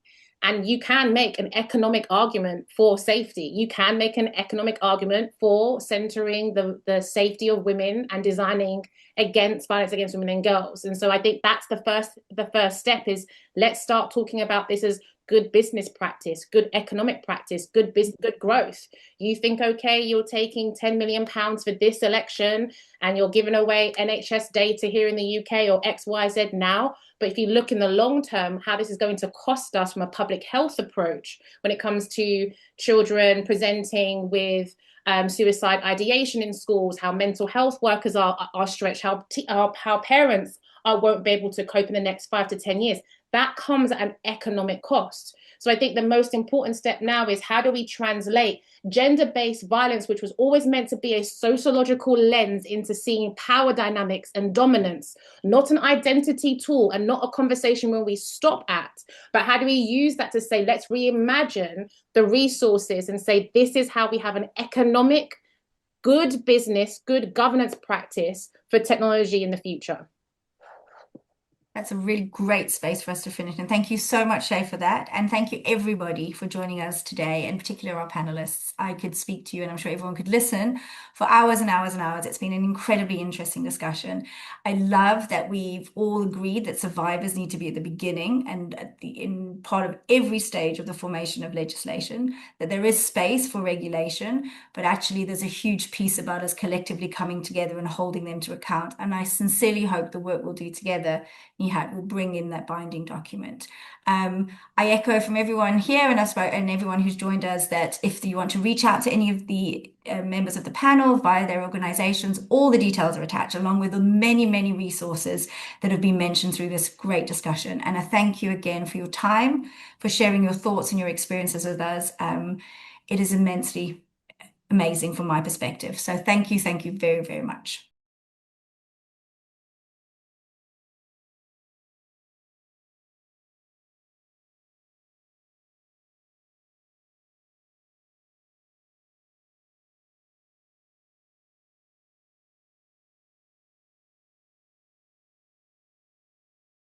My name is Lindsay Song. I am the director of the Technology Facilitated Abuse Initiative at Sanctuary for Families, which is New York's largest provider of civil legal services and related services to survivors of gender-based violence. So we provide legal services, clinical services, economic empowerment work, and also legislative advocacy for survivors of gender-based violence here in New York. And I also chair the New York Cyber Abuse Task Force, which is a coalition of nonprofit organizations, providers, clinicians, survivors, lawyers, advocates, some law enforcement, civil attorneys, all along the intersection of technology facilitated abuse and gender-based violence.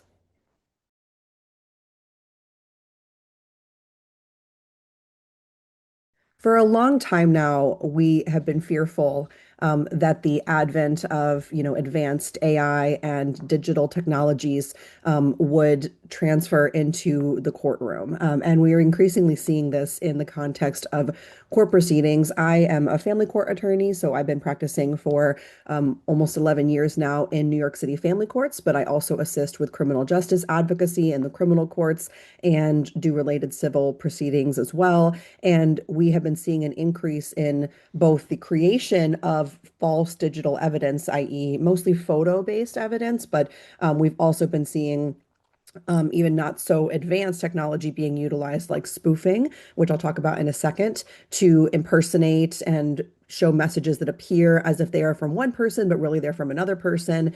And the damage, I think, that can be caused from this misuse of AI and digital technologies is really incalculable for several reasons. One is simply the difficulty of people having these cases going forward and being able to put forward their evidence and then having evidence coming in from the other side that is manipulated. So I can go into a couple examples of these forms of evidence that we're seeing. One is I had a case last year where a client had an abuser that she had met online, and she'd actually never met this person in person. And he created a very realistic, somewhat realistic looking image of them together to claim that they had been in a relationship and that everything that she was saying was lying. But his mistake was that he created multiple copies of this picture. And in doing so, he used different AI tools, it appears, because the pictures looked totally different. So his face and her face did not appear to be the same in the photos. And so we were successfully able to rebut that evidence from coming in. But even recently in New York State, there was a Court of Appeals decision that called into question the use of evidence in cases of specifically video evidence, and this was in the context of a child abuse case, where there's now concern and fear over authenticating evidence because of the arguments that the evidence may be deep faked, or it may be synthetic, it may be not true and accurate evidence.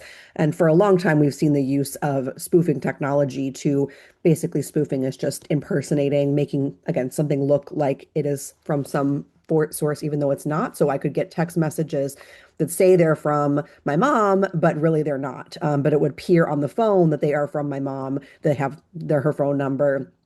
But they're using a special spoofing technology, which is actually widely available. A lot of these websites are easily available for download or usage. And it really makes it very difficult to move forward these cases for victims, but it also undermines the victim's own credibility in court, which is a huge problem, because then we're also seeing defenses being used of authentic evidence coming in and then abusers saying, well, that's deep fake, that's false evidence, and undermining the credibility of our clients in the courtroom for these domestic violence situations.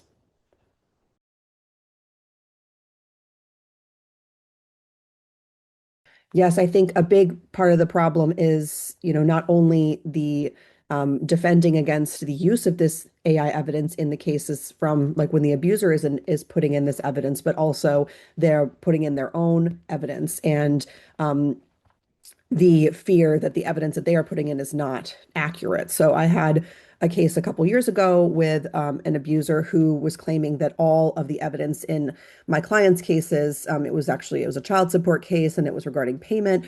But my client had many messages from the abuser saying that he had money, that he was refusing to pay it, and bragging about all of the cars he had and the boats and all of the money that he had that he was not going to be paying her. And so we admitted this into evidence to show that he was willingly not paying the child support which he was owed. And in doing so, he then claimed, well, no, actually, all of those pieces of evidence are fake. They're manipulated. They're AI. And he created a text message that he said, look how easy it is to create a fake text message. And he put in evidence a fake text message that said it was from the court, that said, from family court, your case has been rescheduled, to show how easy it is to create this fake evidence. So we're seeing, in that case, it was, again, not successful for him because all he proved to the court was that he knew how to create fake evidence.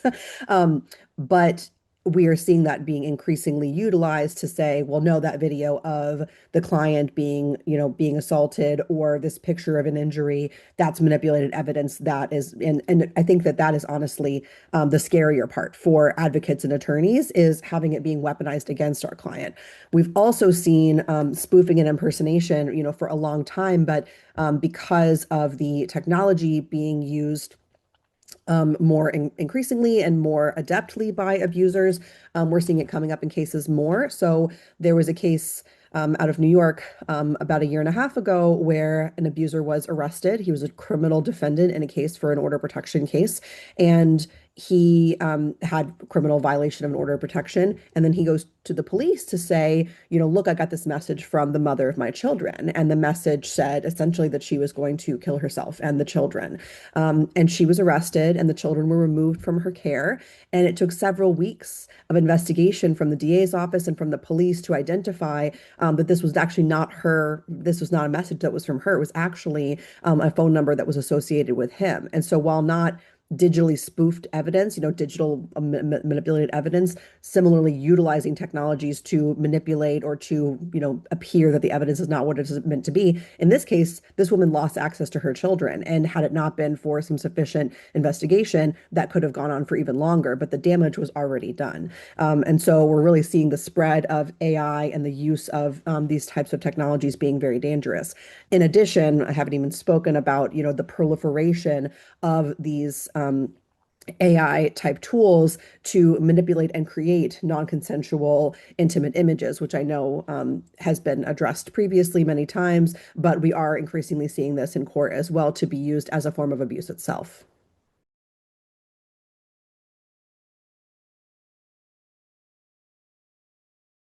As an attorney, I think that going back to the principles of evidence authentication is really important and really critical, while also acknowledging that there needs to be changes and trainings and additional remedies available to really inform not just attorneys, but also judges, advocates, law enforcement, all along this space. So as an attorney, when I give trainings on evidence and authentication, really go back to, how do we know that this item is what it appears to be? And I think it's really important that attorneys are up to date on these issues, are, are really versed in being able to discuss what this manipulated evidence could look like, how it's being done, and how do we know that this is not a piece of evidence. So going back to, simply what other evidence do we have to show that this is an authentic piece of evidence if you're bringing it in from your own side, right? So do we have other photos in the same time period that we can use to support that this is just one photo of many that were happening in the same time, like a photo of an injury and then a photo of the client that's not injured to show that it was happening in the same time period and it appears to be the same. Other testimony as well, or other witnesses that can authenticate, because ultimately it goes back to credibility of our client. Is our client's story more credible? And we're able to kind of use that just using building blocks, just like you would in a case. So in some ways, taking down the tech level of bringing it back to listen, there have always been, misuse of evidence or people trying to put in evidence that is false or mislead. That has been going on since the court system has. So going back to those principles, but also acknowledging the importance of training and advocacy, which I am lucky to be able to do at Sanctuary for Families, to train law enforcement, judges, prosecutors, and dispatchers on this subject in New York, but making sure that in all jurisdictions and globally that those groups are educated on the risk of AI and the risk of manipulation, while also remembering to believe survivors and to look at the entirety of the situation and look at the entirety of other evidence and other witnesses to show what's really happening in that scenario, and not to simply go based upon one piece of evidence, whether it's manipulated or not.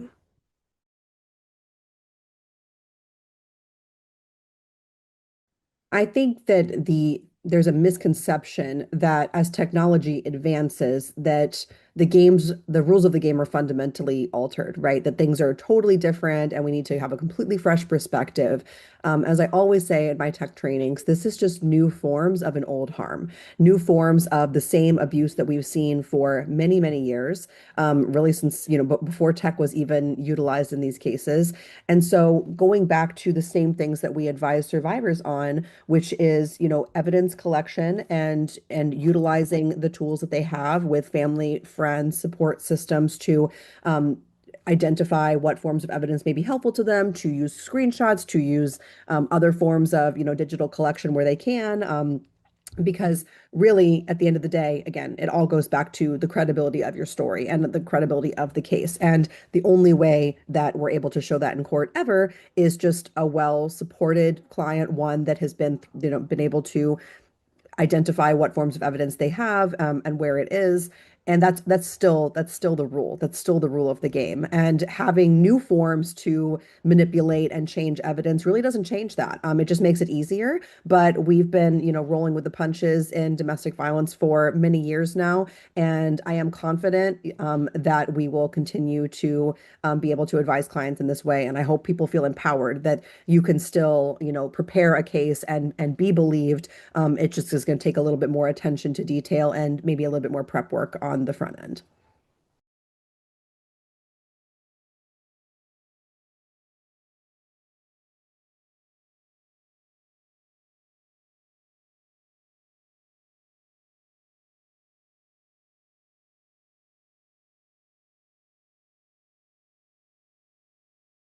Hi, I'm Professor Julie Pizzetti. I am Chair of the Centre for Journalism and Democracy at City University of London. I'm also Director of the Information Integrity Initiative at the NERV, which is a digital forensics lab established by the Nobel laureate Maria Ressa. And today I'm going to be presenting new research, which I will share the context for, the global context. And this research is focused on the experiences of women human rights defenders, women activists, women political actors, and women journalists, that is, women in public life, with gender-based online violence. And I first want to set the scene. So, in the age of the Broligarchs, women in public life are subjected to increasingly sophisticated online violence, from viral acts of nudification to AI-assisted synthetic rape, which is designed to humiliate them into silence and steal their agency. History shows that when authoritarian power consolidates, women who speak truth to power, male power in particular, from journalists to politicians, are always among the first to be publicly abused, discredited, and pushed out of public life by those in power. And today, the authoritarian playbook is being propped up by digital infrastructures that are owned and controlled by a small and unelected class of tech billionaires, many of whom have traded user safety and privacy for obscene profits and proximity to increasingly authoritarian power. In turn, the broligarchical fusion of ultra-wealthy tech bros with political oligarchs who are flirting with fascism has allowed the strategic use of online violence against women in public life to be digitized, automated, and deployed at unprecedented scale and speed. This supercharging of online violence represents an escalating threat to women's participation in public life and democratic deliberation, especially in the context of increased repression of women's rights organisations and networked misogyny. It's designed to stymie women's freedom of expression, and it's part of a burgeoning strategy to roll back their hard-won rights to gender equality. We're at a tipping point. And today I want to speak about new research that I led for UN Women, which offers a disturbing insight into the ways online violence manifests itself in the AI age, and it reveals the severity of its impacts on survivors, with evidence of alarming rates of mental health diagnosis and self-censorship. So let me walk you through this data. As I said, this is for a study which was commissioned by UN Women with the support of the European Union. Just to give you some background for the research that I'm going to share with you today, it's good to understand that this evolved from a study commissioned by UNESCO, which was iteratively published between 2019 and 2022, which I led with a team of international researchers. And it was focused exclusively on the experiences of women journalists. We surveyed over 700 women journalists around the world.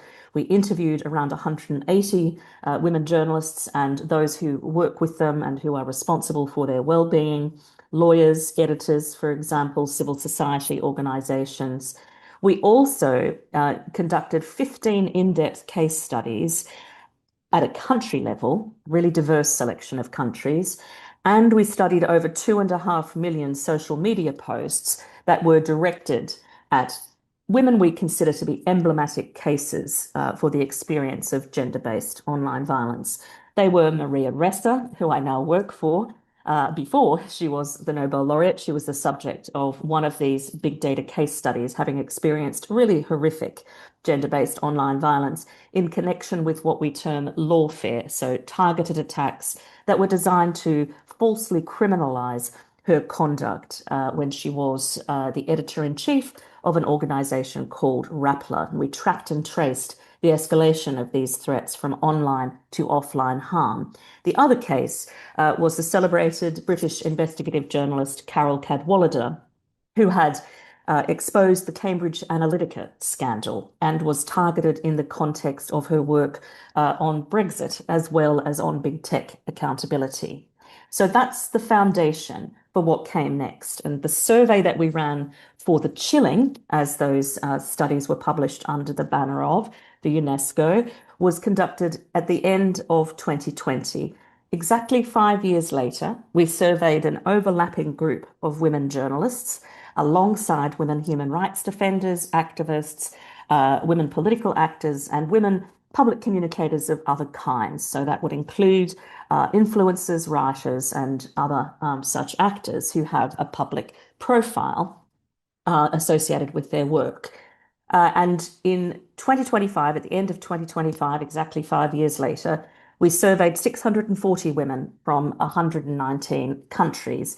And it's important to note that we are able to compare the data for the women journalists from 2020 with the data from the women journalists surveyed in 2025.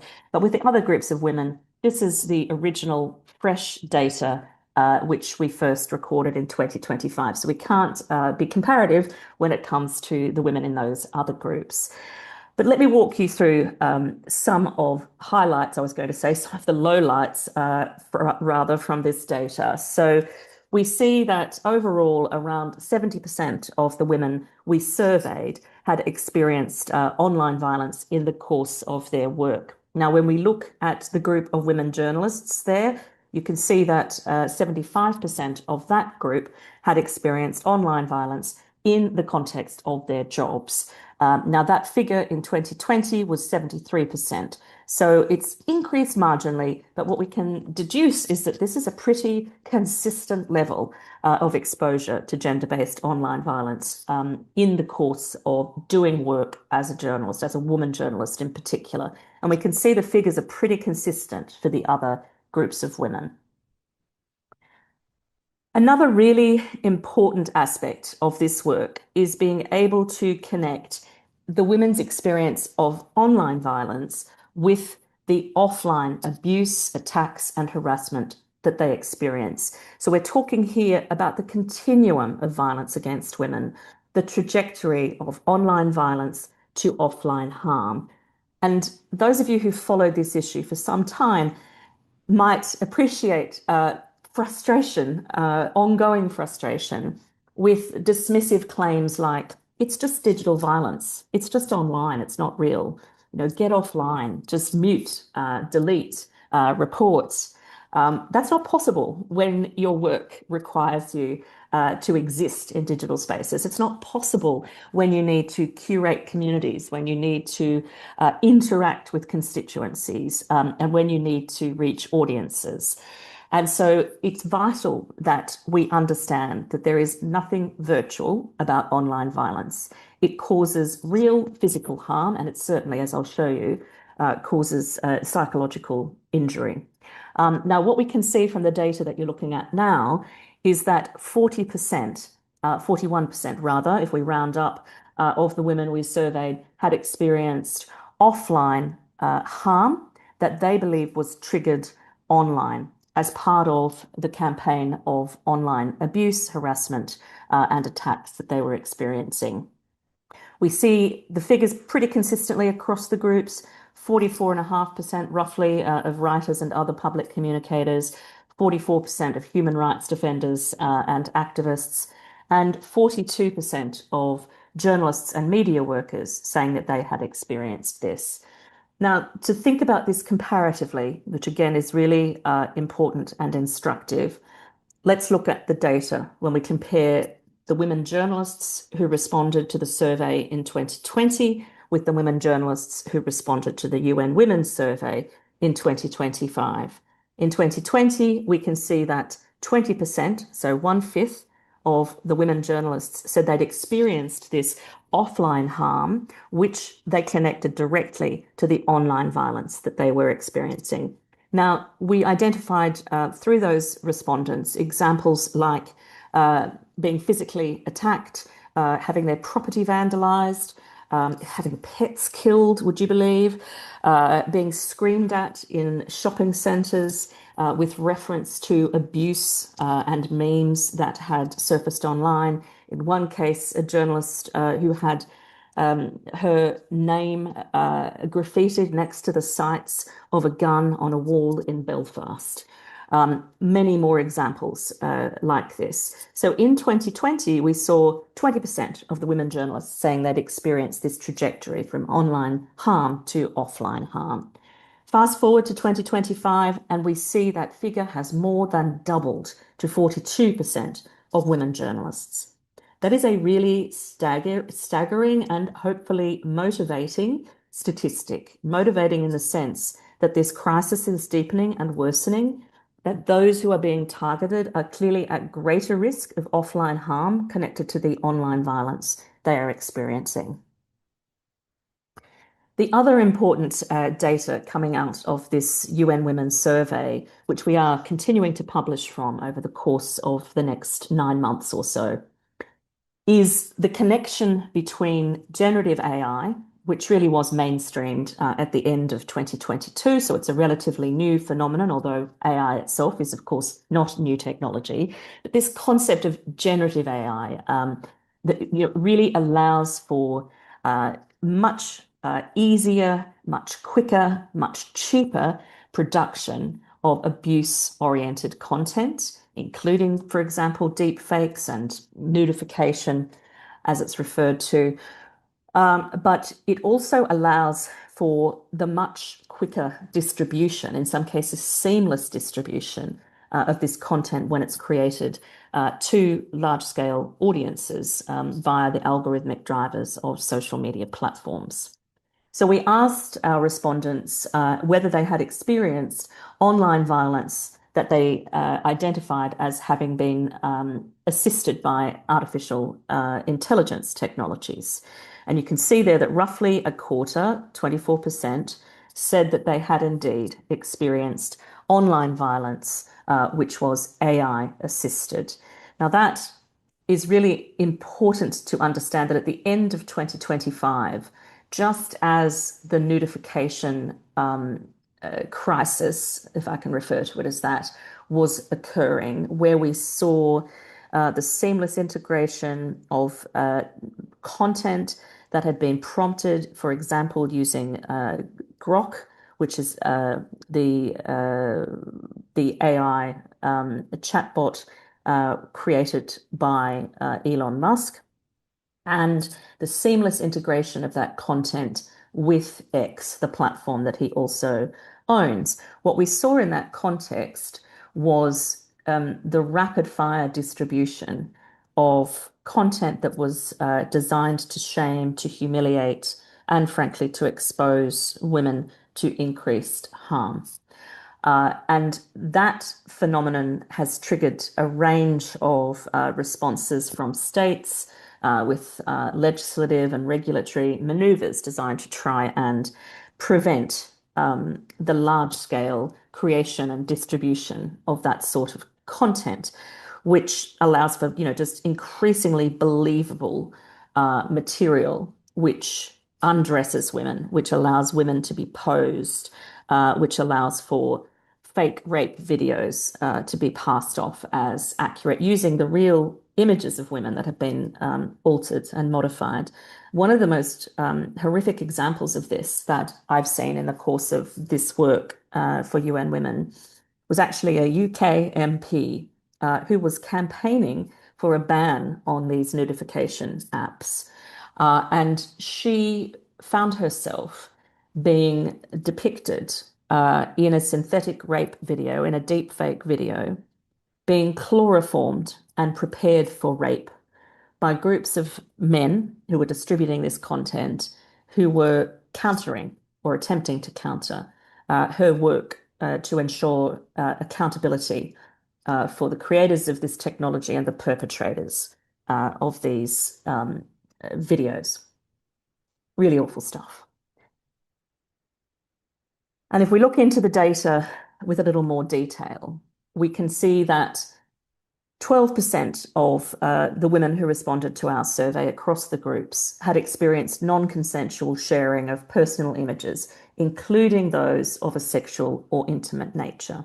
6% had been targeted through deepfakes or manipulated video or images, and 27% had been targeted with unsolicited sexual advances via direct or private messages, including unwanted intimate images and cyber flashing. There is also a really taxing cost faced by women who are subjected to gender-based online violence, and that is the cost of expression being minimized, the cost associated with efforts to silence, diminish, and ultimately disappear women from public life, which is a feature of online violence campaigns. We called the studies we published for UNESCO the chilling because of the chilling effect on freedom of expression and gender equality that this phenomenon posed. And so self-censorship as a response to online violence that is perpetrated with impunity and facilitated by companies that effectively allow this impunity to flourish is causing women to censor themselves, is causing them to withdraw from social media. So we see here, for example, that self-censorship on social media stands at the rate of over 45% for women journalists, jumping up to 50% for writers and other public communicators. And when it comes to self-censoring at work, that statistic ranges from around a fifth to a quarter of the women who participated. Really devastatingly, there's been a 50% increase in women journalists and media workers who've reported self-censoring as a response to gender-based online violence between 2020 and 2025. That is a huge cost. It's a huge cost, not just for women journalists, but also for their audiences, for news organizations that seek to reflect societies in all of their diversities. It's also a cost to gender equality more broadly, from everything we know from media studies about the importance of having women tell the stories that they cover from a female perspective, and especially when it comes to covering issues connected to gender identity and gender equality.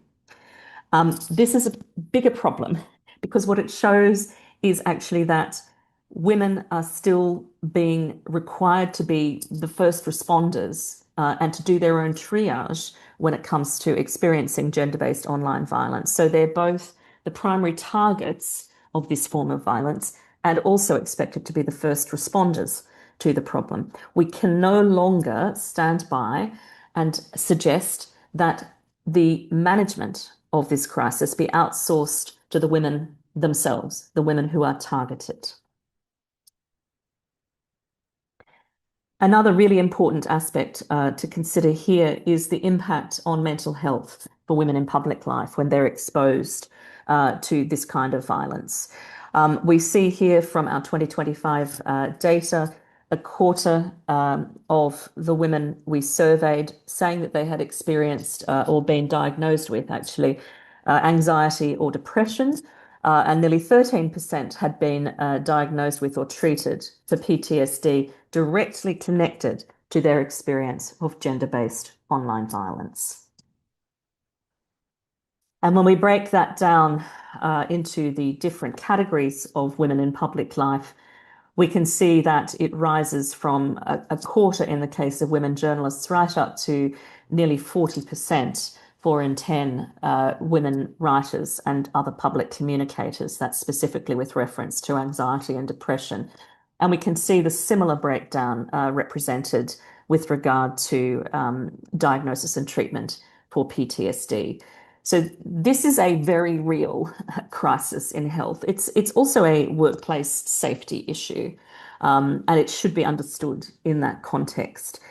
For women journalists, for example, under international human rights law, because of the protections provided by Article 19, which is used to ensure that journalism can be practiced freely and safely, both online and offline, we have an obligation to ensure that women journalists and others who are public communicators in the public interest can do their work wherever it's required to be done. And at the moment, clearly, it is not safe. It should be much safer to do this kind of work in digital spaces. The other area that we have released data on is pathways to redress from a law enforcement and legal remedy perspective. So we can see that 25% of women had reported online violence incidents to the police, while 15% overall had initiated legal action in an effort to seek justice.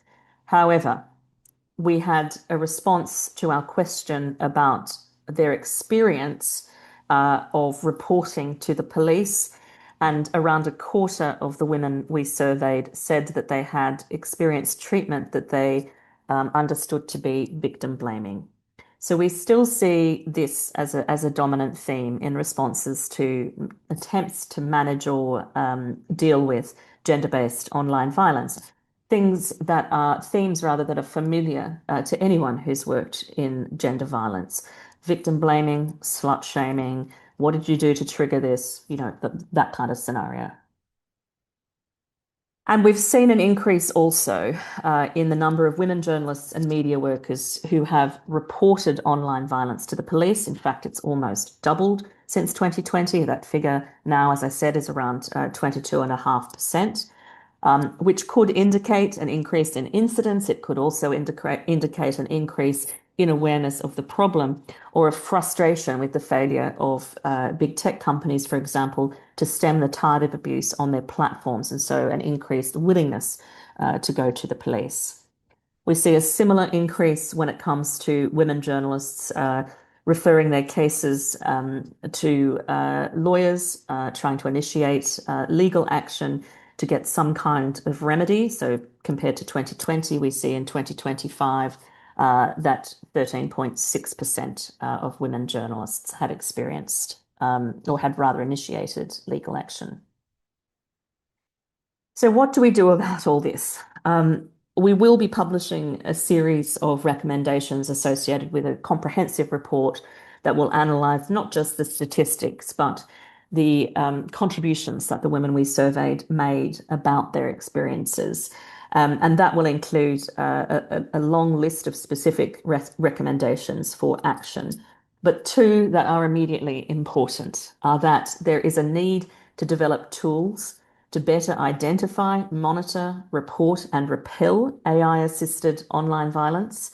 And secondly, there is a need to enforce, and I mean enforce, and the political will required to do that, legal and regulatory mechanisms that are designed to require big tech companies to prevent their technologies being deployed against women in the public sphere in the ways that undermine their rights to gender equality, democratic participation, and freedom of expression. And that's where I'm going to leave the presentation for today. But I just want to add that If you have experienced gender-based online violence, you're not alone. As you can see from the data that I've shared, so very many women, particularly women in public life whose job it is to speak truth to male power, have experienced online violence in the course of their work. Please don't stay silent. Please talk to people who you work with, colleagues, bosses, civil society organisations that are there to support you. Go to the police if you feel it's safe to do so, particularly if the risk has recently escalated, if the risks include threats of physical or sexual violence. Again, this is not something that you have to bear alone, and it is not something that you should feel that you have to stay silent about. We have to actually work to end this scourge in the interests of gender equality, democracy, and freedom of expression.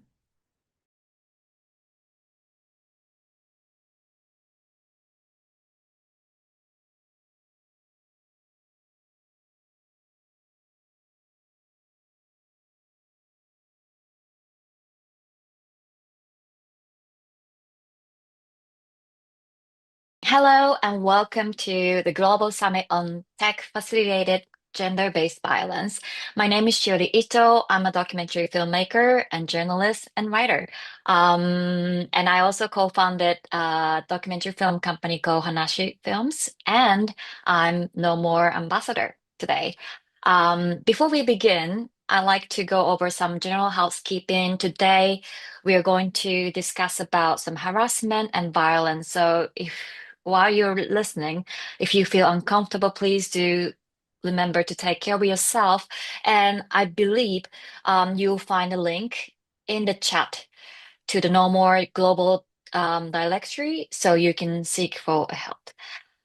In this session, I'm talking to Lala Bates, best-selling author, keynote speaker, and founder of the Everyday Sexism Project.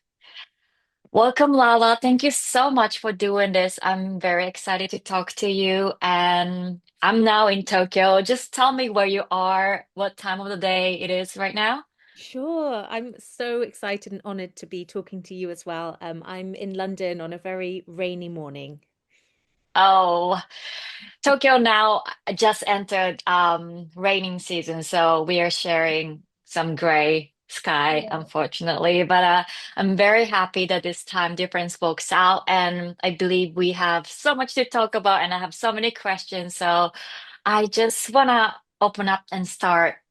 How did you come to start this project online? And I know when you go on to the Everyday Sexism Project, you see different flags and you will see different communities. And I also found the website in Japanese.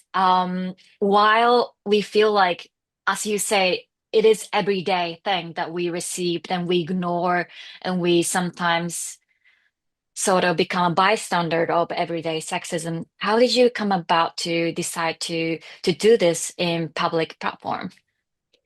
I had a experience. I was living in London. It was 2012. I had a very bad week where I had a number of different experiences of sexual harassment in a very short space of time, but in particular during that week, an experience of sexual assault on a public bus.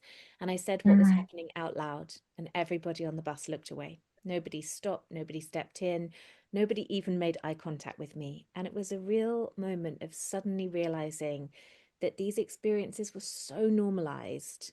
Not only did nobody else react, nobody thought that it was their business or that they should say anything or do anything, but also when I went home and thought about these things that had happened to me, I suddenly realized that if they hadn't happened so close together, I might never have told anybody or thought twice about any of them, not because they didn't profoundly impact me, but because they were so normal. And I had been socialized into the Mhm. idea that as a woman moving through the world, this is just what you expect and what you accept. And I started for the first time ever asking myself why, and asking other women and girls, crucially, had they ever experienced anything similar? And I was absolutely overwhelmed by the deluge of responses.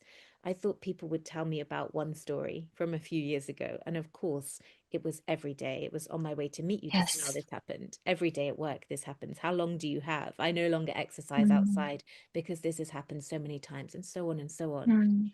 But what galvanized me to create the project was that when I started trying to talk about these experiences and these conversations I was having, I received significant resistance, particularly from men who said sexism doesn't exist anymore. Women are equal now. Women can be anything they want to be. You're looking for something to complain about. You're making a fuss about nothing. And I felt profoundly that there was this enormous gap between society's perception that sexism wasn't something we ever really needed to think about again, and the ways in which it was devastatingly impacting women and girls' lives every single day. And I didn't think I Yes. could fix it overnight, but I thought maybe the one part I could play is to get people to see it, to force people to acknowledge this is huge, this is happening all around you all the time. And the project seemed the most effective way to do that, to share people's stories all together in one place, would force people to acknowledge them, to stop saying that women were overreacting or making a fuss, or, you've got the wrong end of the stick, or it's just a compliment. He just likes you, or you were asking for it. What were you wearing? So that was the reasoning behind it. It's amazing that you started back in, a decade ago. We all know that, how we talk more about sexism and sexual harassment after hashtag Me Too happened. But it was years before that even the, online movement happened. So I feel like all these layers of online discussion really made it happen to be able to share around us. And also it's like you said, it's shocking. It shocks me that it's happening everywhere, anywhere where we live. I always thought it happens a lot in Japan. It's because we don't speak out to each other. And I always thought whenever I come to London, people are nice. They make eye contact when I'm, having suitcase. They will help me out. But then it's really surprising, of course, because it happens so much in daily time. People normalize it, ignores it, or doesn't want to involve. And what does it to do? It just keep letting it happen for more and for the next generation. And s- since you started the project, it's already it's already been a decade. And I know because of so many, as we use more online today, maybe you will see more conversation. Do you feel any change, the language change, or culturally, or any institutional change? Yes, I think there has been a lot of change. Some of it's really positive. I think, as you Mm, say, there's been this wonderful kind of stereo effect of different movements around the world, of people speaking out in different countries. And yes. I want to ask you in a minute about that because you've been such a huge part of that, in particularly in Japan, but also globally. And I think the change that we've seen is that people are more able to talk about these issues. They are more able to have the language. When I talk to girls in schools today, they are much more aware of their rights, aware of this Mm, happening, aware of it being unacceptable in ways that I think when I was at school, we just didn't talk about it. It was just totally normalized. That's a really positive yes. thing. And it is all thanks to the courage and the bravery of survivors who have often at enormous personal cost, as you know, I know from your own experience, have so bravely broken open that stigma, broken open these conversations, and forced us to have a public reckoning and a public acknowledgement with the problem. And all of that is so valuable and so important. But what I think we haven't seen is the structural systemic shift in response. So Hmm. we've seen politicians going, oh, well done, and paying lip service to the problem, but then they don't necessarily change rape law, tackle inconsistencies in the criminal justice Yes. system, deal with institutional misogyny in policing. So we know about the problem more now, but are we seeing it reduce? Not necessarily, because those actions by people in positions of power aren't necessarily being taken. And I guess the other shift we've seen, unfortunately, over the last 10 years is towards a very significant, sustained, algorithmically facilitated backlash. So we saw this surge of progress. And now what we're seeing Mm, is enormous tech platforms putting their power and their very significant might behind the backlash and the takedown and the spreading of yes. viral misinformation about feminism, about women. So it's a complicated picture, I would say. And of course, your work has also fundamentally changed public conversations around this, particularly in Japan, where I know that you have experienced enormous personal and professional risk by speaking openly about this. When you decided to tell your own story publicly through Black Box and later Black Box Diaries, what made you feel that silence was no longer an option? I think I had, you know, really similar experience to you. I felt like, of course, when I experienced rape, that was the biggest for me, most harmful experience of sexual violence. But before that, I I grew up being groped on public transportation, train, especially when I was in school, when I was wearing uniforms and school uniforms, and because that was so normalized, because if I reported to police, I'll miss a school day and no one would help me and it would just be my loss. So I just lived with it and I realized all these layers of being silent maybe led me to experience it. Of course, that's not the issue. That wasn't. Now I know I can say, but then I start thinking, um, the day I was raped, right after the first person I met was my little sister, and she was still in high school that time. And I was just looking at her, thinking, is she experienced that every morning? Um, if so, will she going to also maybe experience what just happened to me? And I couldn't imagine that. So I that was that. I just felt like I need to do something about it.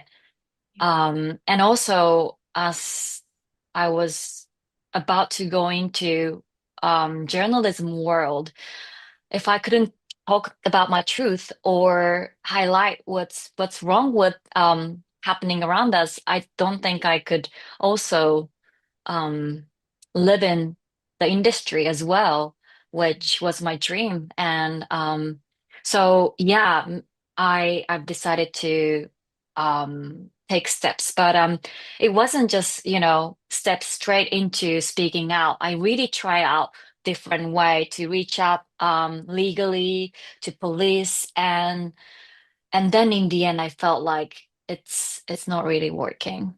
And a few years later, I decided to come public. Mhm.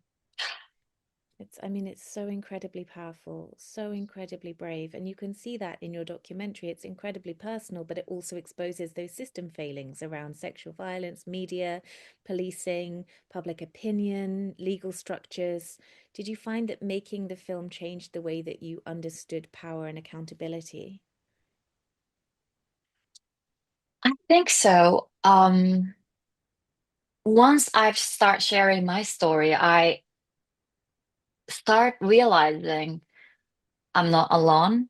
I start hearing more stories around me, even from my friends who I thought I was close to, and how often it happens. And also, even that was very hard to come public because, speaking about sexual violence was such a, um, it's still today stigmatized, and I still face backlash, especially online. But being able to use my own words um, really helped me to understand what happened to me and also give me power to stand up. And I think that was the thing. I felt like because I was also normalizing these violence and also hearing all these social pressure telling us, it's nothing, forget about it. If you don't talk about it, things goes on. If and it's not. So just saying no to that really helped me um, to live as who I am.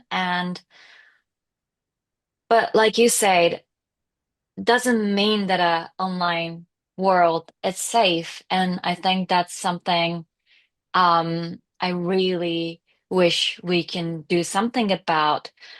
I feel like we share more stories, but there are some horrible comments or backlash, and if other survivors see these things, it's really hard for them to come out or seek help. So I think that's something really we need to ask for platformers or um, yeah, lawmakers, I believe. So I believe you spend also years examining how online space can reinforce and um, change the story about misogyny, but do you think society is finally beginning to understand technology facilitated abuse as a part of broader system of gender equality, or rather than simply bad behavior online? I mean, I think that frontline organizations and expert women's organizations, campaigning organizations, frontline sexual violence organizations have been doing a brilliant job. This summit, of course, being a perfect example of really Yes. highlighting it, talking about it, understanding it, researching it. The big problem I think we have is there remains a stubborn societal perception that these harms aren't real, that because they're online, they don't matter, we're Mm, overreacting, they don't have real world consequences. And we know that to be false in so many different ways. When we are yes. seeing women at risk of losing custody of their children or losing their jobs because of deepfake, non-consensual pornographic abuse, when we are seeing female politicians around the world being targeted with this form of online abuse, stepping down from office early in many examples, when we are Hmm. seeing schoolgirls being targeted online in such a way that they end up dropping out of school or developing PTSD as a result, these are real world consequences. I mean, of course, Yes. tech hasn't created the problem. Of course, it is merely facilitating new versions of an existing form of prejudice and inequality and hatred. But the scale at which it becomes possible for those forms of inequality to then be abused, the scale at which abuse can then be directed at people on a really significant platform, the rapidity with which it can happen, the ease of access to figures who are women in the public eye, but also to ordinary women. What we are seeing puts the kind of always existing misogyny in our society on steroids in a way that we haven't seen before. And it's interesting that there is this stubborn public perception that it doesn't matter, that it's not real, because in other ways, the public are very good at understanding that there is a physiological and psychological response Hmm. to an online stimuli or a digital stimuli. For example, when we see 3D movies, right, and we have the glasses Yes. on, everyone in that cinema, when the shark comes out of the screen towards you, everyone is they're going to scream, they're going to put their hands up in front of their face, they're going to sweat, their heart rate will rise. So we get it. As a society, we do understand that there is a real impact physically. And yet, when women are virtually being harassed, assaulted, stalked in the metaverse, for example, there just is that refusal to acknowledge and accept the problem. And I think this is a new version of what we've seen societally for centuries, which is to try and Hmm. distract, right? Oh, don't make a fuss about this. It could have been worse. Don't make a fuss about street harassment. At least you weren't sexually assaulted or whatever it is. So the crucial thing to say is that nobody is suggesting these harms are identical to or that these crimes are exactly the same as offline sexual assaults. The point is that they remain unacceptable in their own right, that this is a problem that shouldn't be happening, that it has a massive silencing impact, that it is pushing girls out of digital spaces, it is pushing women out of democratic participation in public life, and that it's unacceptable in its own right. That is so true.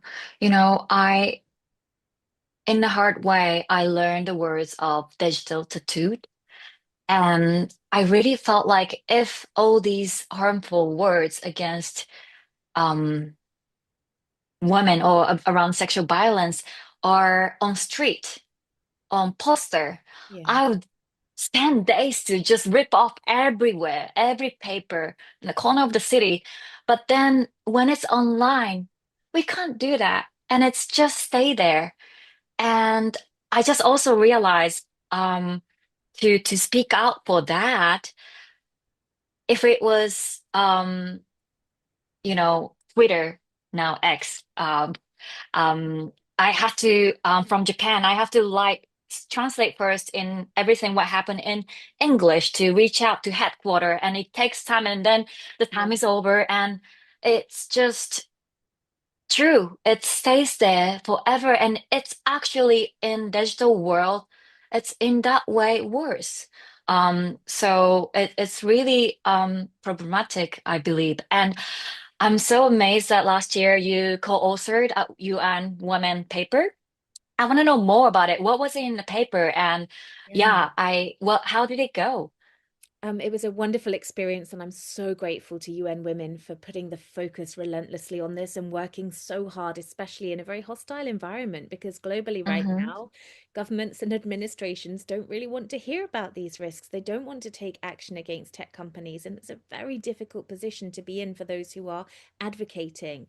What that paper was Yes. about was trying to provide a basis for governments to be able to look at the problem and think about what reasonable, realistic regulation and safety standards Mm-hmm. they could put in place to tackle the problem of Yes. tech-facilitated gender-based violence primarily, but also very particularly looking at AI and emerging technologies and understanding the ways in which they are being very deliberately and directly harnessed to harm women and girls.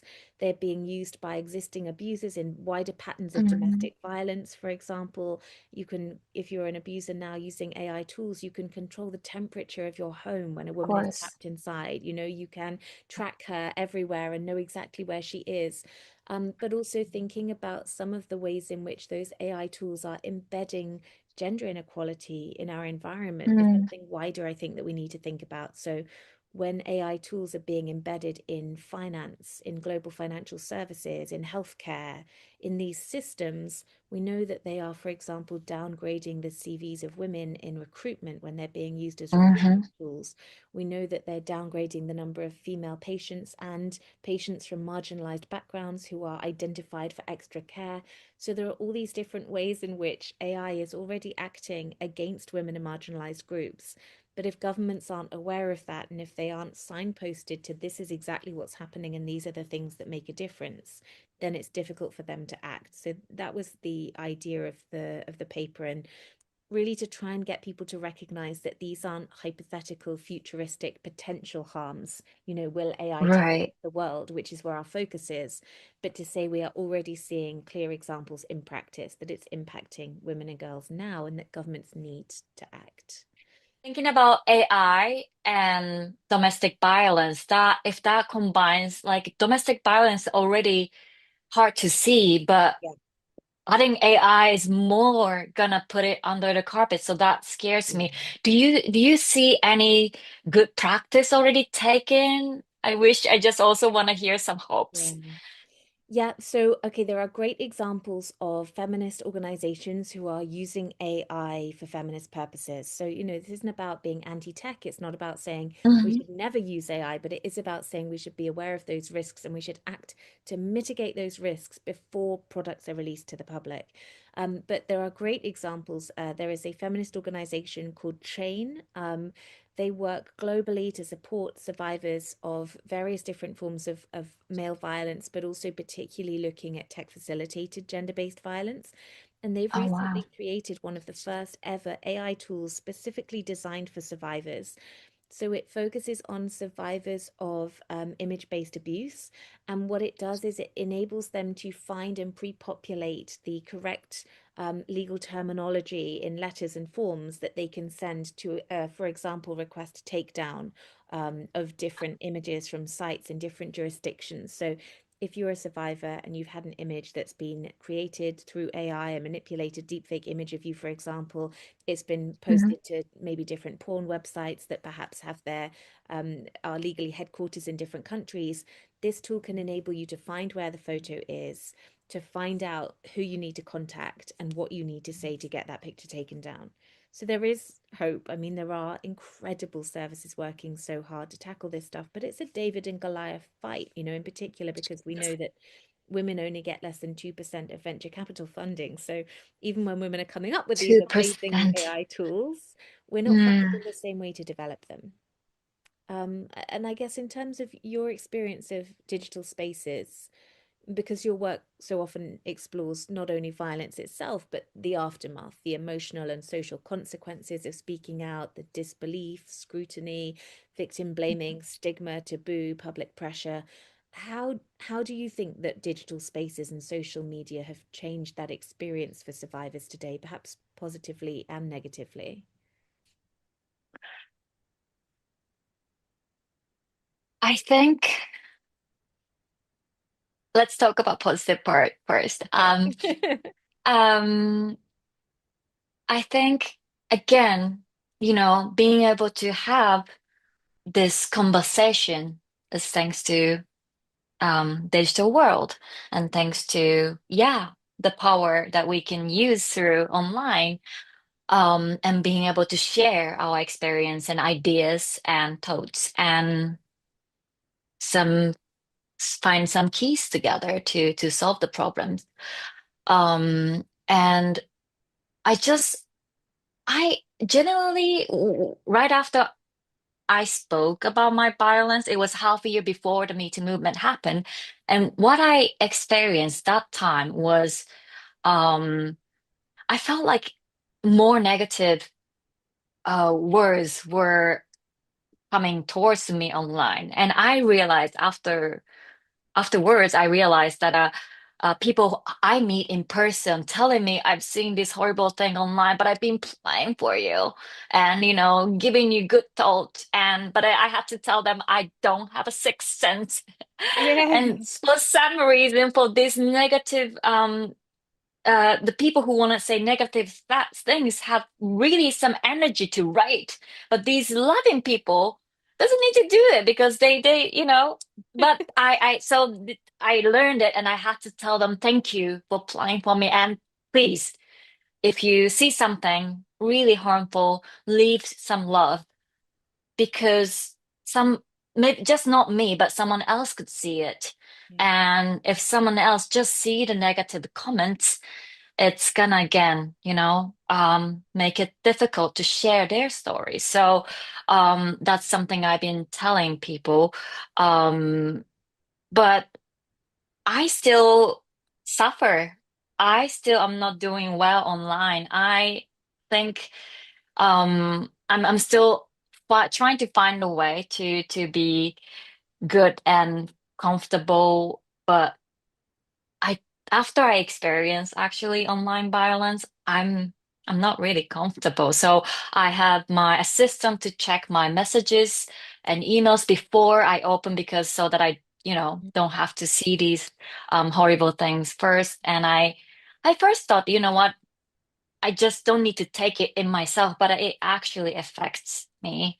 And so I just really have to learn how to avoid it. But then again, talking about digital tattoo, it's just not me who is not trying to see it. It's gonna be there. So the message towards the survivor is gonna stay there. So we really have to work towards to how we can clear and cleanse and clear out these horrible words.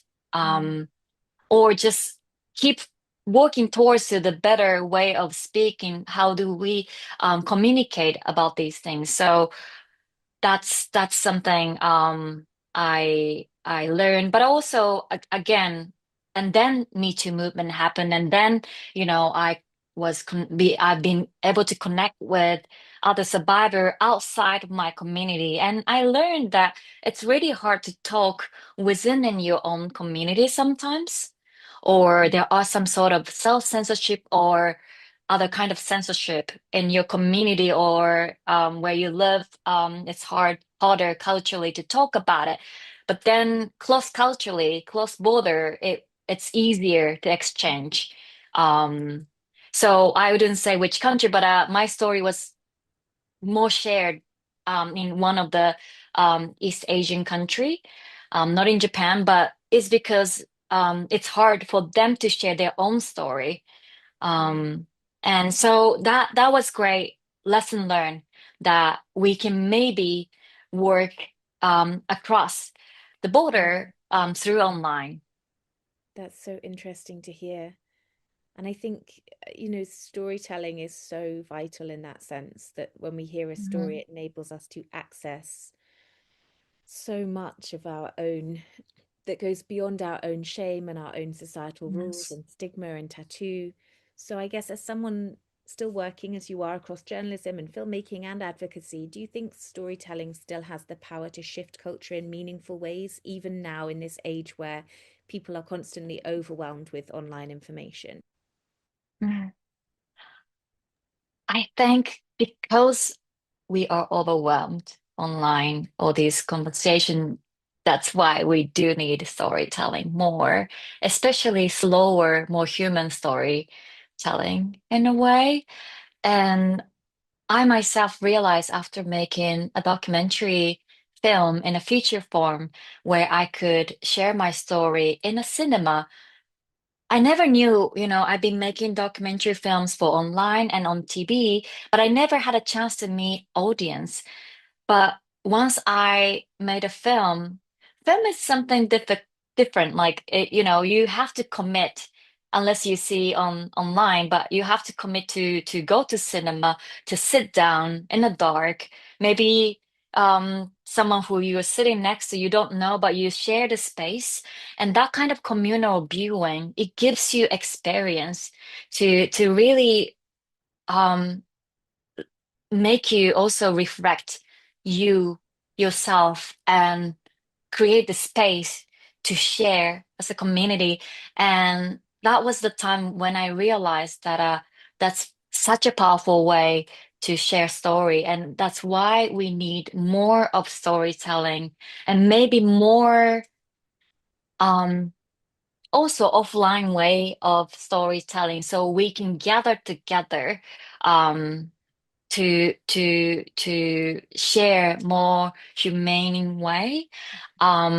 So somehow I want to combine online, offline, so that we get the idea and information, but then we also can take our time to really take in and share and create that space. One of the biggest challenge in the space of technology is that it involves the quickly wire policy, and yeah, like you say, it's just like which is first, it's eggs Yeah. and chicken, and it's so quick. Everything is so quick. I When I first heard OpenAI, I felt like, oh, such a weird name, but then it's in our daily life. It Yeah. taken us up our life, and so where do you currently see the biggest gap in this, like whether from governments or platform, or how do we reach there?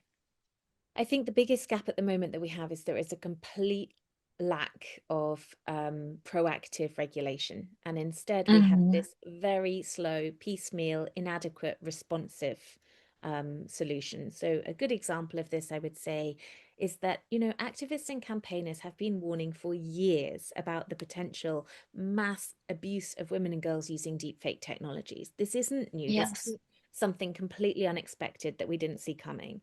But in my country, for example, it wasn't something that the government acted on until recently. In January, we had the kind of global outcry about Grok, the X tool, being used as a tool of abuse against women and children around the world. Millions and millions of women were being stripped, essentially, digitally stripped Mhm. of their clothes, and pornographic images made of them without their consent that were highly realistic, that were then essentially used to harass and abuse them and to silence them. And it was only at that point that the government said, oh, we will bring forward this legislation that will make it illegal to create those images. There was no reason why they couldn't have acted and made that illegal before it happened. So I think at the moment True. there's this a little bit of an excuse with administrations around the world saying, oh, we couldn't have known this would happen. Oh, tech evolves so quickly. It's so difficult to stay on top of it. But the first thing to say is that it's not that quick, and that campaigners are advocating if they were listened to by governments. The other thing, though, I think, is that in any other industry, governments Mhm. and people would accept that we have forms of regulation, safety standards that have to be met before products are rolled out to the public, right? We have it with driverless cars. We have it with food safety standards. We have it with children's toys. You can't roll those products out to be accessible to the public until they've met certain, fairly basic common sense safety standards. All There's right. no reason that that shouldn't be exactly the same case in tech, except that the big tech lobby, funded to the tune of billions of dollars, has done an incredibly effective job over the last 10 years of convincing governments around the world that it cannot be regulated, that it is ungovernable, that it's too big, it's too prosperous, it's too fast, it's too unwieldy. But we just wouldn't accept that excuse in any other setting. We wouldn't accept it if a car company said, oh, well, some of our cars are going to combust and hurt people, but, just let us put them on the roads. The answer would be no. So I think for me, that's the biggest gap. It's in common sense, tech positive regulation. And there are some great examples of this being drawn up. The Council of Europe, in particular, their convention on artificial intelligence is a really good example, I think, of a piece of work that basically ensures ethical guardrails, ethical foundations for exciting and innovative AI development. It doesn't stop the development happening, but it says from the outset, this has to be designed with safety in mind. And that makes it possible for everyone to benefit, not just a very small number of billionaire white men, essentially. But of course, it's difficult. It's difficult because there is enormous resistance against that from many of these companies, which are the wealthiest in the world. It's difficult because they have enormous political influence. And so that's difficult to tackle. Yes. And I think that means that as activists at the moment, and as those who are working on the front lines, and as survivors, it requires a really great deal of resilience to keep going in the face of what feels like a very hostile environment. And I know that you've spoken very openly about resilience and about healing, especially in Swim Naked. So, after years of carrying these conversations publicly, what have you learned about the importance of joy and recovery and humanity within activism and survivor advocacy? Oh, that's a great question. Bit away from technology for a while. Yeah. Um, you know, I I actually not never, but it took me a while to acknowledge I'm an activist. I'm a feminist. And I'm very happy and proud to say that I'm activist and feminist today. But one of the great experience to going into feminism and healing was that I was talking about I was talking at an event in Taiwan about gender-based violence a couple years ago, or maybe many years. It was before COVID, so it was many years ago, maybe.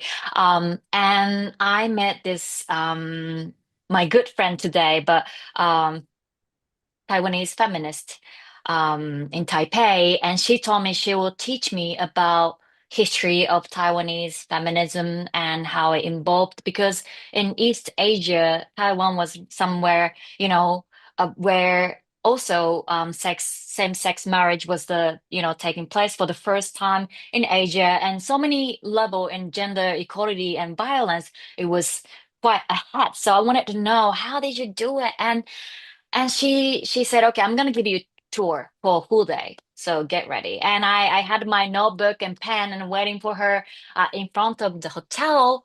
And she said, okay, let's go. And I was expecting to go to some, feminism museum and so on. But then first place she took me was Taiwanese shampoo place, like head massage place and said, this is what you have to do first. Relax and just, enjoy yourself. And then she took me to like amazing street food stroller. And it was daylight, weekdays, and we start already drinking beer and talk about life. And I realized that was in the end, what we have to do. We have to enjoy life. So all she did that day, of course, in the end, we did go to comfort women, so-called comfort women, sex slave, um, uh slaved women's museum and so on. But then we talked about it while we we took care of ourselves. And I just realized that we have to do more of that. Like we have to take care of each other. We have to also acknowledge each other, what we've been through. And since then, I also really try to focus whenever I talk about my trauma. I also share my tip of, how to cope with my trauma. And whenever someone share their trauma, I have to ask them, how great that you've been surviving, good job. So what's your secret? So we can, exchange some small ways to survive and share. And that's been my joy to survive. If there's one thing you wish policymakers, tech leaders, journalists, or even, wider public better understands about relationship between technology, power, and gender-based violence, what would it be?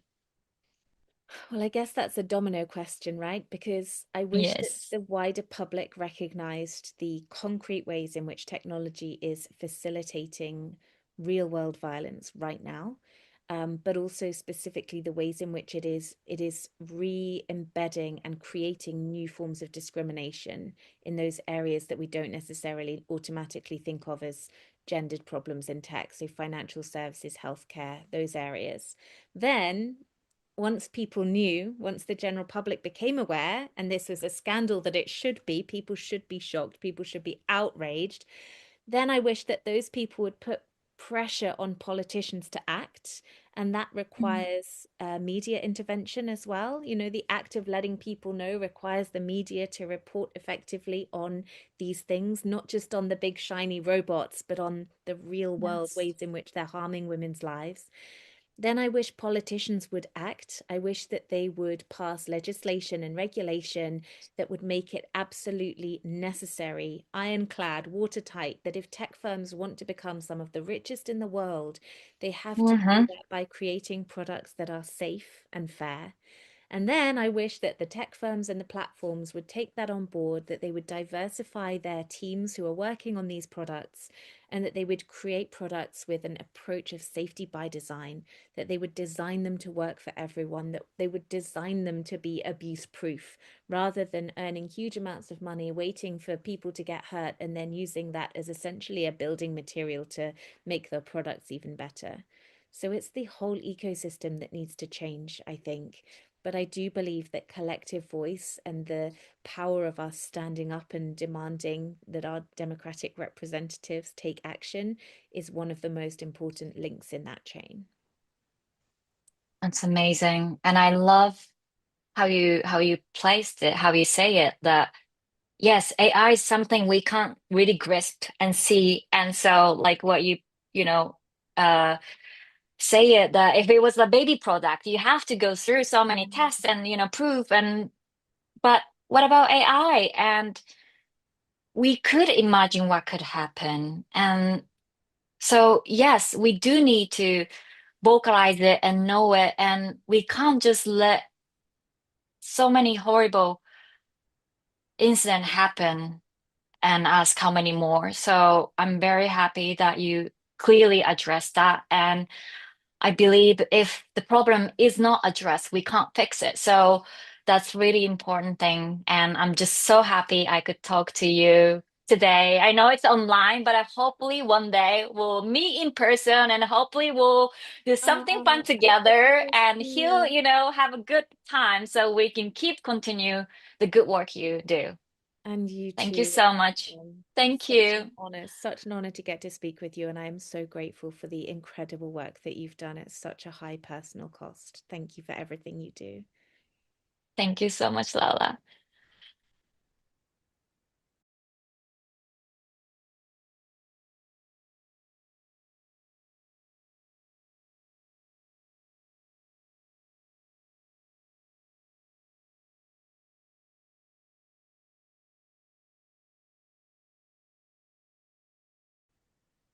Hi, good afternoon, good morning, wherever you're seeing us today. It is a pleasure to have you in the Global Summit on Tech Facilitated Based Gender-Based Violence. I am Pamela Zavala, and I'm the Global CEO of the No More Foundation.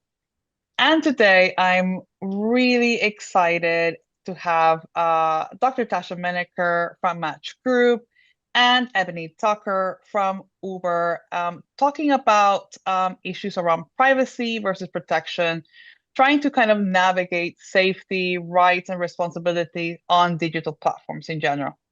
But before we kind of, get into it, I just want to make sure that we have some general housekeeping.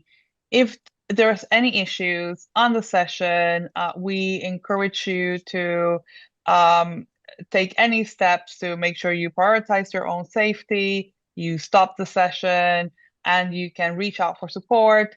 In the link below, you'll find our global directory that has specialized domestic and sexual violence support. And as I said before, we will be exploring how Wiley companies as Match Group and Uber are navigating trying to honor survivor privacy rights whilst maintaining compliance with increasing regulation and data requests from law enforcement. So to start the conversation, I would love to know, where does the tension between user privacy and user safety more clearly is kind of outlined in your work, and how has this evolved with all the increasing regulation? Ebony, if you want to start, then that would be amazing. Yeah, I'd love to. I mean, I think a couple of things about this. One, I don't think there's quite as much of a tension there as we often think there is. So I'd love to explain that a little bit further, but also to say just initially, I don't think that the regulation or a new regulation has necessarily changed the way that we look at reporting, for instance. So Uber has reported incidents of sexual assault and misconduct, as well as other safety incidents on app since 2019, going back to reports of incidents in 2017 and 2018. When we submit these reports or publish these reports, rather, we usually do that thinking about safety incidents from the past couple of years and wanting to be very transparent and let people know what's happening there. I think when it comes to giving individual case information, there is a tension or there is tension there because I don't think people often understand when requesting this information how survivor autonomy and not giving survivors choice about where their information goes, how that can be harmful, not just to those survivors, but can also create a chilling effect on reporting, which is exactly what we don't want to have happen, right? So people who might have incidents in the future will be able to see that previous survivors didn't have control over where the information went. For us as a company, we work really hard to make sure reporting is easy because we want to know. We want to know not just about more significant sexual assault and sexual misconduct incidents, but also just if people were uncomfortable in cars, if inappropriate things were said. And so when we open up all of these avenues to reporting, we want to get back as much information as possible, but when we're not protecting survivor information, that can create a chilling effect that just keeps us from getting what we need to know. So I think in order to make sure we're getting this information so that we can make the app and the rides as safe as possible, protecting survivor information is a huge part of making sure that the other thing happens. What's your take on this, Tasha? Yeah, thanks, Pamela. So just for a little bit of context, Match Group is the parent company for over 15 dating services worldwide, and that includes Tinder and Hinge. So one of the places where this tension is most salient for us is around authenticity checks. So ensuring that the person who has a profile is actually a real person and that they are who they say they are. And I think for years, a lot of the conversation around authenticity has focused on how can we use credentials to verify somebody's identity. Things like typing in your birthday to determine someone's age, or now we see a lot of sites requesting government IDs to do so. But I think we all know, and especially as advocates, there are a lot of workarounds to these types of verification.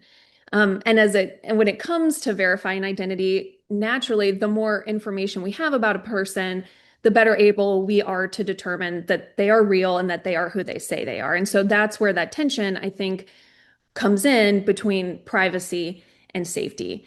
And so, for example, on Tinder and Hinge, we've introduced recently a tool called Face Check that's meant to address some of these inauthentic accounts.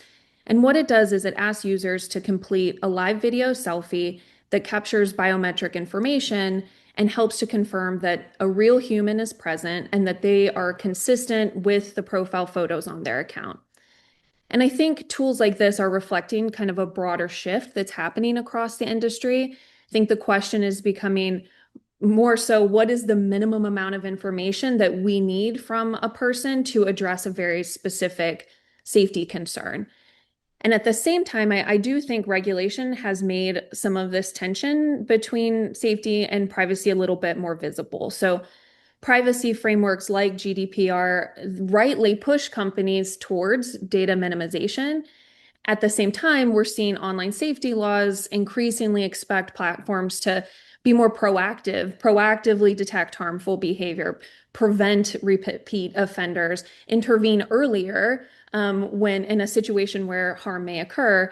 And in order to do that, platforms inherently have to retain signals and patterns, be able to detect those patterns over time. So I think these obligations can pull in opposite directions a little bit. So at Match Group, for us right now, the focus is on building tools that are proportionate. So the question really is making sure they're effective enough to protect users and support accountability when harm occurs, but also making sure we respect users' privacy and autonomy. And that's a tough balance sometimes because these things evolve quickly. Technology is changing very quickly, and the regulation is changing quickly as well. Yeah, and I think there's I think there's a disconnect also of information sometimes when you're making the safety kind of requests, what, some of the privacy bits that you might actually be losing with it as a user. Ebony, can you share an example of when Uber was asked to disclose user data, whether be it through law enforcement requests or a regulatory requirement?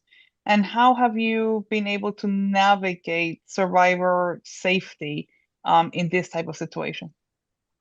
Yeah, I mean, that's a great question because I think that especially when it comes to law enforcement reporting, I mean, in all areas, I think we get requests for information, but particularly in law enforcement reporting, because that's our more constant area of requests. And so the way that we handle it in order to balance survivor privacy while also being compliant with law enforcement and really giving them what they need to appropriately investigate cases is that we do compile the information, get it ready for them. And when survivors make reports to us, we provide them with a case ID. So when they are ready to report to law enforcement, if they make the decision that that's what they want to do, then we share that, then they share that information with law enforcement, and investigators can come back to us and receive all information related to the case through a portal. So we have a team that works directly with law enforcement to make sure that they get that information. We just wait for the survivors to give us permission first. I also think that one way that we really want to be supportive of survivors throughout this process is to make sure that when they are making decisions, that they are informed and that they of their rights and that they've had a trauma-informed response.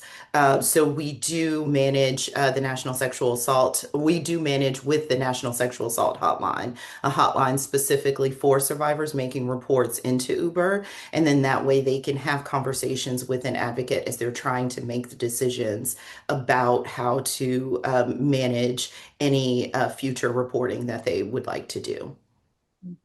I think that those partnerships with sector specialist providers make all the difference, right? Because it really kind of guarantees that survivors will get the treatment that they would get, outside by reporting to the. Yeah, and if I could add a lot of these processes, as someone who used to be on Uber Safety Advisory Board many years ago, a lot of these processes, as they were started, really do depend on these partnerships to help us figure out the best and most responsible way to respond in these situations. So, from Reliance to No More, to so many of our advocate partners, that's how these systems were created. And I know, Tasha, I know there's growing pressure on companies to share more information up front, whether through be it shorter data retention windows, that scares me a lot actually. Regulatory demands, or just like law enforcement requests.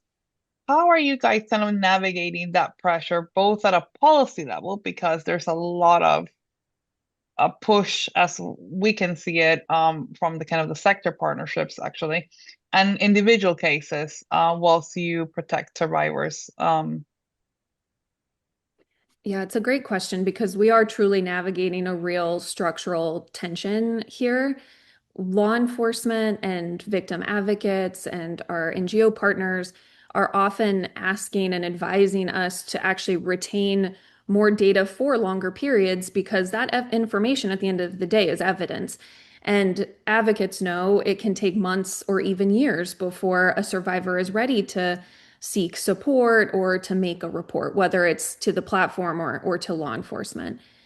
At the same time, privacy laws and some legislation, as you said, Pamela, is pushing companies in the opposite direction to collect less data and to delete it faster. One of the things we've seen recently is actually a bill that's currently under review in New York that would require online dating services specifically to delete user data 30 days after an account is closed. The original language of the bill required immediate deletion. And so I completely believe the intention behind this bill is well-meaning and intended to protect privacy. But in our context, that can create significant safety risks because, as you can imagine, it's very common for both perpetrators and survivors on our platforms to delete their accounts immediately after a harm occurs. And so if the data disappears too soon, we lose the information that we need to take action. So the question ultimately can't simply be keep or delete. We really need to parse this and ask many questions. You know, what type of data do we retain? In what form do we keep it? For how long? Who is allowed to access it? And what are the specific safety purposes for keeping that data and for the criteria that we set in terms of who can see it? And so, in line with this at Match Group, we do try to take a tiered approach to this. So general user data is governed by minimization principles. But if we're talking about safety relevant information, so reports of harm, enforcement, history patterns that can indicate repeat instances of harm or abuse, we may need to retain those data longer with strict access controls because that's what allows us to recognize when someone banned on one platform is trying to reappear on another platform or even back onto the same platform. So the goal is to ultimately preserve what's necessary to act on the harm, but limit access and disclosure to what is truly justified and truly needed. And at the end of the day, we strongly believe that a survivor's report should not automatically become something that's just handed over to anyone. We treat it first as a signal that internals a safety review internally on our side, and any external sharing of information is carefully gated. So we're looking for a valid legal process, we're looking at proportionality, and we have to have a very clear safety or legal purpose for sharing any kind of user data. I remember clearly when we were having conversations around this bill precisely, where information is deleted, or asking to be deleted almost immediately, not giving survivors any chance to think, make a case, or giving the opportunity to perpetrators to immediately delete their accounts, knowing that there will be no trace of what's happened. And sometimes we think this, yes, as you said, it could be well-intentioned, but not thought through, and maybe not even discussed with survivor organizations who usually have other views when it comes to this matter. So, no, thank you for that. We see that tension here, between wanting more privacy, and we live in a world where I think we feel our privacy is so infringed. But at the same time, right, what does that mean for users and safety? In the same line, Ebony, I know from the Uber side being asked to share survivors' information from reports, and how is that coming across? Yeah, I mean, I think in a lot of the same ways as Tasha described, I think we're seeing a lot of similar issues where I think that request legislation, a lot of those things are obviously very well intentioned.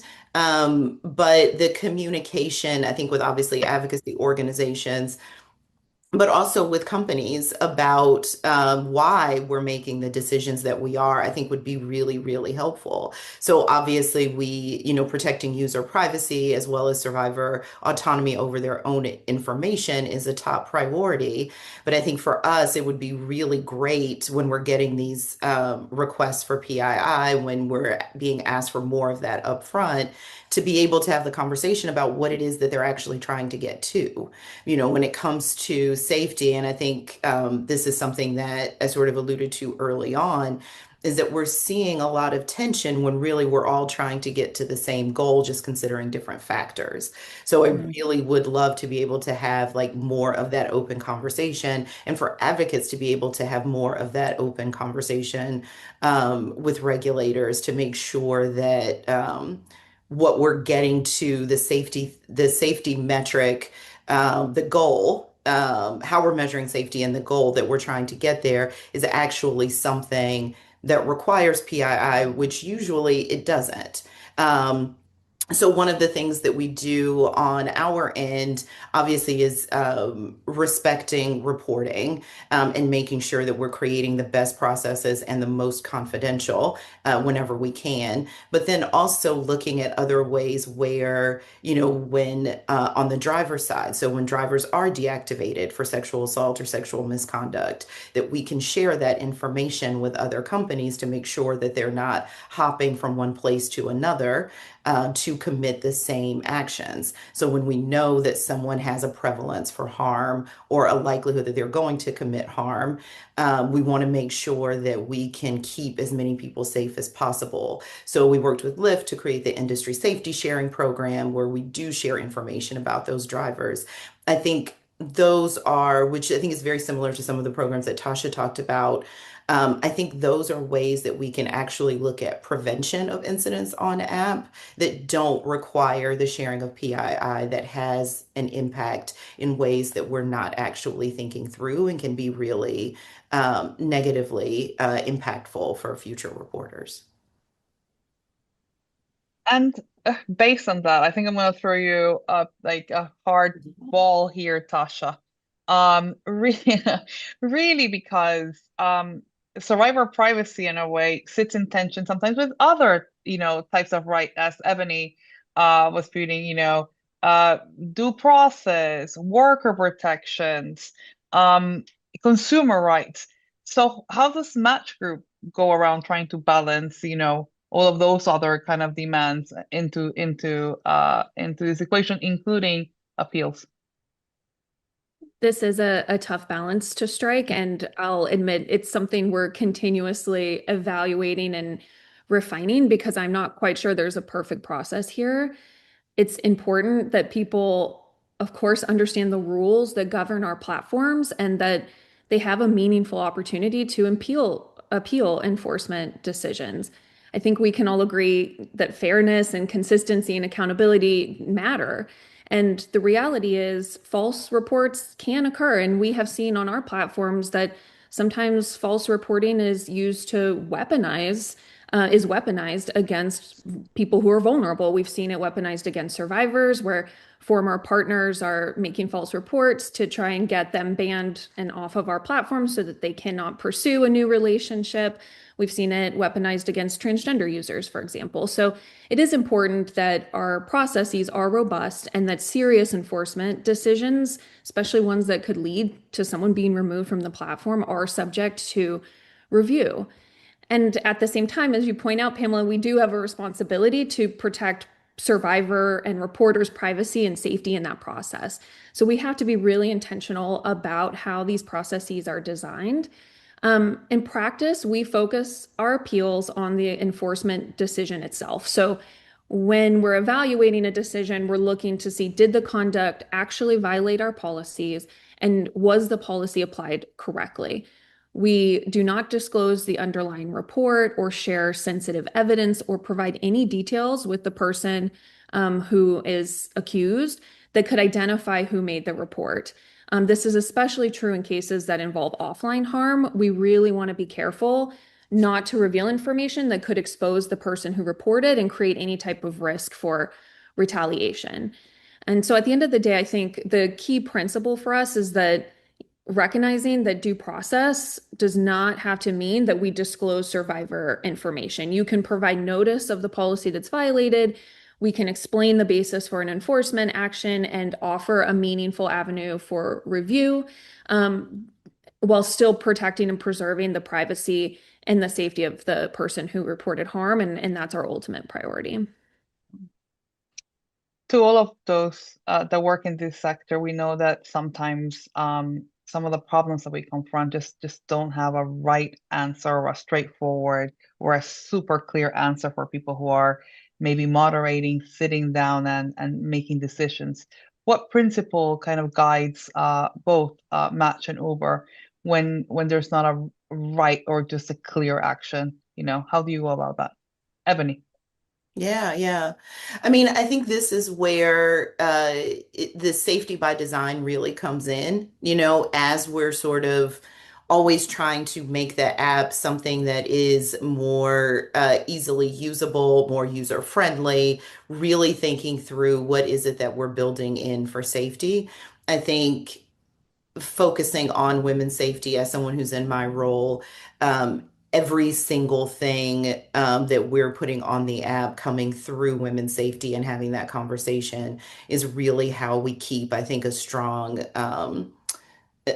focus on what it is that we're actually trying to do. So doing that, working with partners, we've been able to develop things like things that we hope people are using, like PIN verification. So not only do you know you're getting in the right car, but you know that your driver is an Uber driver, which is really important.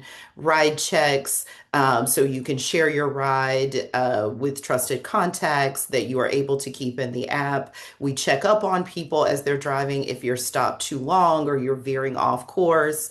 All of those tools have been developed with the purpose of making sure that prevention of incidents is where our number one goal should always stay. We also allow you to record your ride, audio record. We make sure that people are not using their real phone numbers when they're interacting with drivers during and before rides. After a ride, you're not able to contact a person anymore with the temporary phone number that we give you for before and during.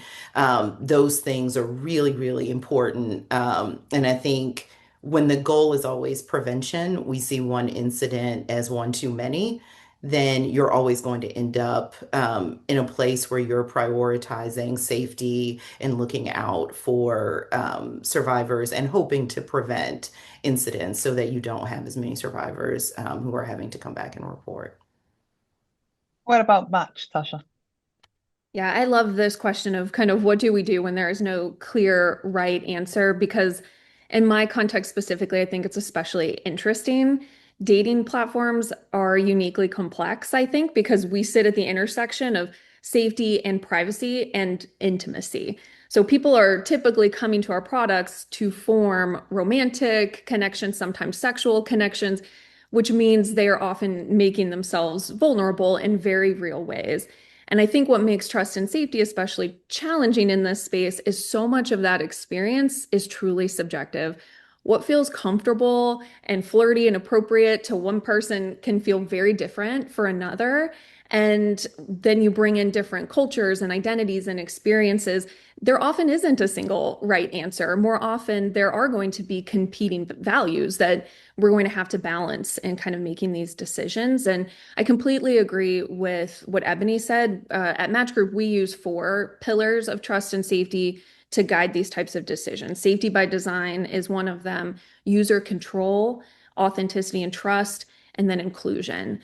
We really believe that users should have control over their information, what they're sharing with other people, who can see them on our apps, who can contact them, and how they show up and present themselves on the platform. That's foundational to safety. And I think for many users, especially survivors, privacy is what allows them to participate safely in the first place. So at the same time, though, there are cases where improving safety does require asking users for more information. And FaceCheck is a good example of that, like I mentioned earlier, where we're asking users to share biometric data in order to verify that they are who they say they are, that's a meaningful privacy ask. But there's also a clear and concrete safety benefit, which is reducing deepfakes and impersonation, decreasing scams, reducing deceptive behavior and people who are banned, getting back on the platforms again. And ultimately, it gives users greater confidence that the person that they're going to meet offline is actually a genuine person. So for us, in these kind of gray areas, the question we always come back to is there a demonstrated safety benefit that justifies this level of data collection? Are we being transparent with users about what we're collecting, why we're doing it, and how we're using it? And if the answer to all of those questions is yes, that's generally how we evaluate whether we're going to move forward with an action or a new tool or feature. And when there isn't a perfect answer, we intentionally bias toward protecting the more vulnerable person in the equation. And exactly as Evni said, I think this is really what safety by design means in practice. We use this term a lot, but in reality, it means designing products with the needs of the most vulnerable users in mind from the very beginning. And so we ask questions in this process like, does this feature give users more control over their experience or less? Is it enabling them to set boundaries easily? Can they leave this interaction safely? Can they seek help quickly if something goes wrong? These are kind of the framings that we set into place as we're kind of making these evaluations, both with our internal teams and with external partners, because we have to have those diverse perspectives in the room when these difficult trade-offs are being made, because that's what surfaces these different risks and blind spots for us. So ultimately, I'd say, we try to stay survivor-centered in how we're evaluating the outcomes of what we design.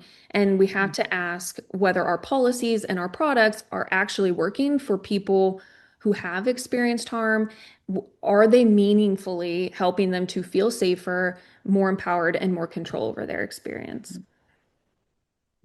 And ladies, to finish, we like to end every session at the summit with a bit of a action or future, or what could the future look like, right? Like, what would you like to see really across industry that would protect survivors? Ebony, if you had one wish to be met, what would that One be? wish. I mean, One can I wish. give you two? I'll make Yeah, one of them please. really small. I No, promise. you I can give mean, me two for sure. I think, yeah, two very quick ones. One is I'm going to make a plug for transparency reporting because I do think it's so important, and I really would love to see that more industry wide. I also think it gives companies a really good opportunity not just to talk about what the safety incidents are, but put them into explain them, and also to talk about what they're actually doing to prevent. I think that does create a healthy amount of accountability there, and a good opportunity for companies to talk about what's actually happening internally to prevent safety incidents.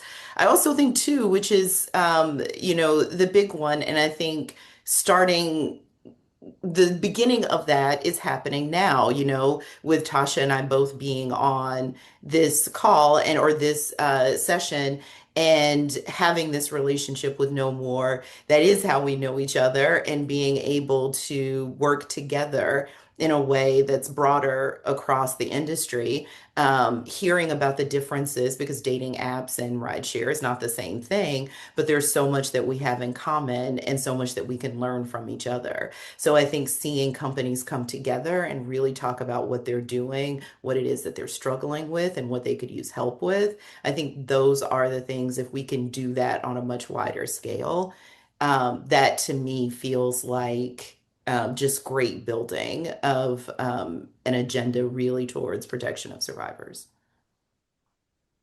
Thank you for that. That's, transparency for us, something that we have also been pushing from the No More side, and we love to see the reports. And I think really, if we could see it more widespread, would be seeing more real changes in platforms, because I think it does that, right? It makes people more accountable, but also lets people know some of the problems that are being confronted. So, and bringing companies together to discuss, as you know, is one of the reasons why both of you support our corporate network, just bringing places where people can talk and discuss more about these internal problems really, causes synergy.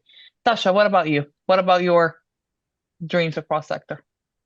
Yeah, I love Ebony's response and what you added there, Pamela. I honestly I couldn't agree more, and it's really in line with my response as well. I think one of the biggest needs right now is a more nuanced conversation about this landscape and what different safety tools actually do and what are the potential benefits and consequences.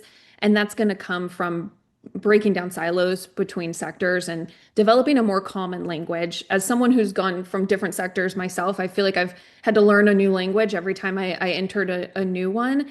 And that I think can create challenges for us as we're trying to create solutions together. And so, an example of this, I think, is the discussions to this point around biometrics and identity verification. If we're thinking about this from that kind of safety privacy perspective, most of those conversations are treating all forms of biometric processing as though they're the same thing.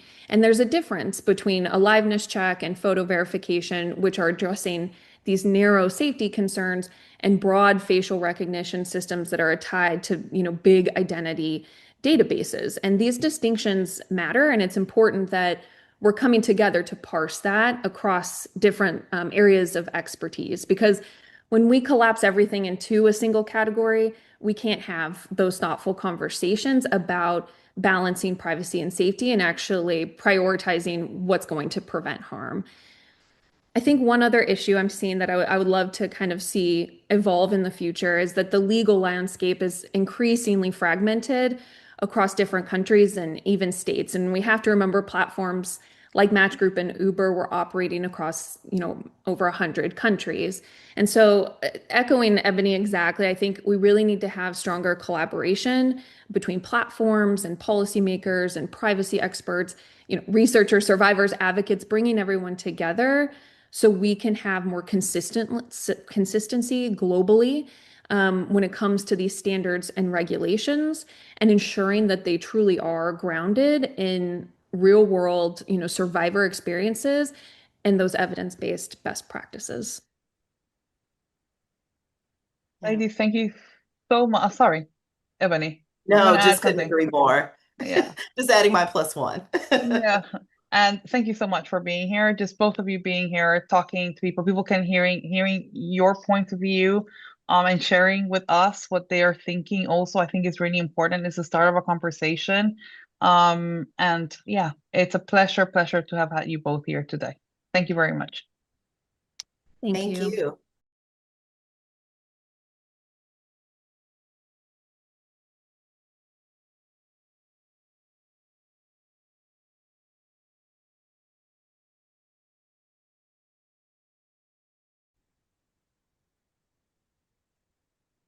Hi, and welcome to No More Global Summit on Tech Facilitated Gender-Based Violence. We're really chuffed. This is obviously, as you've been with us earlier on today, this is our third summit. And as always, we are really keen to talk about the ways in which people can experience harm using online platforms, tools, and sort of any forms of technology. But in an equal way, we're really keen to hear about how some incredible innovations are happening across the world and how technology is being used to enhance the opportunities for life and enjoying public spaces and creating safer spaces online. And we have a brilliant group of IT experts and innovators who are joining us today to really talk about some of the products that they have developed and seeing how those products are influencing and impacting the lived experiences of those who've endured domestic or sexual violence or who are experiencing online harms.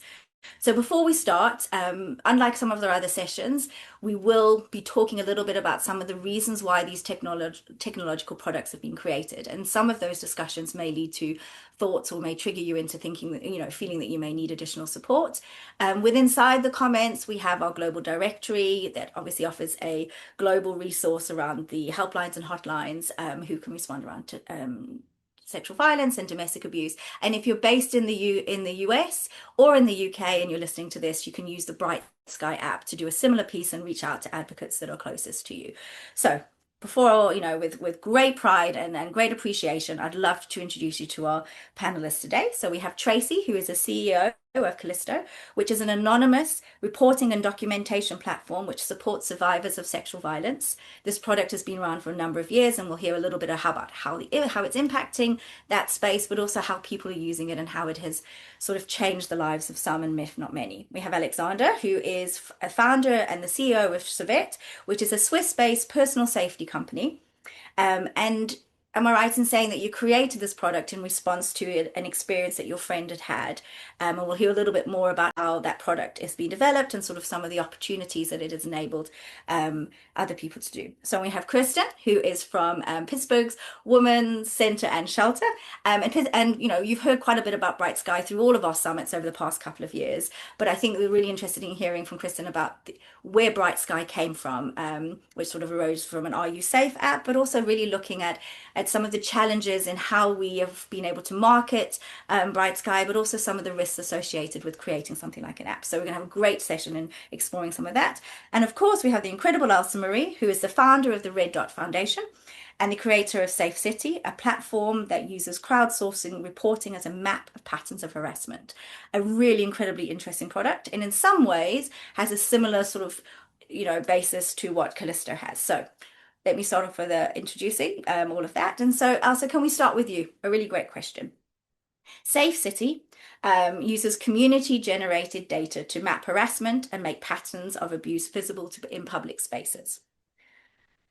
That's a great statement for what it does. Obviously, that is touching on something that many community organizations, governments, and police forces do or do not want to know about. So I think there's some interesting piece about the fact that you've delved into that particular space. And also, in a way, it's enabling people to avoid those spaces if you are traveling alone or if you're concerned about your safety. So I think you've really sort of have really developed this in a way where when I was researching sort of some of the apps that were working really well and how they were picking up and making, you know, enjoying traveling safe for women, particularly in India, I found that this app was absolutely life-changing and sort of bringing. What have you learned about the power of visibility and the collective storytelling? And how does this translate to the lived experience and the data that you're collecting? And sort of what opportunities have you had so far in sort of enabling this set of data to change opportunities for women and girls? Three big questions all in one, I'm sure. Thank you, Lindsay, and congratulations on this summit. I think it's really important to have conversations on this topic. So first, we have to understand why is there a need for something like Safe City or Callisto, anything, any other app. So as everybody is aware, 1 in 3 women around the world experience some form of gender-based violence. And unfortunately, 80% or more choose not to talk about it, not to make any reporting.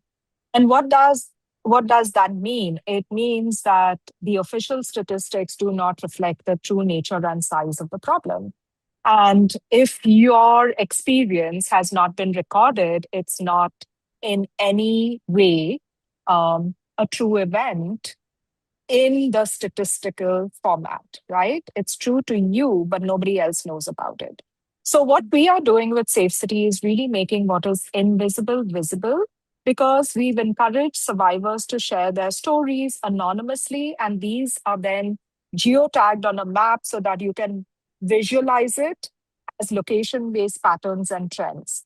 Now, this is important because once you see it, you can't unsee it. So first of all, we are creating a safe space for survivors to share their story, what happened, where it happened, the date and time, if there's any intersectionality to their experience. So besides gender, was it sexuality, disability, ethnicity, etc., that was the cause of this particular incident. And then, making that data available to them so that they can make better choices, make better decisions regarding their safety. And one might say, why put the burden again on the survivor? But in truth, if systems fail us, at least we would have some situational awareness that might help us in staying safe. On the bright side, with this data, we have found that a lot of survivors feel a sense of agency because now they have the data to maybe mobilize, organize their communities, maybe make a case for themselves, without having to reveal their own identities. This is an anonymized data set, right? And we are showing that due to certain circumstances, this particular type of incident is happening all the time at a particular location. And that forces the society, the communities that we live in, to actually take a stance, to do something about it. And we have seen this all over the world, not just in India, where it forces police to act, it forces mayors, city officials to take action. Transport, one of the I'll tell you in our data set, the peak that people are reporting with at the time that they are experiencing the violence, we have two peaks. One is 12 noon to 2 p.m. and the other is 5 to 7 p.m. And when we tell people that, they're actually shocked because in their minds, violence happens in the dark, it happens in the night. And, here we are saying it's happening in broad daylight. And for example, in India, in many places, the instant reaction is let's fix the street lighting. And while street lighting is important for the sense of safety in a public space, what are you going to do about in the middle of the day when it's happening? But this is not something that urban planners are accounting for. It's not what transport planners are taking into account as well. So I think lived realities of survivors is very important in decision making processes, but also in giving agency to survivors to demand accountability and better support, and for communities to support them, not just when an incident has occurred or after an incident, but to really prevent it from happening. So I'm excited because over the years, we have learned so much about how to use this data in advocacy. And every location, the local communities have chosen to use it in many different ways. And that is also very inspiring. So from, murals on walls at key locations outside public toilets, near tea stalls, outside girls' colleges. This really puts community on notice, and it's a very low cost solution in my view because it's similar to saying beware there's a dog in this house or there's a CCTV camera around you're being watched. So it puts the onus back on the perpetrator. We've had religious leaders talk to men and boys because now they are confronted with the data and, of course, they are shocked and there's no excuse anymore. So they have to engage themselves. And we've had parents take greater interest in their girls' safety, whereas earlier, under the guise of safety, parents would probably protect their girls and say, no need to go out late in the night, don't venture too far, etc. Now the girls are saying, why should we feel unsafe? What is it that you can do to make us feel safe? So they've asked for their own school buses. And we found that in communities where parents are engaged, teachers are engaged, city officials, etc., are engaged, the larger community is engaged. Survivors, their confidence to report increases by 30% on the Safe City app. There's still trust to be built with the police, and 70% to take negotiated risks. That means staying out later, venturing further, maybe negotiating for higher education, etc. So these are some of the reasons why storytelling is important, why apps like ours are important to make what's invisible visible, and then you can't really unsee it. And there's no excuse then to not act. I mean, that's just phenomenal. I think there's so much that you're saying in that. You're saying that we're disrupting what we originally think about risk, and we're saying that being out late at night is not the ultimate risk space. It's times during the day, and I suppose switching that into evidence-based understanding must be really empowering for family members, for parents, and for young women and girls. But I think it's incredible that it's changing the views of those that are planning cities and thinking differently and putting in those really useful practical steps. I think, yeah, it's absolutely been in a little bit. It sort of echoes the work that Callisto is doing, but from a different sort of perspective. Tracy, would you like to add anything? No, I just think that what they're doing is really great, and all of that data is so needed because without data, we don't really know the scope of the problem because like she said, it's just been hidden for so long. So we know data is really important. So jumping across to you, Alexandra, and you started this opportunity, you started your tool, your bracelet in from a space of seeing what someone that you cared for had experienced. And obviously you hear a lot about technology and safety, and can technology replace the human being in that response sort of way around safety, and how far can we rely on safeties often on technology in relation to technology. So I suppose from your perspective, what do these tools genuinely do well? What have you learned from using technology in a meaningful way to support people? And what are your sort of thoughts about how you can challenge that question around, can a technology replace the human being in response to safety? Definitely, Lindsay. Thank you for the question. What is important, I think, first of all, to really picture is that when people hear technology and safety, they see an app, they see a SOS button, that it screams, I need help. When in real life, what we really try to do with Sere is really how do we integrate personal safety into the everyday life of people with product and application that they can use on a daily basis and that really integrates in their lifestyle. So that's why we really work on the jewelry parts. For example, with Sere, the bracelet I'm wearing today, by just pressing 2 times, your location and an emergency phone call is being shared to your loved one, to emergency services, and to a community of users. So the technology is very good at how fast can we alert, but there is one thing that the technology cannot do is support the person at the moment they need help. And that's why you need the human. That's why you need the emergency services. That's why you need all these NGO to support people. So technology is really facilitating how fast can you react in case of an emergency. It can also help in the support phase, but at the end of the day, you need a human to really help the victim. And what Elsa was saying is very important, data. The human is really predictive, and all of this data about safety on a larger scale can also be predicted. So I think all of the app are very important in terms of collecting the data. And the question is really, how are we going to use this data very precisely to be able to predict future events? How to be smart enough to share to our users the capabilities of knowing safe place, not safe place, on a very precise point of view. So that's the main response I would have for this.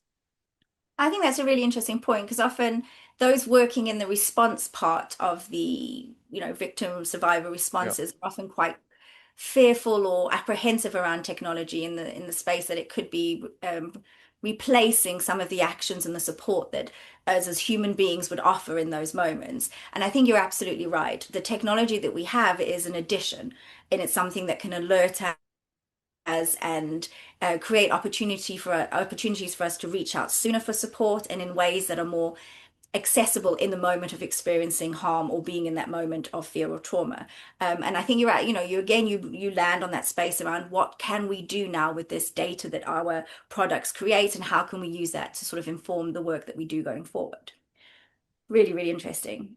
Tracy. Thank you. Slightly different question.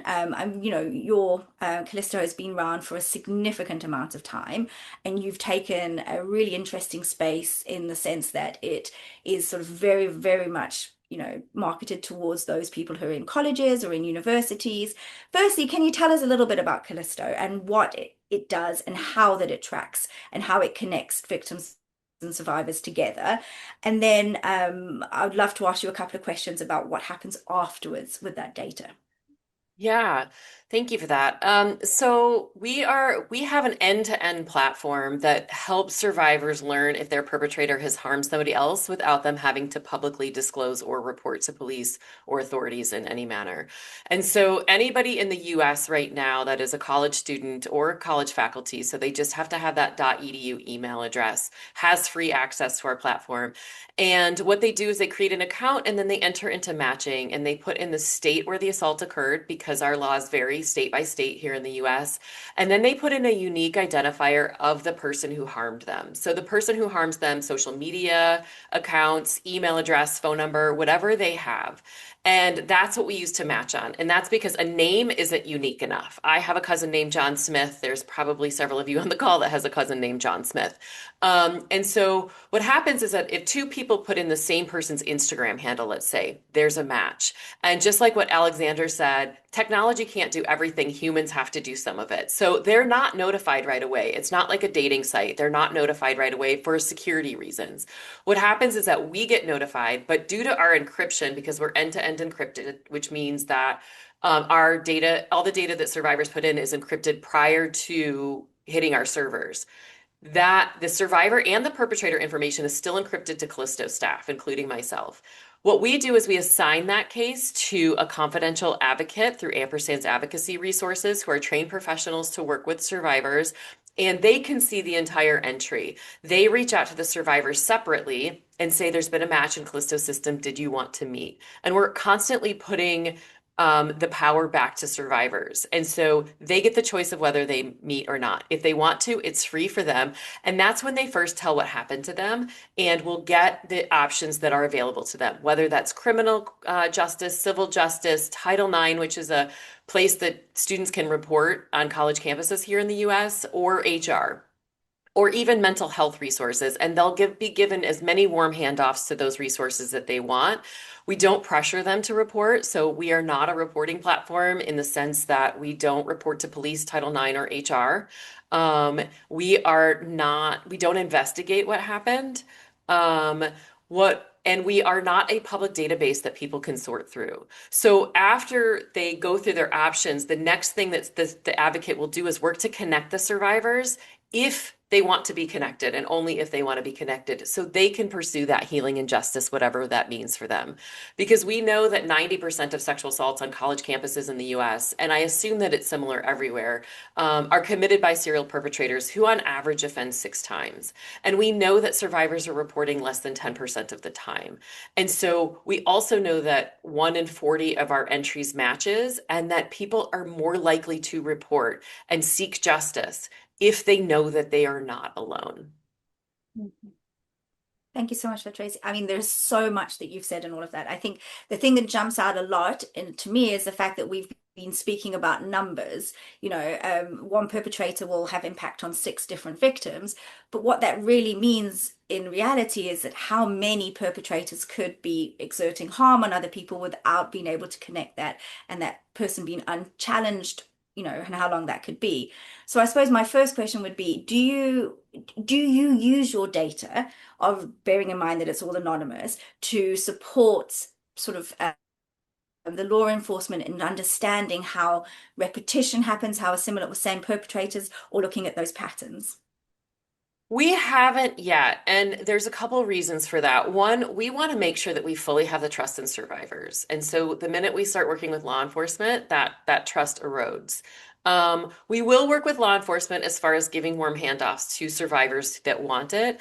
And once we have a big enough data set, we will look at changing laws and policies and really influencing the way that law enforcement does work. Because I think that with looking at serial perpetration, we don't fully know the numbers. Right? Just because this is such an underreported crime, when there's studies about serial perpetrators, it's either self-reported data from the perpetrator and trying to ask that question, because no person says, yes, I'm a sexual offender, right? Or it's looking at people who've been convicted. And that's the worst of the worst. Or in the US, with how racist our systems are, it skews towards Black and brown men. And so we think that once we get a really big data set over the years, we will be able to really see the impact of serial perpetration and what to do about it and how to hold these perpetrators accountable. And then that will help law enforcement. So that really is our long-term goal, but that is not something that we are doing right now. And with that, our data is so encrypted that a lot of times we can't get data out of it. And I'm sure that we'll probably talk about this in a little bit, but that's the issue of data. Data is gold these days, but data is what can also really make survivors unsafe and really harm them. And so we have protected our data in so many ways that is oftentimes hard to report to funders to say, this is the impact. It's hard to report to other people to say, this is what we do, because we have chosen to put the survivors first and center that versus us first, and what the world wants is all of this data as well. And so we're trying to balance that, and we're continually evolving that, and making sure that it's really that survivors have informed consent of everything they put into our platform. Thank you so much, Ajay. And I think you're absolutely right. It's that seesaw balance between ensuring that those that use the app, who the app, or use the technology, that they sit at the center of what you're doing, and how do we use this information to effect change, and how that can be a seesaw of who you help and what you do in that right moment. So I love your approach in seeing the long journey towards where you're going to be with it. It's really, really interesting. And in a way that sort of leads us really into, Kirsten, I've heard to talk about Bright Sky. I know because I met you many, many, many, many years ago. I think it's now nearly over 10 years ago, when you had already had a technological response to domestic abuse, because you had launched the Are You Safe app. And from that, it's moved on to Bright Sky, and it's continued to develop. So I guess my first question to you really is, from those really, really early days, what did you learn from survivors in their way of responding to and engaging with a digital tool?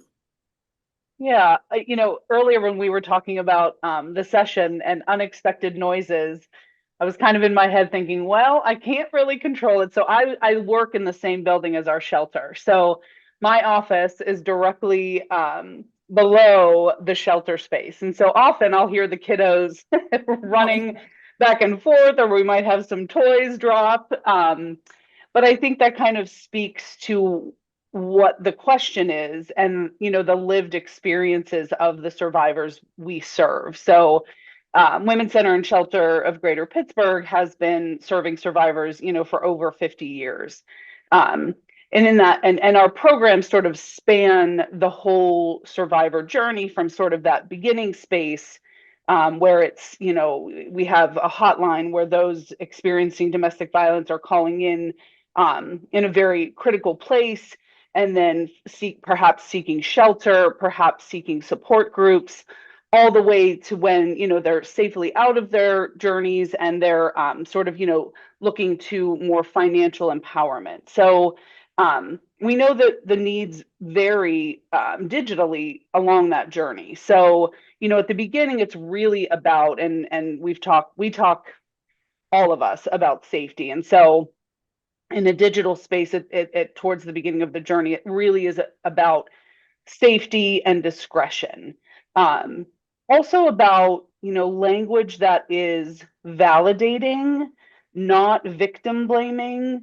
And it's said in a way that really empowers the survivor to make their own choices, which I think is really important. I know that's something we really talk about all the time, and that every journey is unique for each survivor. We talk about domestic violence and sexual assault, but they're just so different for every person. And so the digital resources really have to be reflective of that. So it's safety, it's discretion. Apps, we've made ours available in various languages. So I think survivors have to see themselves in the language. I know shortly after we put Bright Sky out there launched it in the US in March 2023, and I just want to read this quote because I thought it was really powerful. Someone wrote to us and said, I recently found myself in a situation that I didn't expect as a grown man. Through some convincing my friends and information from various resources, I was able to see the patterns and made plans to leave. So when I found your app listed as a resource, I was relieved to have something I could reference when I was being manipulated, record my feelings so I could remember them clearly when I was being gaslit, and do it discreetly was a godsend. I'm out and safe now and working to rebuild and find solid ground. So that was just really powerful, and that let us know, I think, that we really had found something here. When you're able to give someone a tool that they're able to see themselves in, understand they're being abused, because I think it's just incredible sometimes, when talking to our residents, how often they don't even understand how much they've been through. What they had been through was abuse and it wasn't okay. So I think when creating the app, we sort of brought those lived experiences of survivors into Bright Sky. And also, I know we talk about this a lot, Lindsay, though the app is for victims and survivors, it's really also for those who are safe to download it and help those who are experiencing violence. So we always make that caveat because, again, safety is at the heart of everything we do. Absolutely. Yeah. And I thank you so much for sharing Yeah, that. I think sure. really interesting is that although all the apps are very much focused on safety, they all talk to a different point along that violence against women and girls sort of spectrum of safety. And actually, when we think about how and where we need to place these apps for people to find them and use them, it needs to be in very, very different spaces.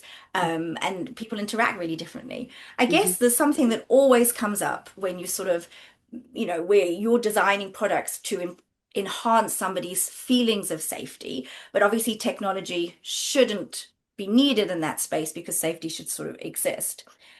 So I guess my question is to all of you, and whoever would like to answer first really, is how do you design tools that are supportive, they are accessible, bearing in mind the cost of accessing different tools can be varied depending on whereabouts you live in the world or your ability to have, a data plan. And how do you communicate sort of what the limits of technology can do?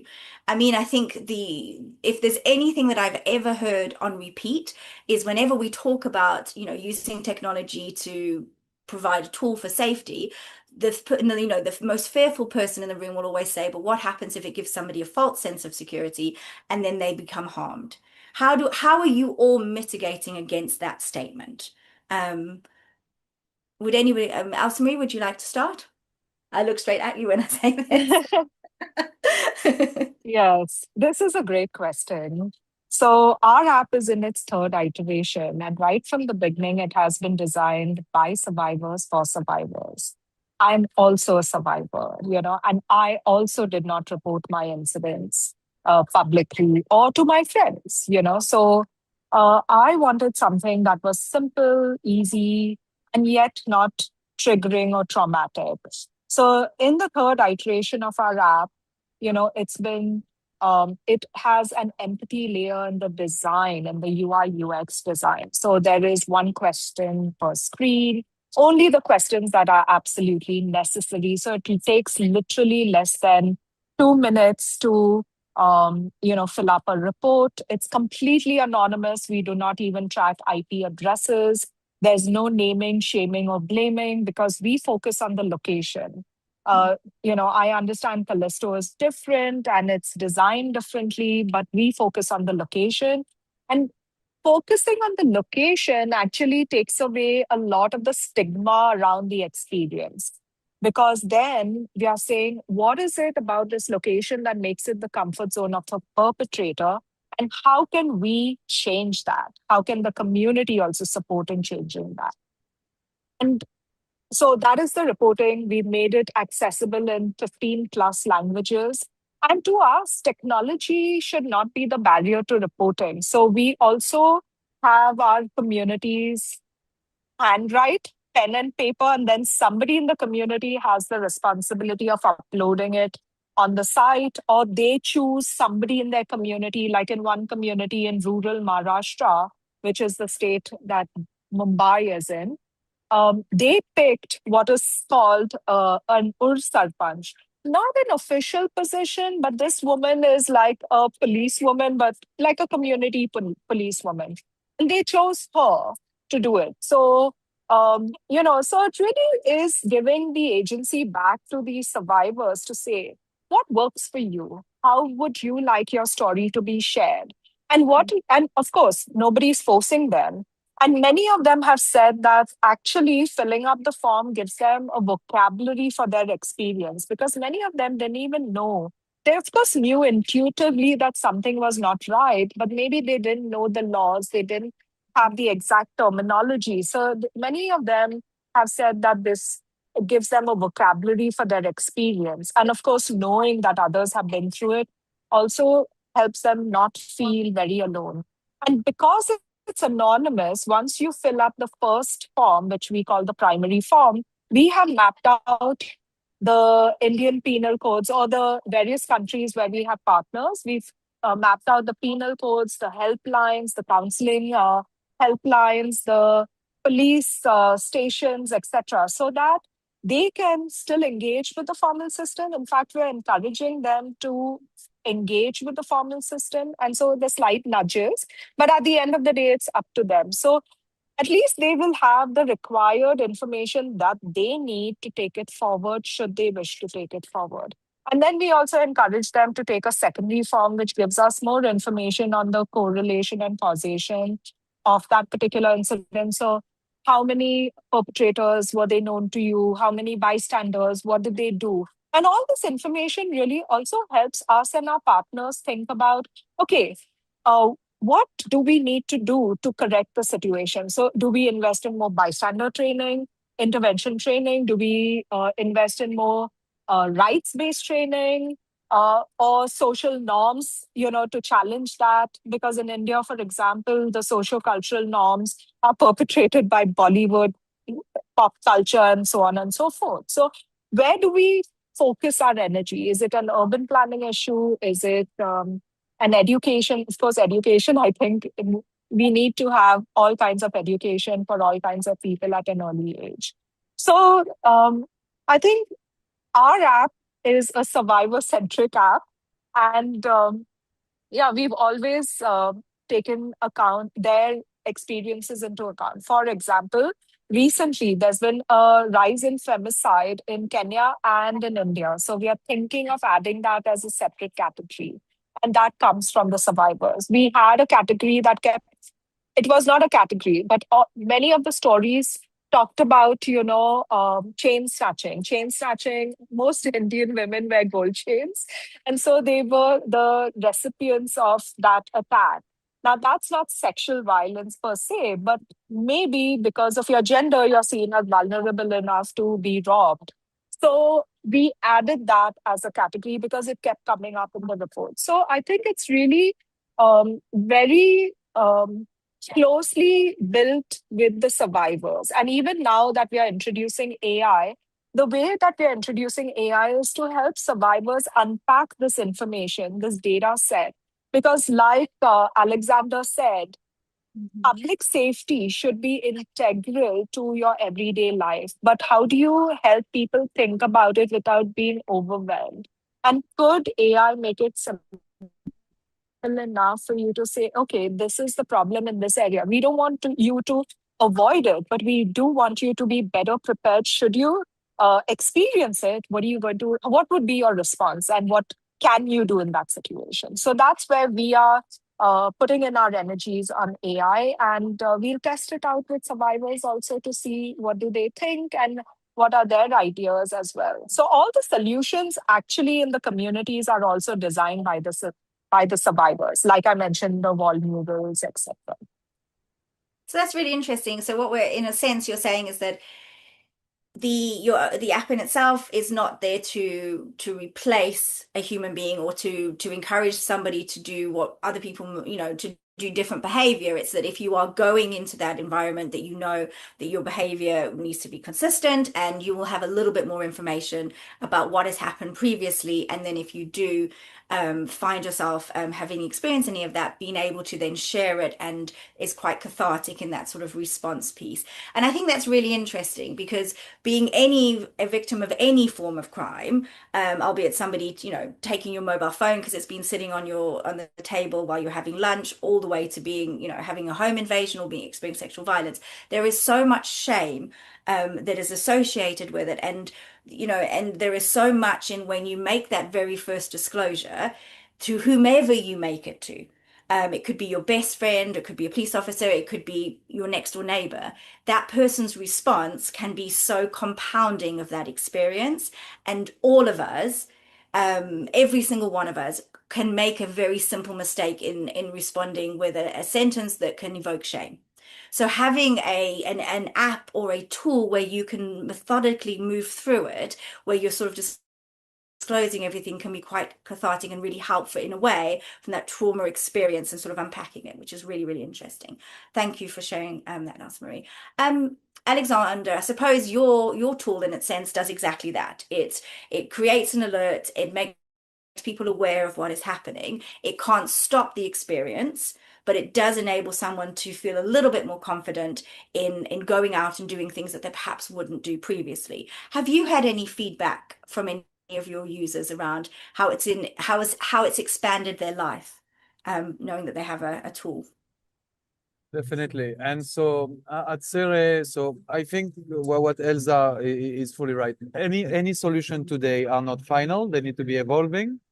They need to be user-centric, and they need to be as much as possible, especially when it comes to after the event, personalized, because everyone react differently. Christians see it every day. Everything is different. There is no one role. There is no magic solution on this market, unfortunately. And so it's about how do we put all of the solution out there, all the organization out there to really support people when they need it. At Ceres, we're a company born in Switzerland 3 years now. We work very hard on the product itself, but the product also has been evolving according to the different feedback for the users. So now we have a 30-second audio recording that is being made that can also be used for the report, because again, the point is not for the victim to feel like the victim, and it's to empower the users and to give them enough proof, enough data to be able to go report it with their live location for the next 48 hours, where they're going to really be able to have access to some hopefully public camera. Thanks, Alexander, for answering that question. So, in an interesting sort of move on space, we've spoken a little bit about how all the tools and the resources are useful and the ways in which they support victims and survivors, and how they can be used by friends and family members and those people around victim survivors. I want to ask you a question about how have you found promoting these tools and resources? Because I think one of the challenging pieces will always be is that these tools and resources are used at a time in somebody's life where you never want to predict or say that you would have that experience.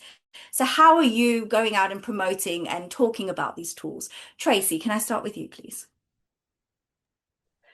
Absolutely. That is our biggest challenge. And so I really love this question. I think that so many times I've been doing this work for 25 years as a licensed clinical social worker. So I have been in gender-based violence for a long time. And from local domestic violence shelters to group homes to now running Callisto. And we're not good at promoting what we do in general in the field. And I think that for Callisto, we have to think about how do we get college students aged 18 to 22 to think about this, right? To think about their risks. And most of them, when they have been assaulted, don't understand that they've been assaulted because they think about rape or sexual assault as somebody jumping out from behind a bush, or that it happens at nighttime, that we've discussed already. And what's happening really is that it's their friend. It's somebody they know. It's somebody they trusted. It's their boyfriend, it's their girlfriend, it's their best friend, it's somebody like that is quote unquote taking advantage of them after a party or, doing something. And that take advantage language is really just grooming for sexual assault. And so it takes a long time for people to say that they have been raped and use that word. And so figuring out what words people are using and generationally, like Gen X is way different than Gen Z. And recognizing the fact that most people don't want to follow an Instagram account about sexual assault. If they're survivors, they don't want to be continually triggered. And so that has been a challenge. We have Callisto ambassadors who are students on campuses that want to spread the word. So they put up posters. A lot of times the universities won't allow that because they're worried about their own liability, as they should be. I think that there's so many things that go into any of our work, but really with Callisto, that if you don't understand how terrible the systems are for survivors, you don't understand why we have to exist. So with Callisto as well, if if you have been harmed in your relationship, you probably know that a domestic violence shelter exists. And so you Google that and you're looking for one in your area. People don't know that Callisto exists. People don't know it's a technology that is out there because we're really the only ones around the world that are doing this in this way. And so you don't even know to look for it. And the other key piece is that funders don't want to fund marketing. And that is a really big piece for us too. No More has done these incredible campaigns that have brought so much awareness to so much of it. But those are really hard and expensive to do that so many of us don't have that ability to work with a marketing agency to really get that done. And so I think that this is the biggest challenge with any technology or any kind of solution for sexual assault, is telling people it exists.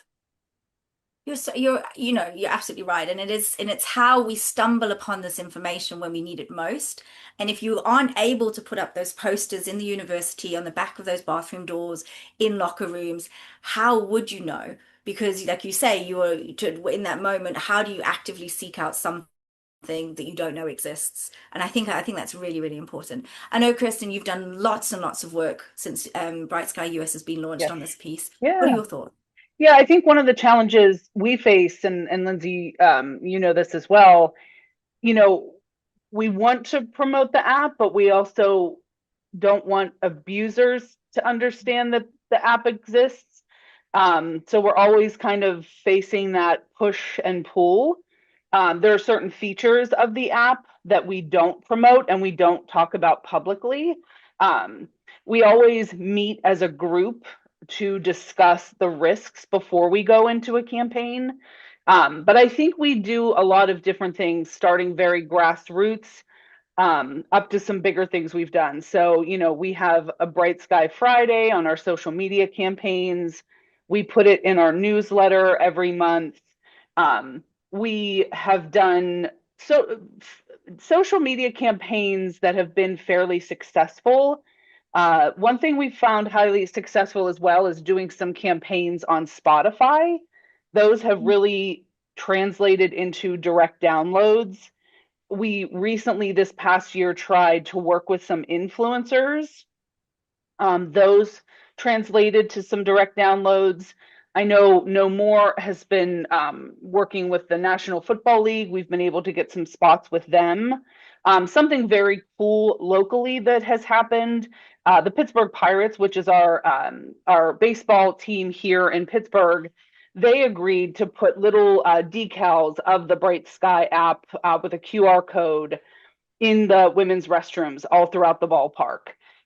So things like that, and working, with some local teams or organizations seem to work out well. It definitely isn't easy, though. I mean, it's always that balance of safety versus how big do you go with it. And so I think as a team, we're always talking about the risks when we are discussing campaign. And like you, Tracy, we sort of have ambassadors, and we're talking to the colleges and the universities, and with every tabling event, we have our Bright Sky information. With every presentation to corporation, we make sure we have our Bright Sky information. So we really try to incorporate it in everything we do, with balancing the safety aspects. Thank you for that, Kristen. I mean, I think that's really interesting. It's the fact that you've got the perpetrator to consider, and the fact we know that if you're in an abusive relationship and you perpetrator is stalking or harassing you and has access to your digital tools, and they see a app or something that refers to domestic abuse, it's obviously increasing that risk significantly. Right. Interestingly, I wonder if you're taking a similar approach, Elsa Marie, with regards to the tool that you have, bearing in mind you have a different type of client group in a different moment. How do you promote it? So I agree with everyone. This is a topic that is so deeply personal and traumatic that people don't really want to engage. I always say that had I had an app on sanitation, it would have been the most well-known app. But this is a very deeply personal issue, right? And It's very, very hard. I think even working on child sexual abuse is easier than sexual and gender-based violence because everybody wants to protect children. So I see the difference. If I post on social media on child sexual abuse, it gets a lot of engagement. But if it is just gender-based violence or sexual violence and it's for adults, men and women don't want to engage because men might think that their friends would think that they are perpetrators for some reason, and the women don't want to be seen as victims, you know? So, what have we done? What has been successful for us is really partnerships. A lot of partnerships with community-based organizations who, their communities are always facing this issue, but they may not have the tech component or the tech tools to support their survivors. Many of them work with survivors on a one-to-one case basis, providing legal aid, counseling aid, etc.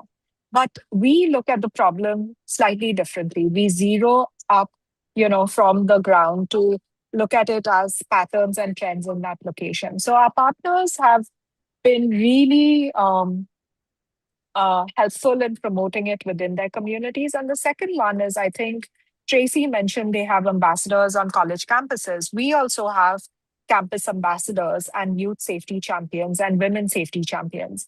For us, it came about differently because young people, our data set showed that when they were faced with, say, traumatic incidents like violence, they would not tell a trusted adult, their parent or teacher, they would tell a friend, and their friend often didn't know what to do or how to help them.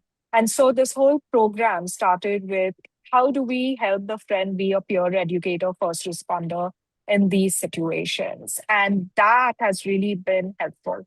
Most of our reports actually come from one of these two sources. And this has taken on a life of its own. Like last year, we had 5,000 safety champions.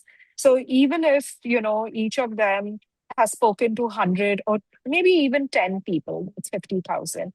But then our teams also are out and about, educating people on their rights and, teaching them bystander intervention strategies. Our partner over there is Right to Be, which used to be Hollaback. So we have partnered with a large variety of people because I don't think this is a topic that we can solve on our own as a single organization. All of us and all these apps that you have showcased through this panel are very complementary in nature, yet they are addressing a different aspect of the problem. And I think together we are stronger. I agree. Explicitly in the together we are stronger. There are things that we can learn from each other in just this conversation, which will enhance us going forward. Alexander, before I move on to the next question, you have a very different opportunity with regards to promoting your tool. How have you found it easy to promote it, or have you had any stumbling blocks in doing so? Yeah, so for us, it's totally different because what we are selling is a piece of jewelry that has these extra features of safety. So now our work at Serre is really to build a luxury brand with fashionable item, not only expensive, just to reassure everyone in the audience. The idea is also to have the accessibility part. But for us, the safety part is not secondary, but in the promotion, first, we see the product, which is a piece of jewelry, and then we are able to go through the technical solution, the software, with all the data. So as Tracy and Christine mentioned, and also Elsa, we are working with ambassador, especially in the US, college campus ambassadors. This is what we are developing right now in major campus. And yeah, we're also working very hard on making it interesting brand for people to wear. That's the whole idea. Because once they wear our solution, then the app comes along with it. It's really interesting. I do like the way of sort of every single person is talking about the ambassador. And what it screams at me is that technology still is a tool in our toolbox, but the human being is still the most important person of all. And how powerful those relationships really are, and that technology is in no way acting as a replacement. It's coming on as a sort of an enhancement of that. I have two more questions really, and I can't sort of end this panel without asking about the massive elephant in the room, which has existed throughout the whole of this summit, is AI, and the beauty of AI and the power of AI and the opportunities that AI brings, but also the inherent biases that AI, brings, and some of the challenges that it can bring forward.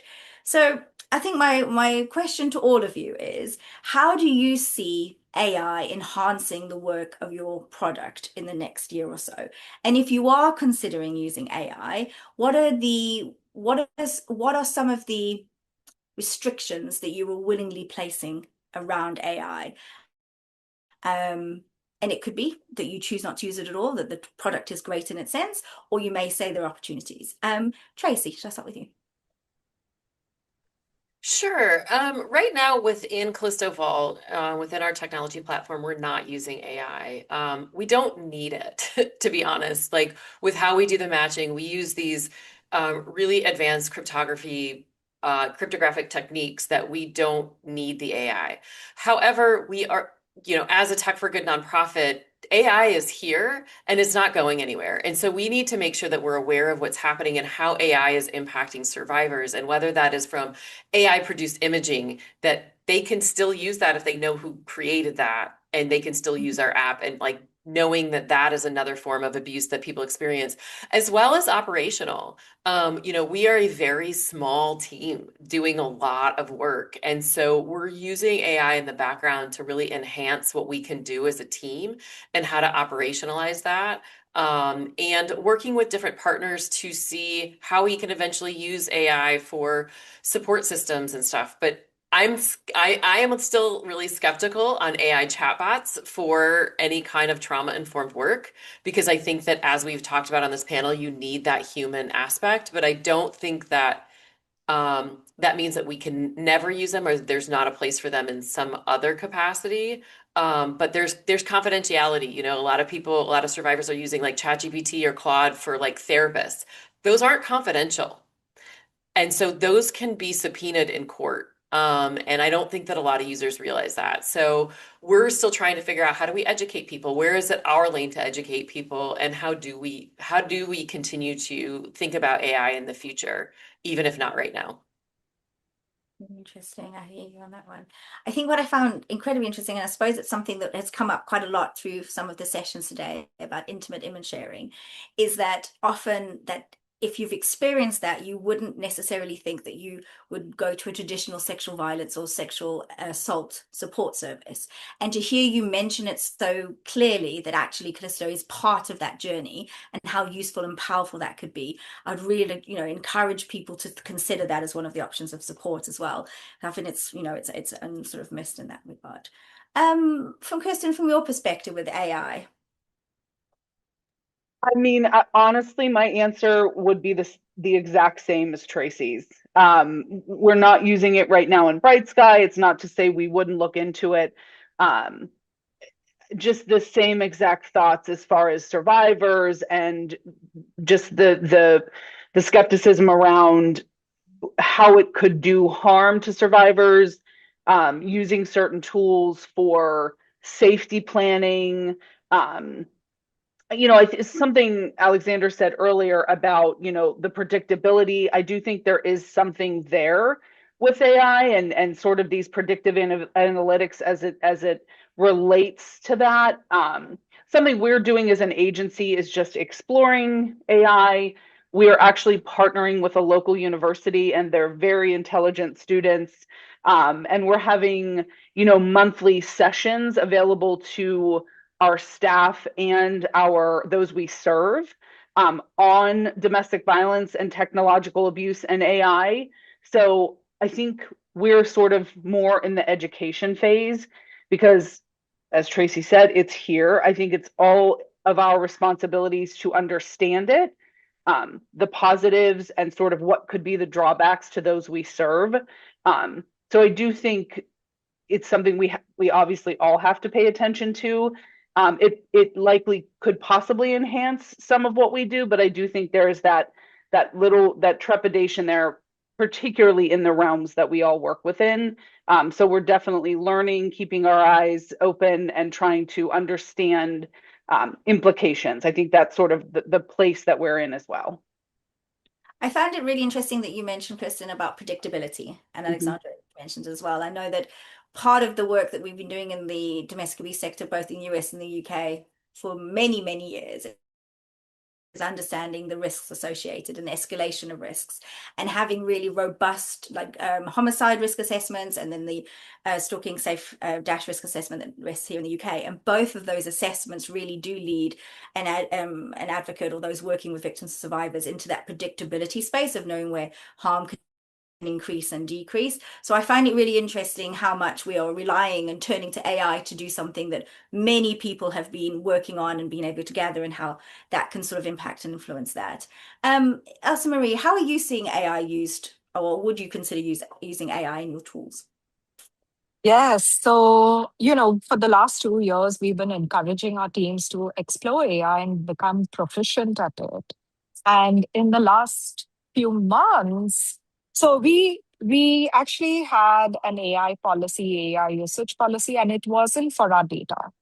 We said we are not going to put our data into AI at the moment till we understand how it's being used and how to use it, because we don't want to make a mess of it, right? So the first step was getting comfortable with AI, getting our teams, using ChatGPT, Claude, Gemini, whatever they want to use, but doing the simple stuff of, okay, how do you write content better? How do you write graphs? How do you write your reports? Let's just get them started on that. Then we started on internal efficiencies. So we have an HR bot, for example, because now we are a team of 35 people and we only had one person in HR, right? And we are across time zones. We are a remote organization. So we started with that. But now we have a tech bot for our data cleanup, our data visualization, our data analytics. Again, all of it is back end and it's not public facing, and we are testing and we are checking and we've put the guardrails, and we are not opening it up yet to our other nonprofit partners till we are convinced that what we have created, these agents, are good enough and safe enough and trustworthy and ethical. But we will be training our partners as well, because AI is here, and it can help you be more efficient. We are all running on very tight budgets. We are all very small organizations. So, but how can we also compete with, say, the corporates who are using AI? But of course, if you don't engage, somebody else will build it for you and you won't have control over it. So we decided, let's get our hands dirty. Let's start working on it, and the more we understand how it functions, the better we can influence it from a survivor's perspective. So we are excited, and we are embracing it, but yet at the same time we are being mindful and taking baby steps. That's really interesting. Thank you for that. I'm conscious of time, so Alexandra, I'm going to start this question for you to answer if possible. Lots and lots of people would have watched today's session and they would have admired the work that you have done and the boundaries that you have, walked through to achieve it. What would your number one suggestion be for somebody who's sitting in a service somewhere, or perhaps as a victim survivor who's thinking about creating a piece of technology? What would your piece of advice be for them? Alexandra, would you like to start? Yeah, so I don't have too much advice to give, but I think if you are developing a solution to support people, you should really listen to the people and develop your whole solution around the people. And for others, help easier. It's getting easier and easier to get help, but it's also a very personal wish to do so. And behind the door, there is many people happy to welcome all of these people, I'm sure of. We're working on, all of us, very hard every day to make sure to help as much as possible as people. So we are here. Yeah. Thank you. Kristen? I would say if you're thinking of delving into a space where you want to create an app, first do a lot of research, see what's out there, make sure you're not creating something that is duplicative. Perhaps there are ways to partner with others in the space. I would say build solid partnerships. That's incredibly important whenever you're going into something like this. As Alexander mentioned, ensure that whatever you're doing, you are representing those that you serve and those who are using the app in the most authentic way, ensuring that their voices are heard throughout the app so that people feel connected to it and that it ultimately serves the purpose that the apps are survivor centered, trauma informed, and that at the end of the day, those who need the help are being connected to it in a way that is thoughtful. That would be my advice. Tracy? I echo everything that's already been said. And, we get asked a lot. There's people that contact me every week that say, we want to build a Callisto for our thing. And I say, partner with us first. We are trying to expand. We are looking for that. And that's all about funding. But one of the things I say to them is that the technology is one piece of it. It's everything else that is so much bigger. It's the marketing, right? It's how do you get people to know about it? How are bad actors going to use it? How are people going to try to attack it? What happens after a match in our case, and what are the legal parts of that, and how are the systems that don't want us to exist going to push back at us? And you have to think about all of that. So you need partners, just like Kristen said, that have been doing this work for a long time. A lot of technology doesn't exist because we haven't thought about it.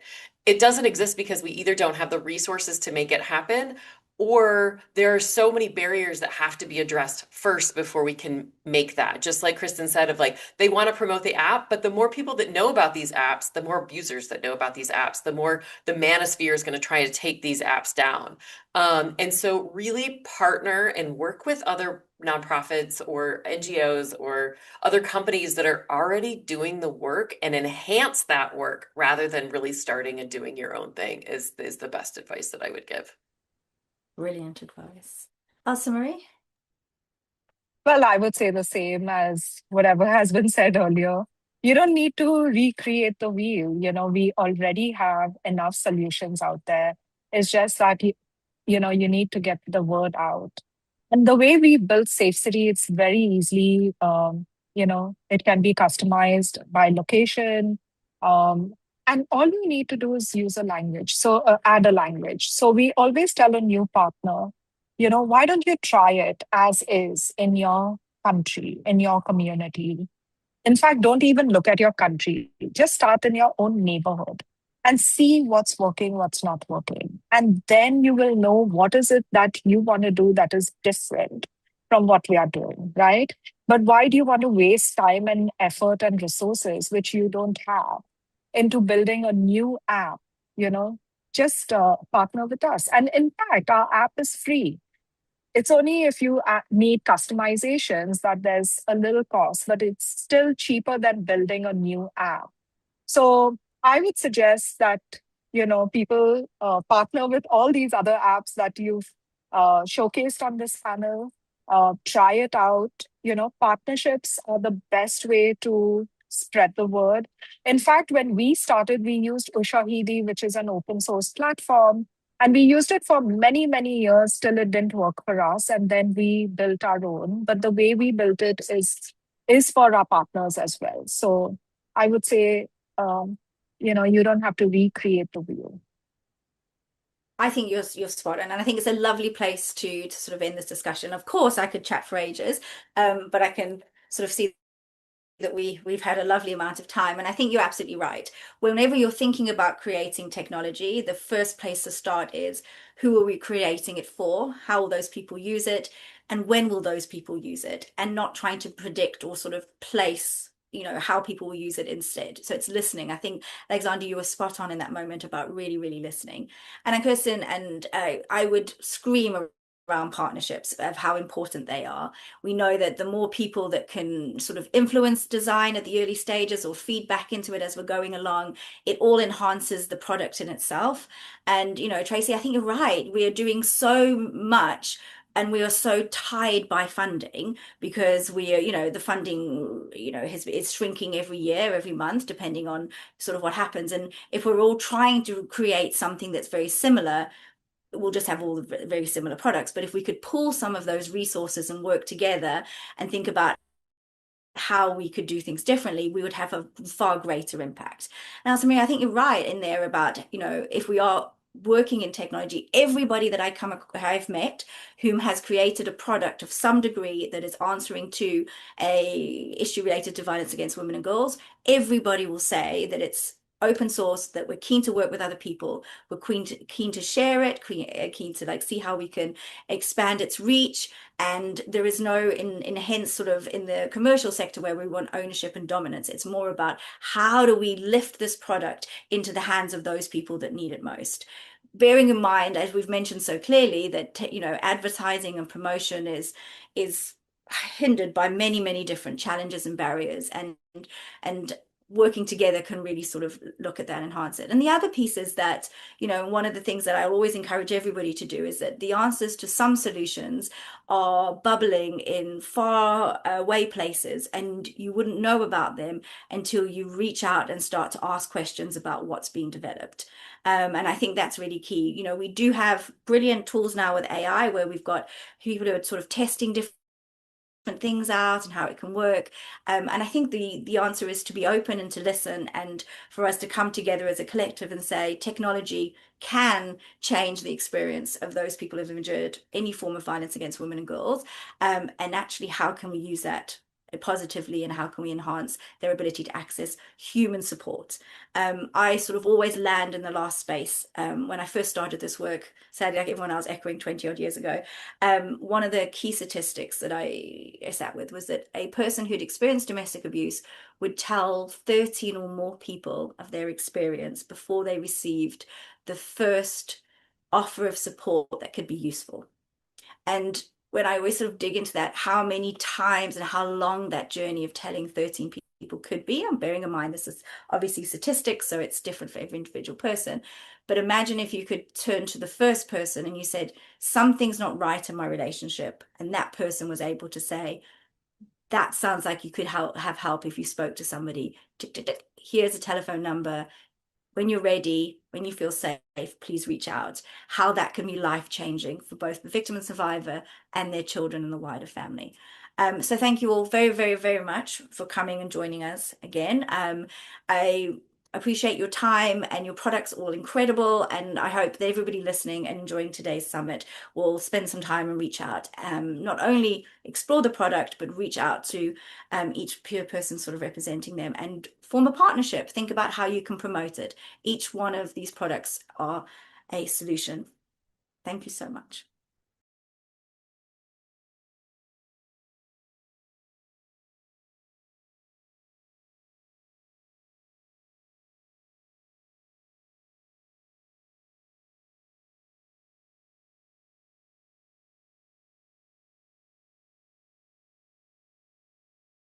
Bienvenidas y bienvenidos al No More Global Tech Summit. Hoy estaremos conversando sobre uno de los temas más urgentes en la intersección entre tecnología, género y juventudes: la seguridad de niñas y jóvenes en espacios digitales. Aunque el Internet representa oportunidades de educación, de conexión y de participación, también se ha convertido en un espacio donde muchas niñas enfrentan violencia, acoso, explotación y presión constante para protegerse por sí mismas. Para esta conversación el día de hoy nos acompaña Daniel Molina. Él es asesor regional de género e inclusión en Plan Internacional. Es esta organización que ha trabajado profundamente en temas incluyendo investigaciones sobre resiliencia digital y experiencia de niñas y jóvenes en línea. Vamos a leer un poquito de la experiencia de Daniel para que puedan conocerlo mejor. Daniel es especialista en igualdad de género y masculinidades con más de 20 años de experiencia trabajando con Plan Internacional. Actualmente se desempeña como asesor regional de igualdad de género e inclusión para la Oficina Regional de las Américas. Daniel es un facilitador, capacitador y orador global con amplia experiencia en igualdad de género, masculinidades, participación juvenil y derechos de la infancia. A lo largo de su trayectoria profesional, él ha apoyado el diseño e implementación de programas innovadores de transformación de género e iniciativas regionales en diversos países y contextos. También posee una vasta experiencia en incidencia estratégica, creación de alianzas, diseño de programas y fortalecimiento de capacidades, trabajando estrechamente con organizaciones de sociedad civil, redes juveniles, gobiernos y actores internacionales.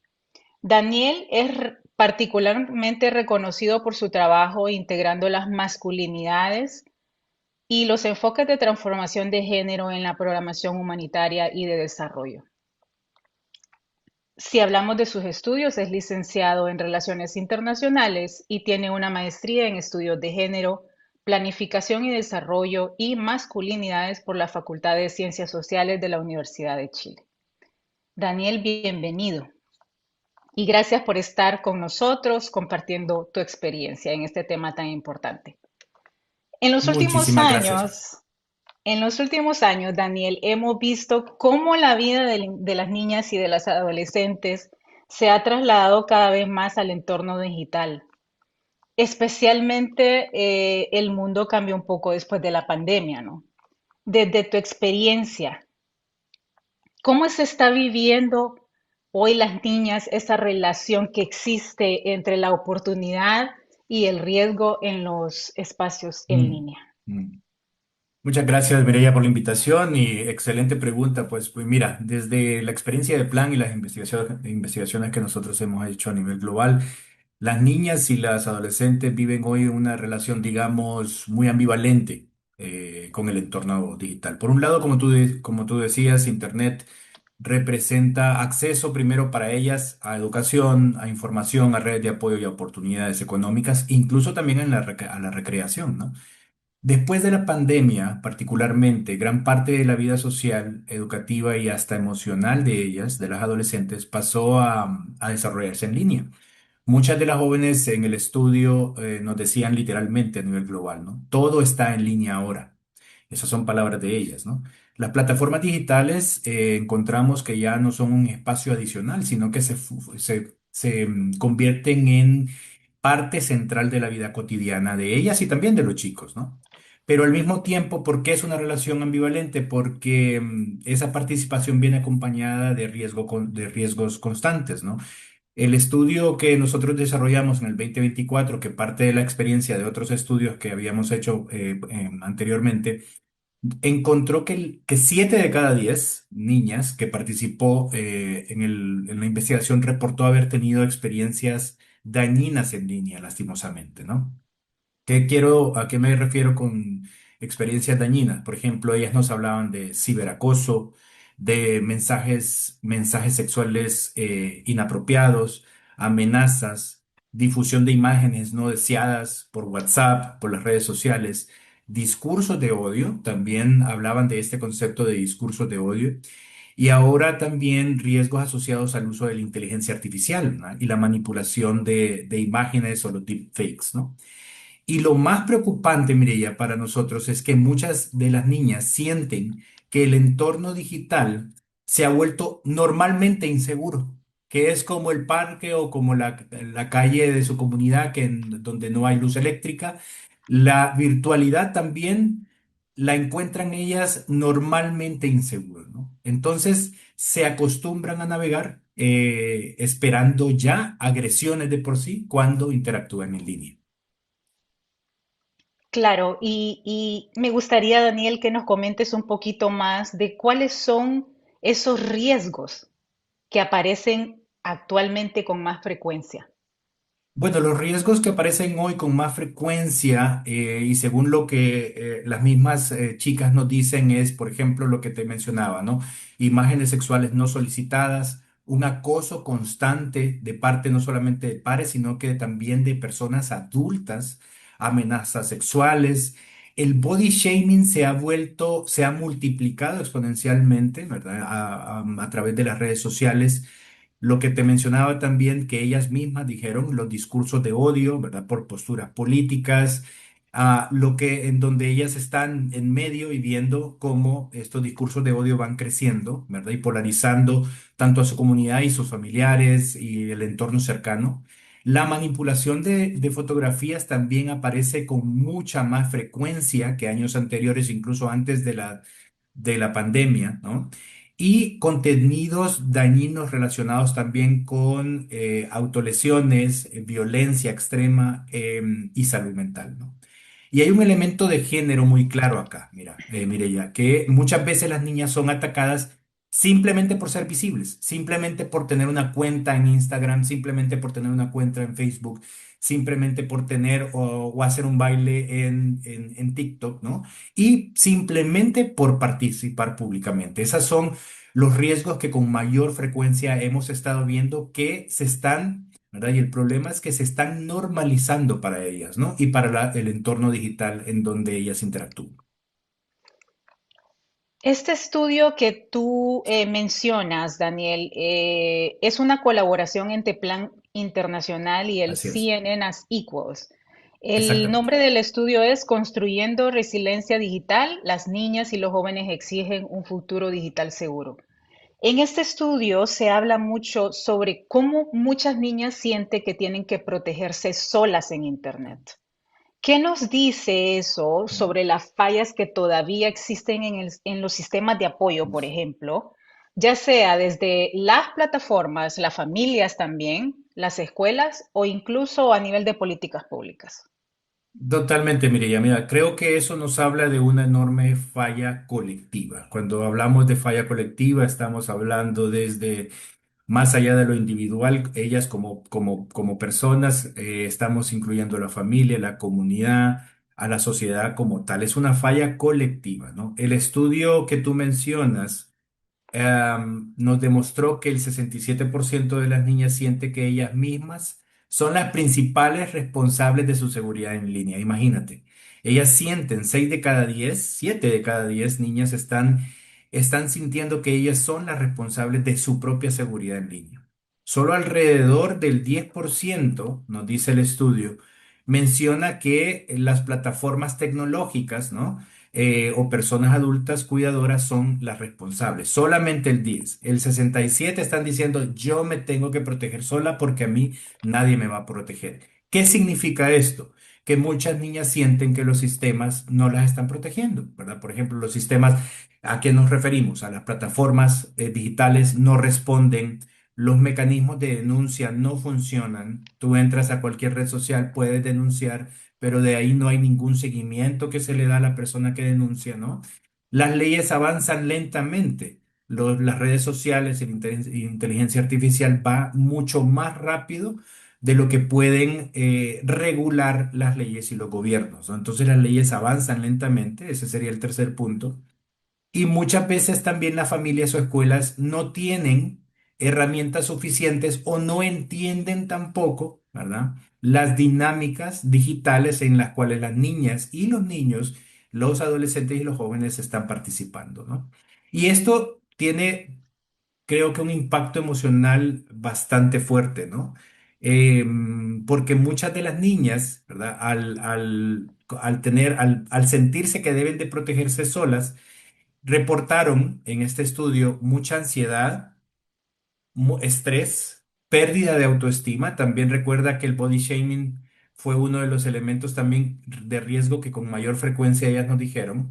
El miedo y también el agotamiento emocional. Algunas de las jóvenes también nos dejaron incluso en el ánimo de autoprotegerse, dejan de publicar contenido, reducen su participación virtual o desaparecen temporalmente de las redes sociales para proteger su salud mental. Entonces ellas están, si bien es cierto, tomando acciones de resiliencia, ¿verdad? Estas acciones de resiliencia básicamente son desaparecer o volverse invisibles en lo digital. Y justamente eso es lo que nosotros como Plan Internacional no queremos que pase, ¿no? Porque conocemos y sabemos que la virtualidad es un espacio no adicional, sino que ya es un espacio de acción colectiva, de conexión que ya está en la vida de las niñas, ¿no? Y aquí hay algo clave, Mireya, que cuando una niña se siente, ¿verdad? Eh, Se siente que para estar segura debe de volverse invisible, lo que te decía, estamos entonces frente a un problema de derechos y de igualdad, ¿verdad? Una persona para autoprotegerse debe de hacerse invisible, debe de desconectarse, debe de pasar bajo el radar. Eso ya es un problema de derechos e igualdad y de participación activa en estos espacios digitales. Claro, y como tú dices, fallas en el sistema no son situaciones fáciles de cambiar, ¿no? Es un trabajo Mm. muy grande que hay que eh, conectar varias partes de la comunidad y de las organizaciones para que todo funcione bien. No es una cosa sencilla de hacer, pero que por algo se comienza. Y también es muy importante la parte de concientización y las campañas, ¿no? Que se puedan hacer desde cada uno de los sectores, como por ejemplo las escuelas, para, para comenzar a bajar un poco los índices de este tema que nos interesa el día de hoy. Cuando hablamos de construir, Daniel, espacios digitales más seguros, muchas veces pensamos de inmediato en la regulación Mm. o en la tecnología, pero desde tu perspectiva y según tu experiencia, ¿cuál es el rol que juegan las conversaciones sobre género y masculinidades y las relaciones saludables en esta transformación cultural? Uy, juegan un rol central. Y la experiencia nos los ha mencionado con las investigaciones, pero también nuestra acción programática en proyectos y programas, ¿no? Y juegan un rol central. ¿Por qué? Porque la violencia digital no aparece de la nada. Y esto es importante reconocerlo, ¿no? La violencia digital refleja, a ver, las desigualdades y las normas sociales que ya existen fuera de Internet. No es que ahora tenemos el espacio digital y el espacio digital es el espacio sombrío, oscuro y malo, no. Este espacio digital está reflejado afuera, que ya existían en el campo de fútbol, que ya existían en el parque, que ya existían en la escuela, que ya existían en la familia, que ya existían en la calle, ¿no? Entonces, lo digital lo que hace es, el espacio digital y virtual, lo que hace es que amplifica muchas de estas formas de violencia de género, ¿verdad?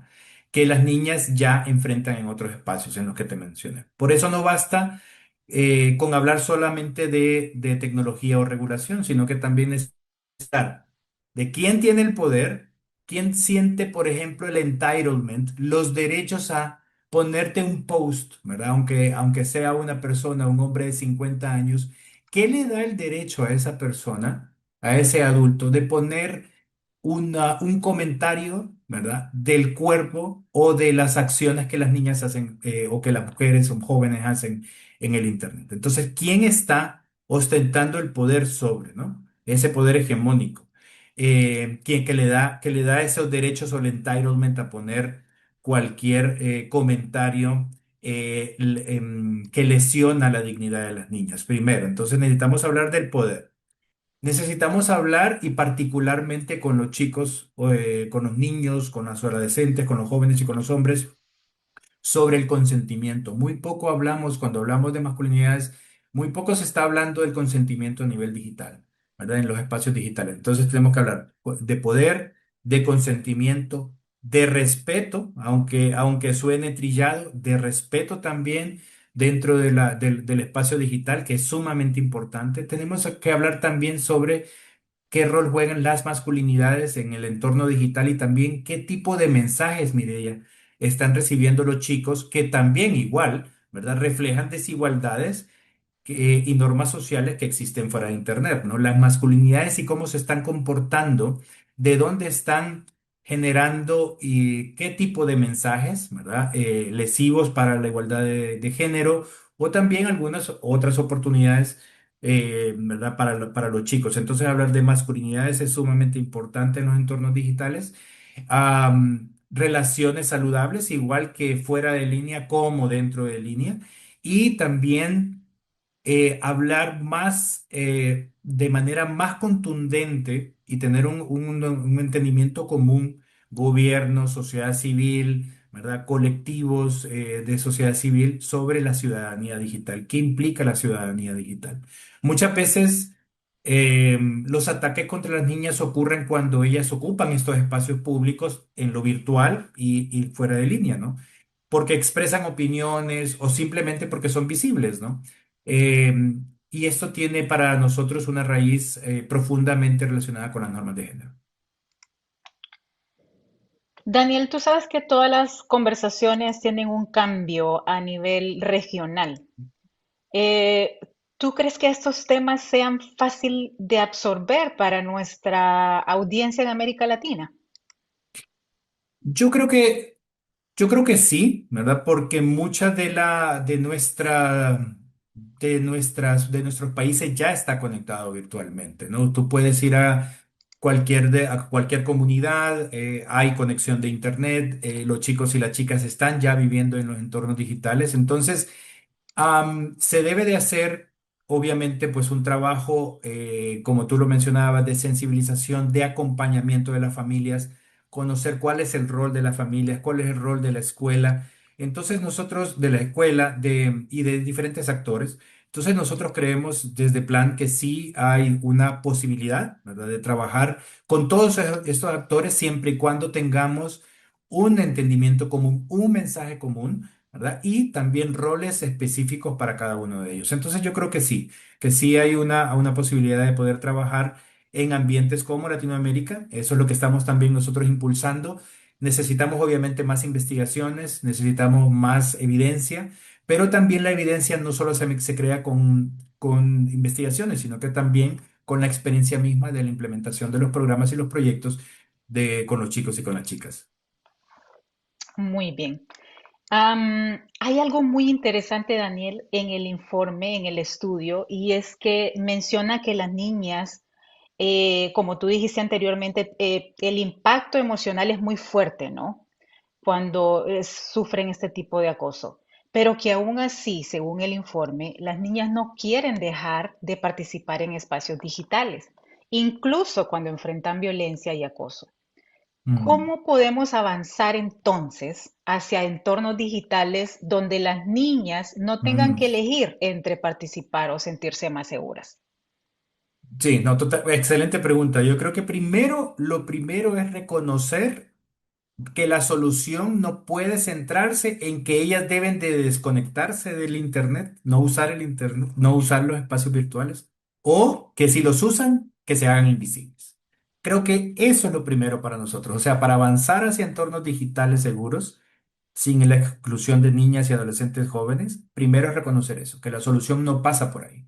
No pasa porque ellas se desconecten, no pasa por decirles no suba este contenido, no pasa por decirles hágase invisibles, ¿no? Las niñas No tienen el es esa derecho a la solución. participar, exactamente. Las niñas tienen derecho a participar plenamente en la vida digital. Desde ahí tenemos que reconocerlo, ¿no? Y la seguridad, ¿verdad? Aquí viene, la seguridad no debe de venir al costo de su voz, al costo de su liderazgo o al costo de su participación pública, ¿no? Entonces tenemos que tener, para avanzar en estos espacios digitales seguros, naturalmente tenemos que reconocer eso primero, trabajar con las niñas y adolescentes, pero trabajar de nuevo con los entornos inmediatos de ellas, las familias y comprender cuál es el rol de los padres, madres, cuidadores y cuidadoras, cuál es el rol de las escuelas también, cuál es el rol de los chicos también dentro de este proceso de espacios y vivencias digitales. Ok. Realmente que cada vez estamos más relacionados con las plataformas digitales, la tecnología se ha vuelto parte de nuestra vida y por eso es que consideramos tan importante tratar este tipo de temas. Daniel, para ir finalizando y cerrando esta conversación que ha sido de mucho provecho, si pudieras dejar un mensaje para los líderes tecnológicos, para los responsables de políticas públicas y para las organizaciones que trabajan con juventudes, ¿cuál sería la acción más urgente, según tu experiencia, que debemos tomar para construir un futuro digital más seguro para niñas y jóvenes? Uf, a ver, mensaje y cuál sería, muy buena pregunta. Creo que el mensaje más urgente es que no podemos seguir, no podemos seguir tratando la violencia digital como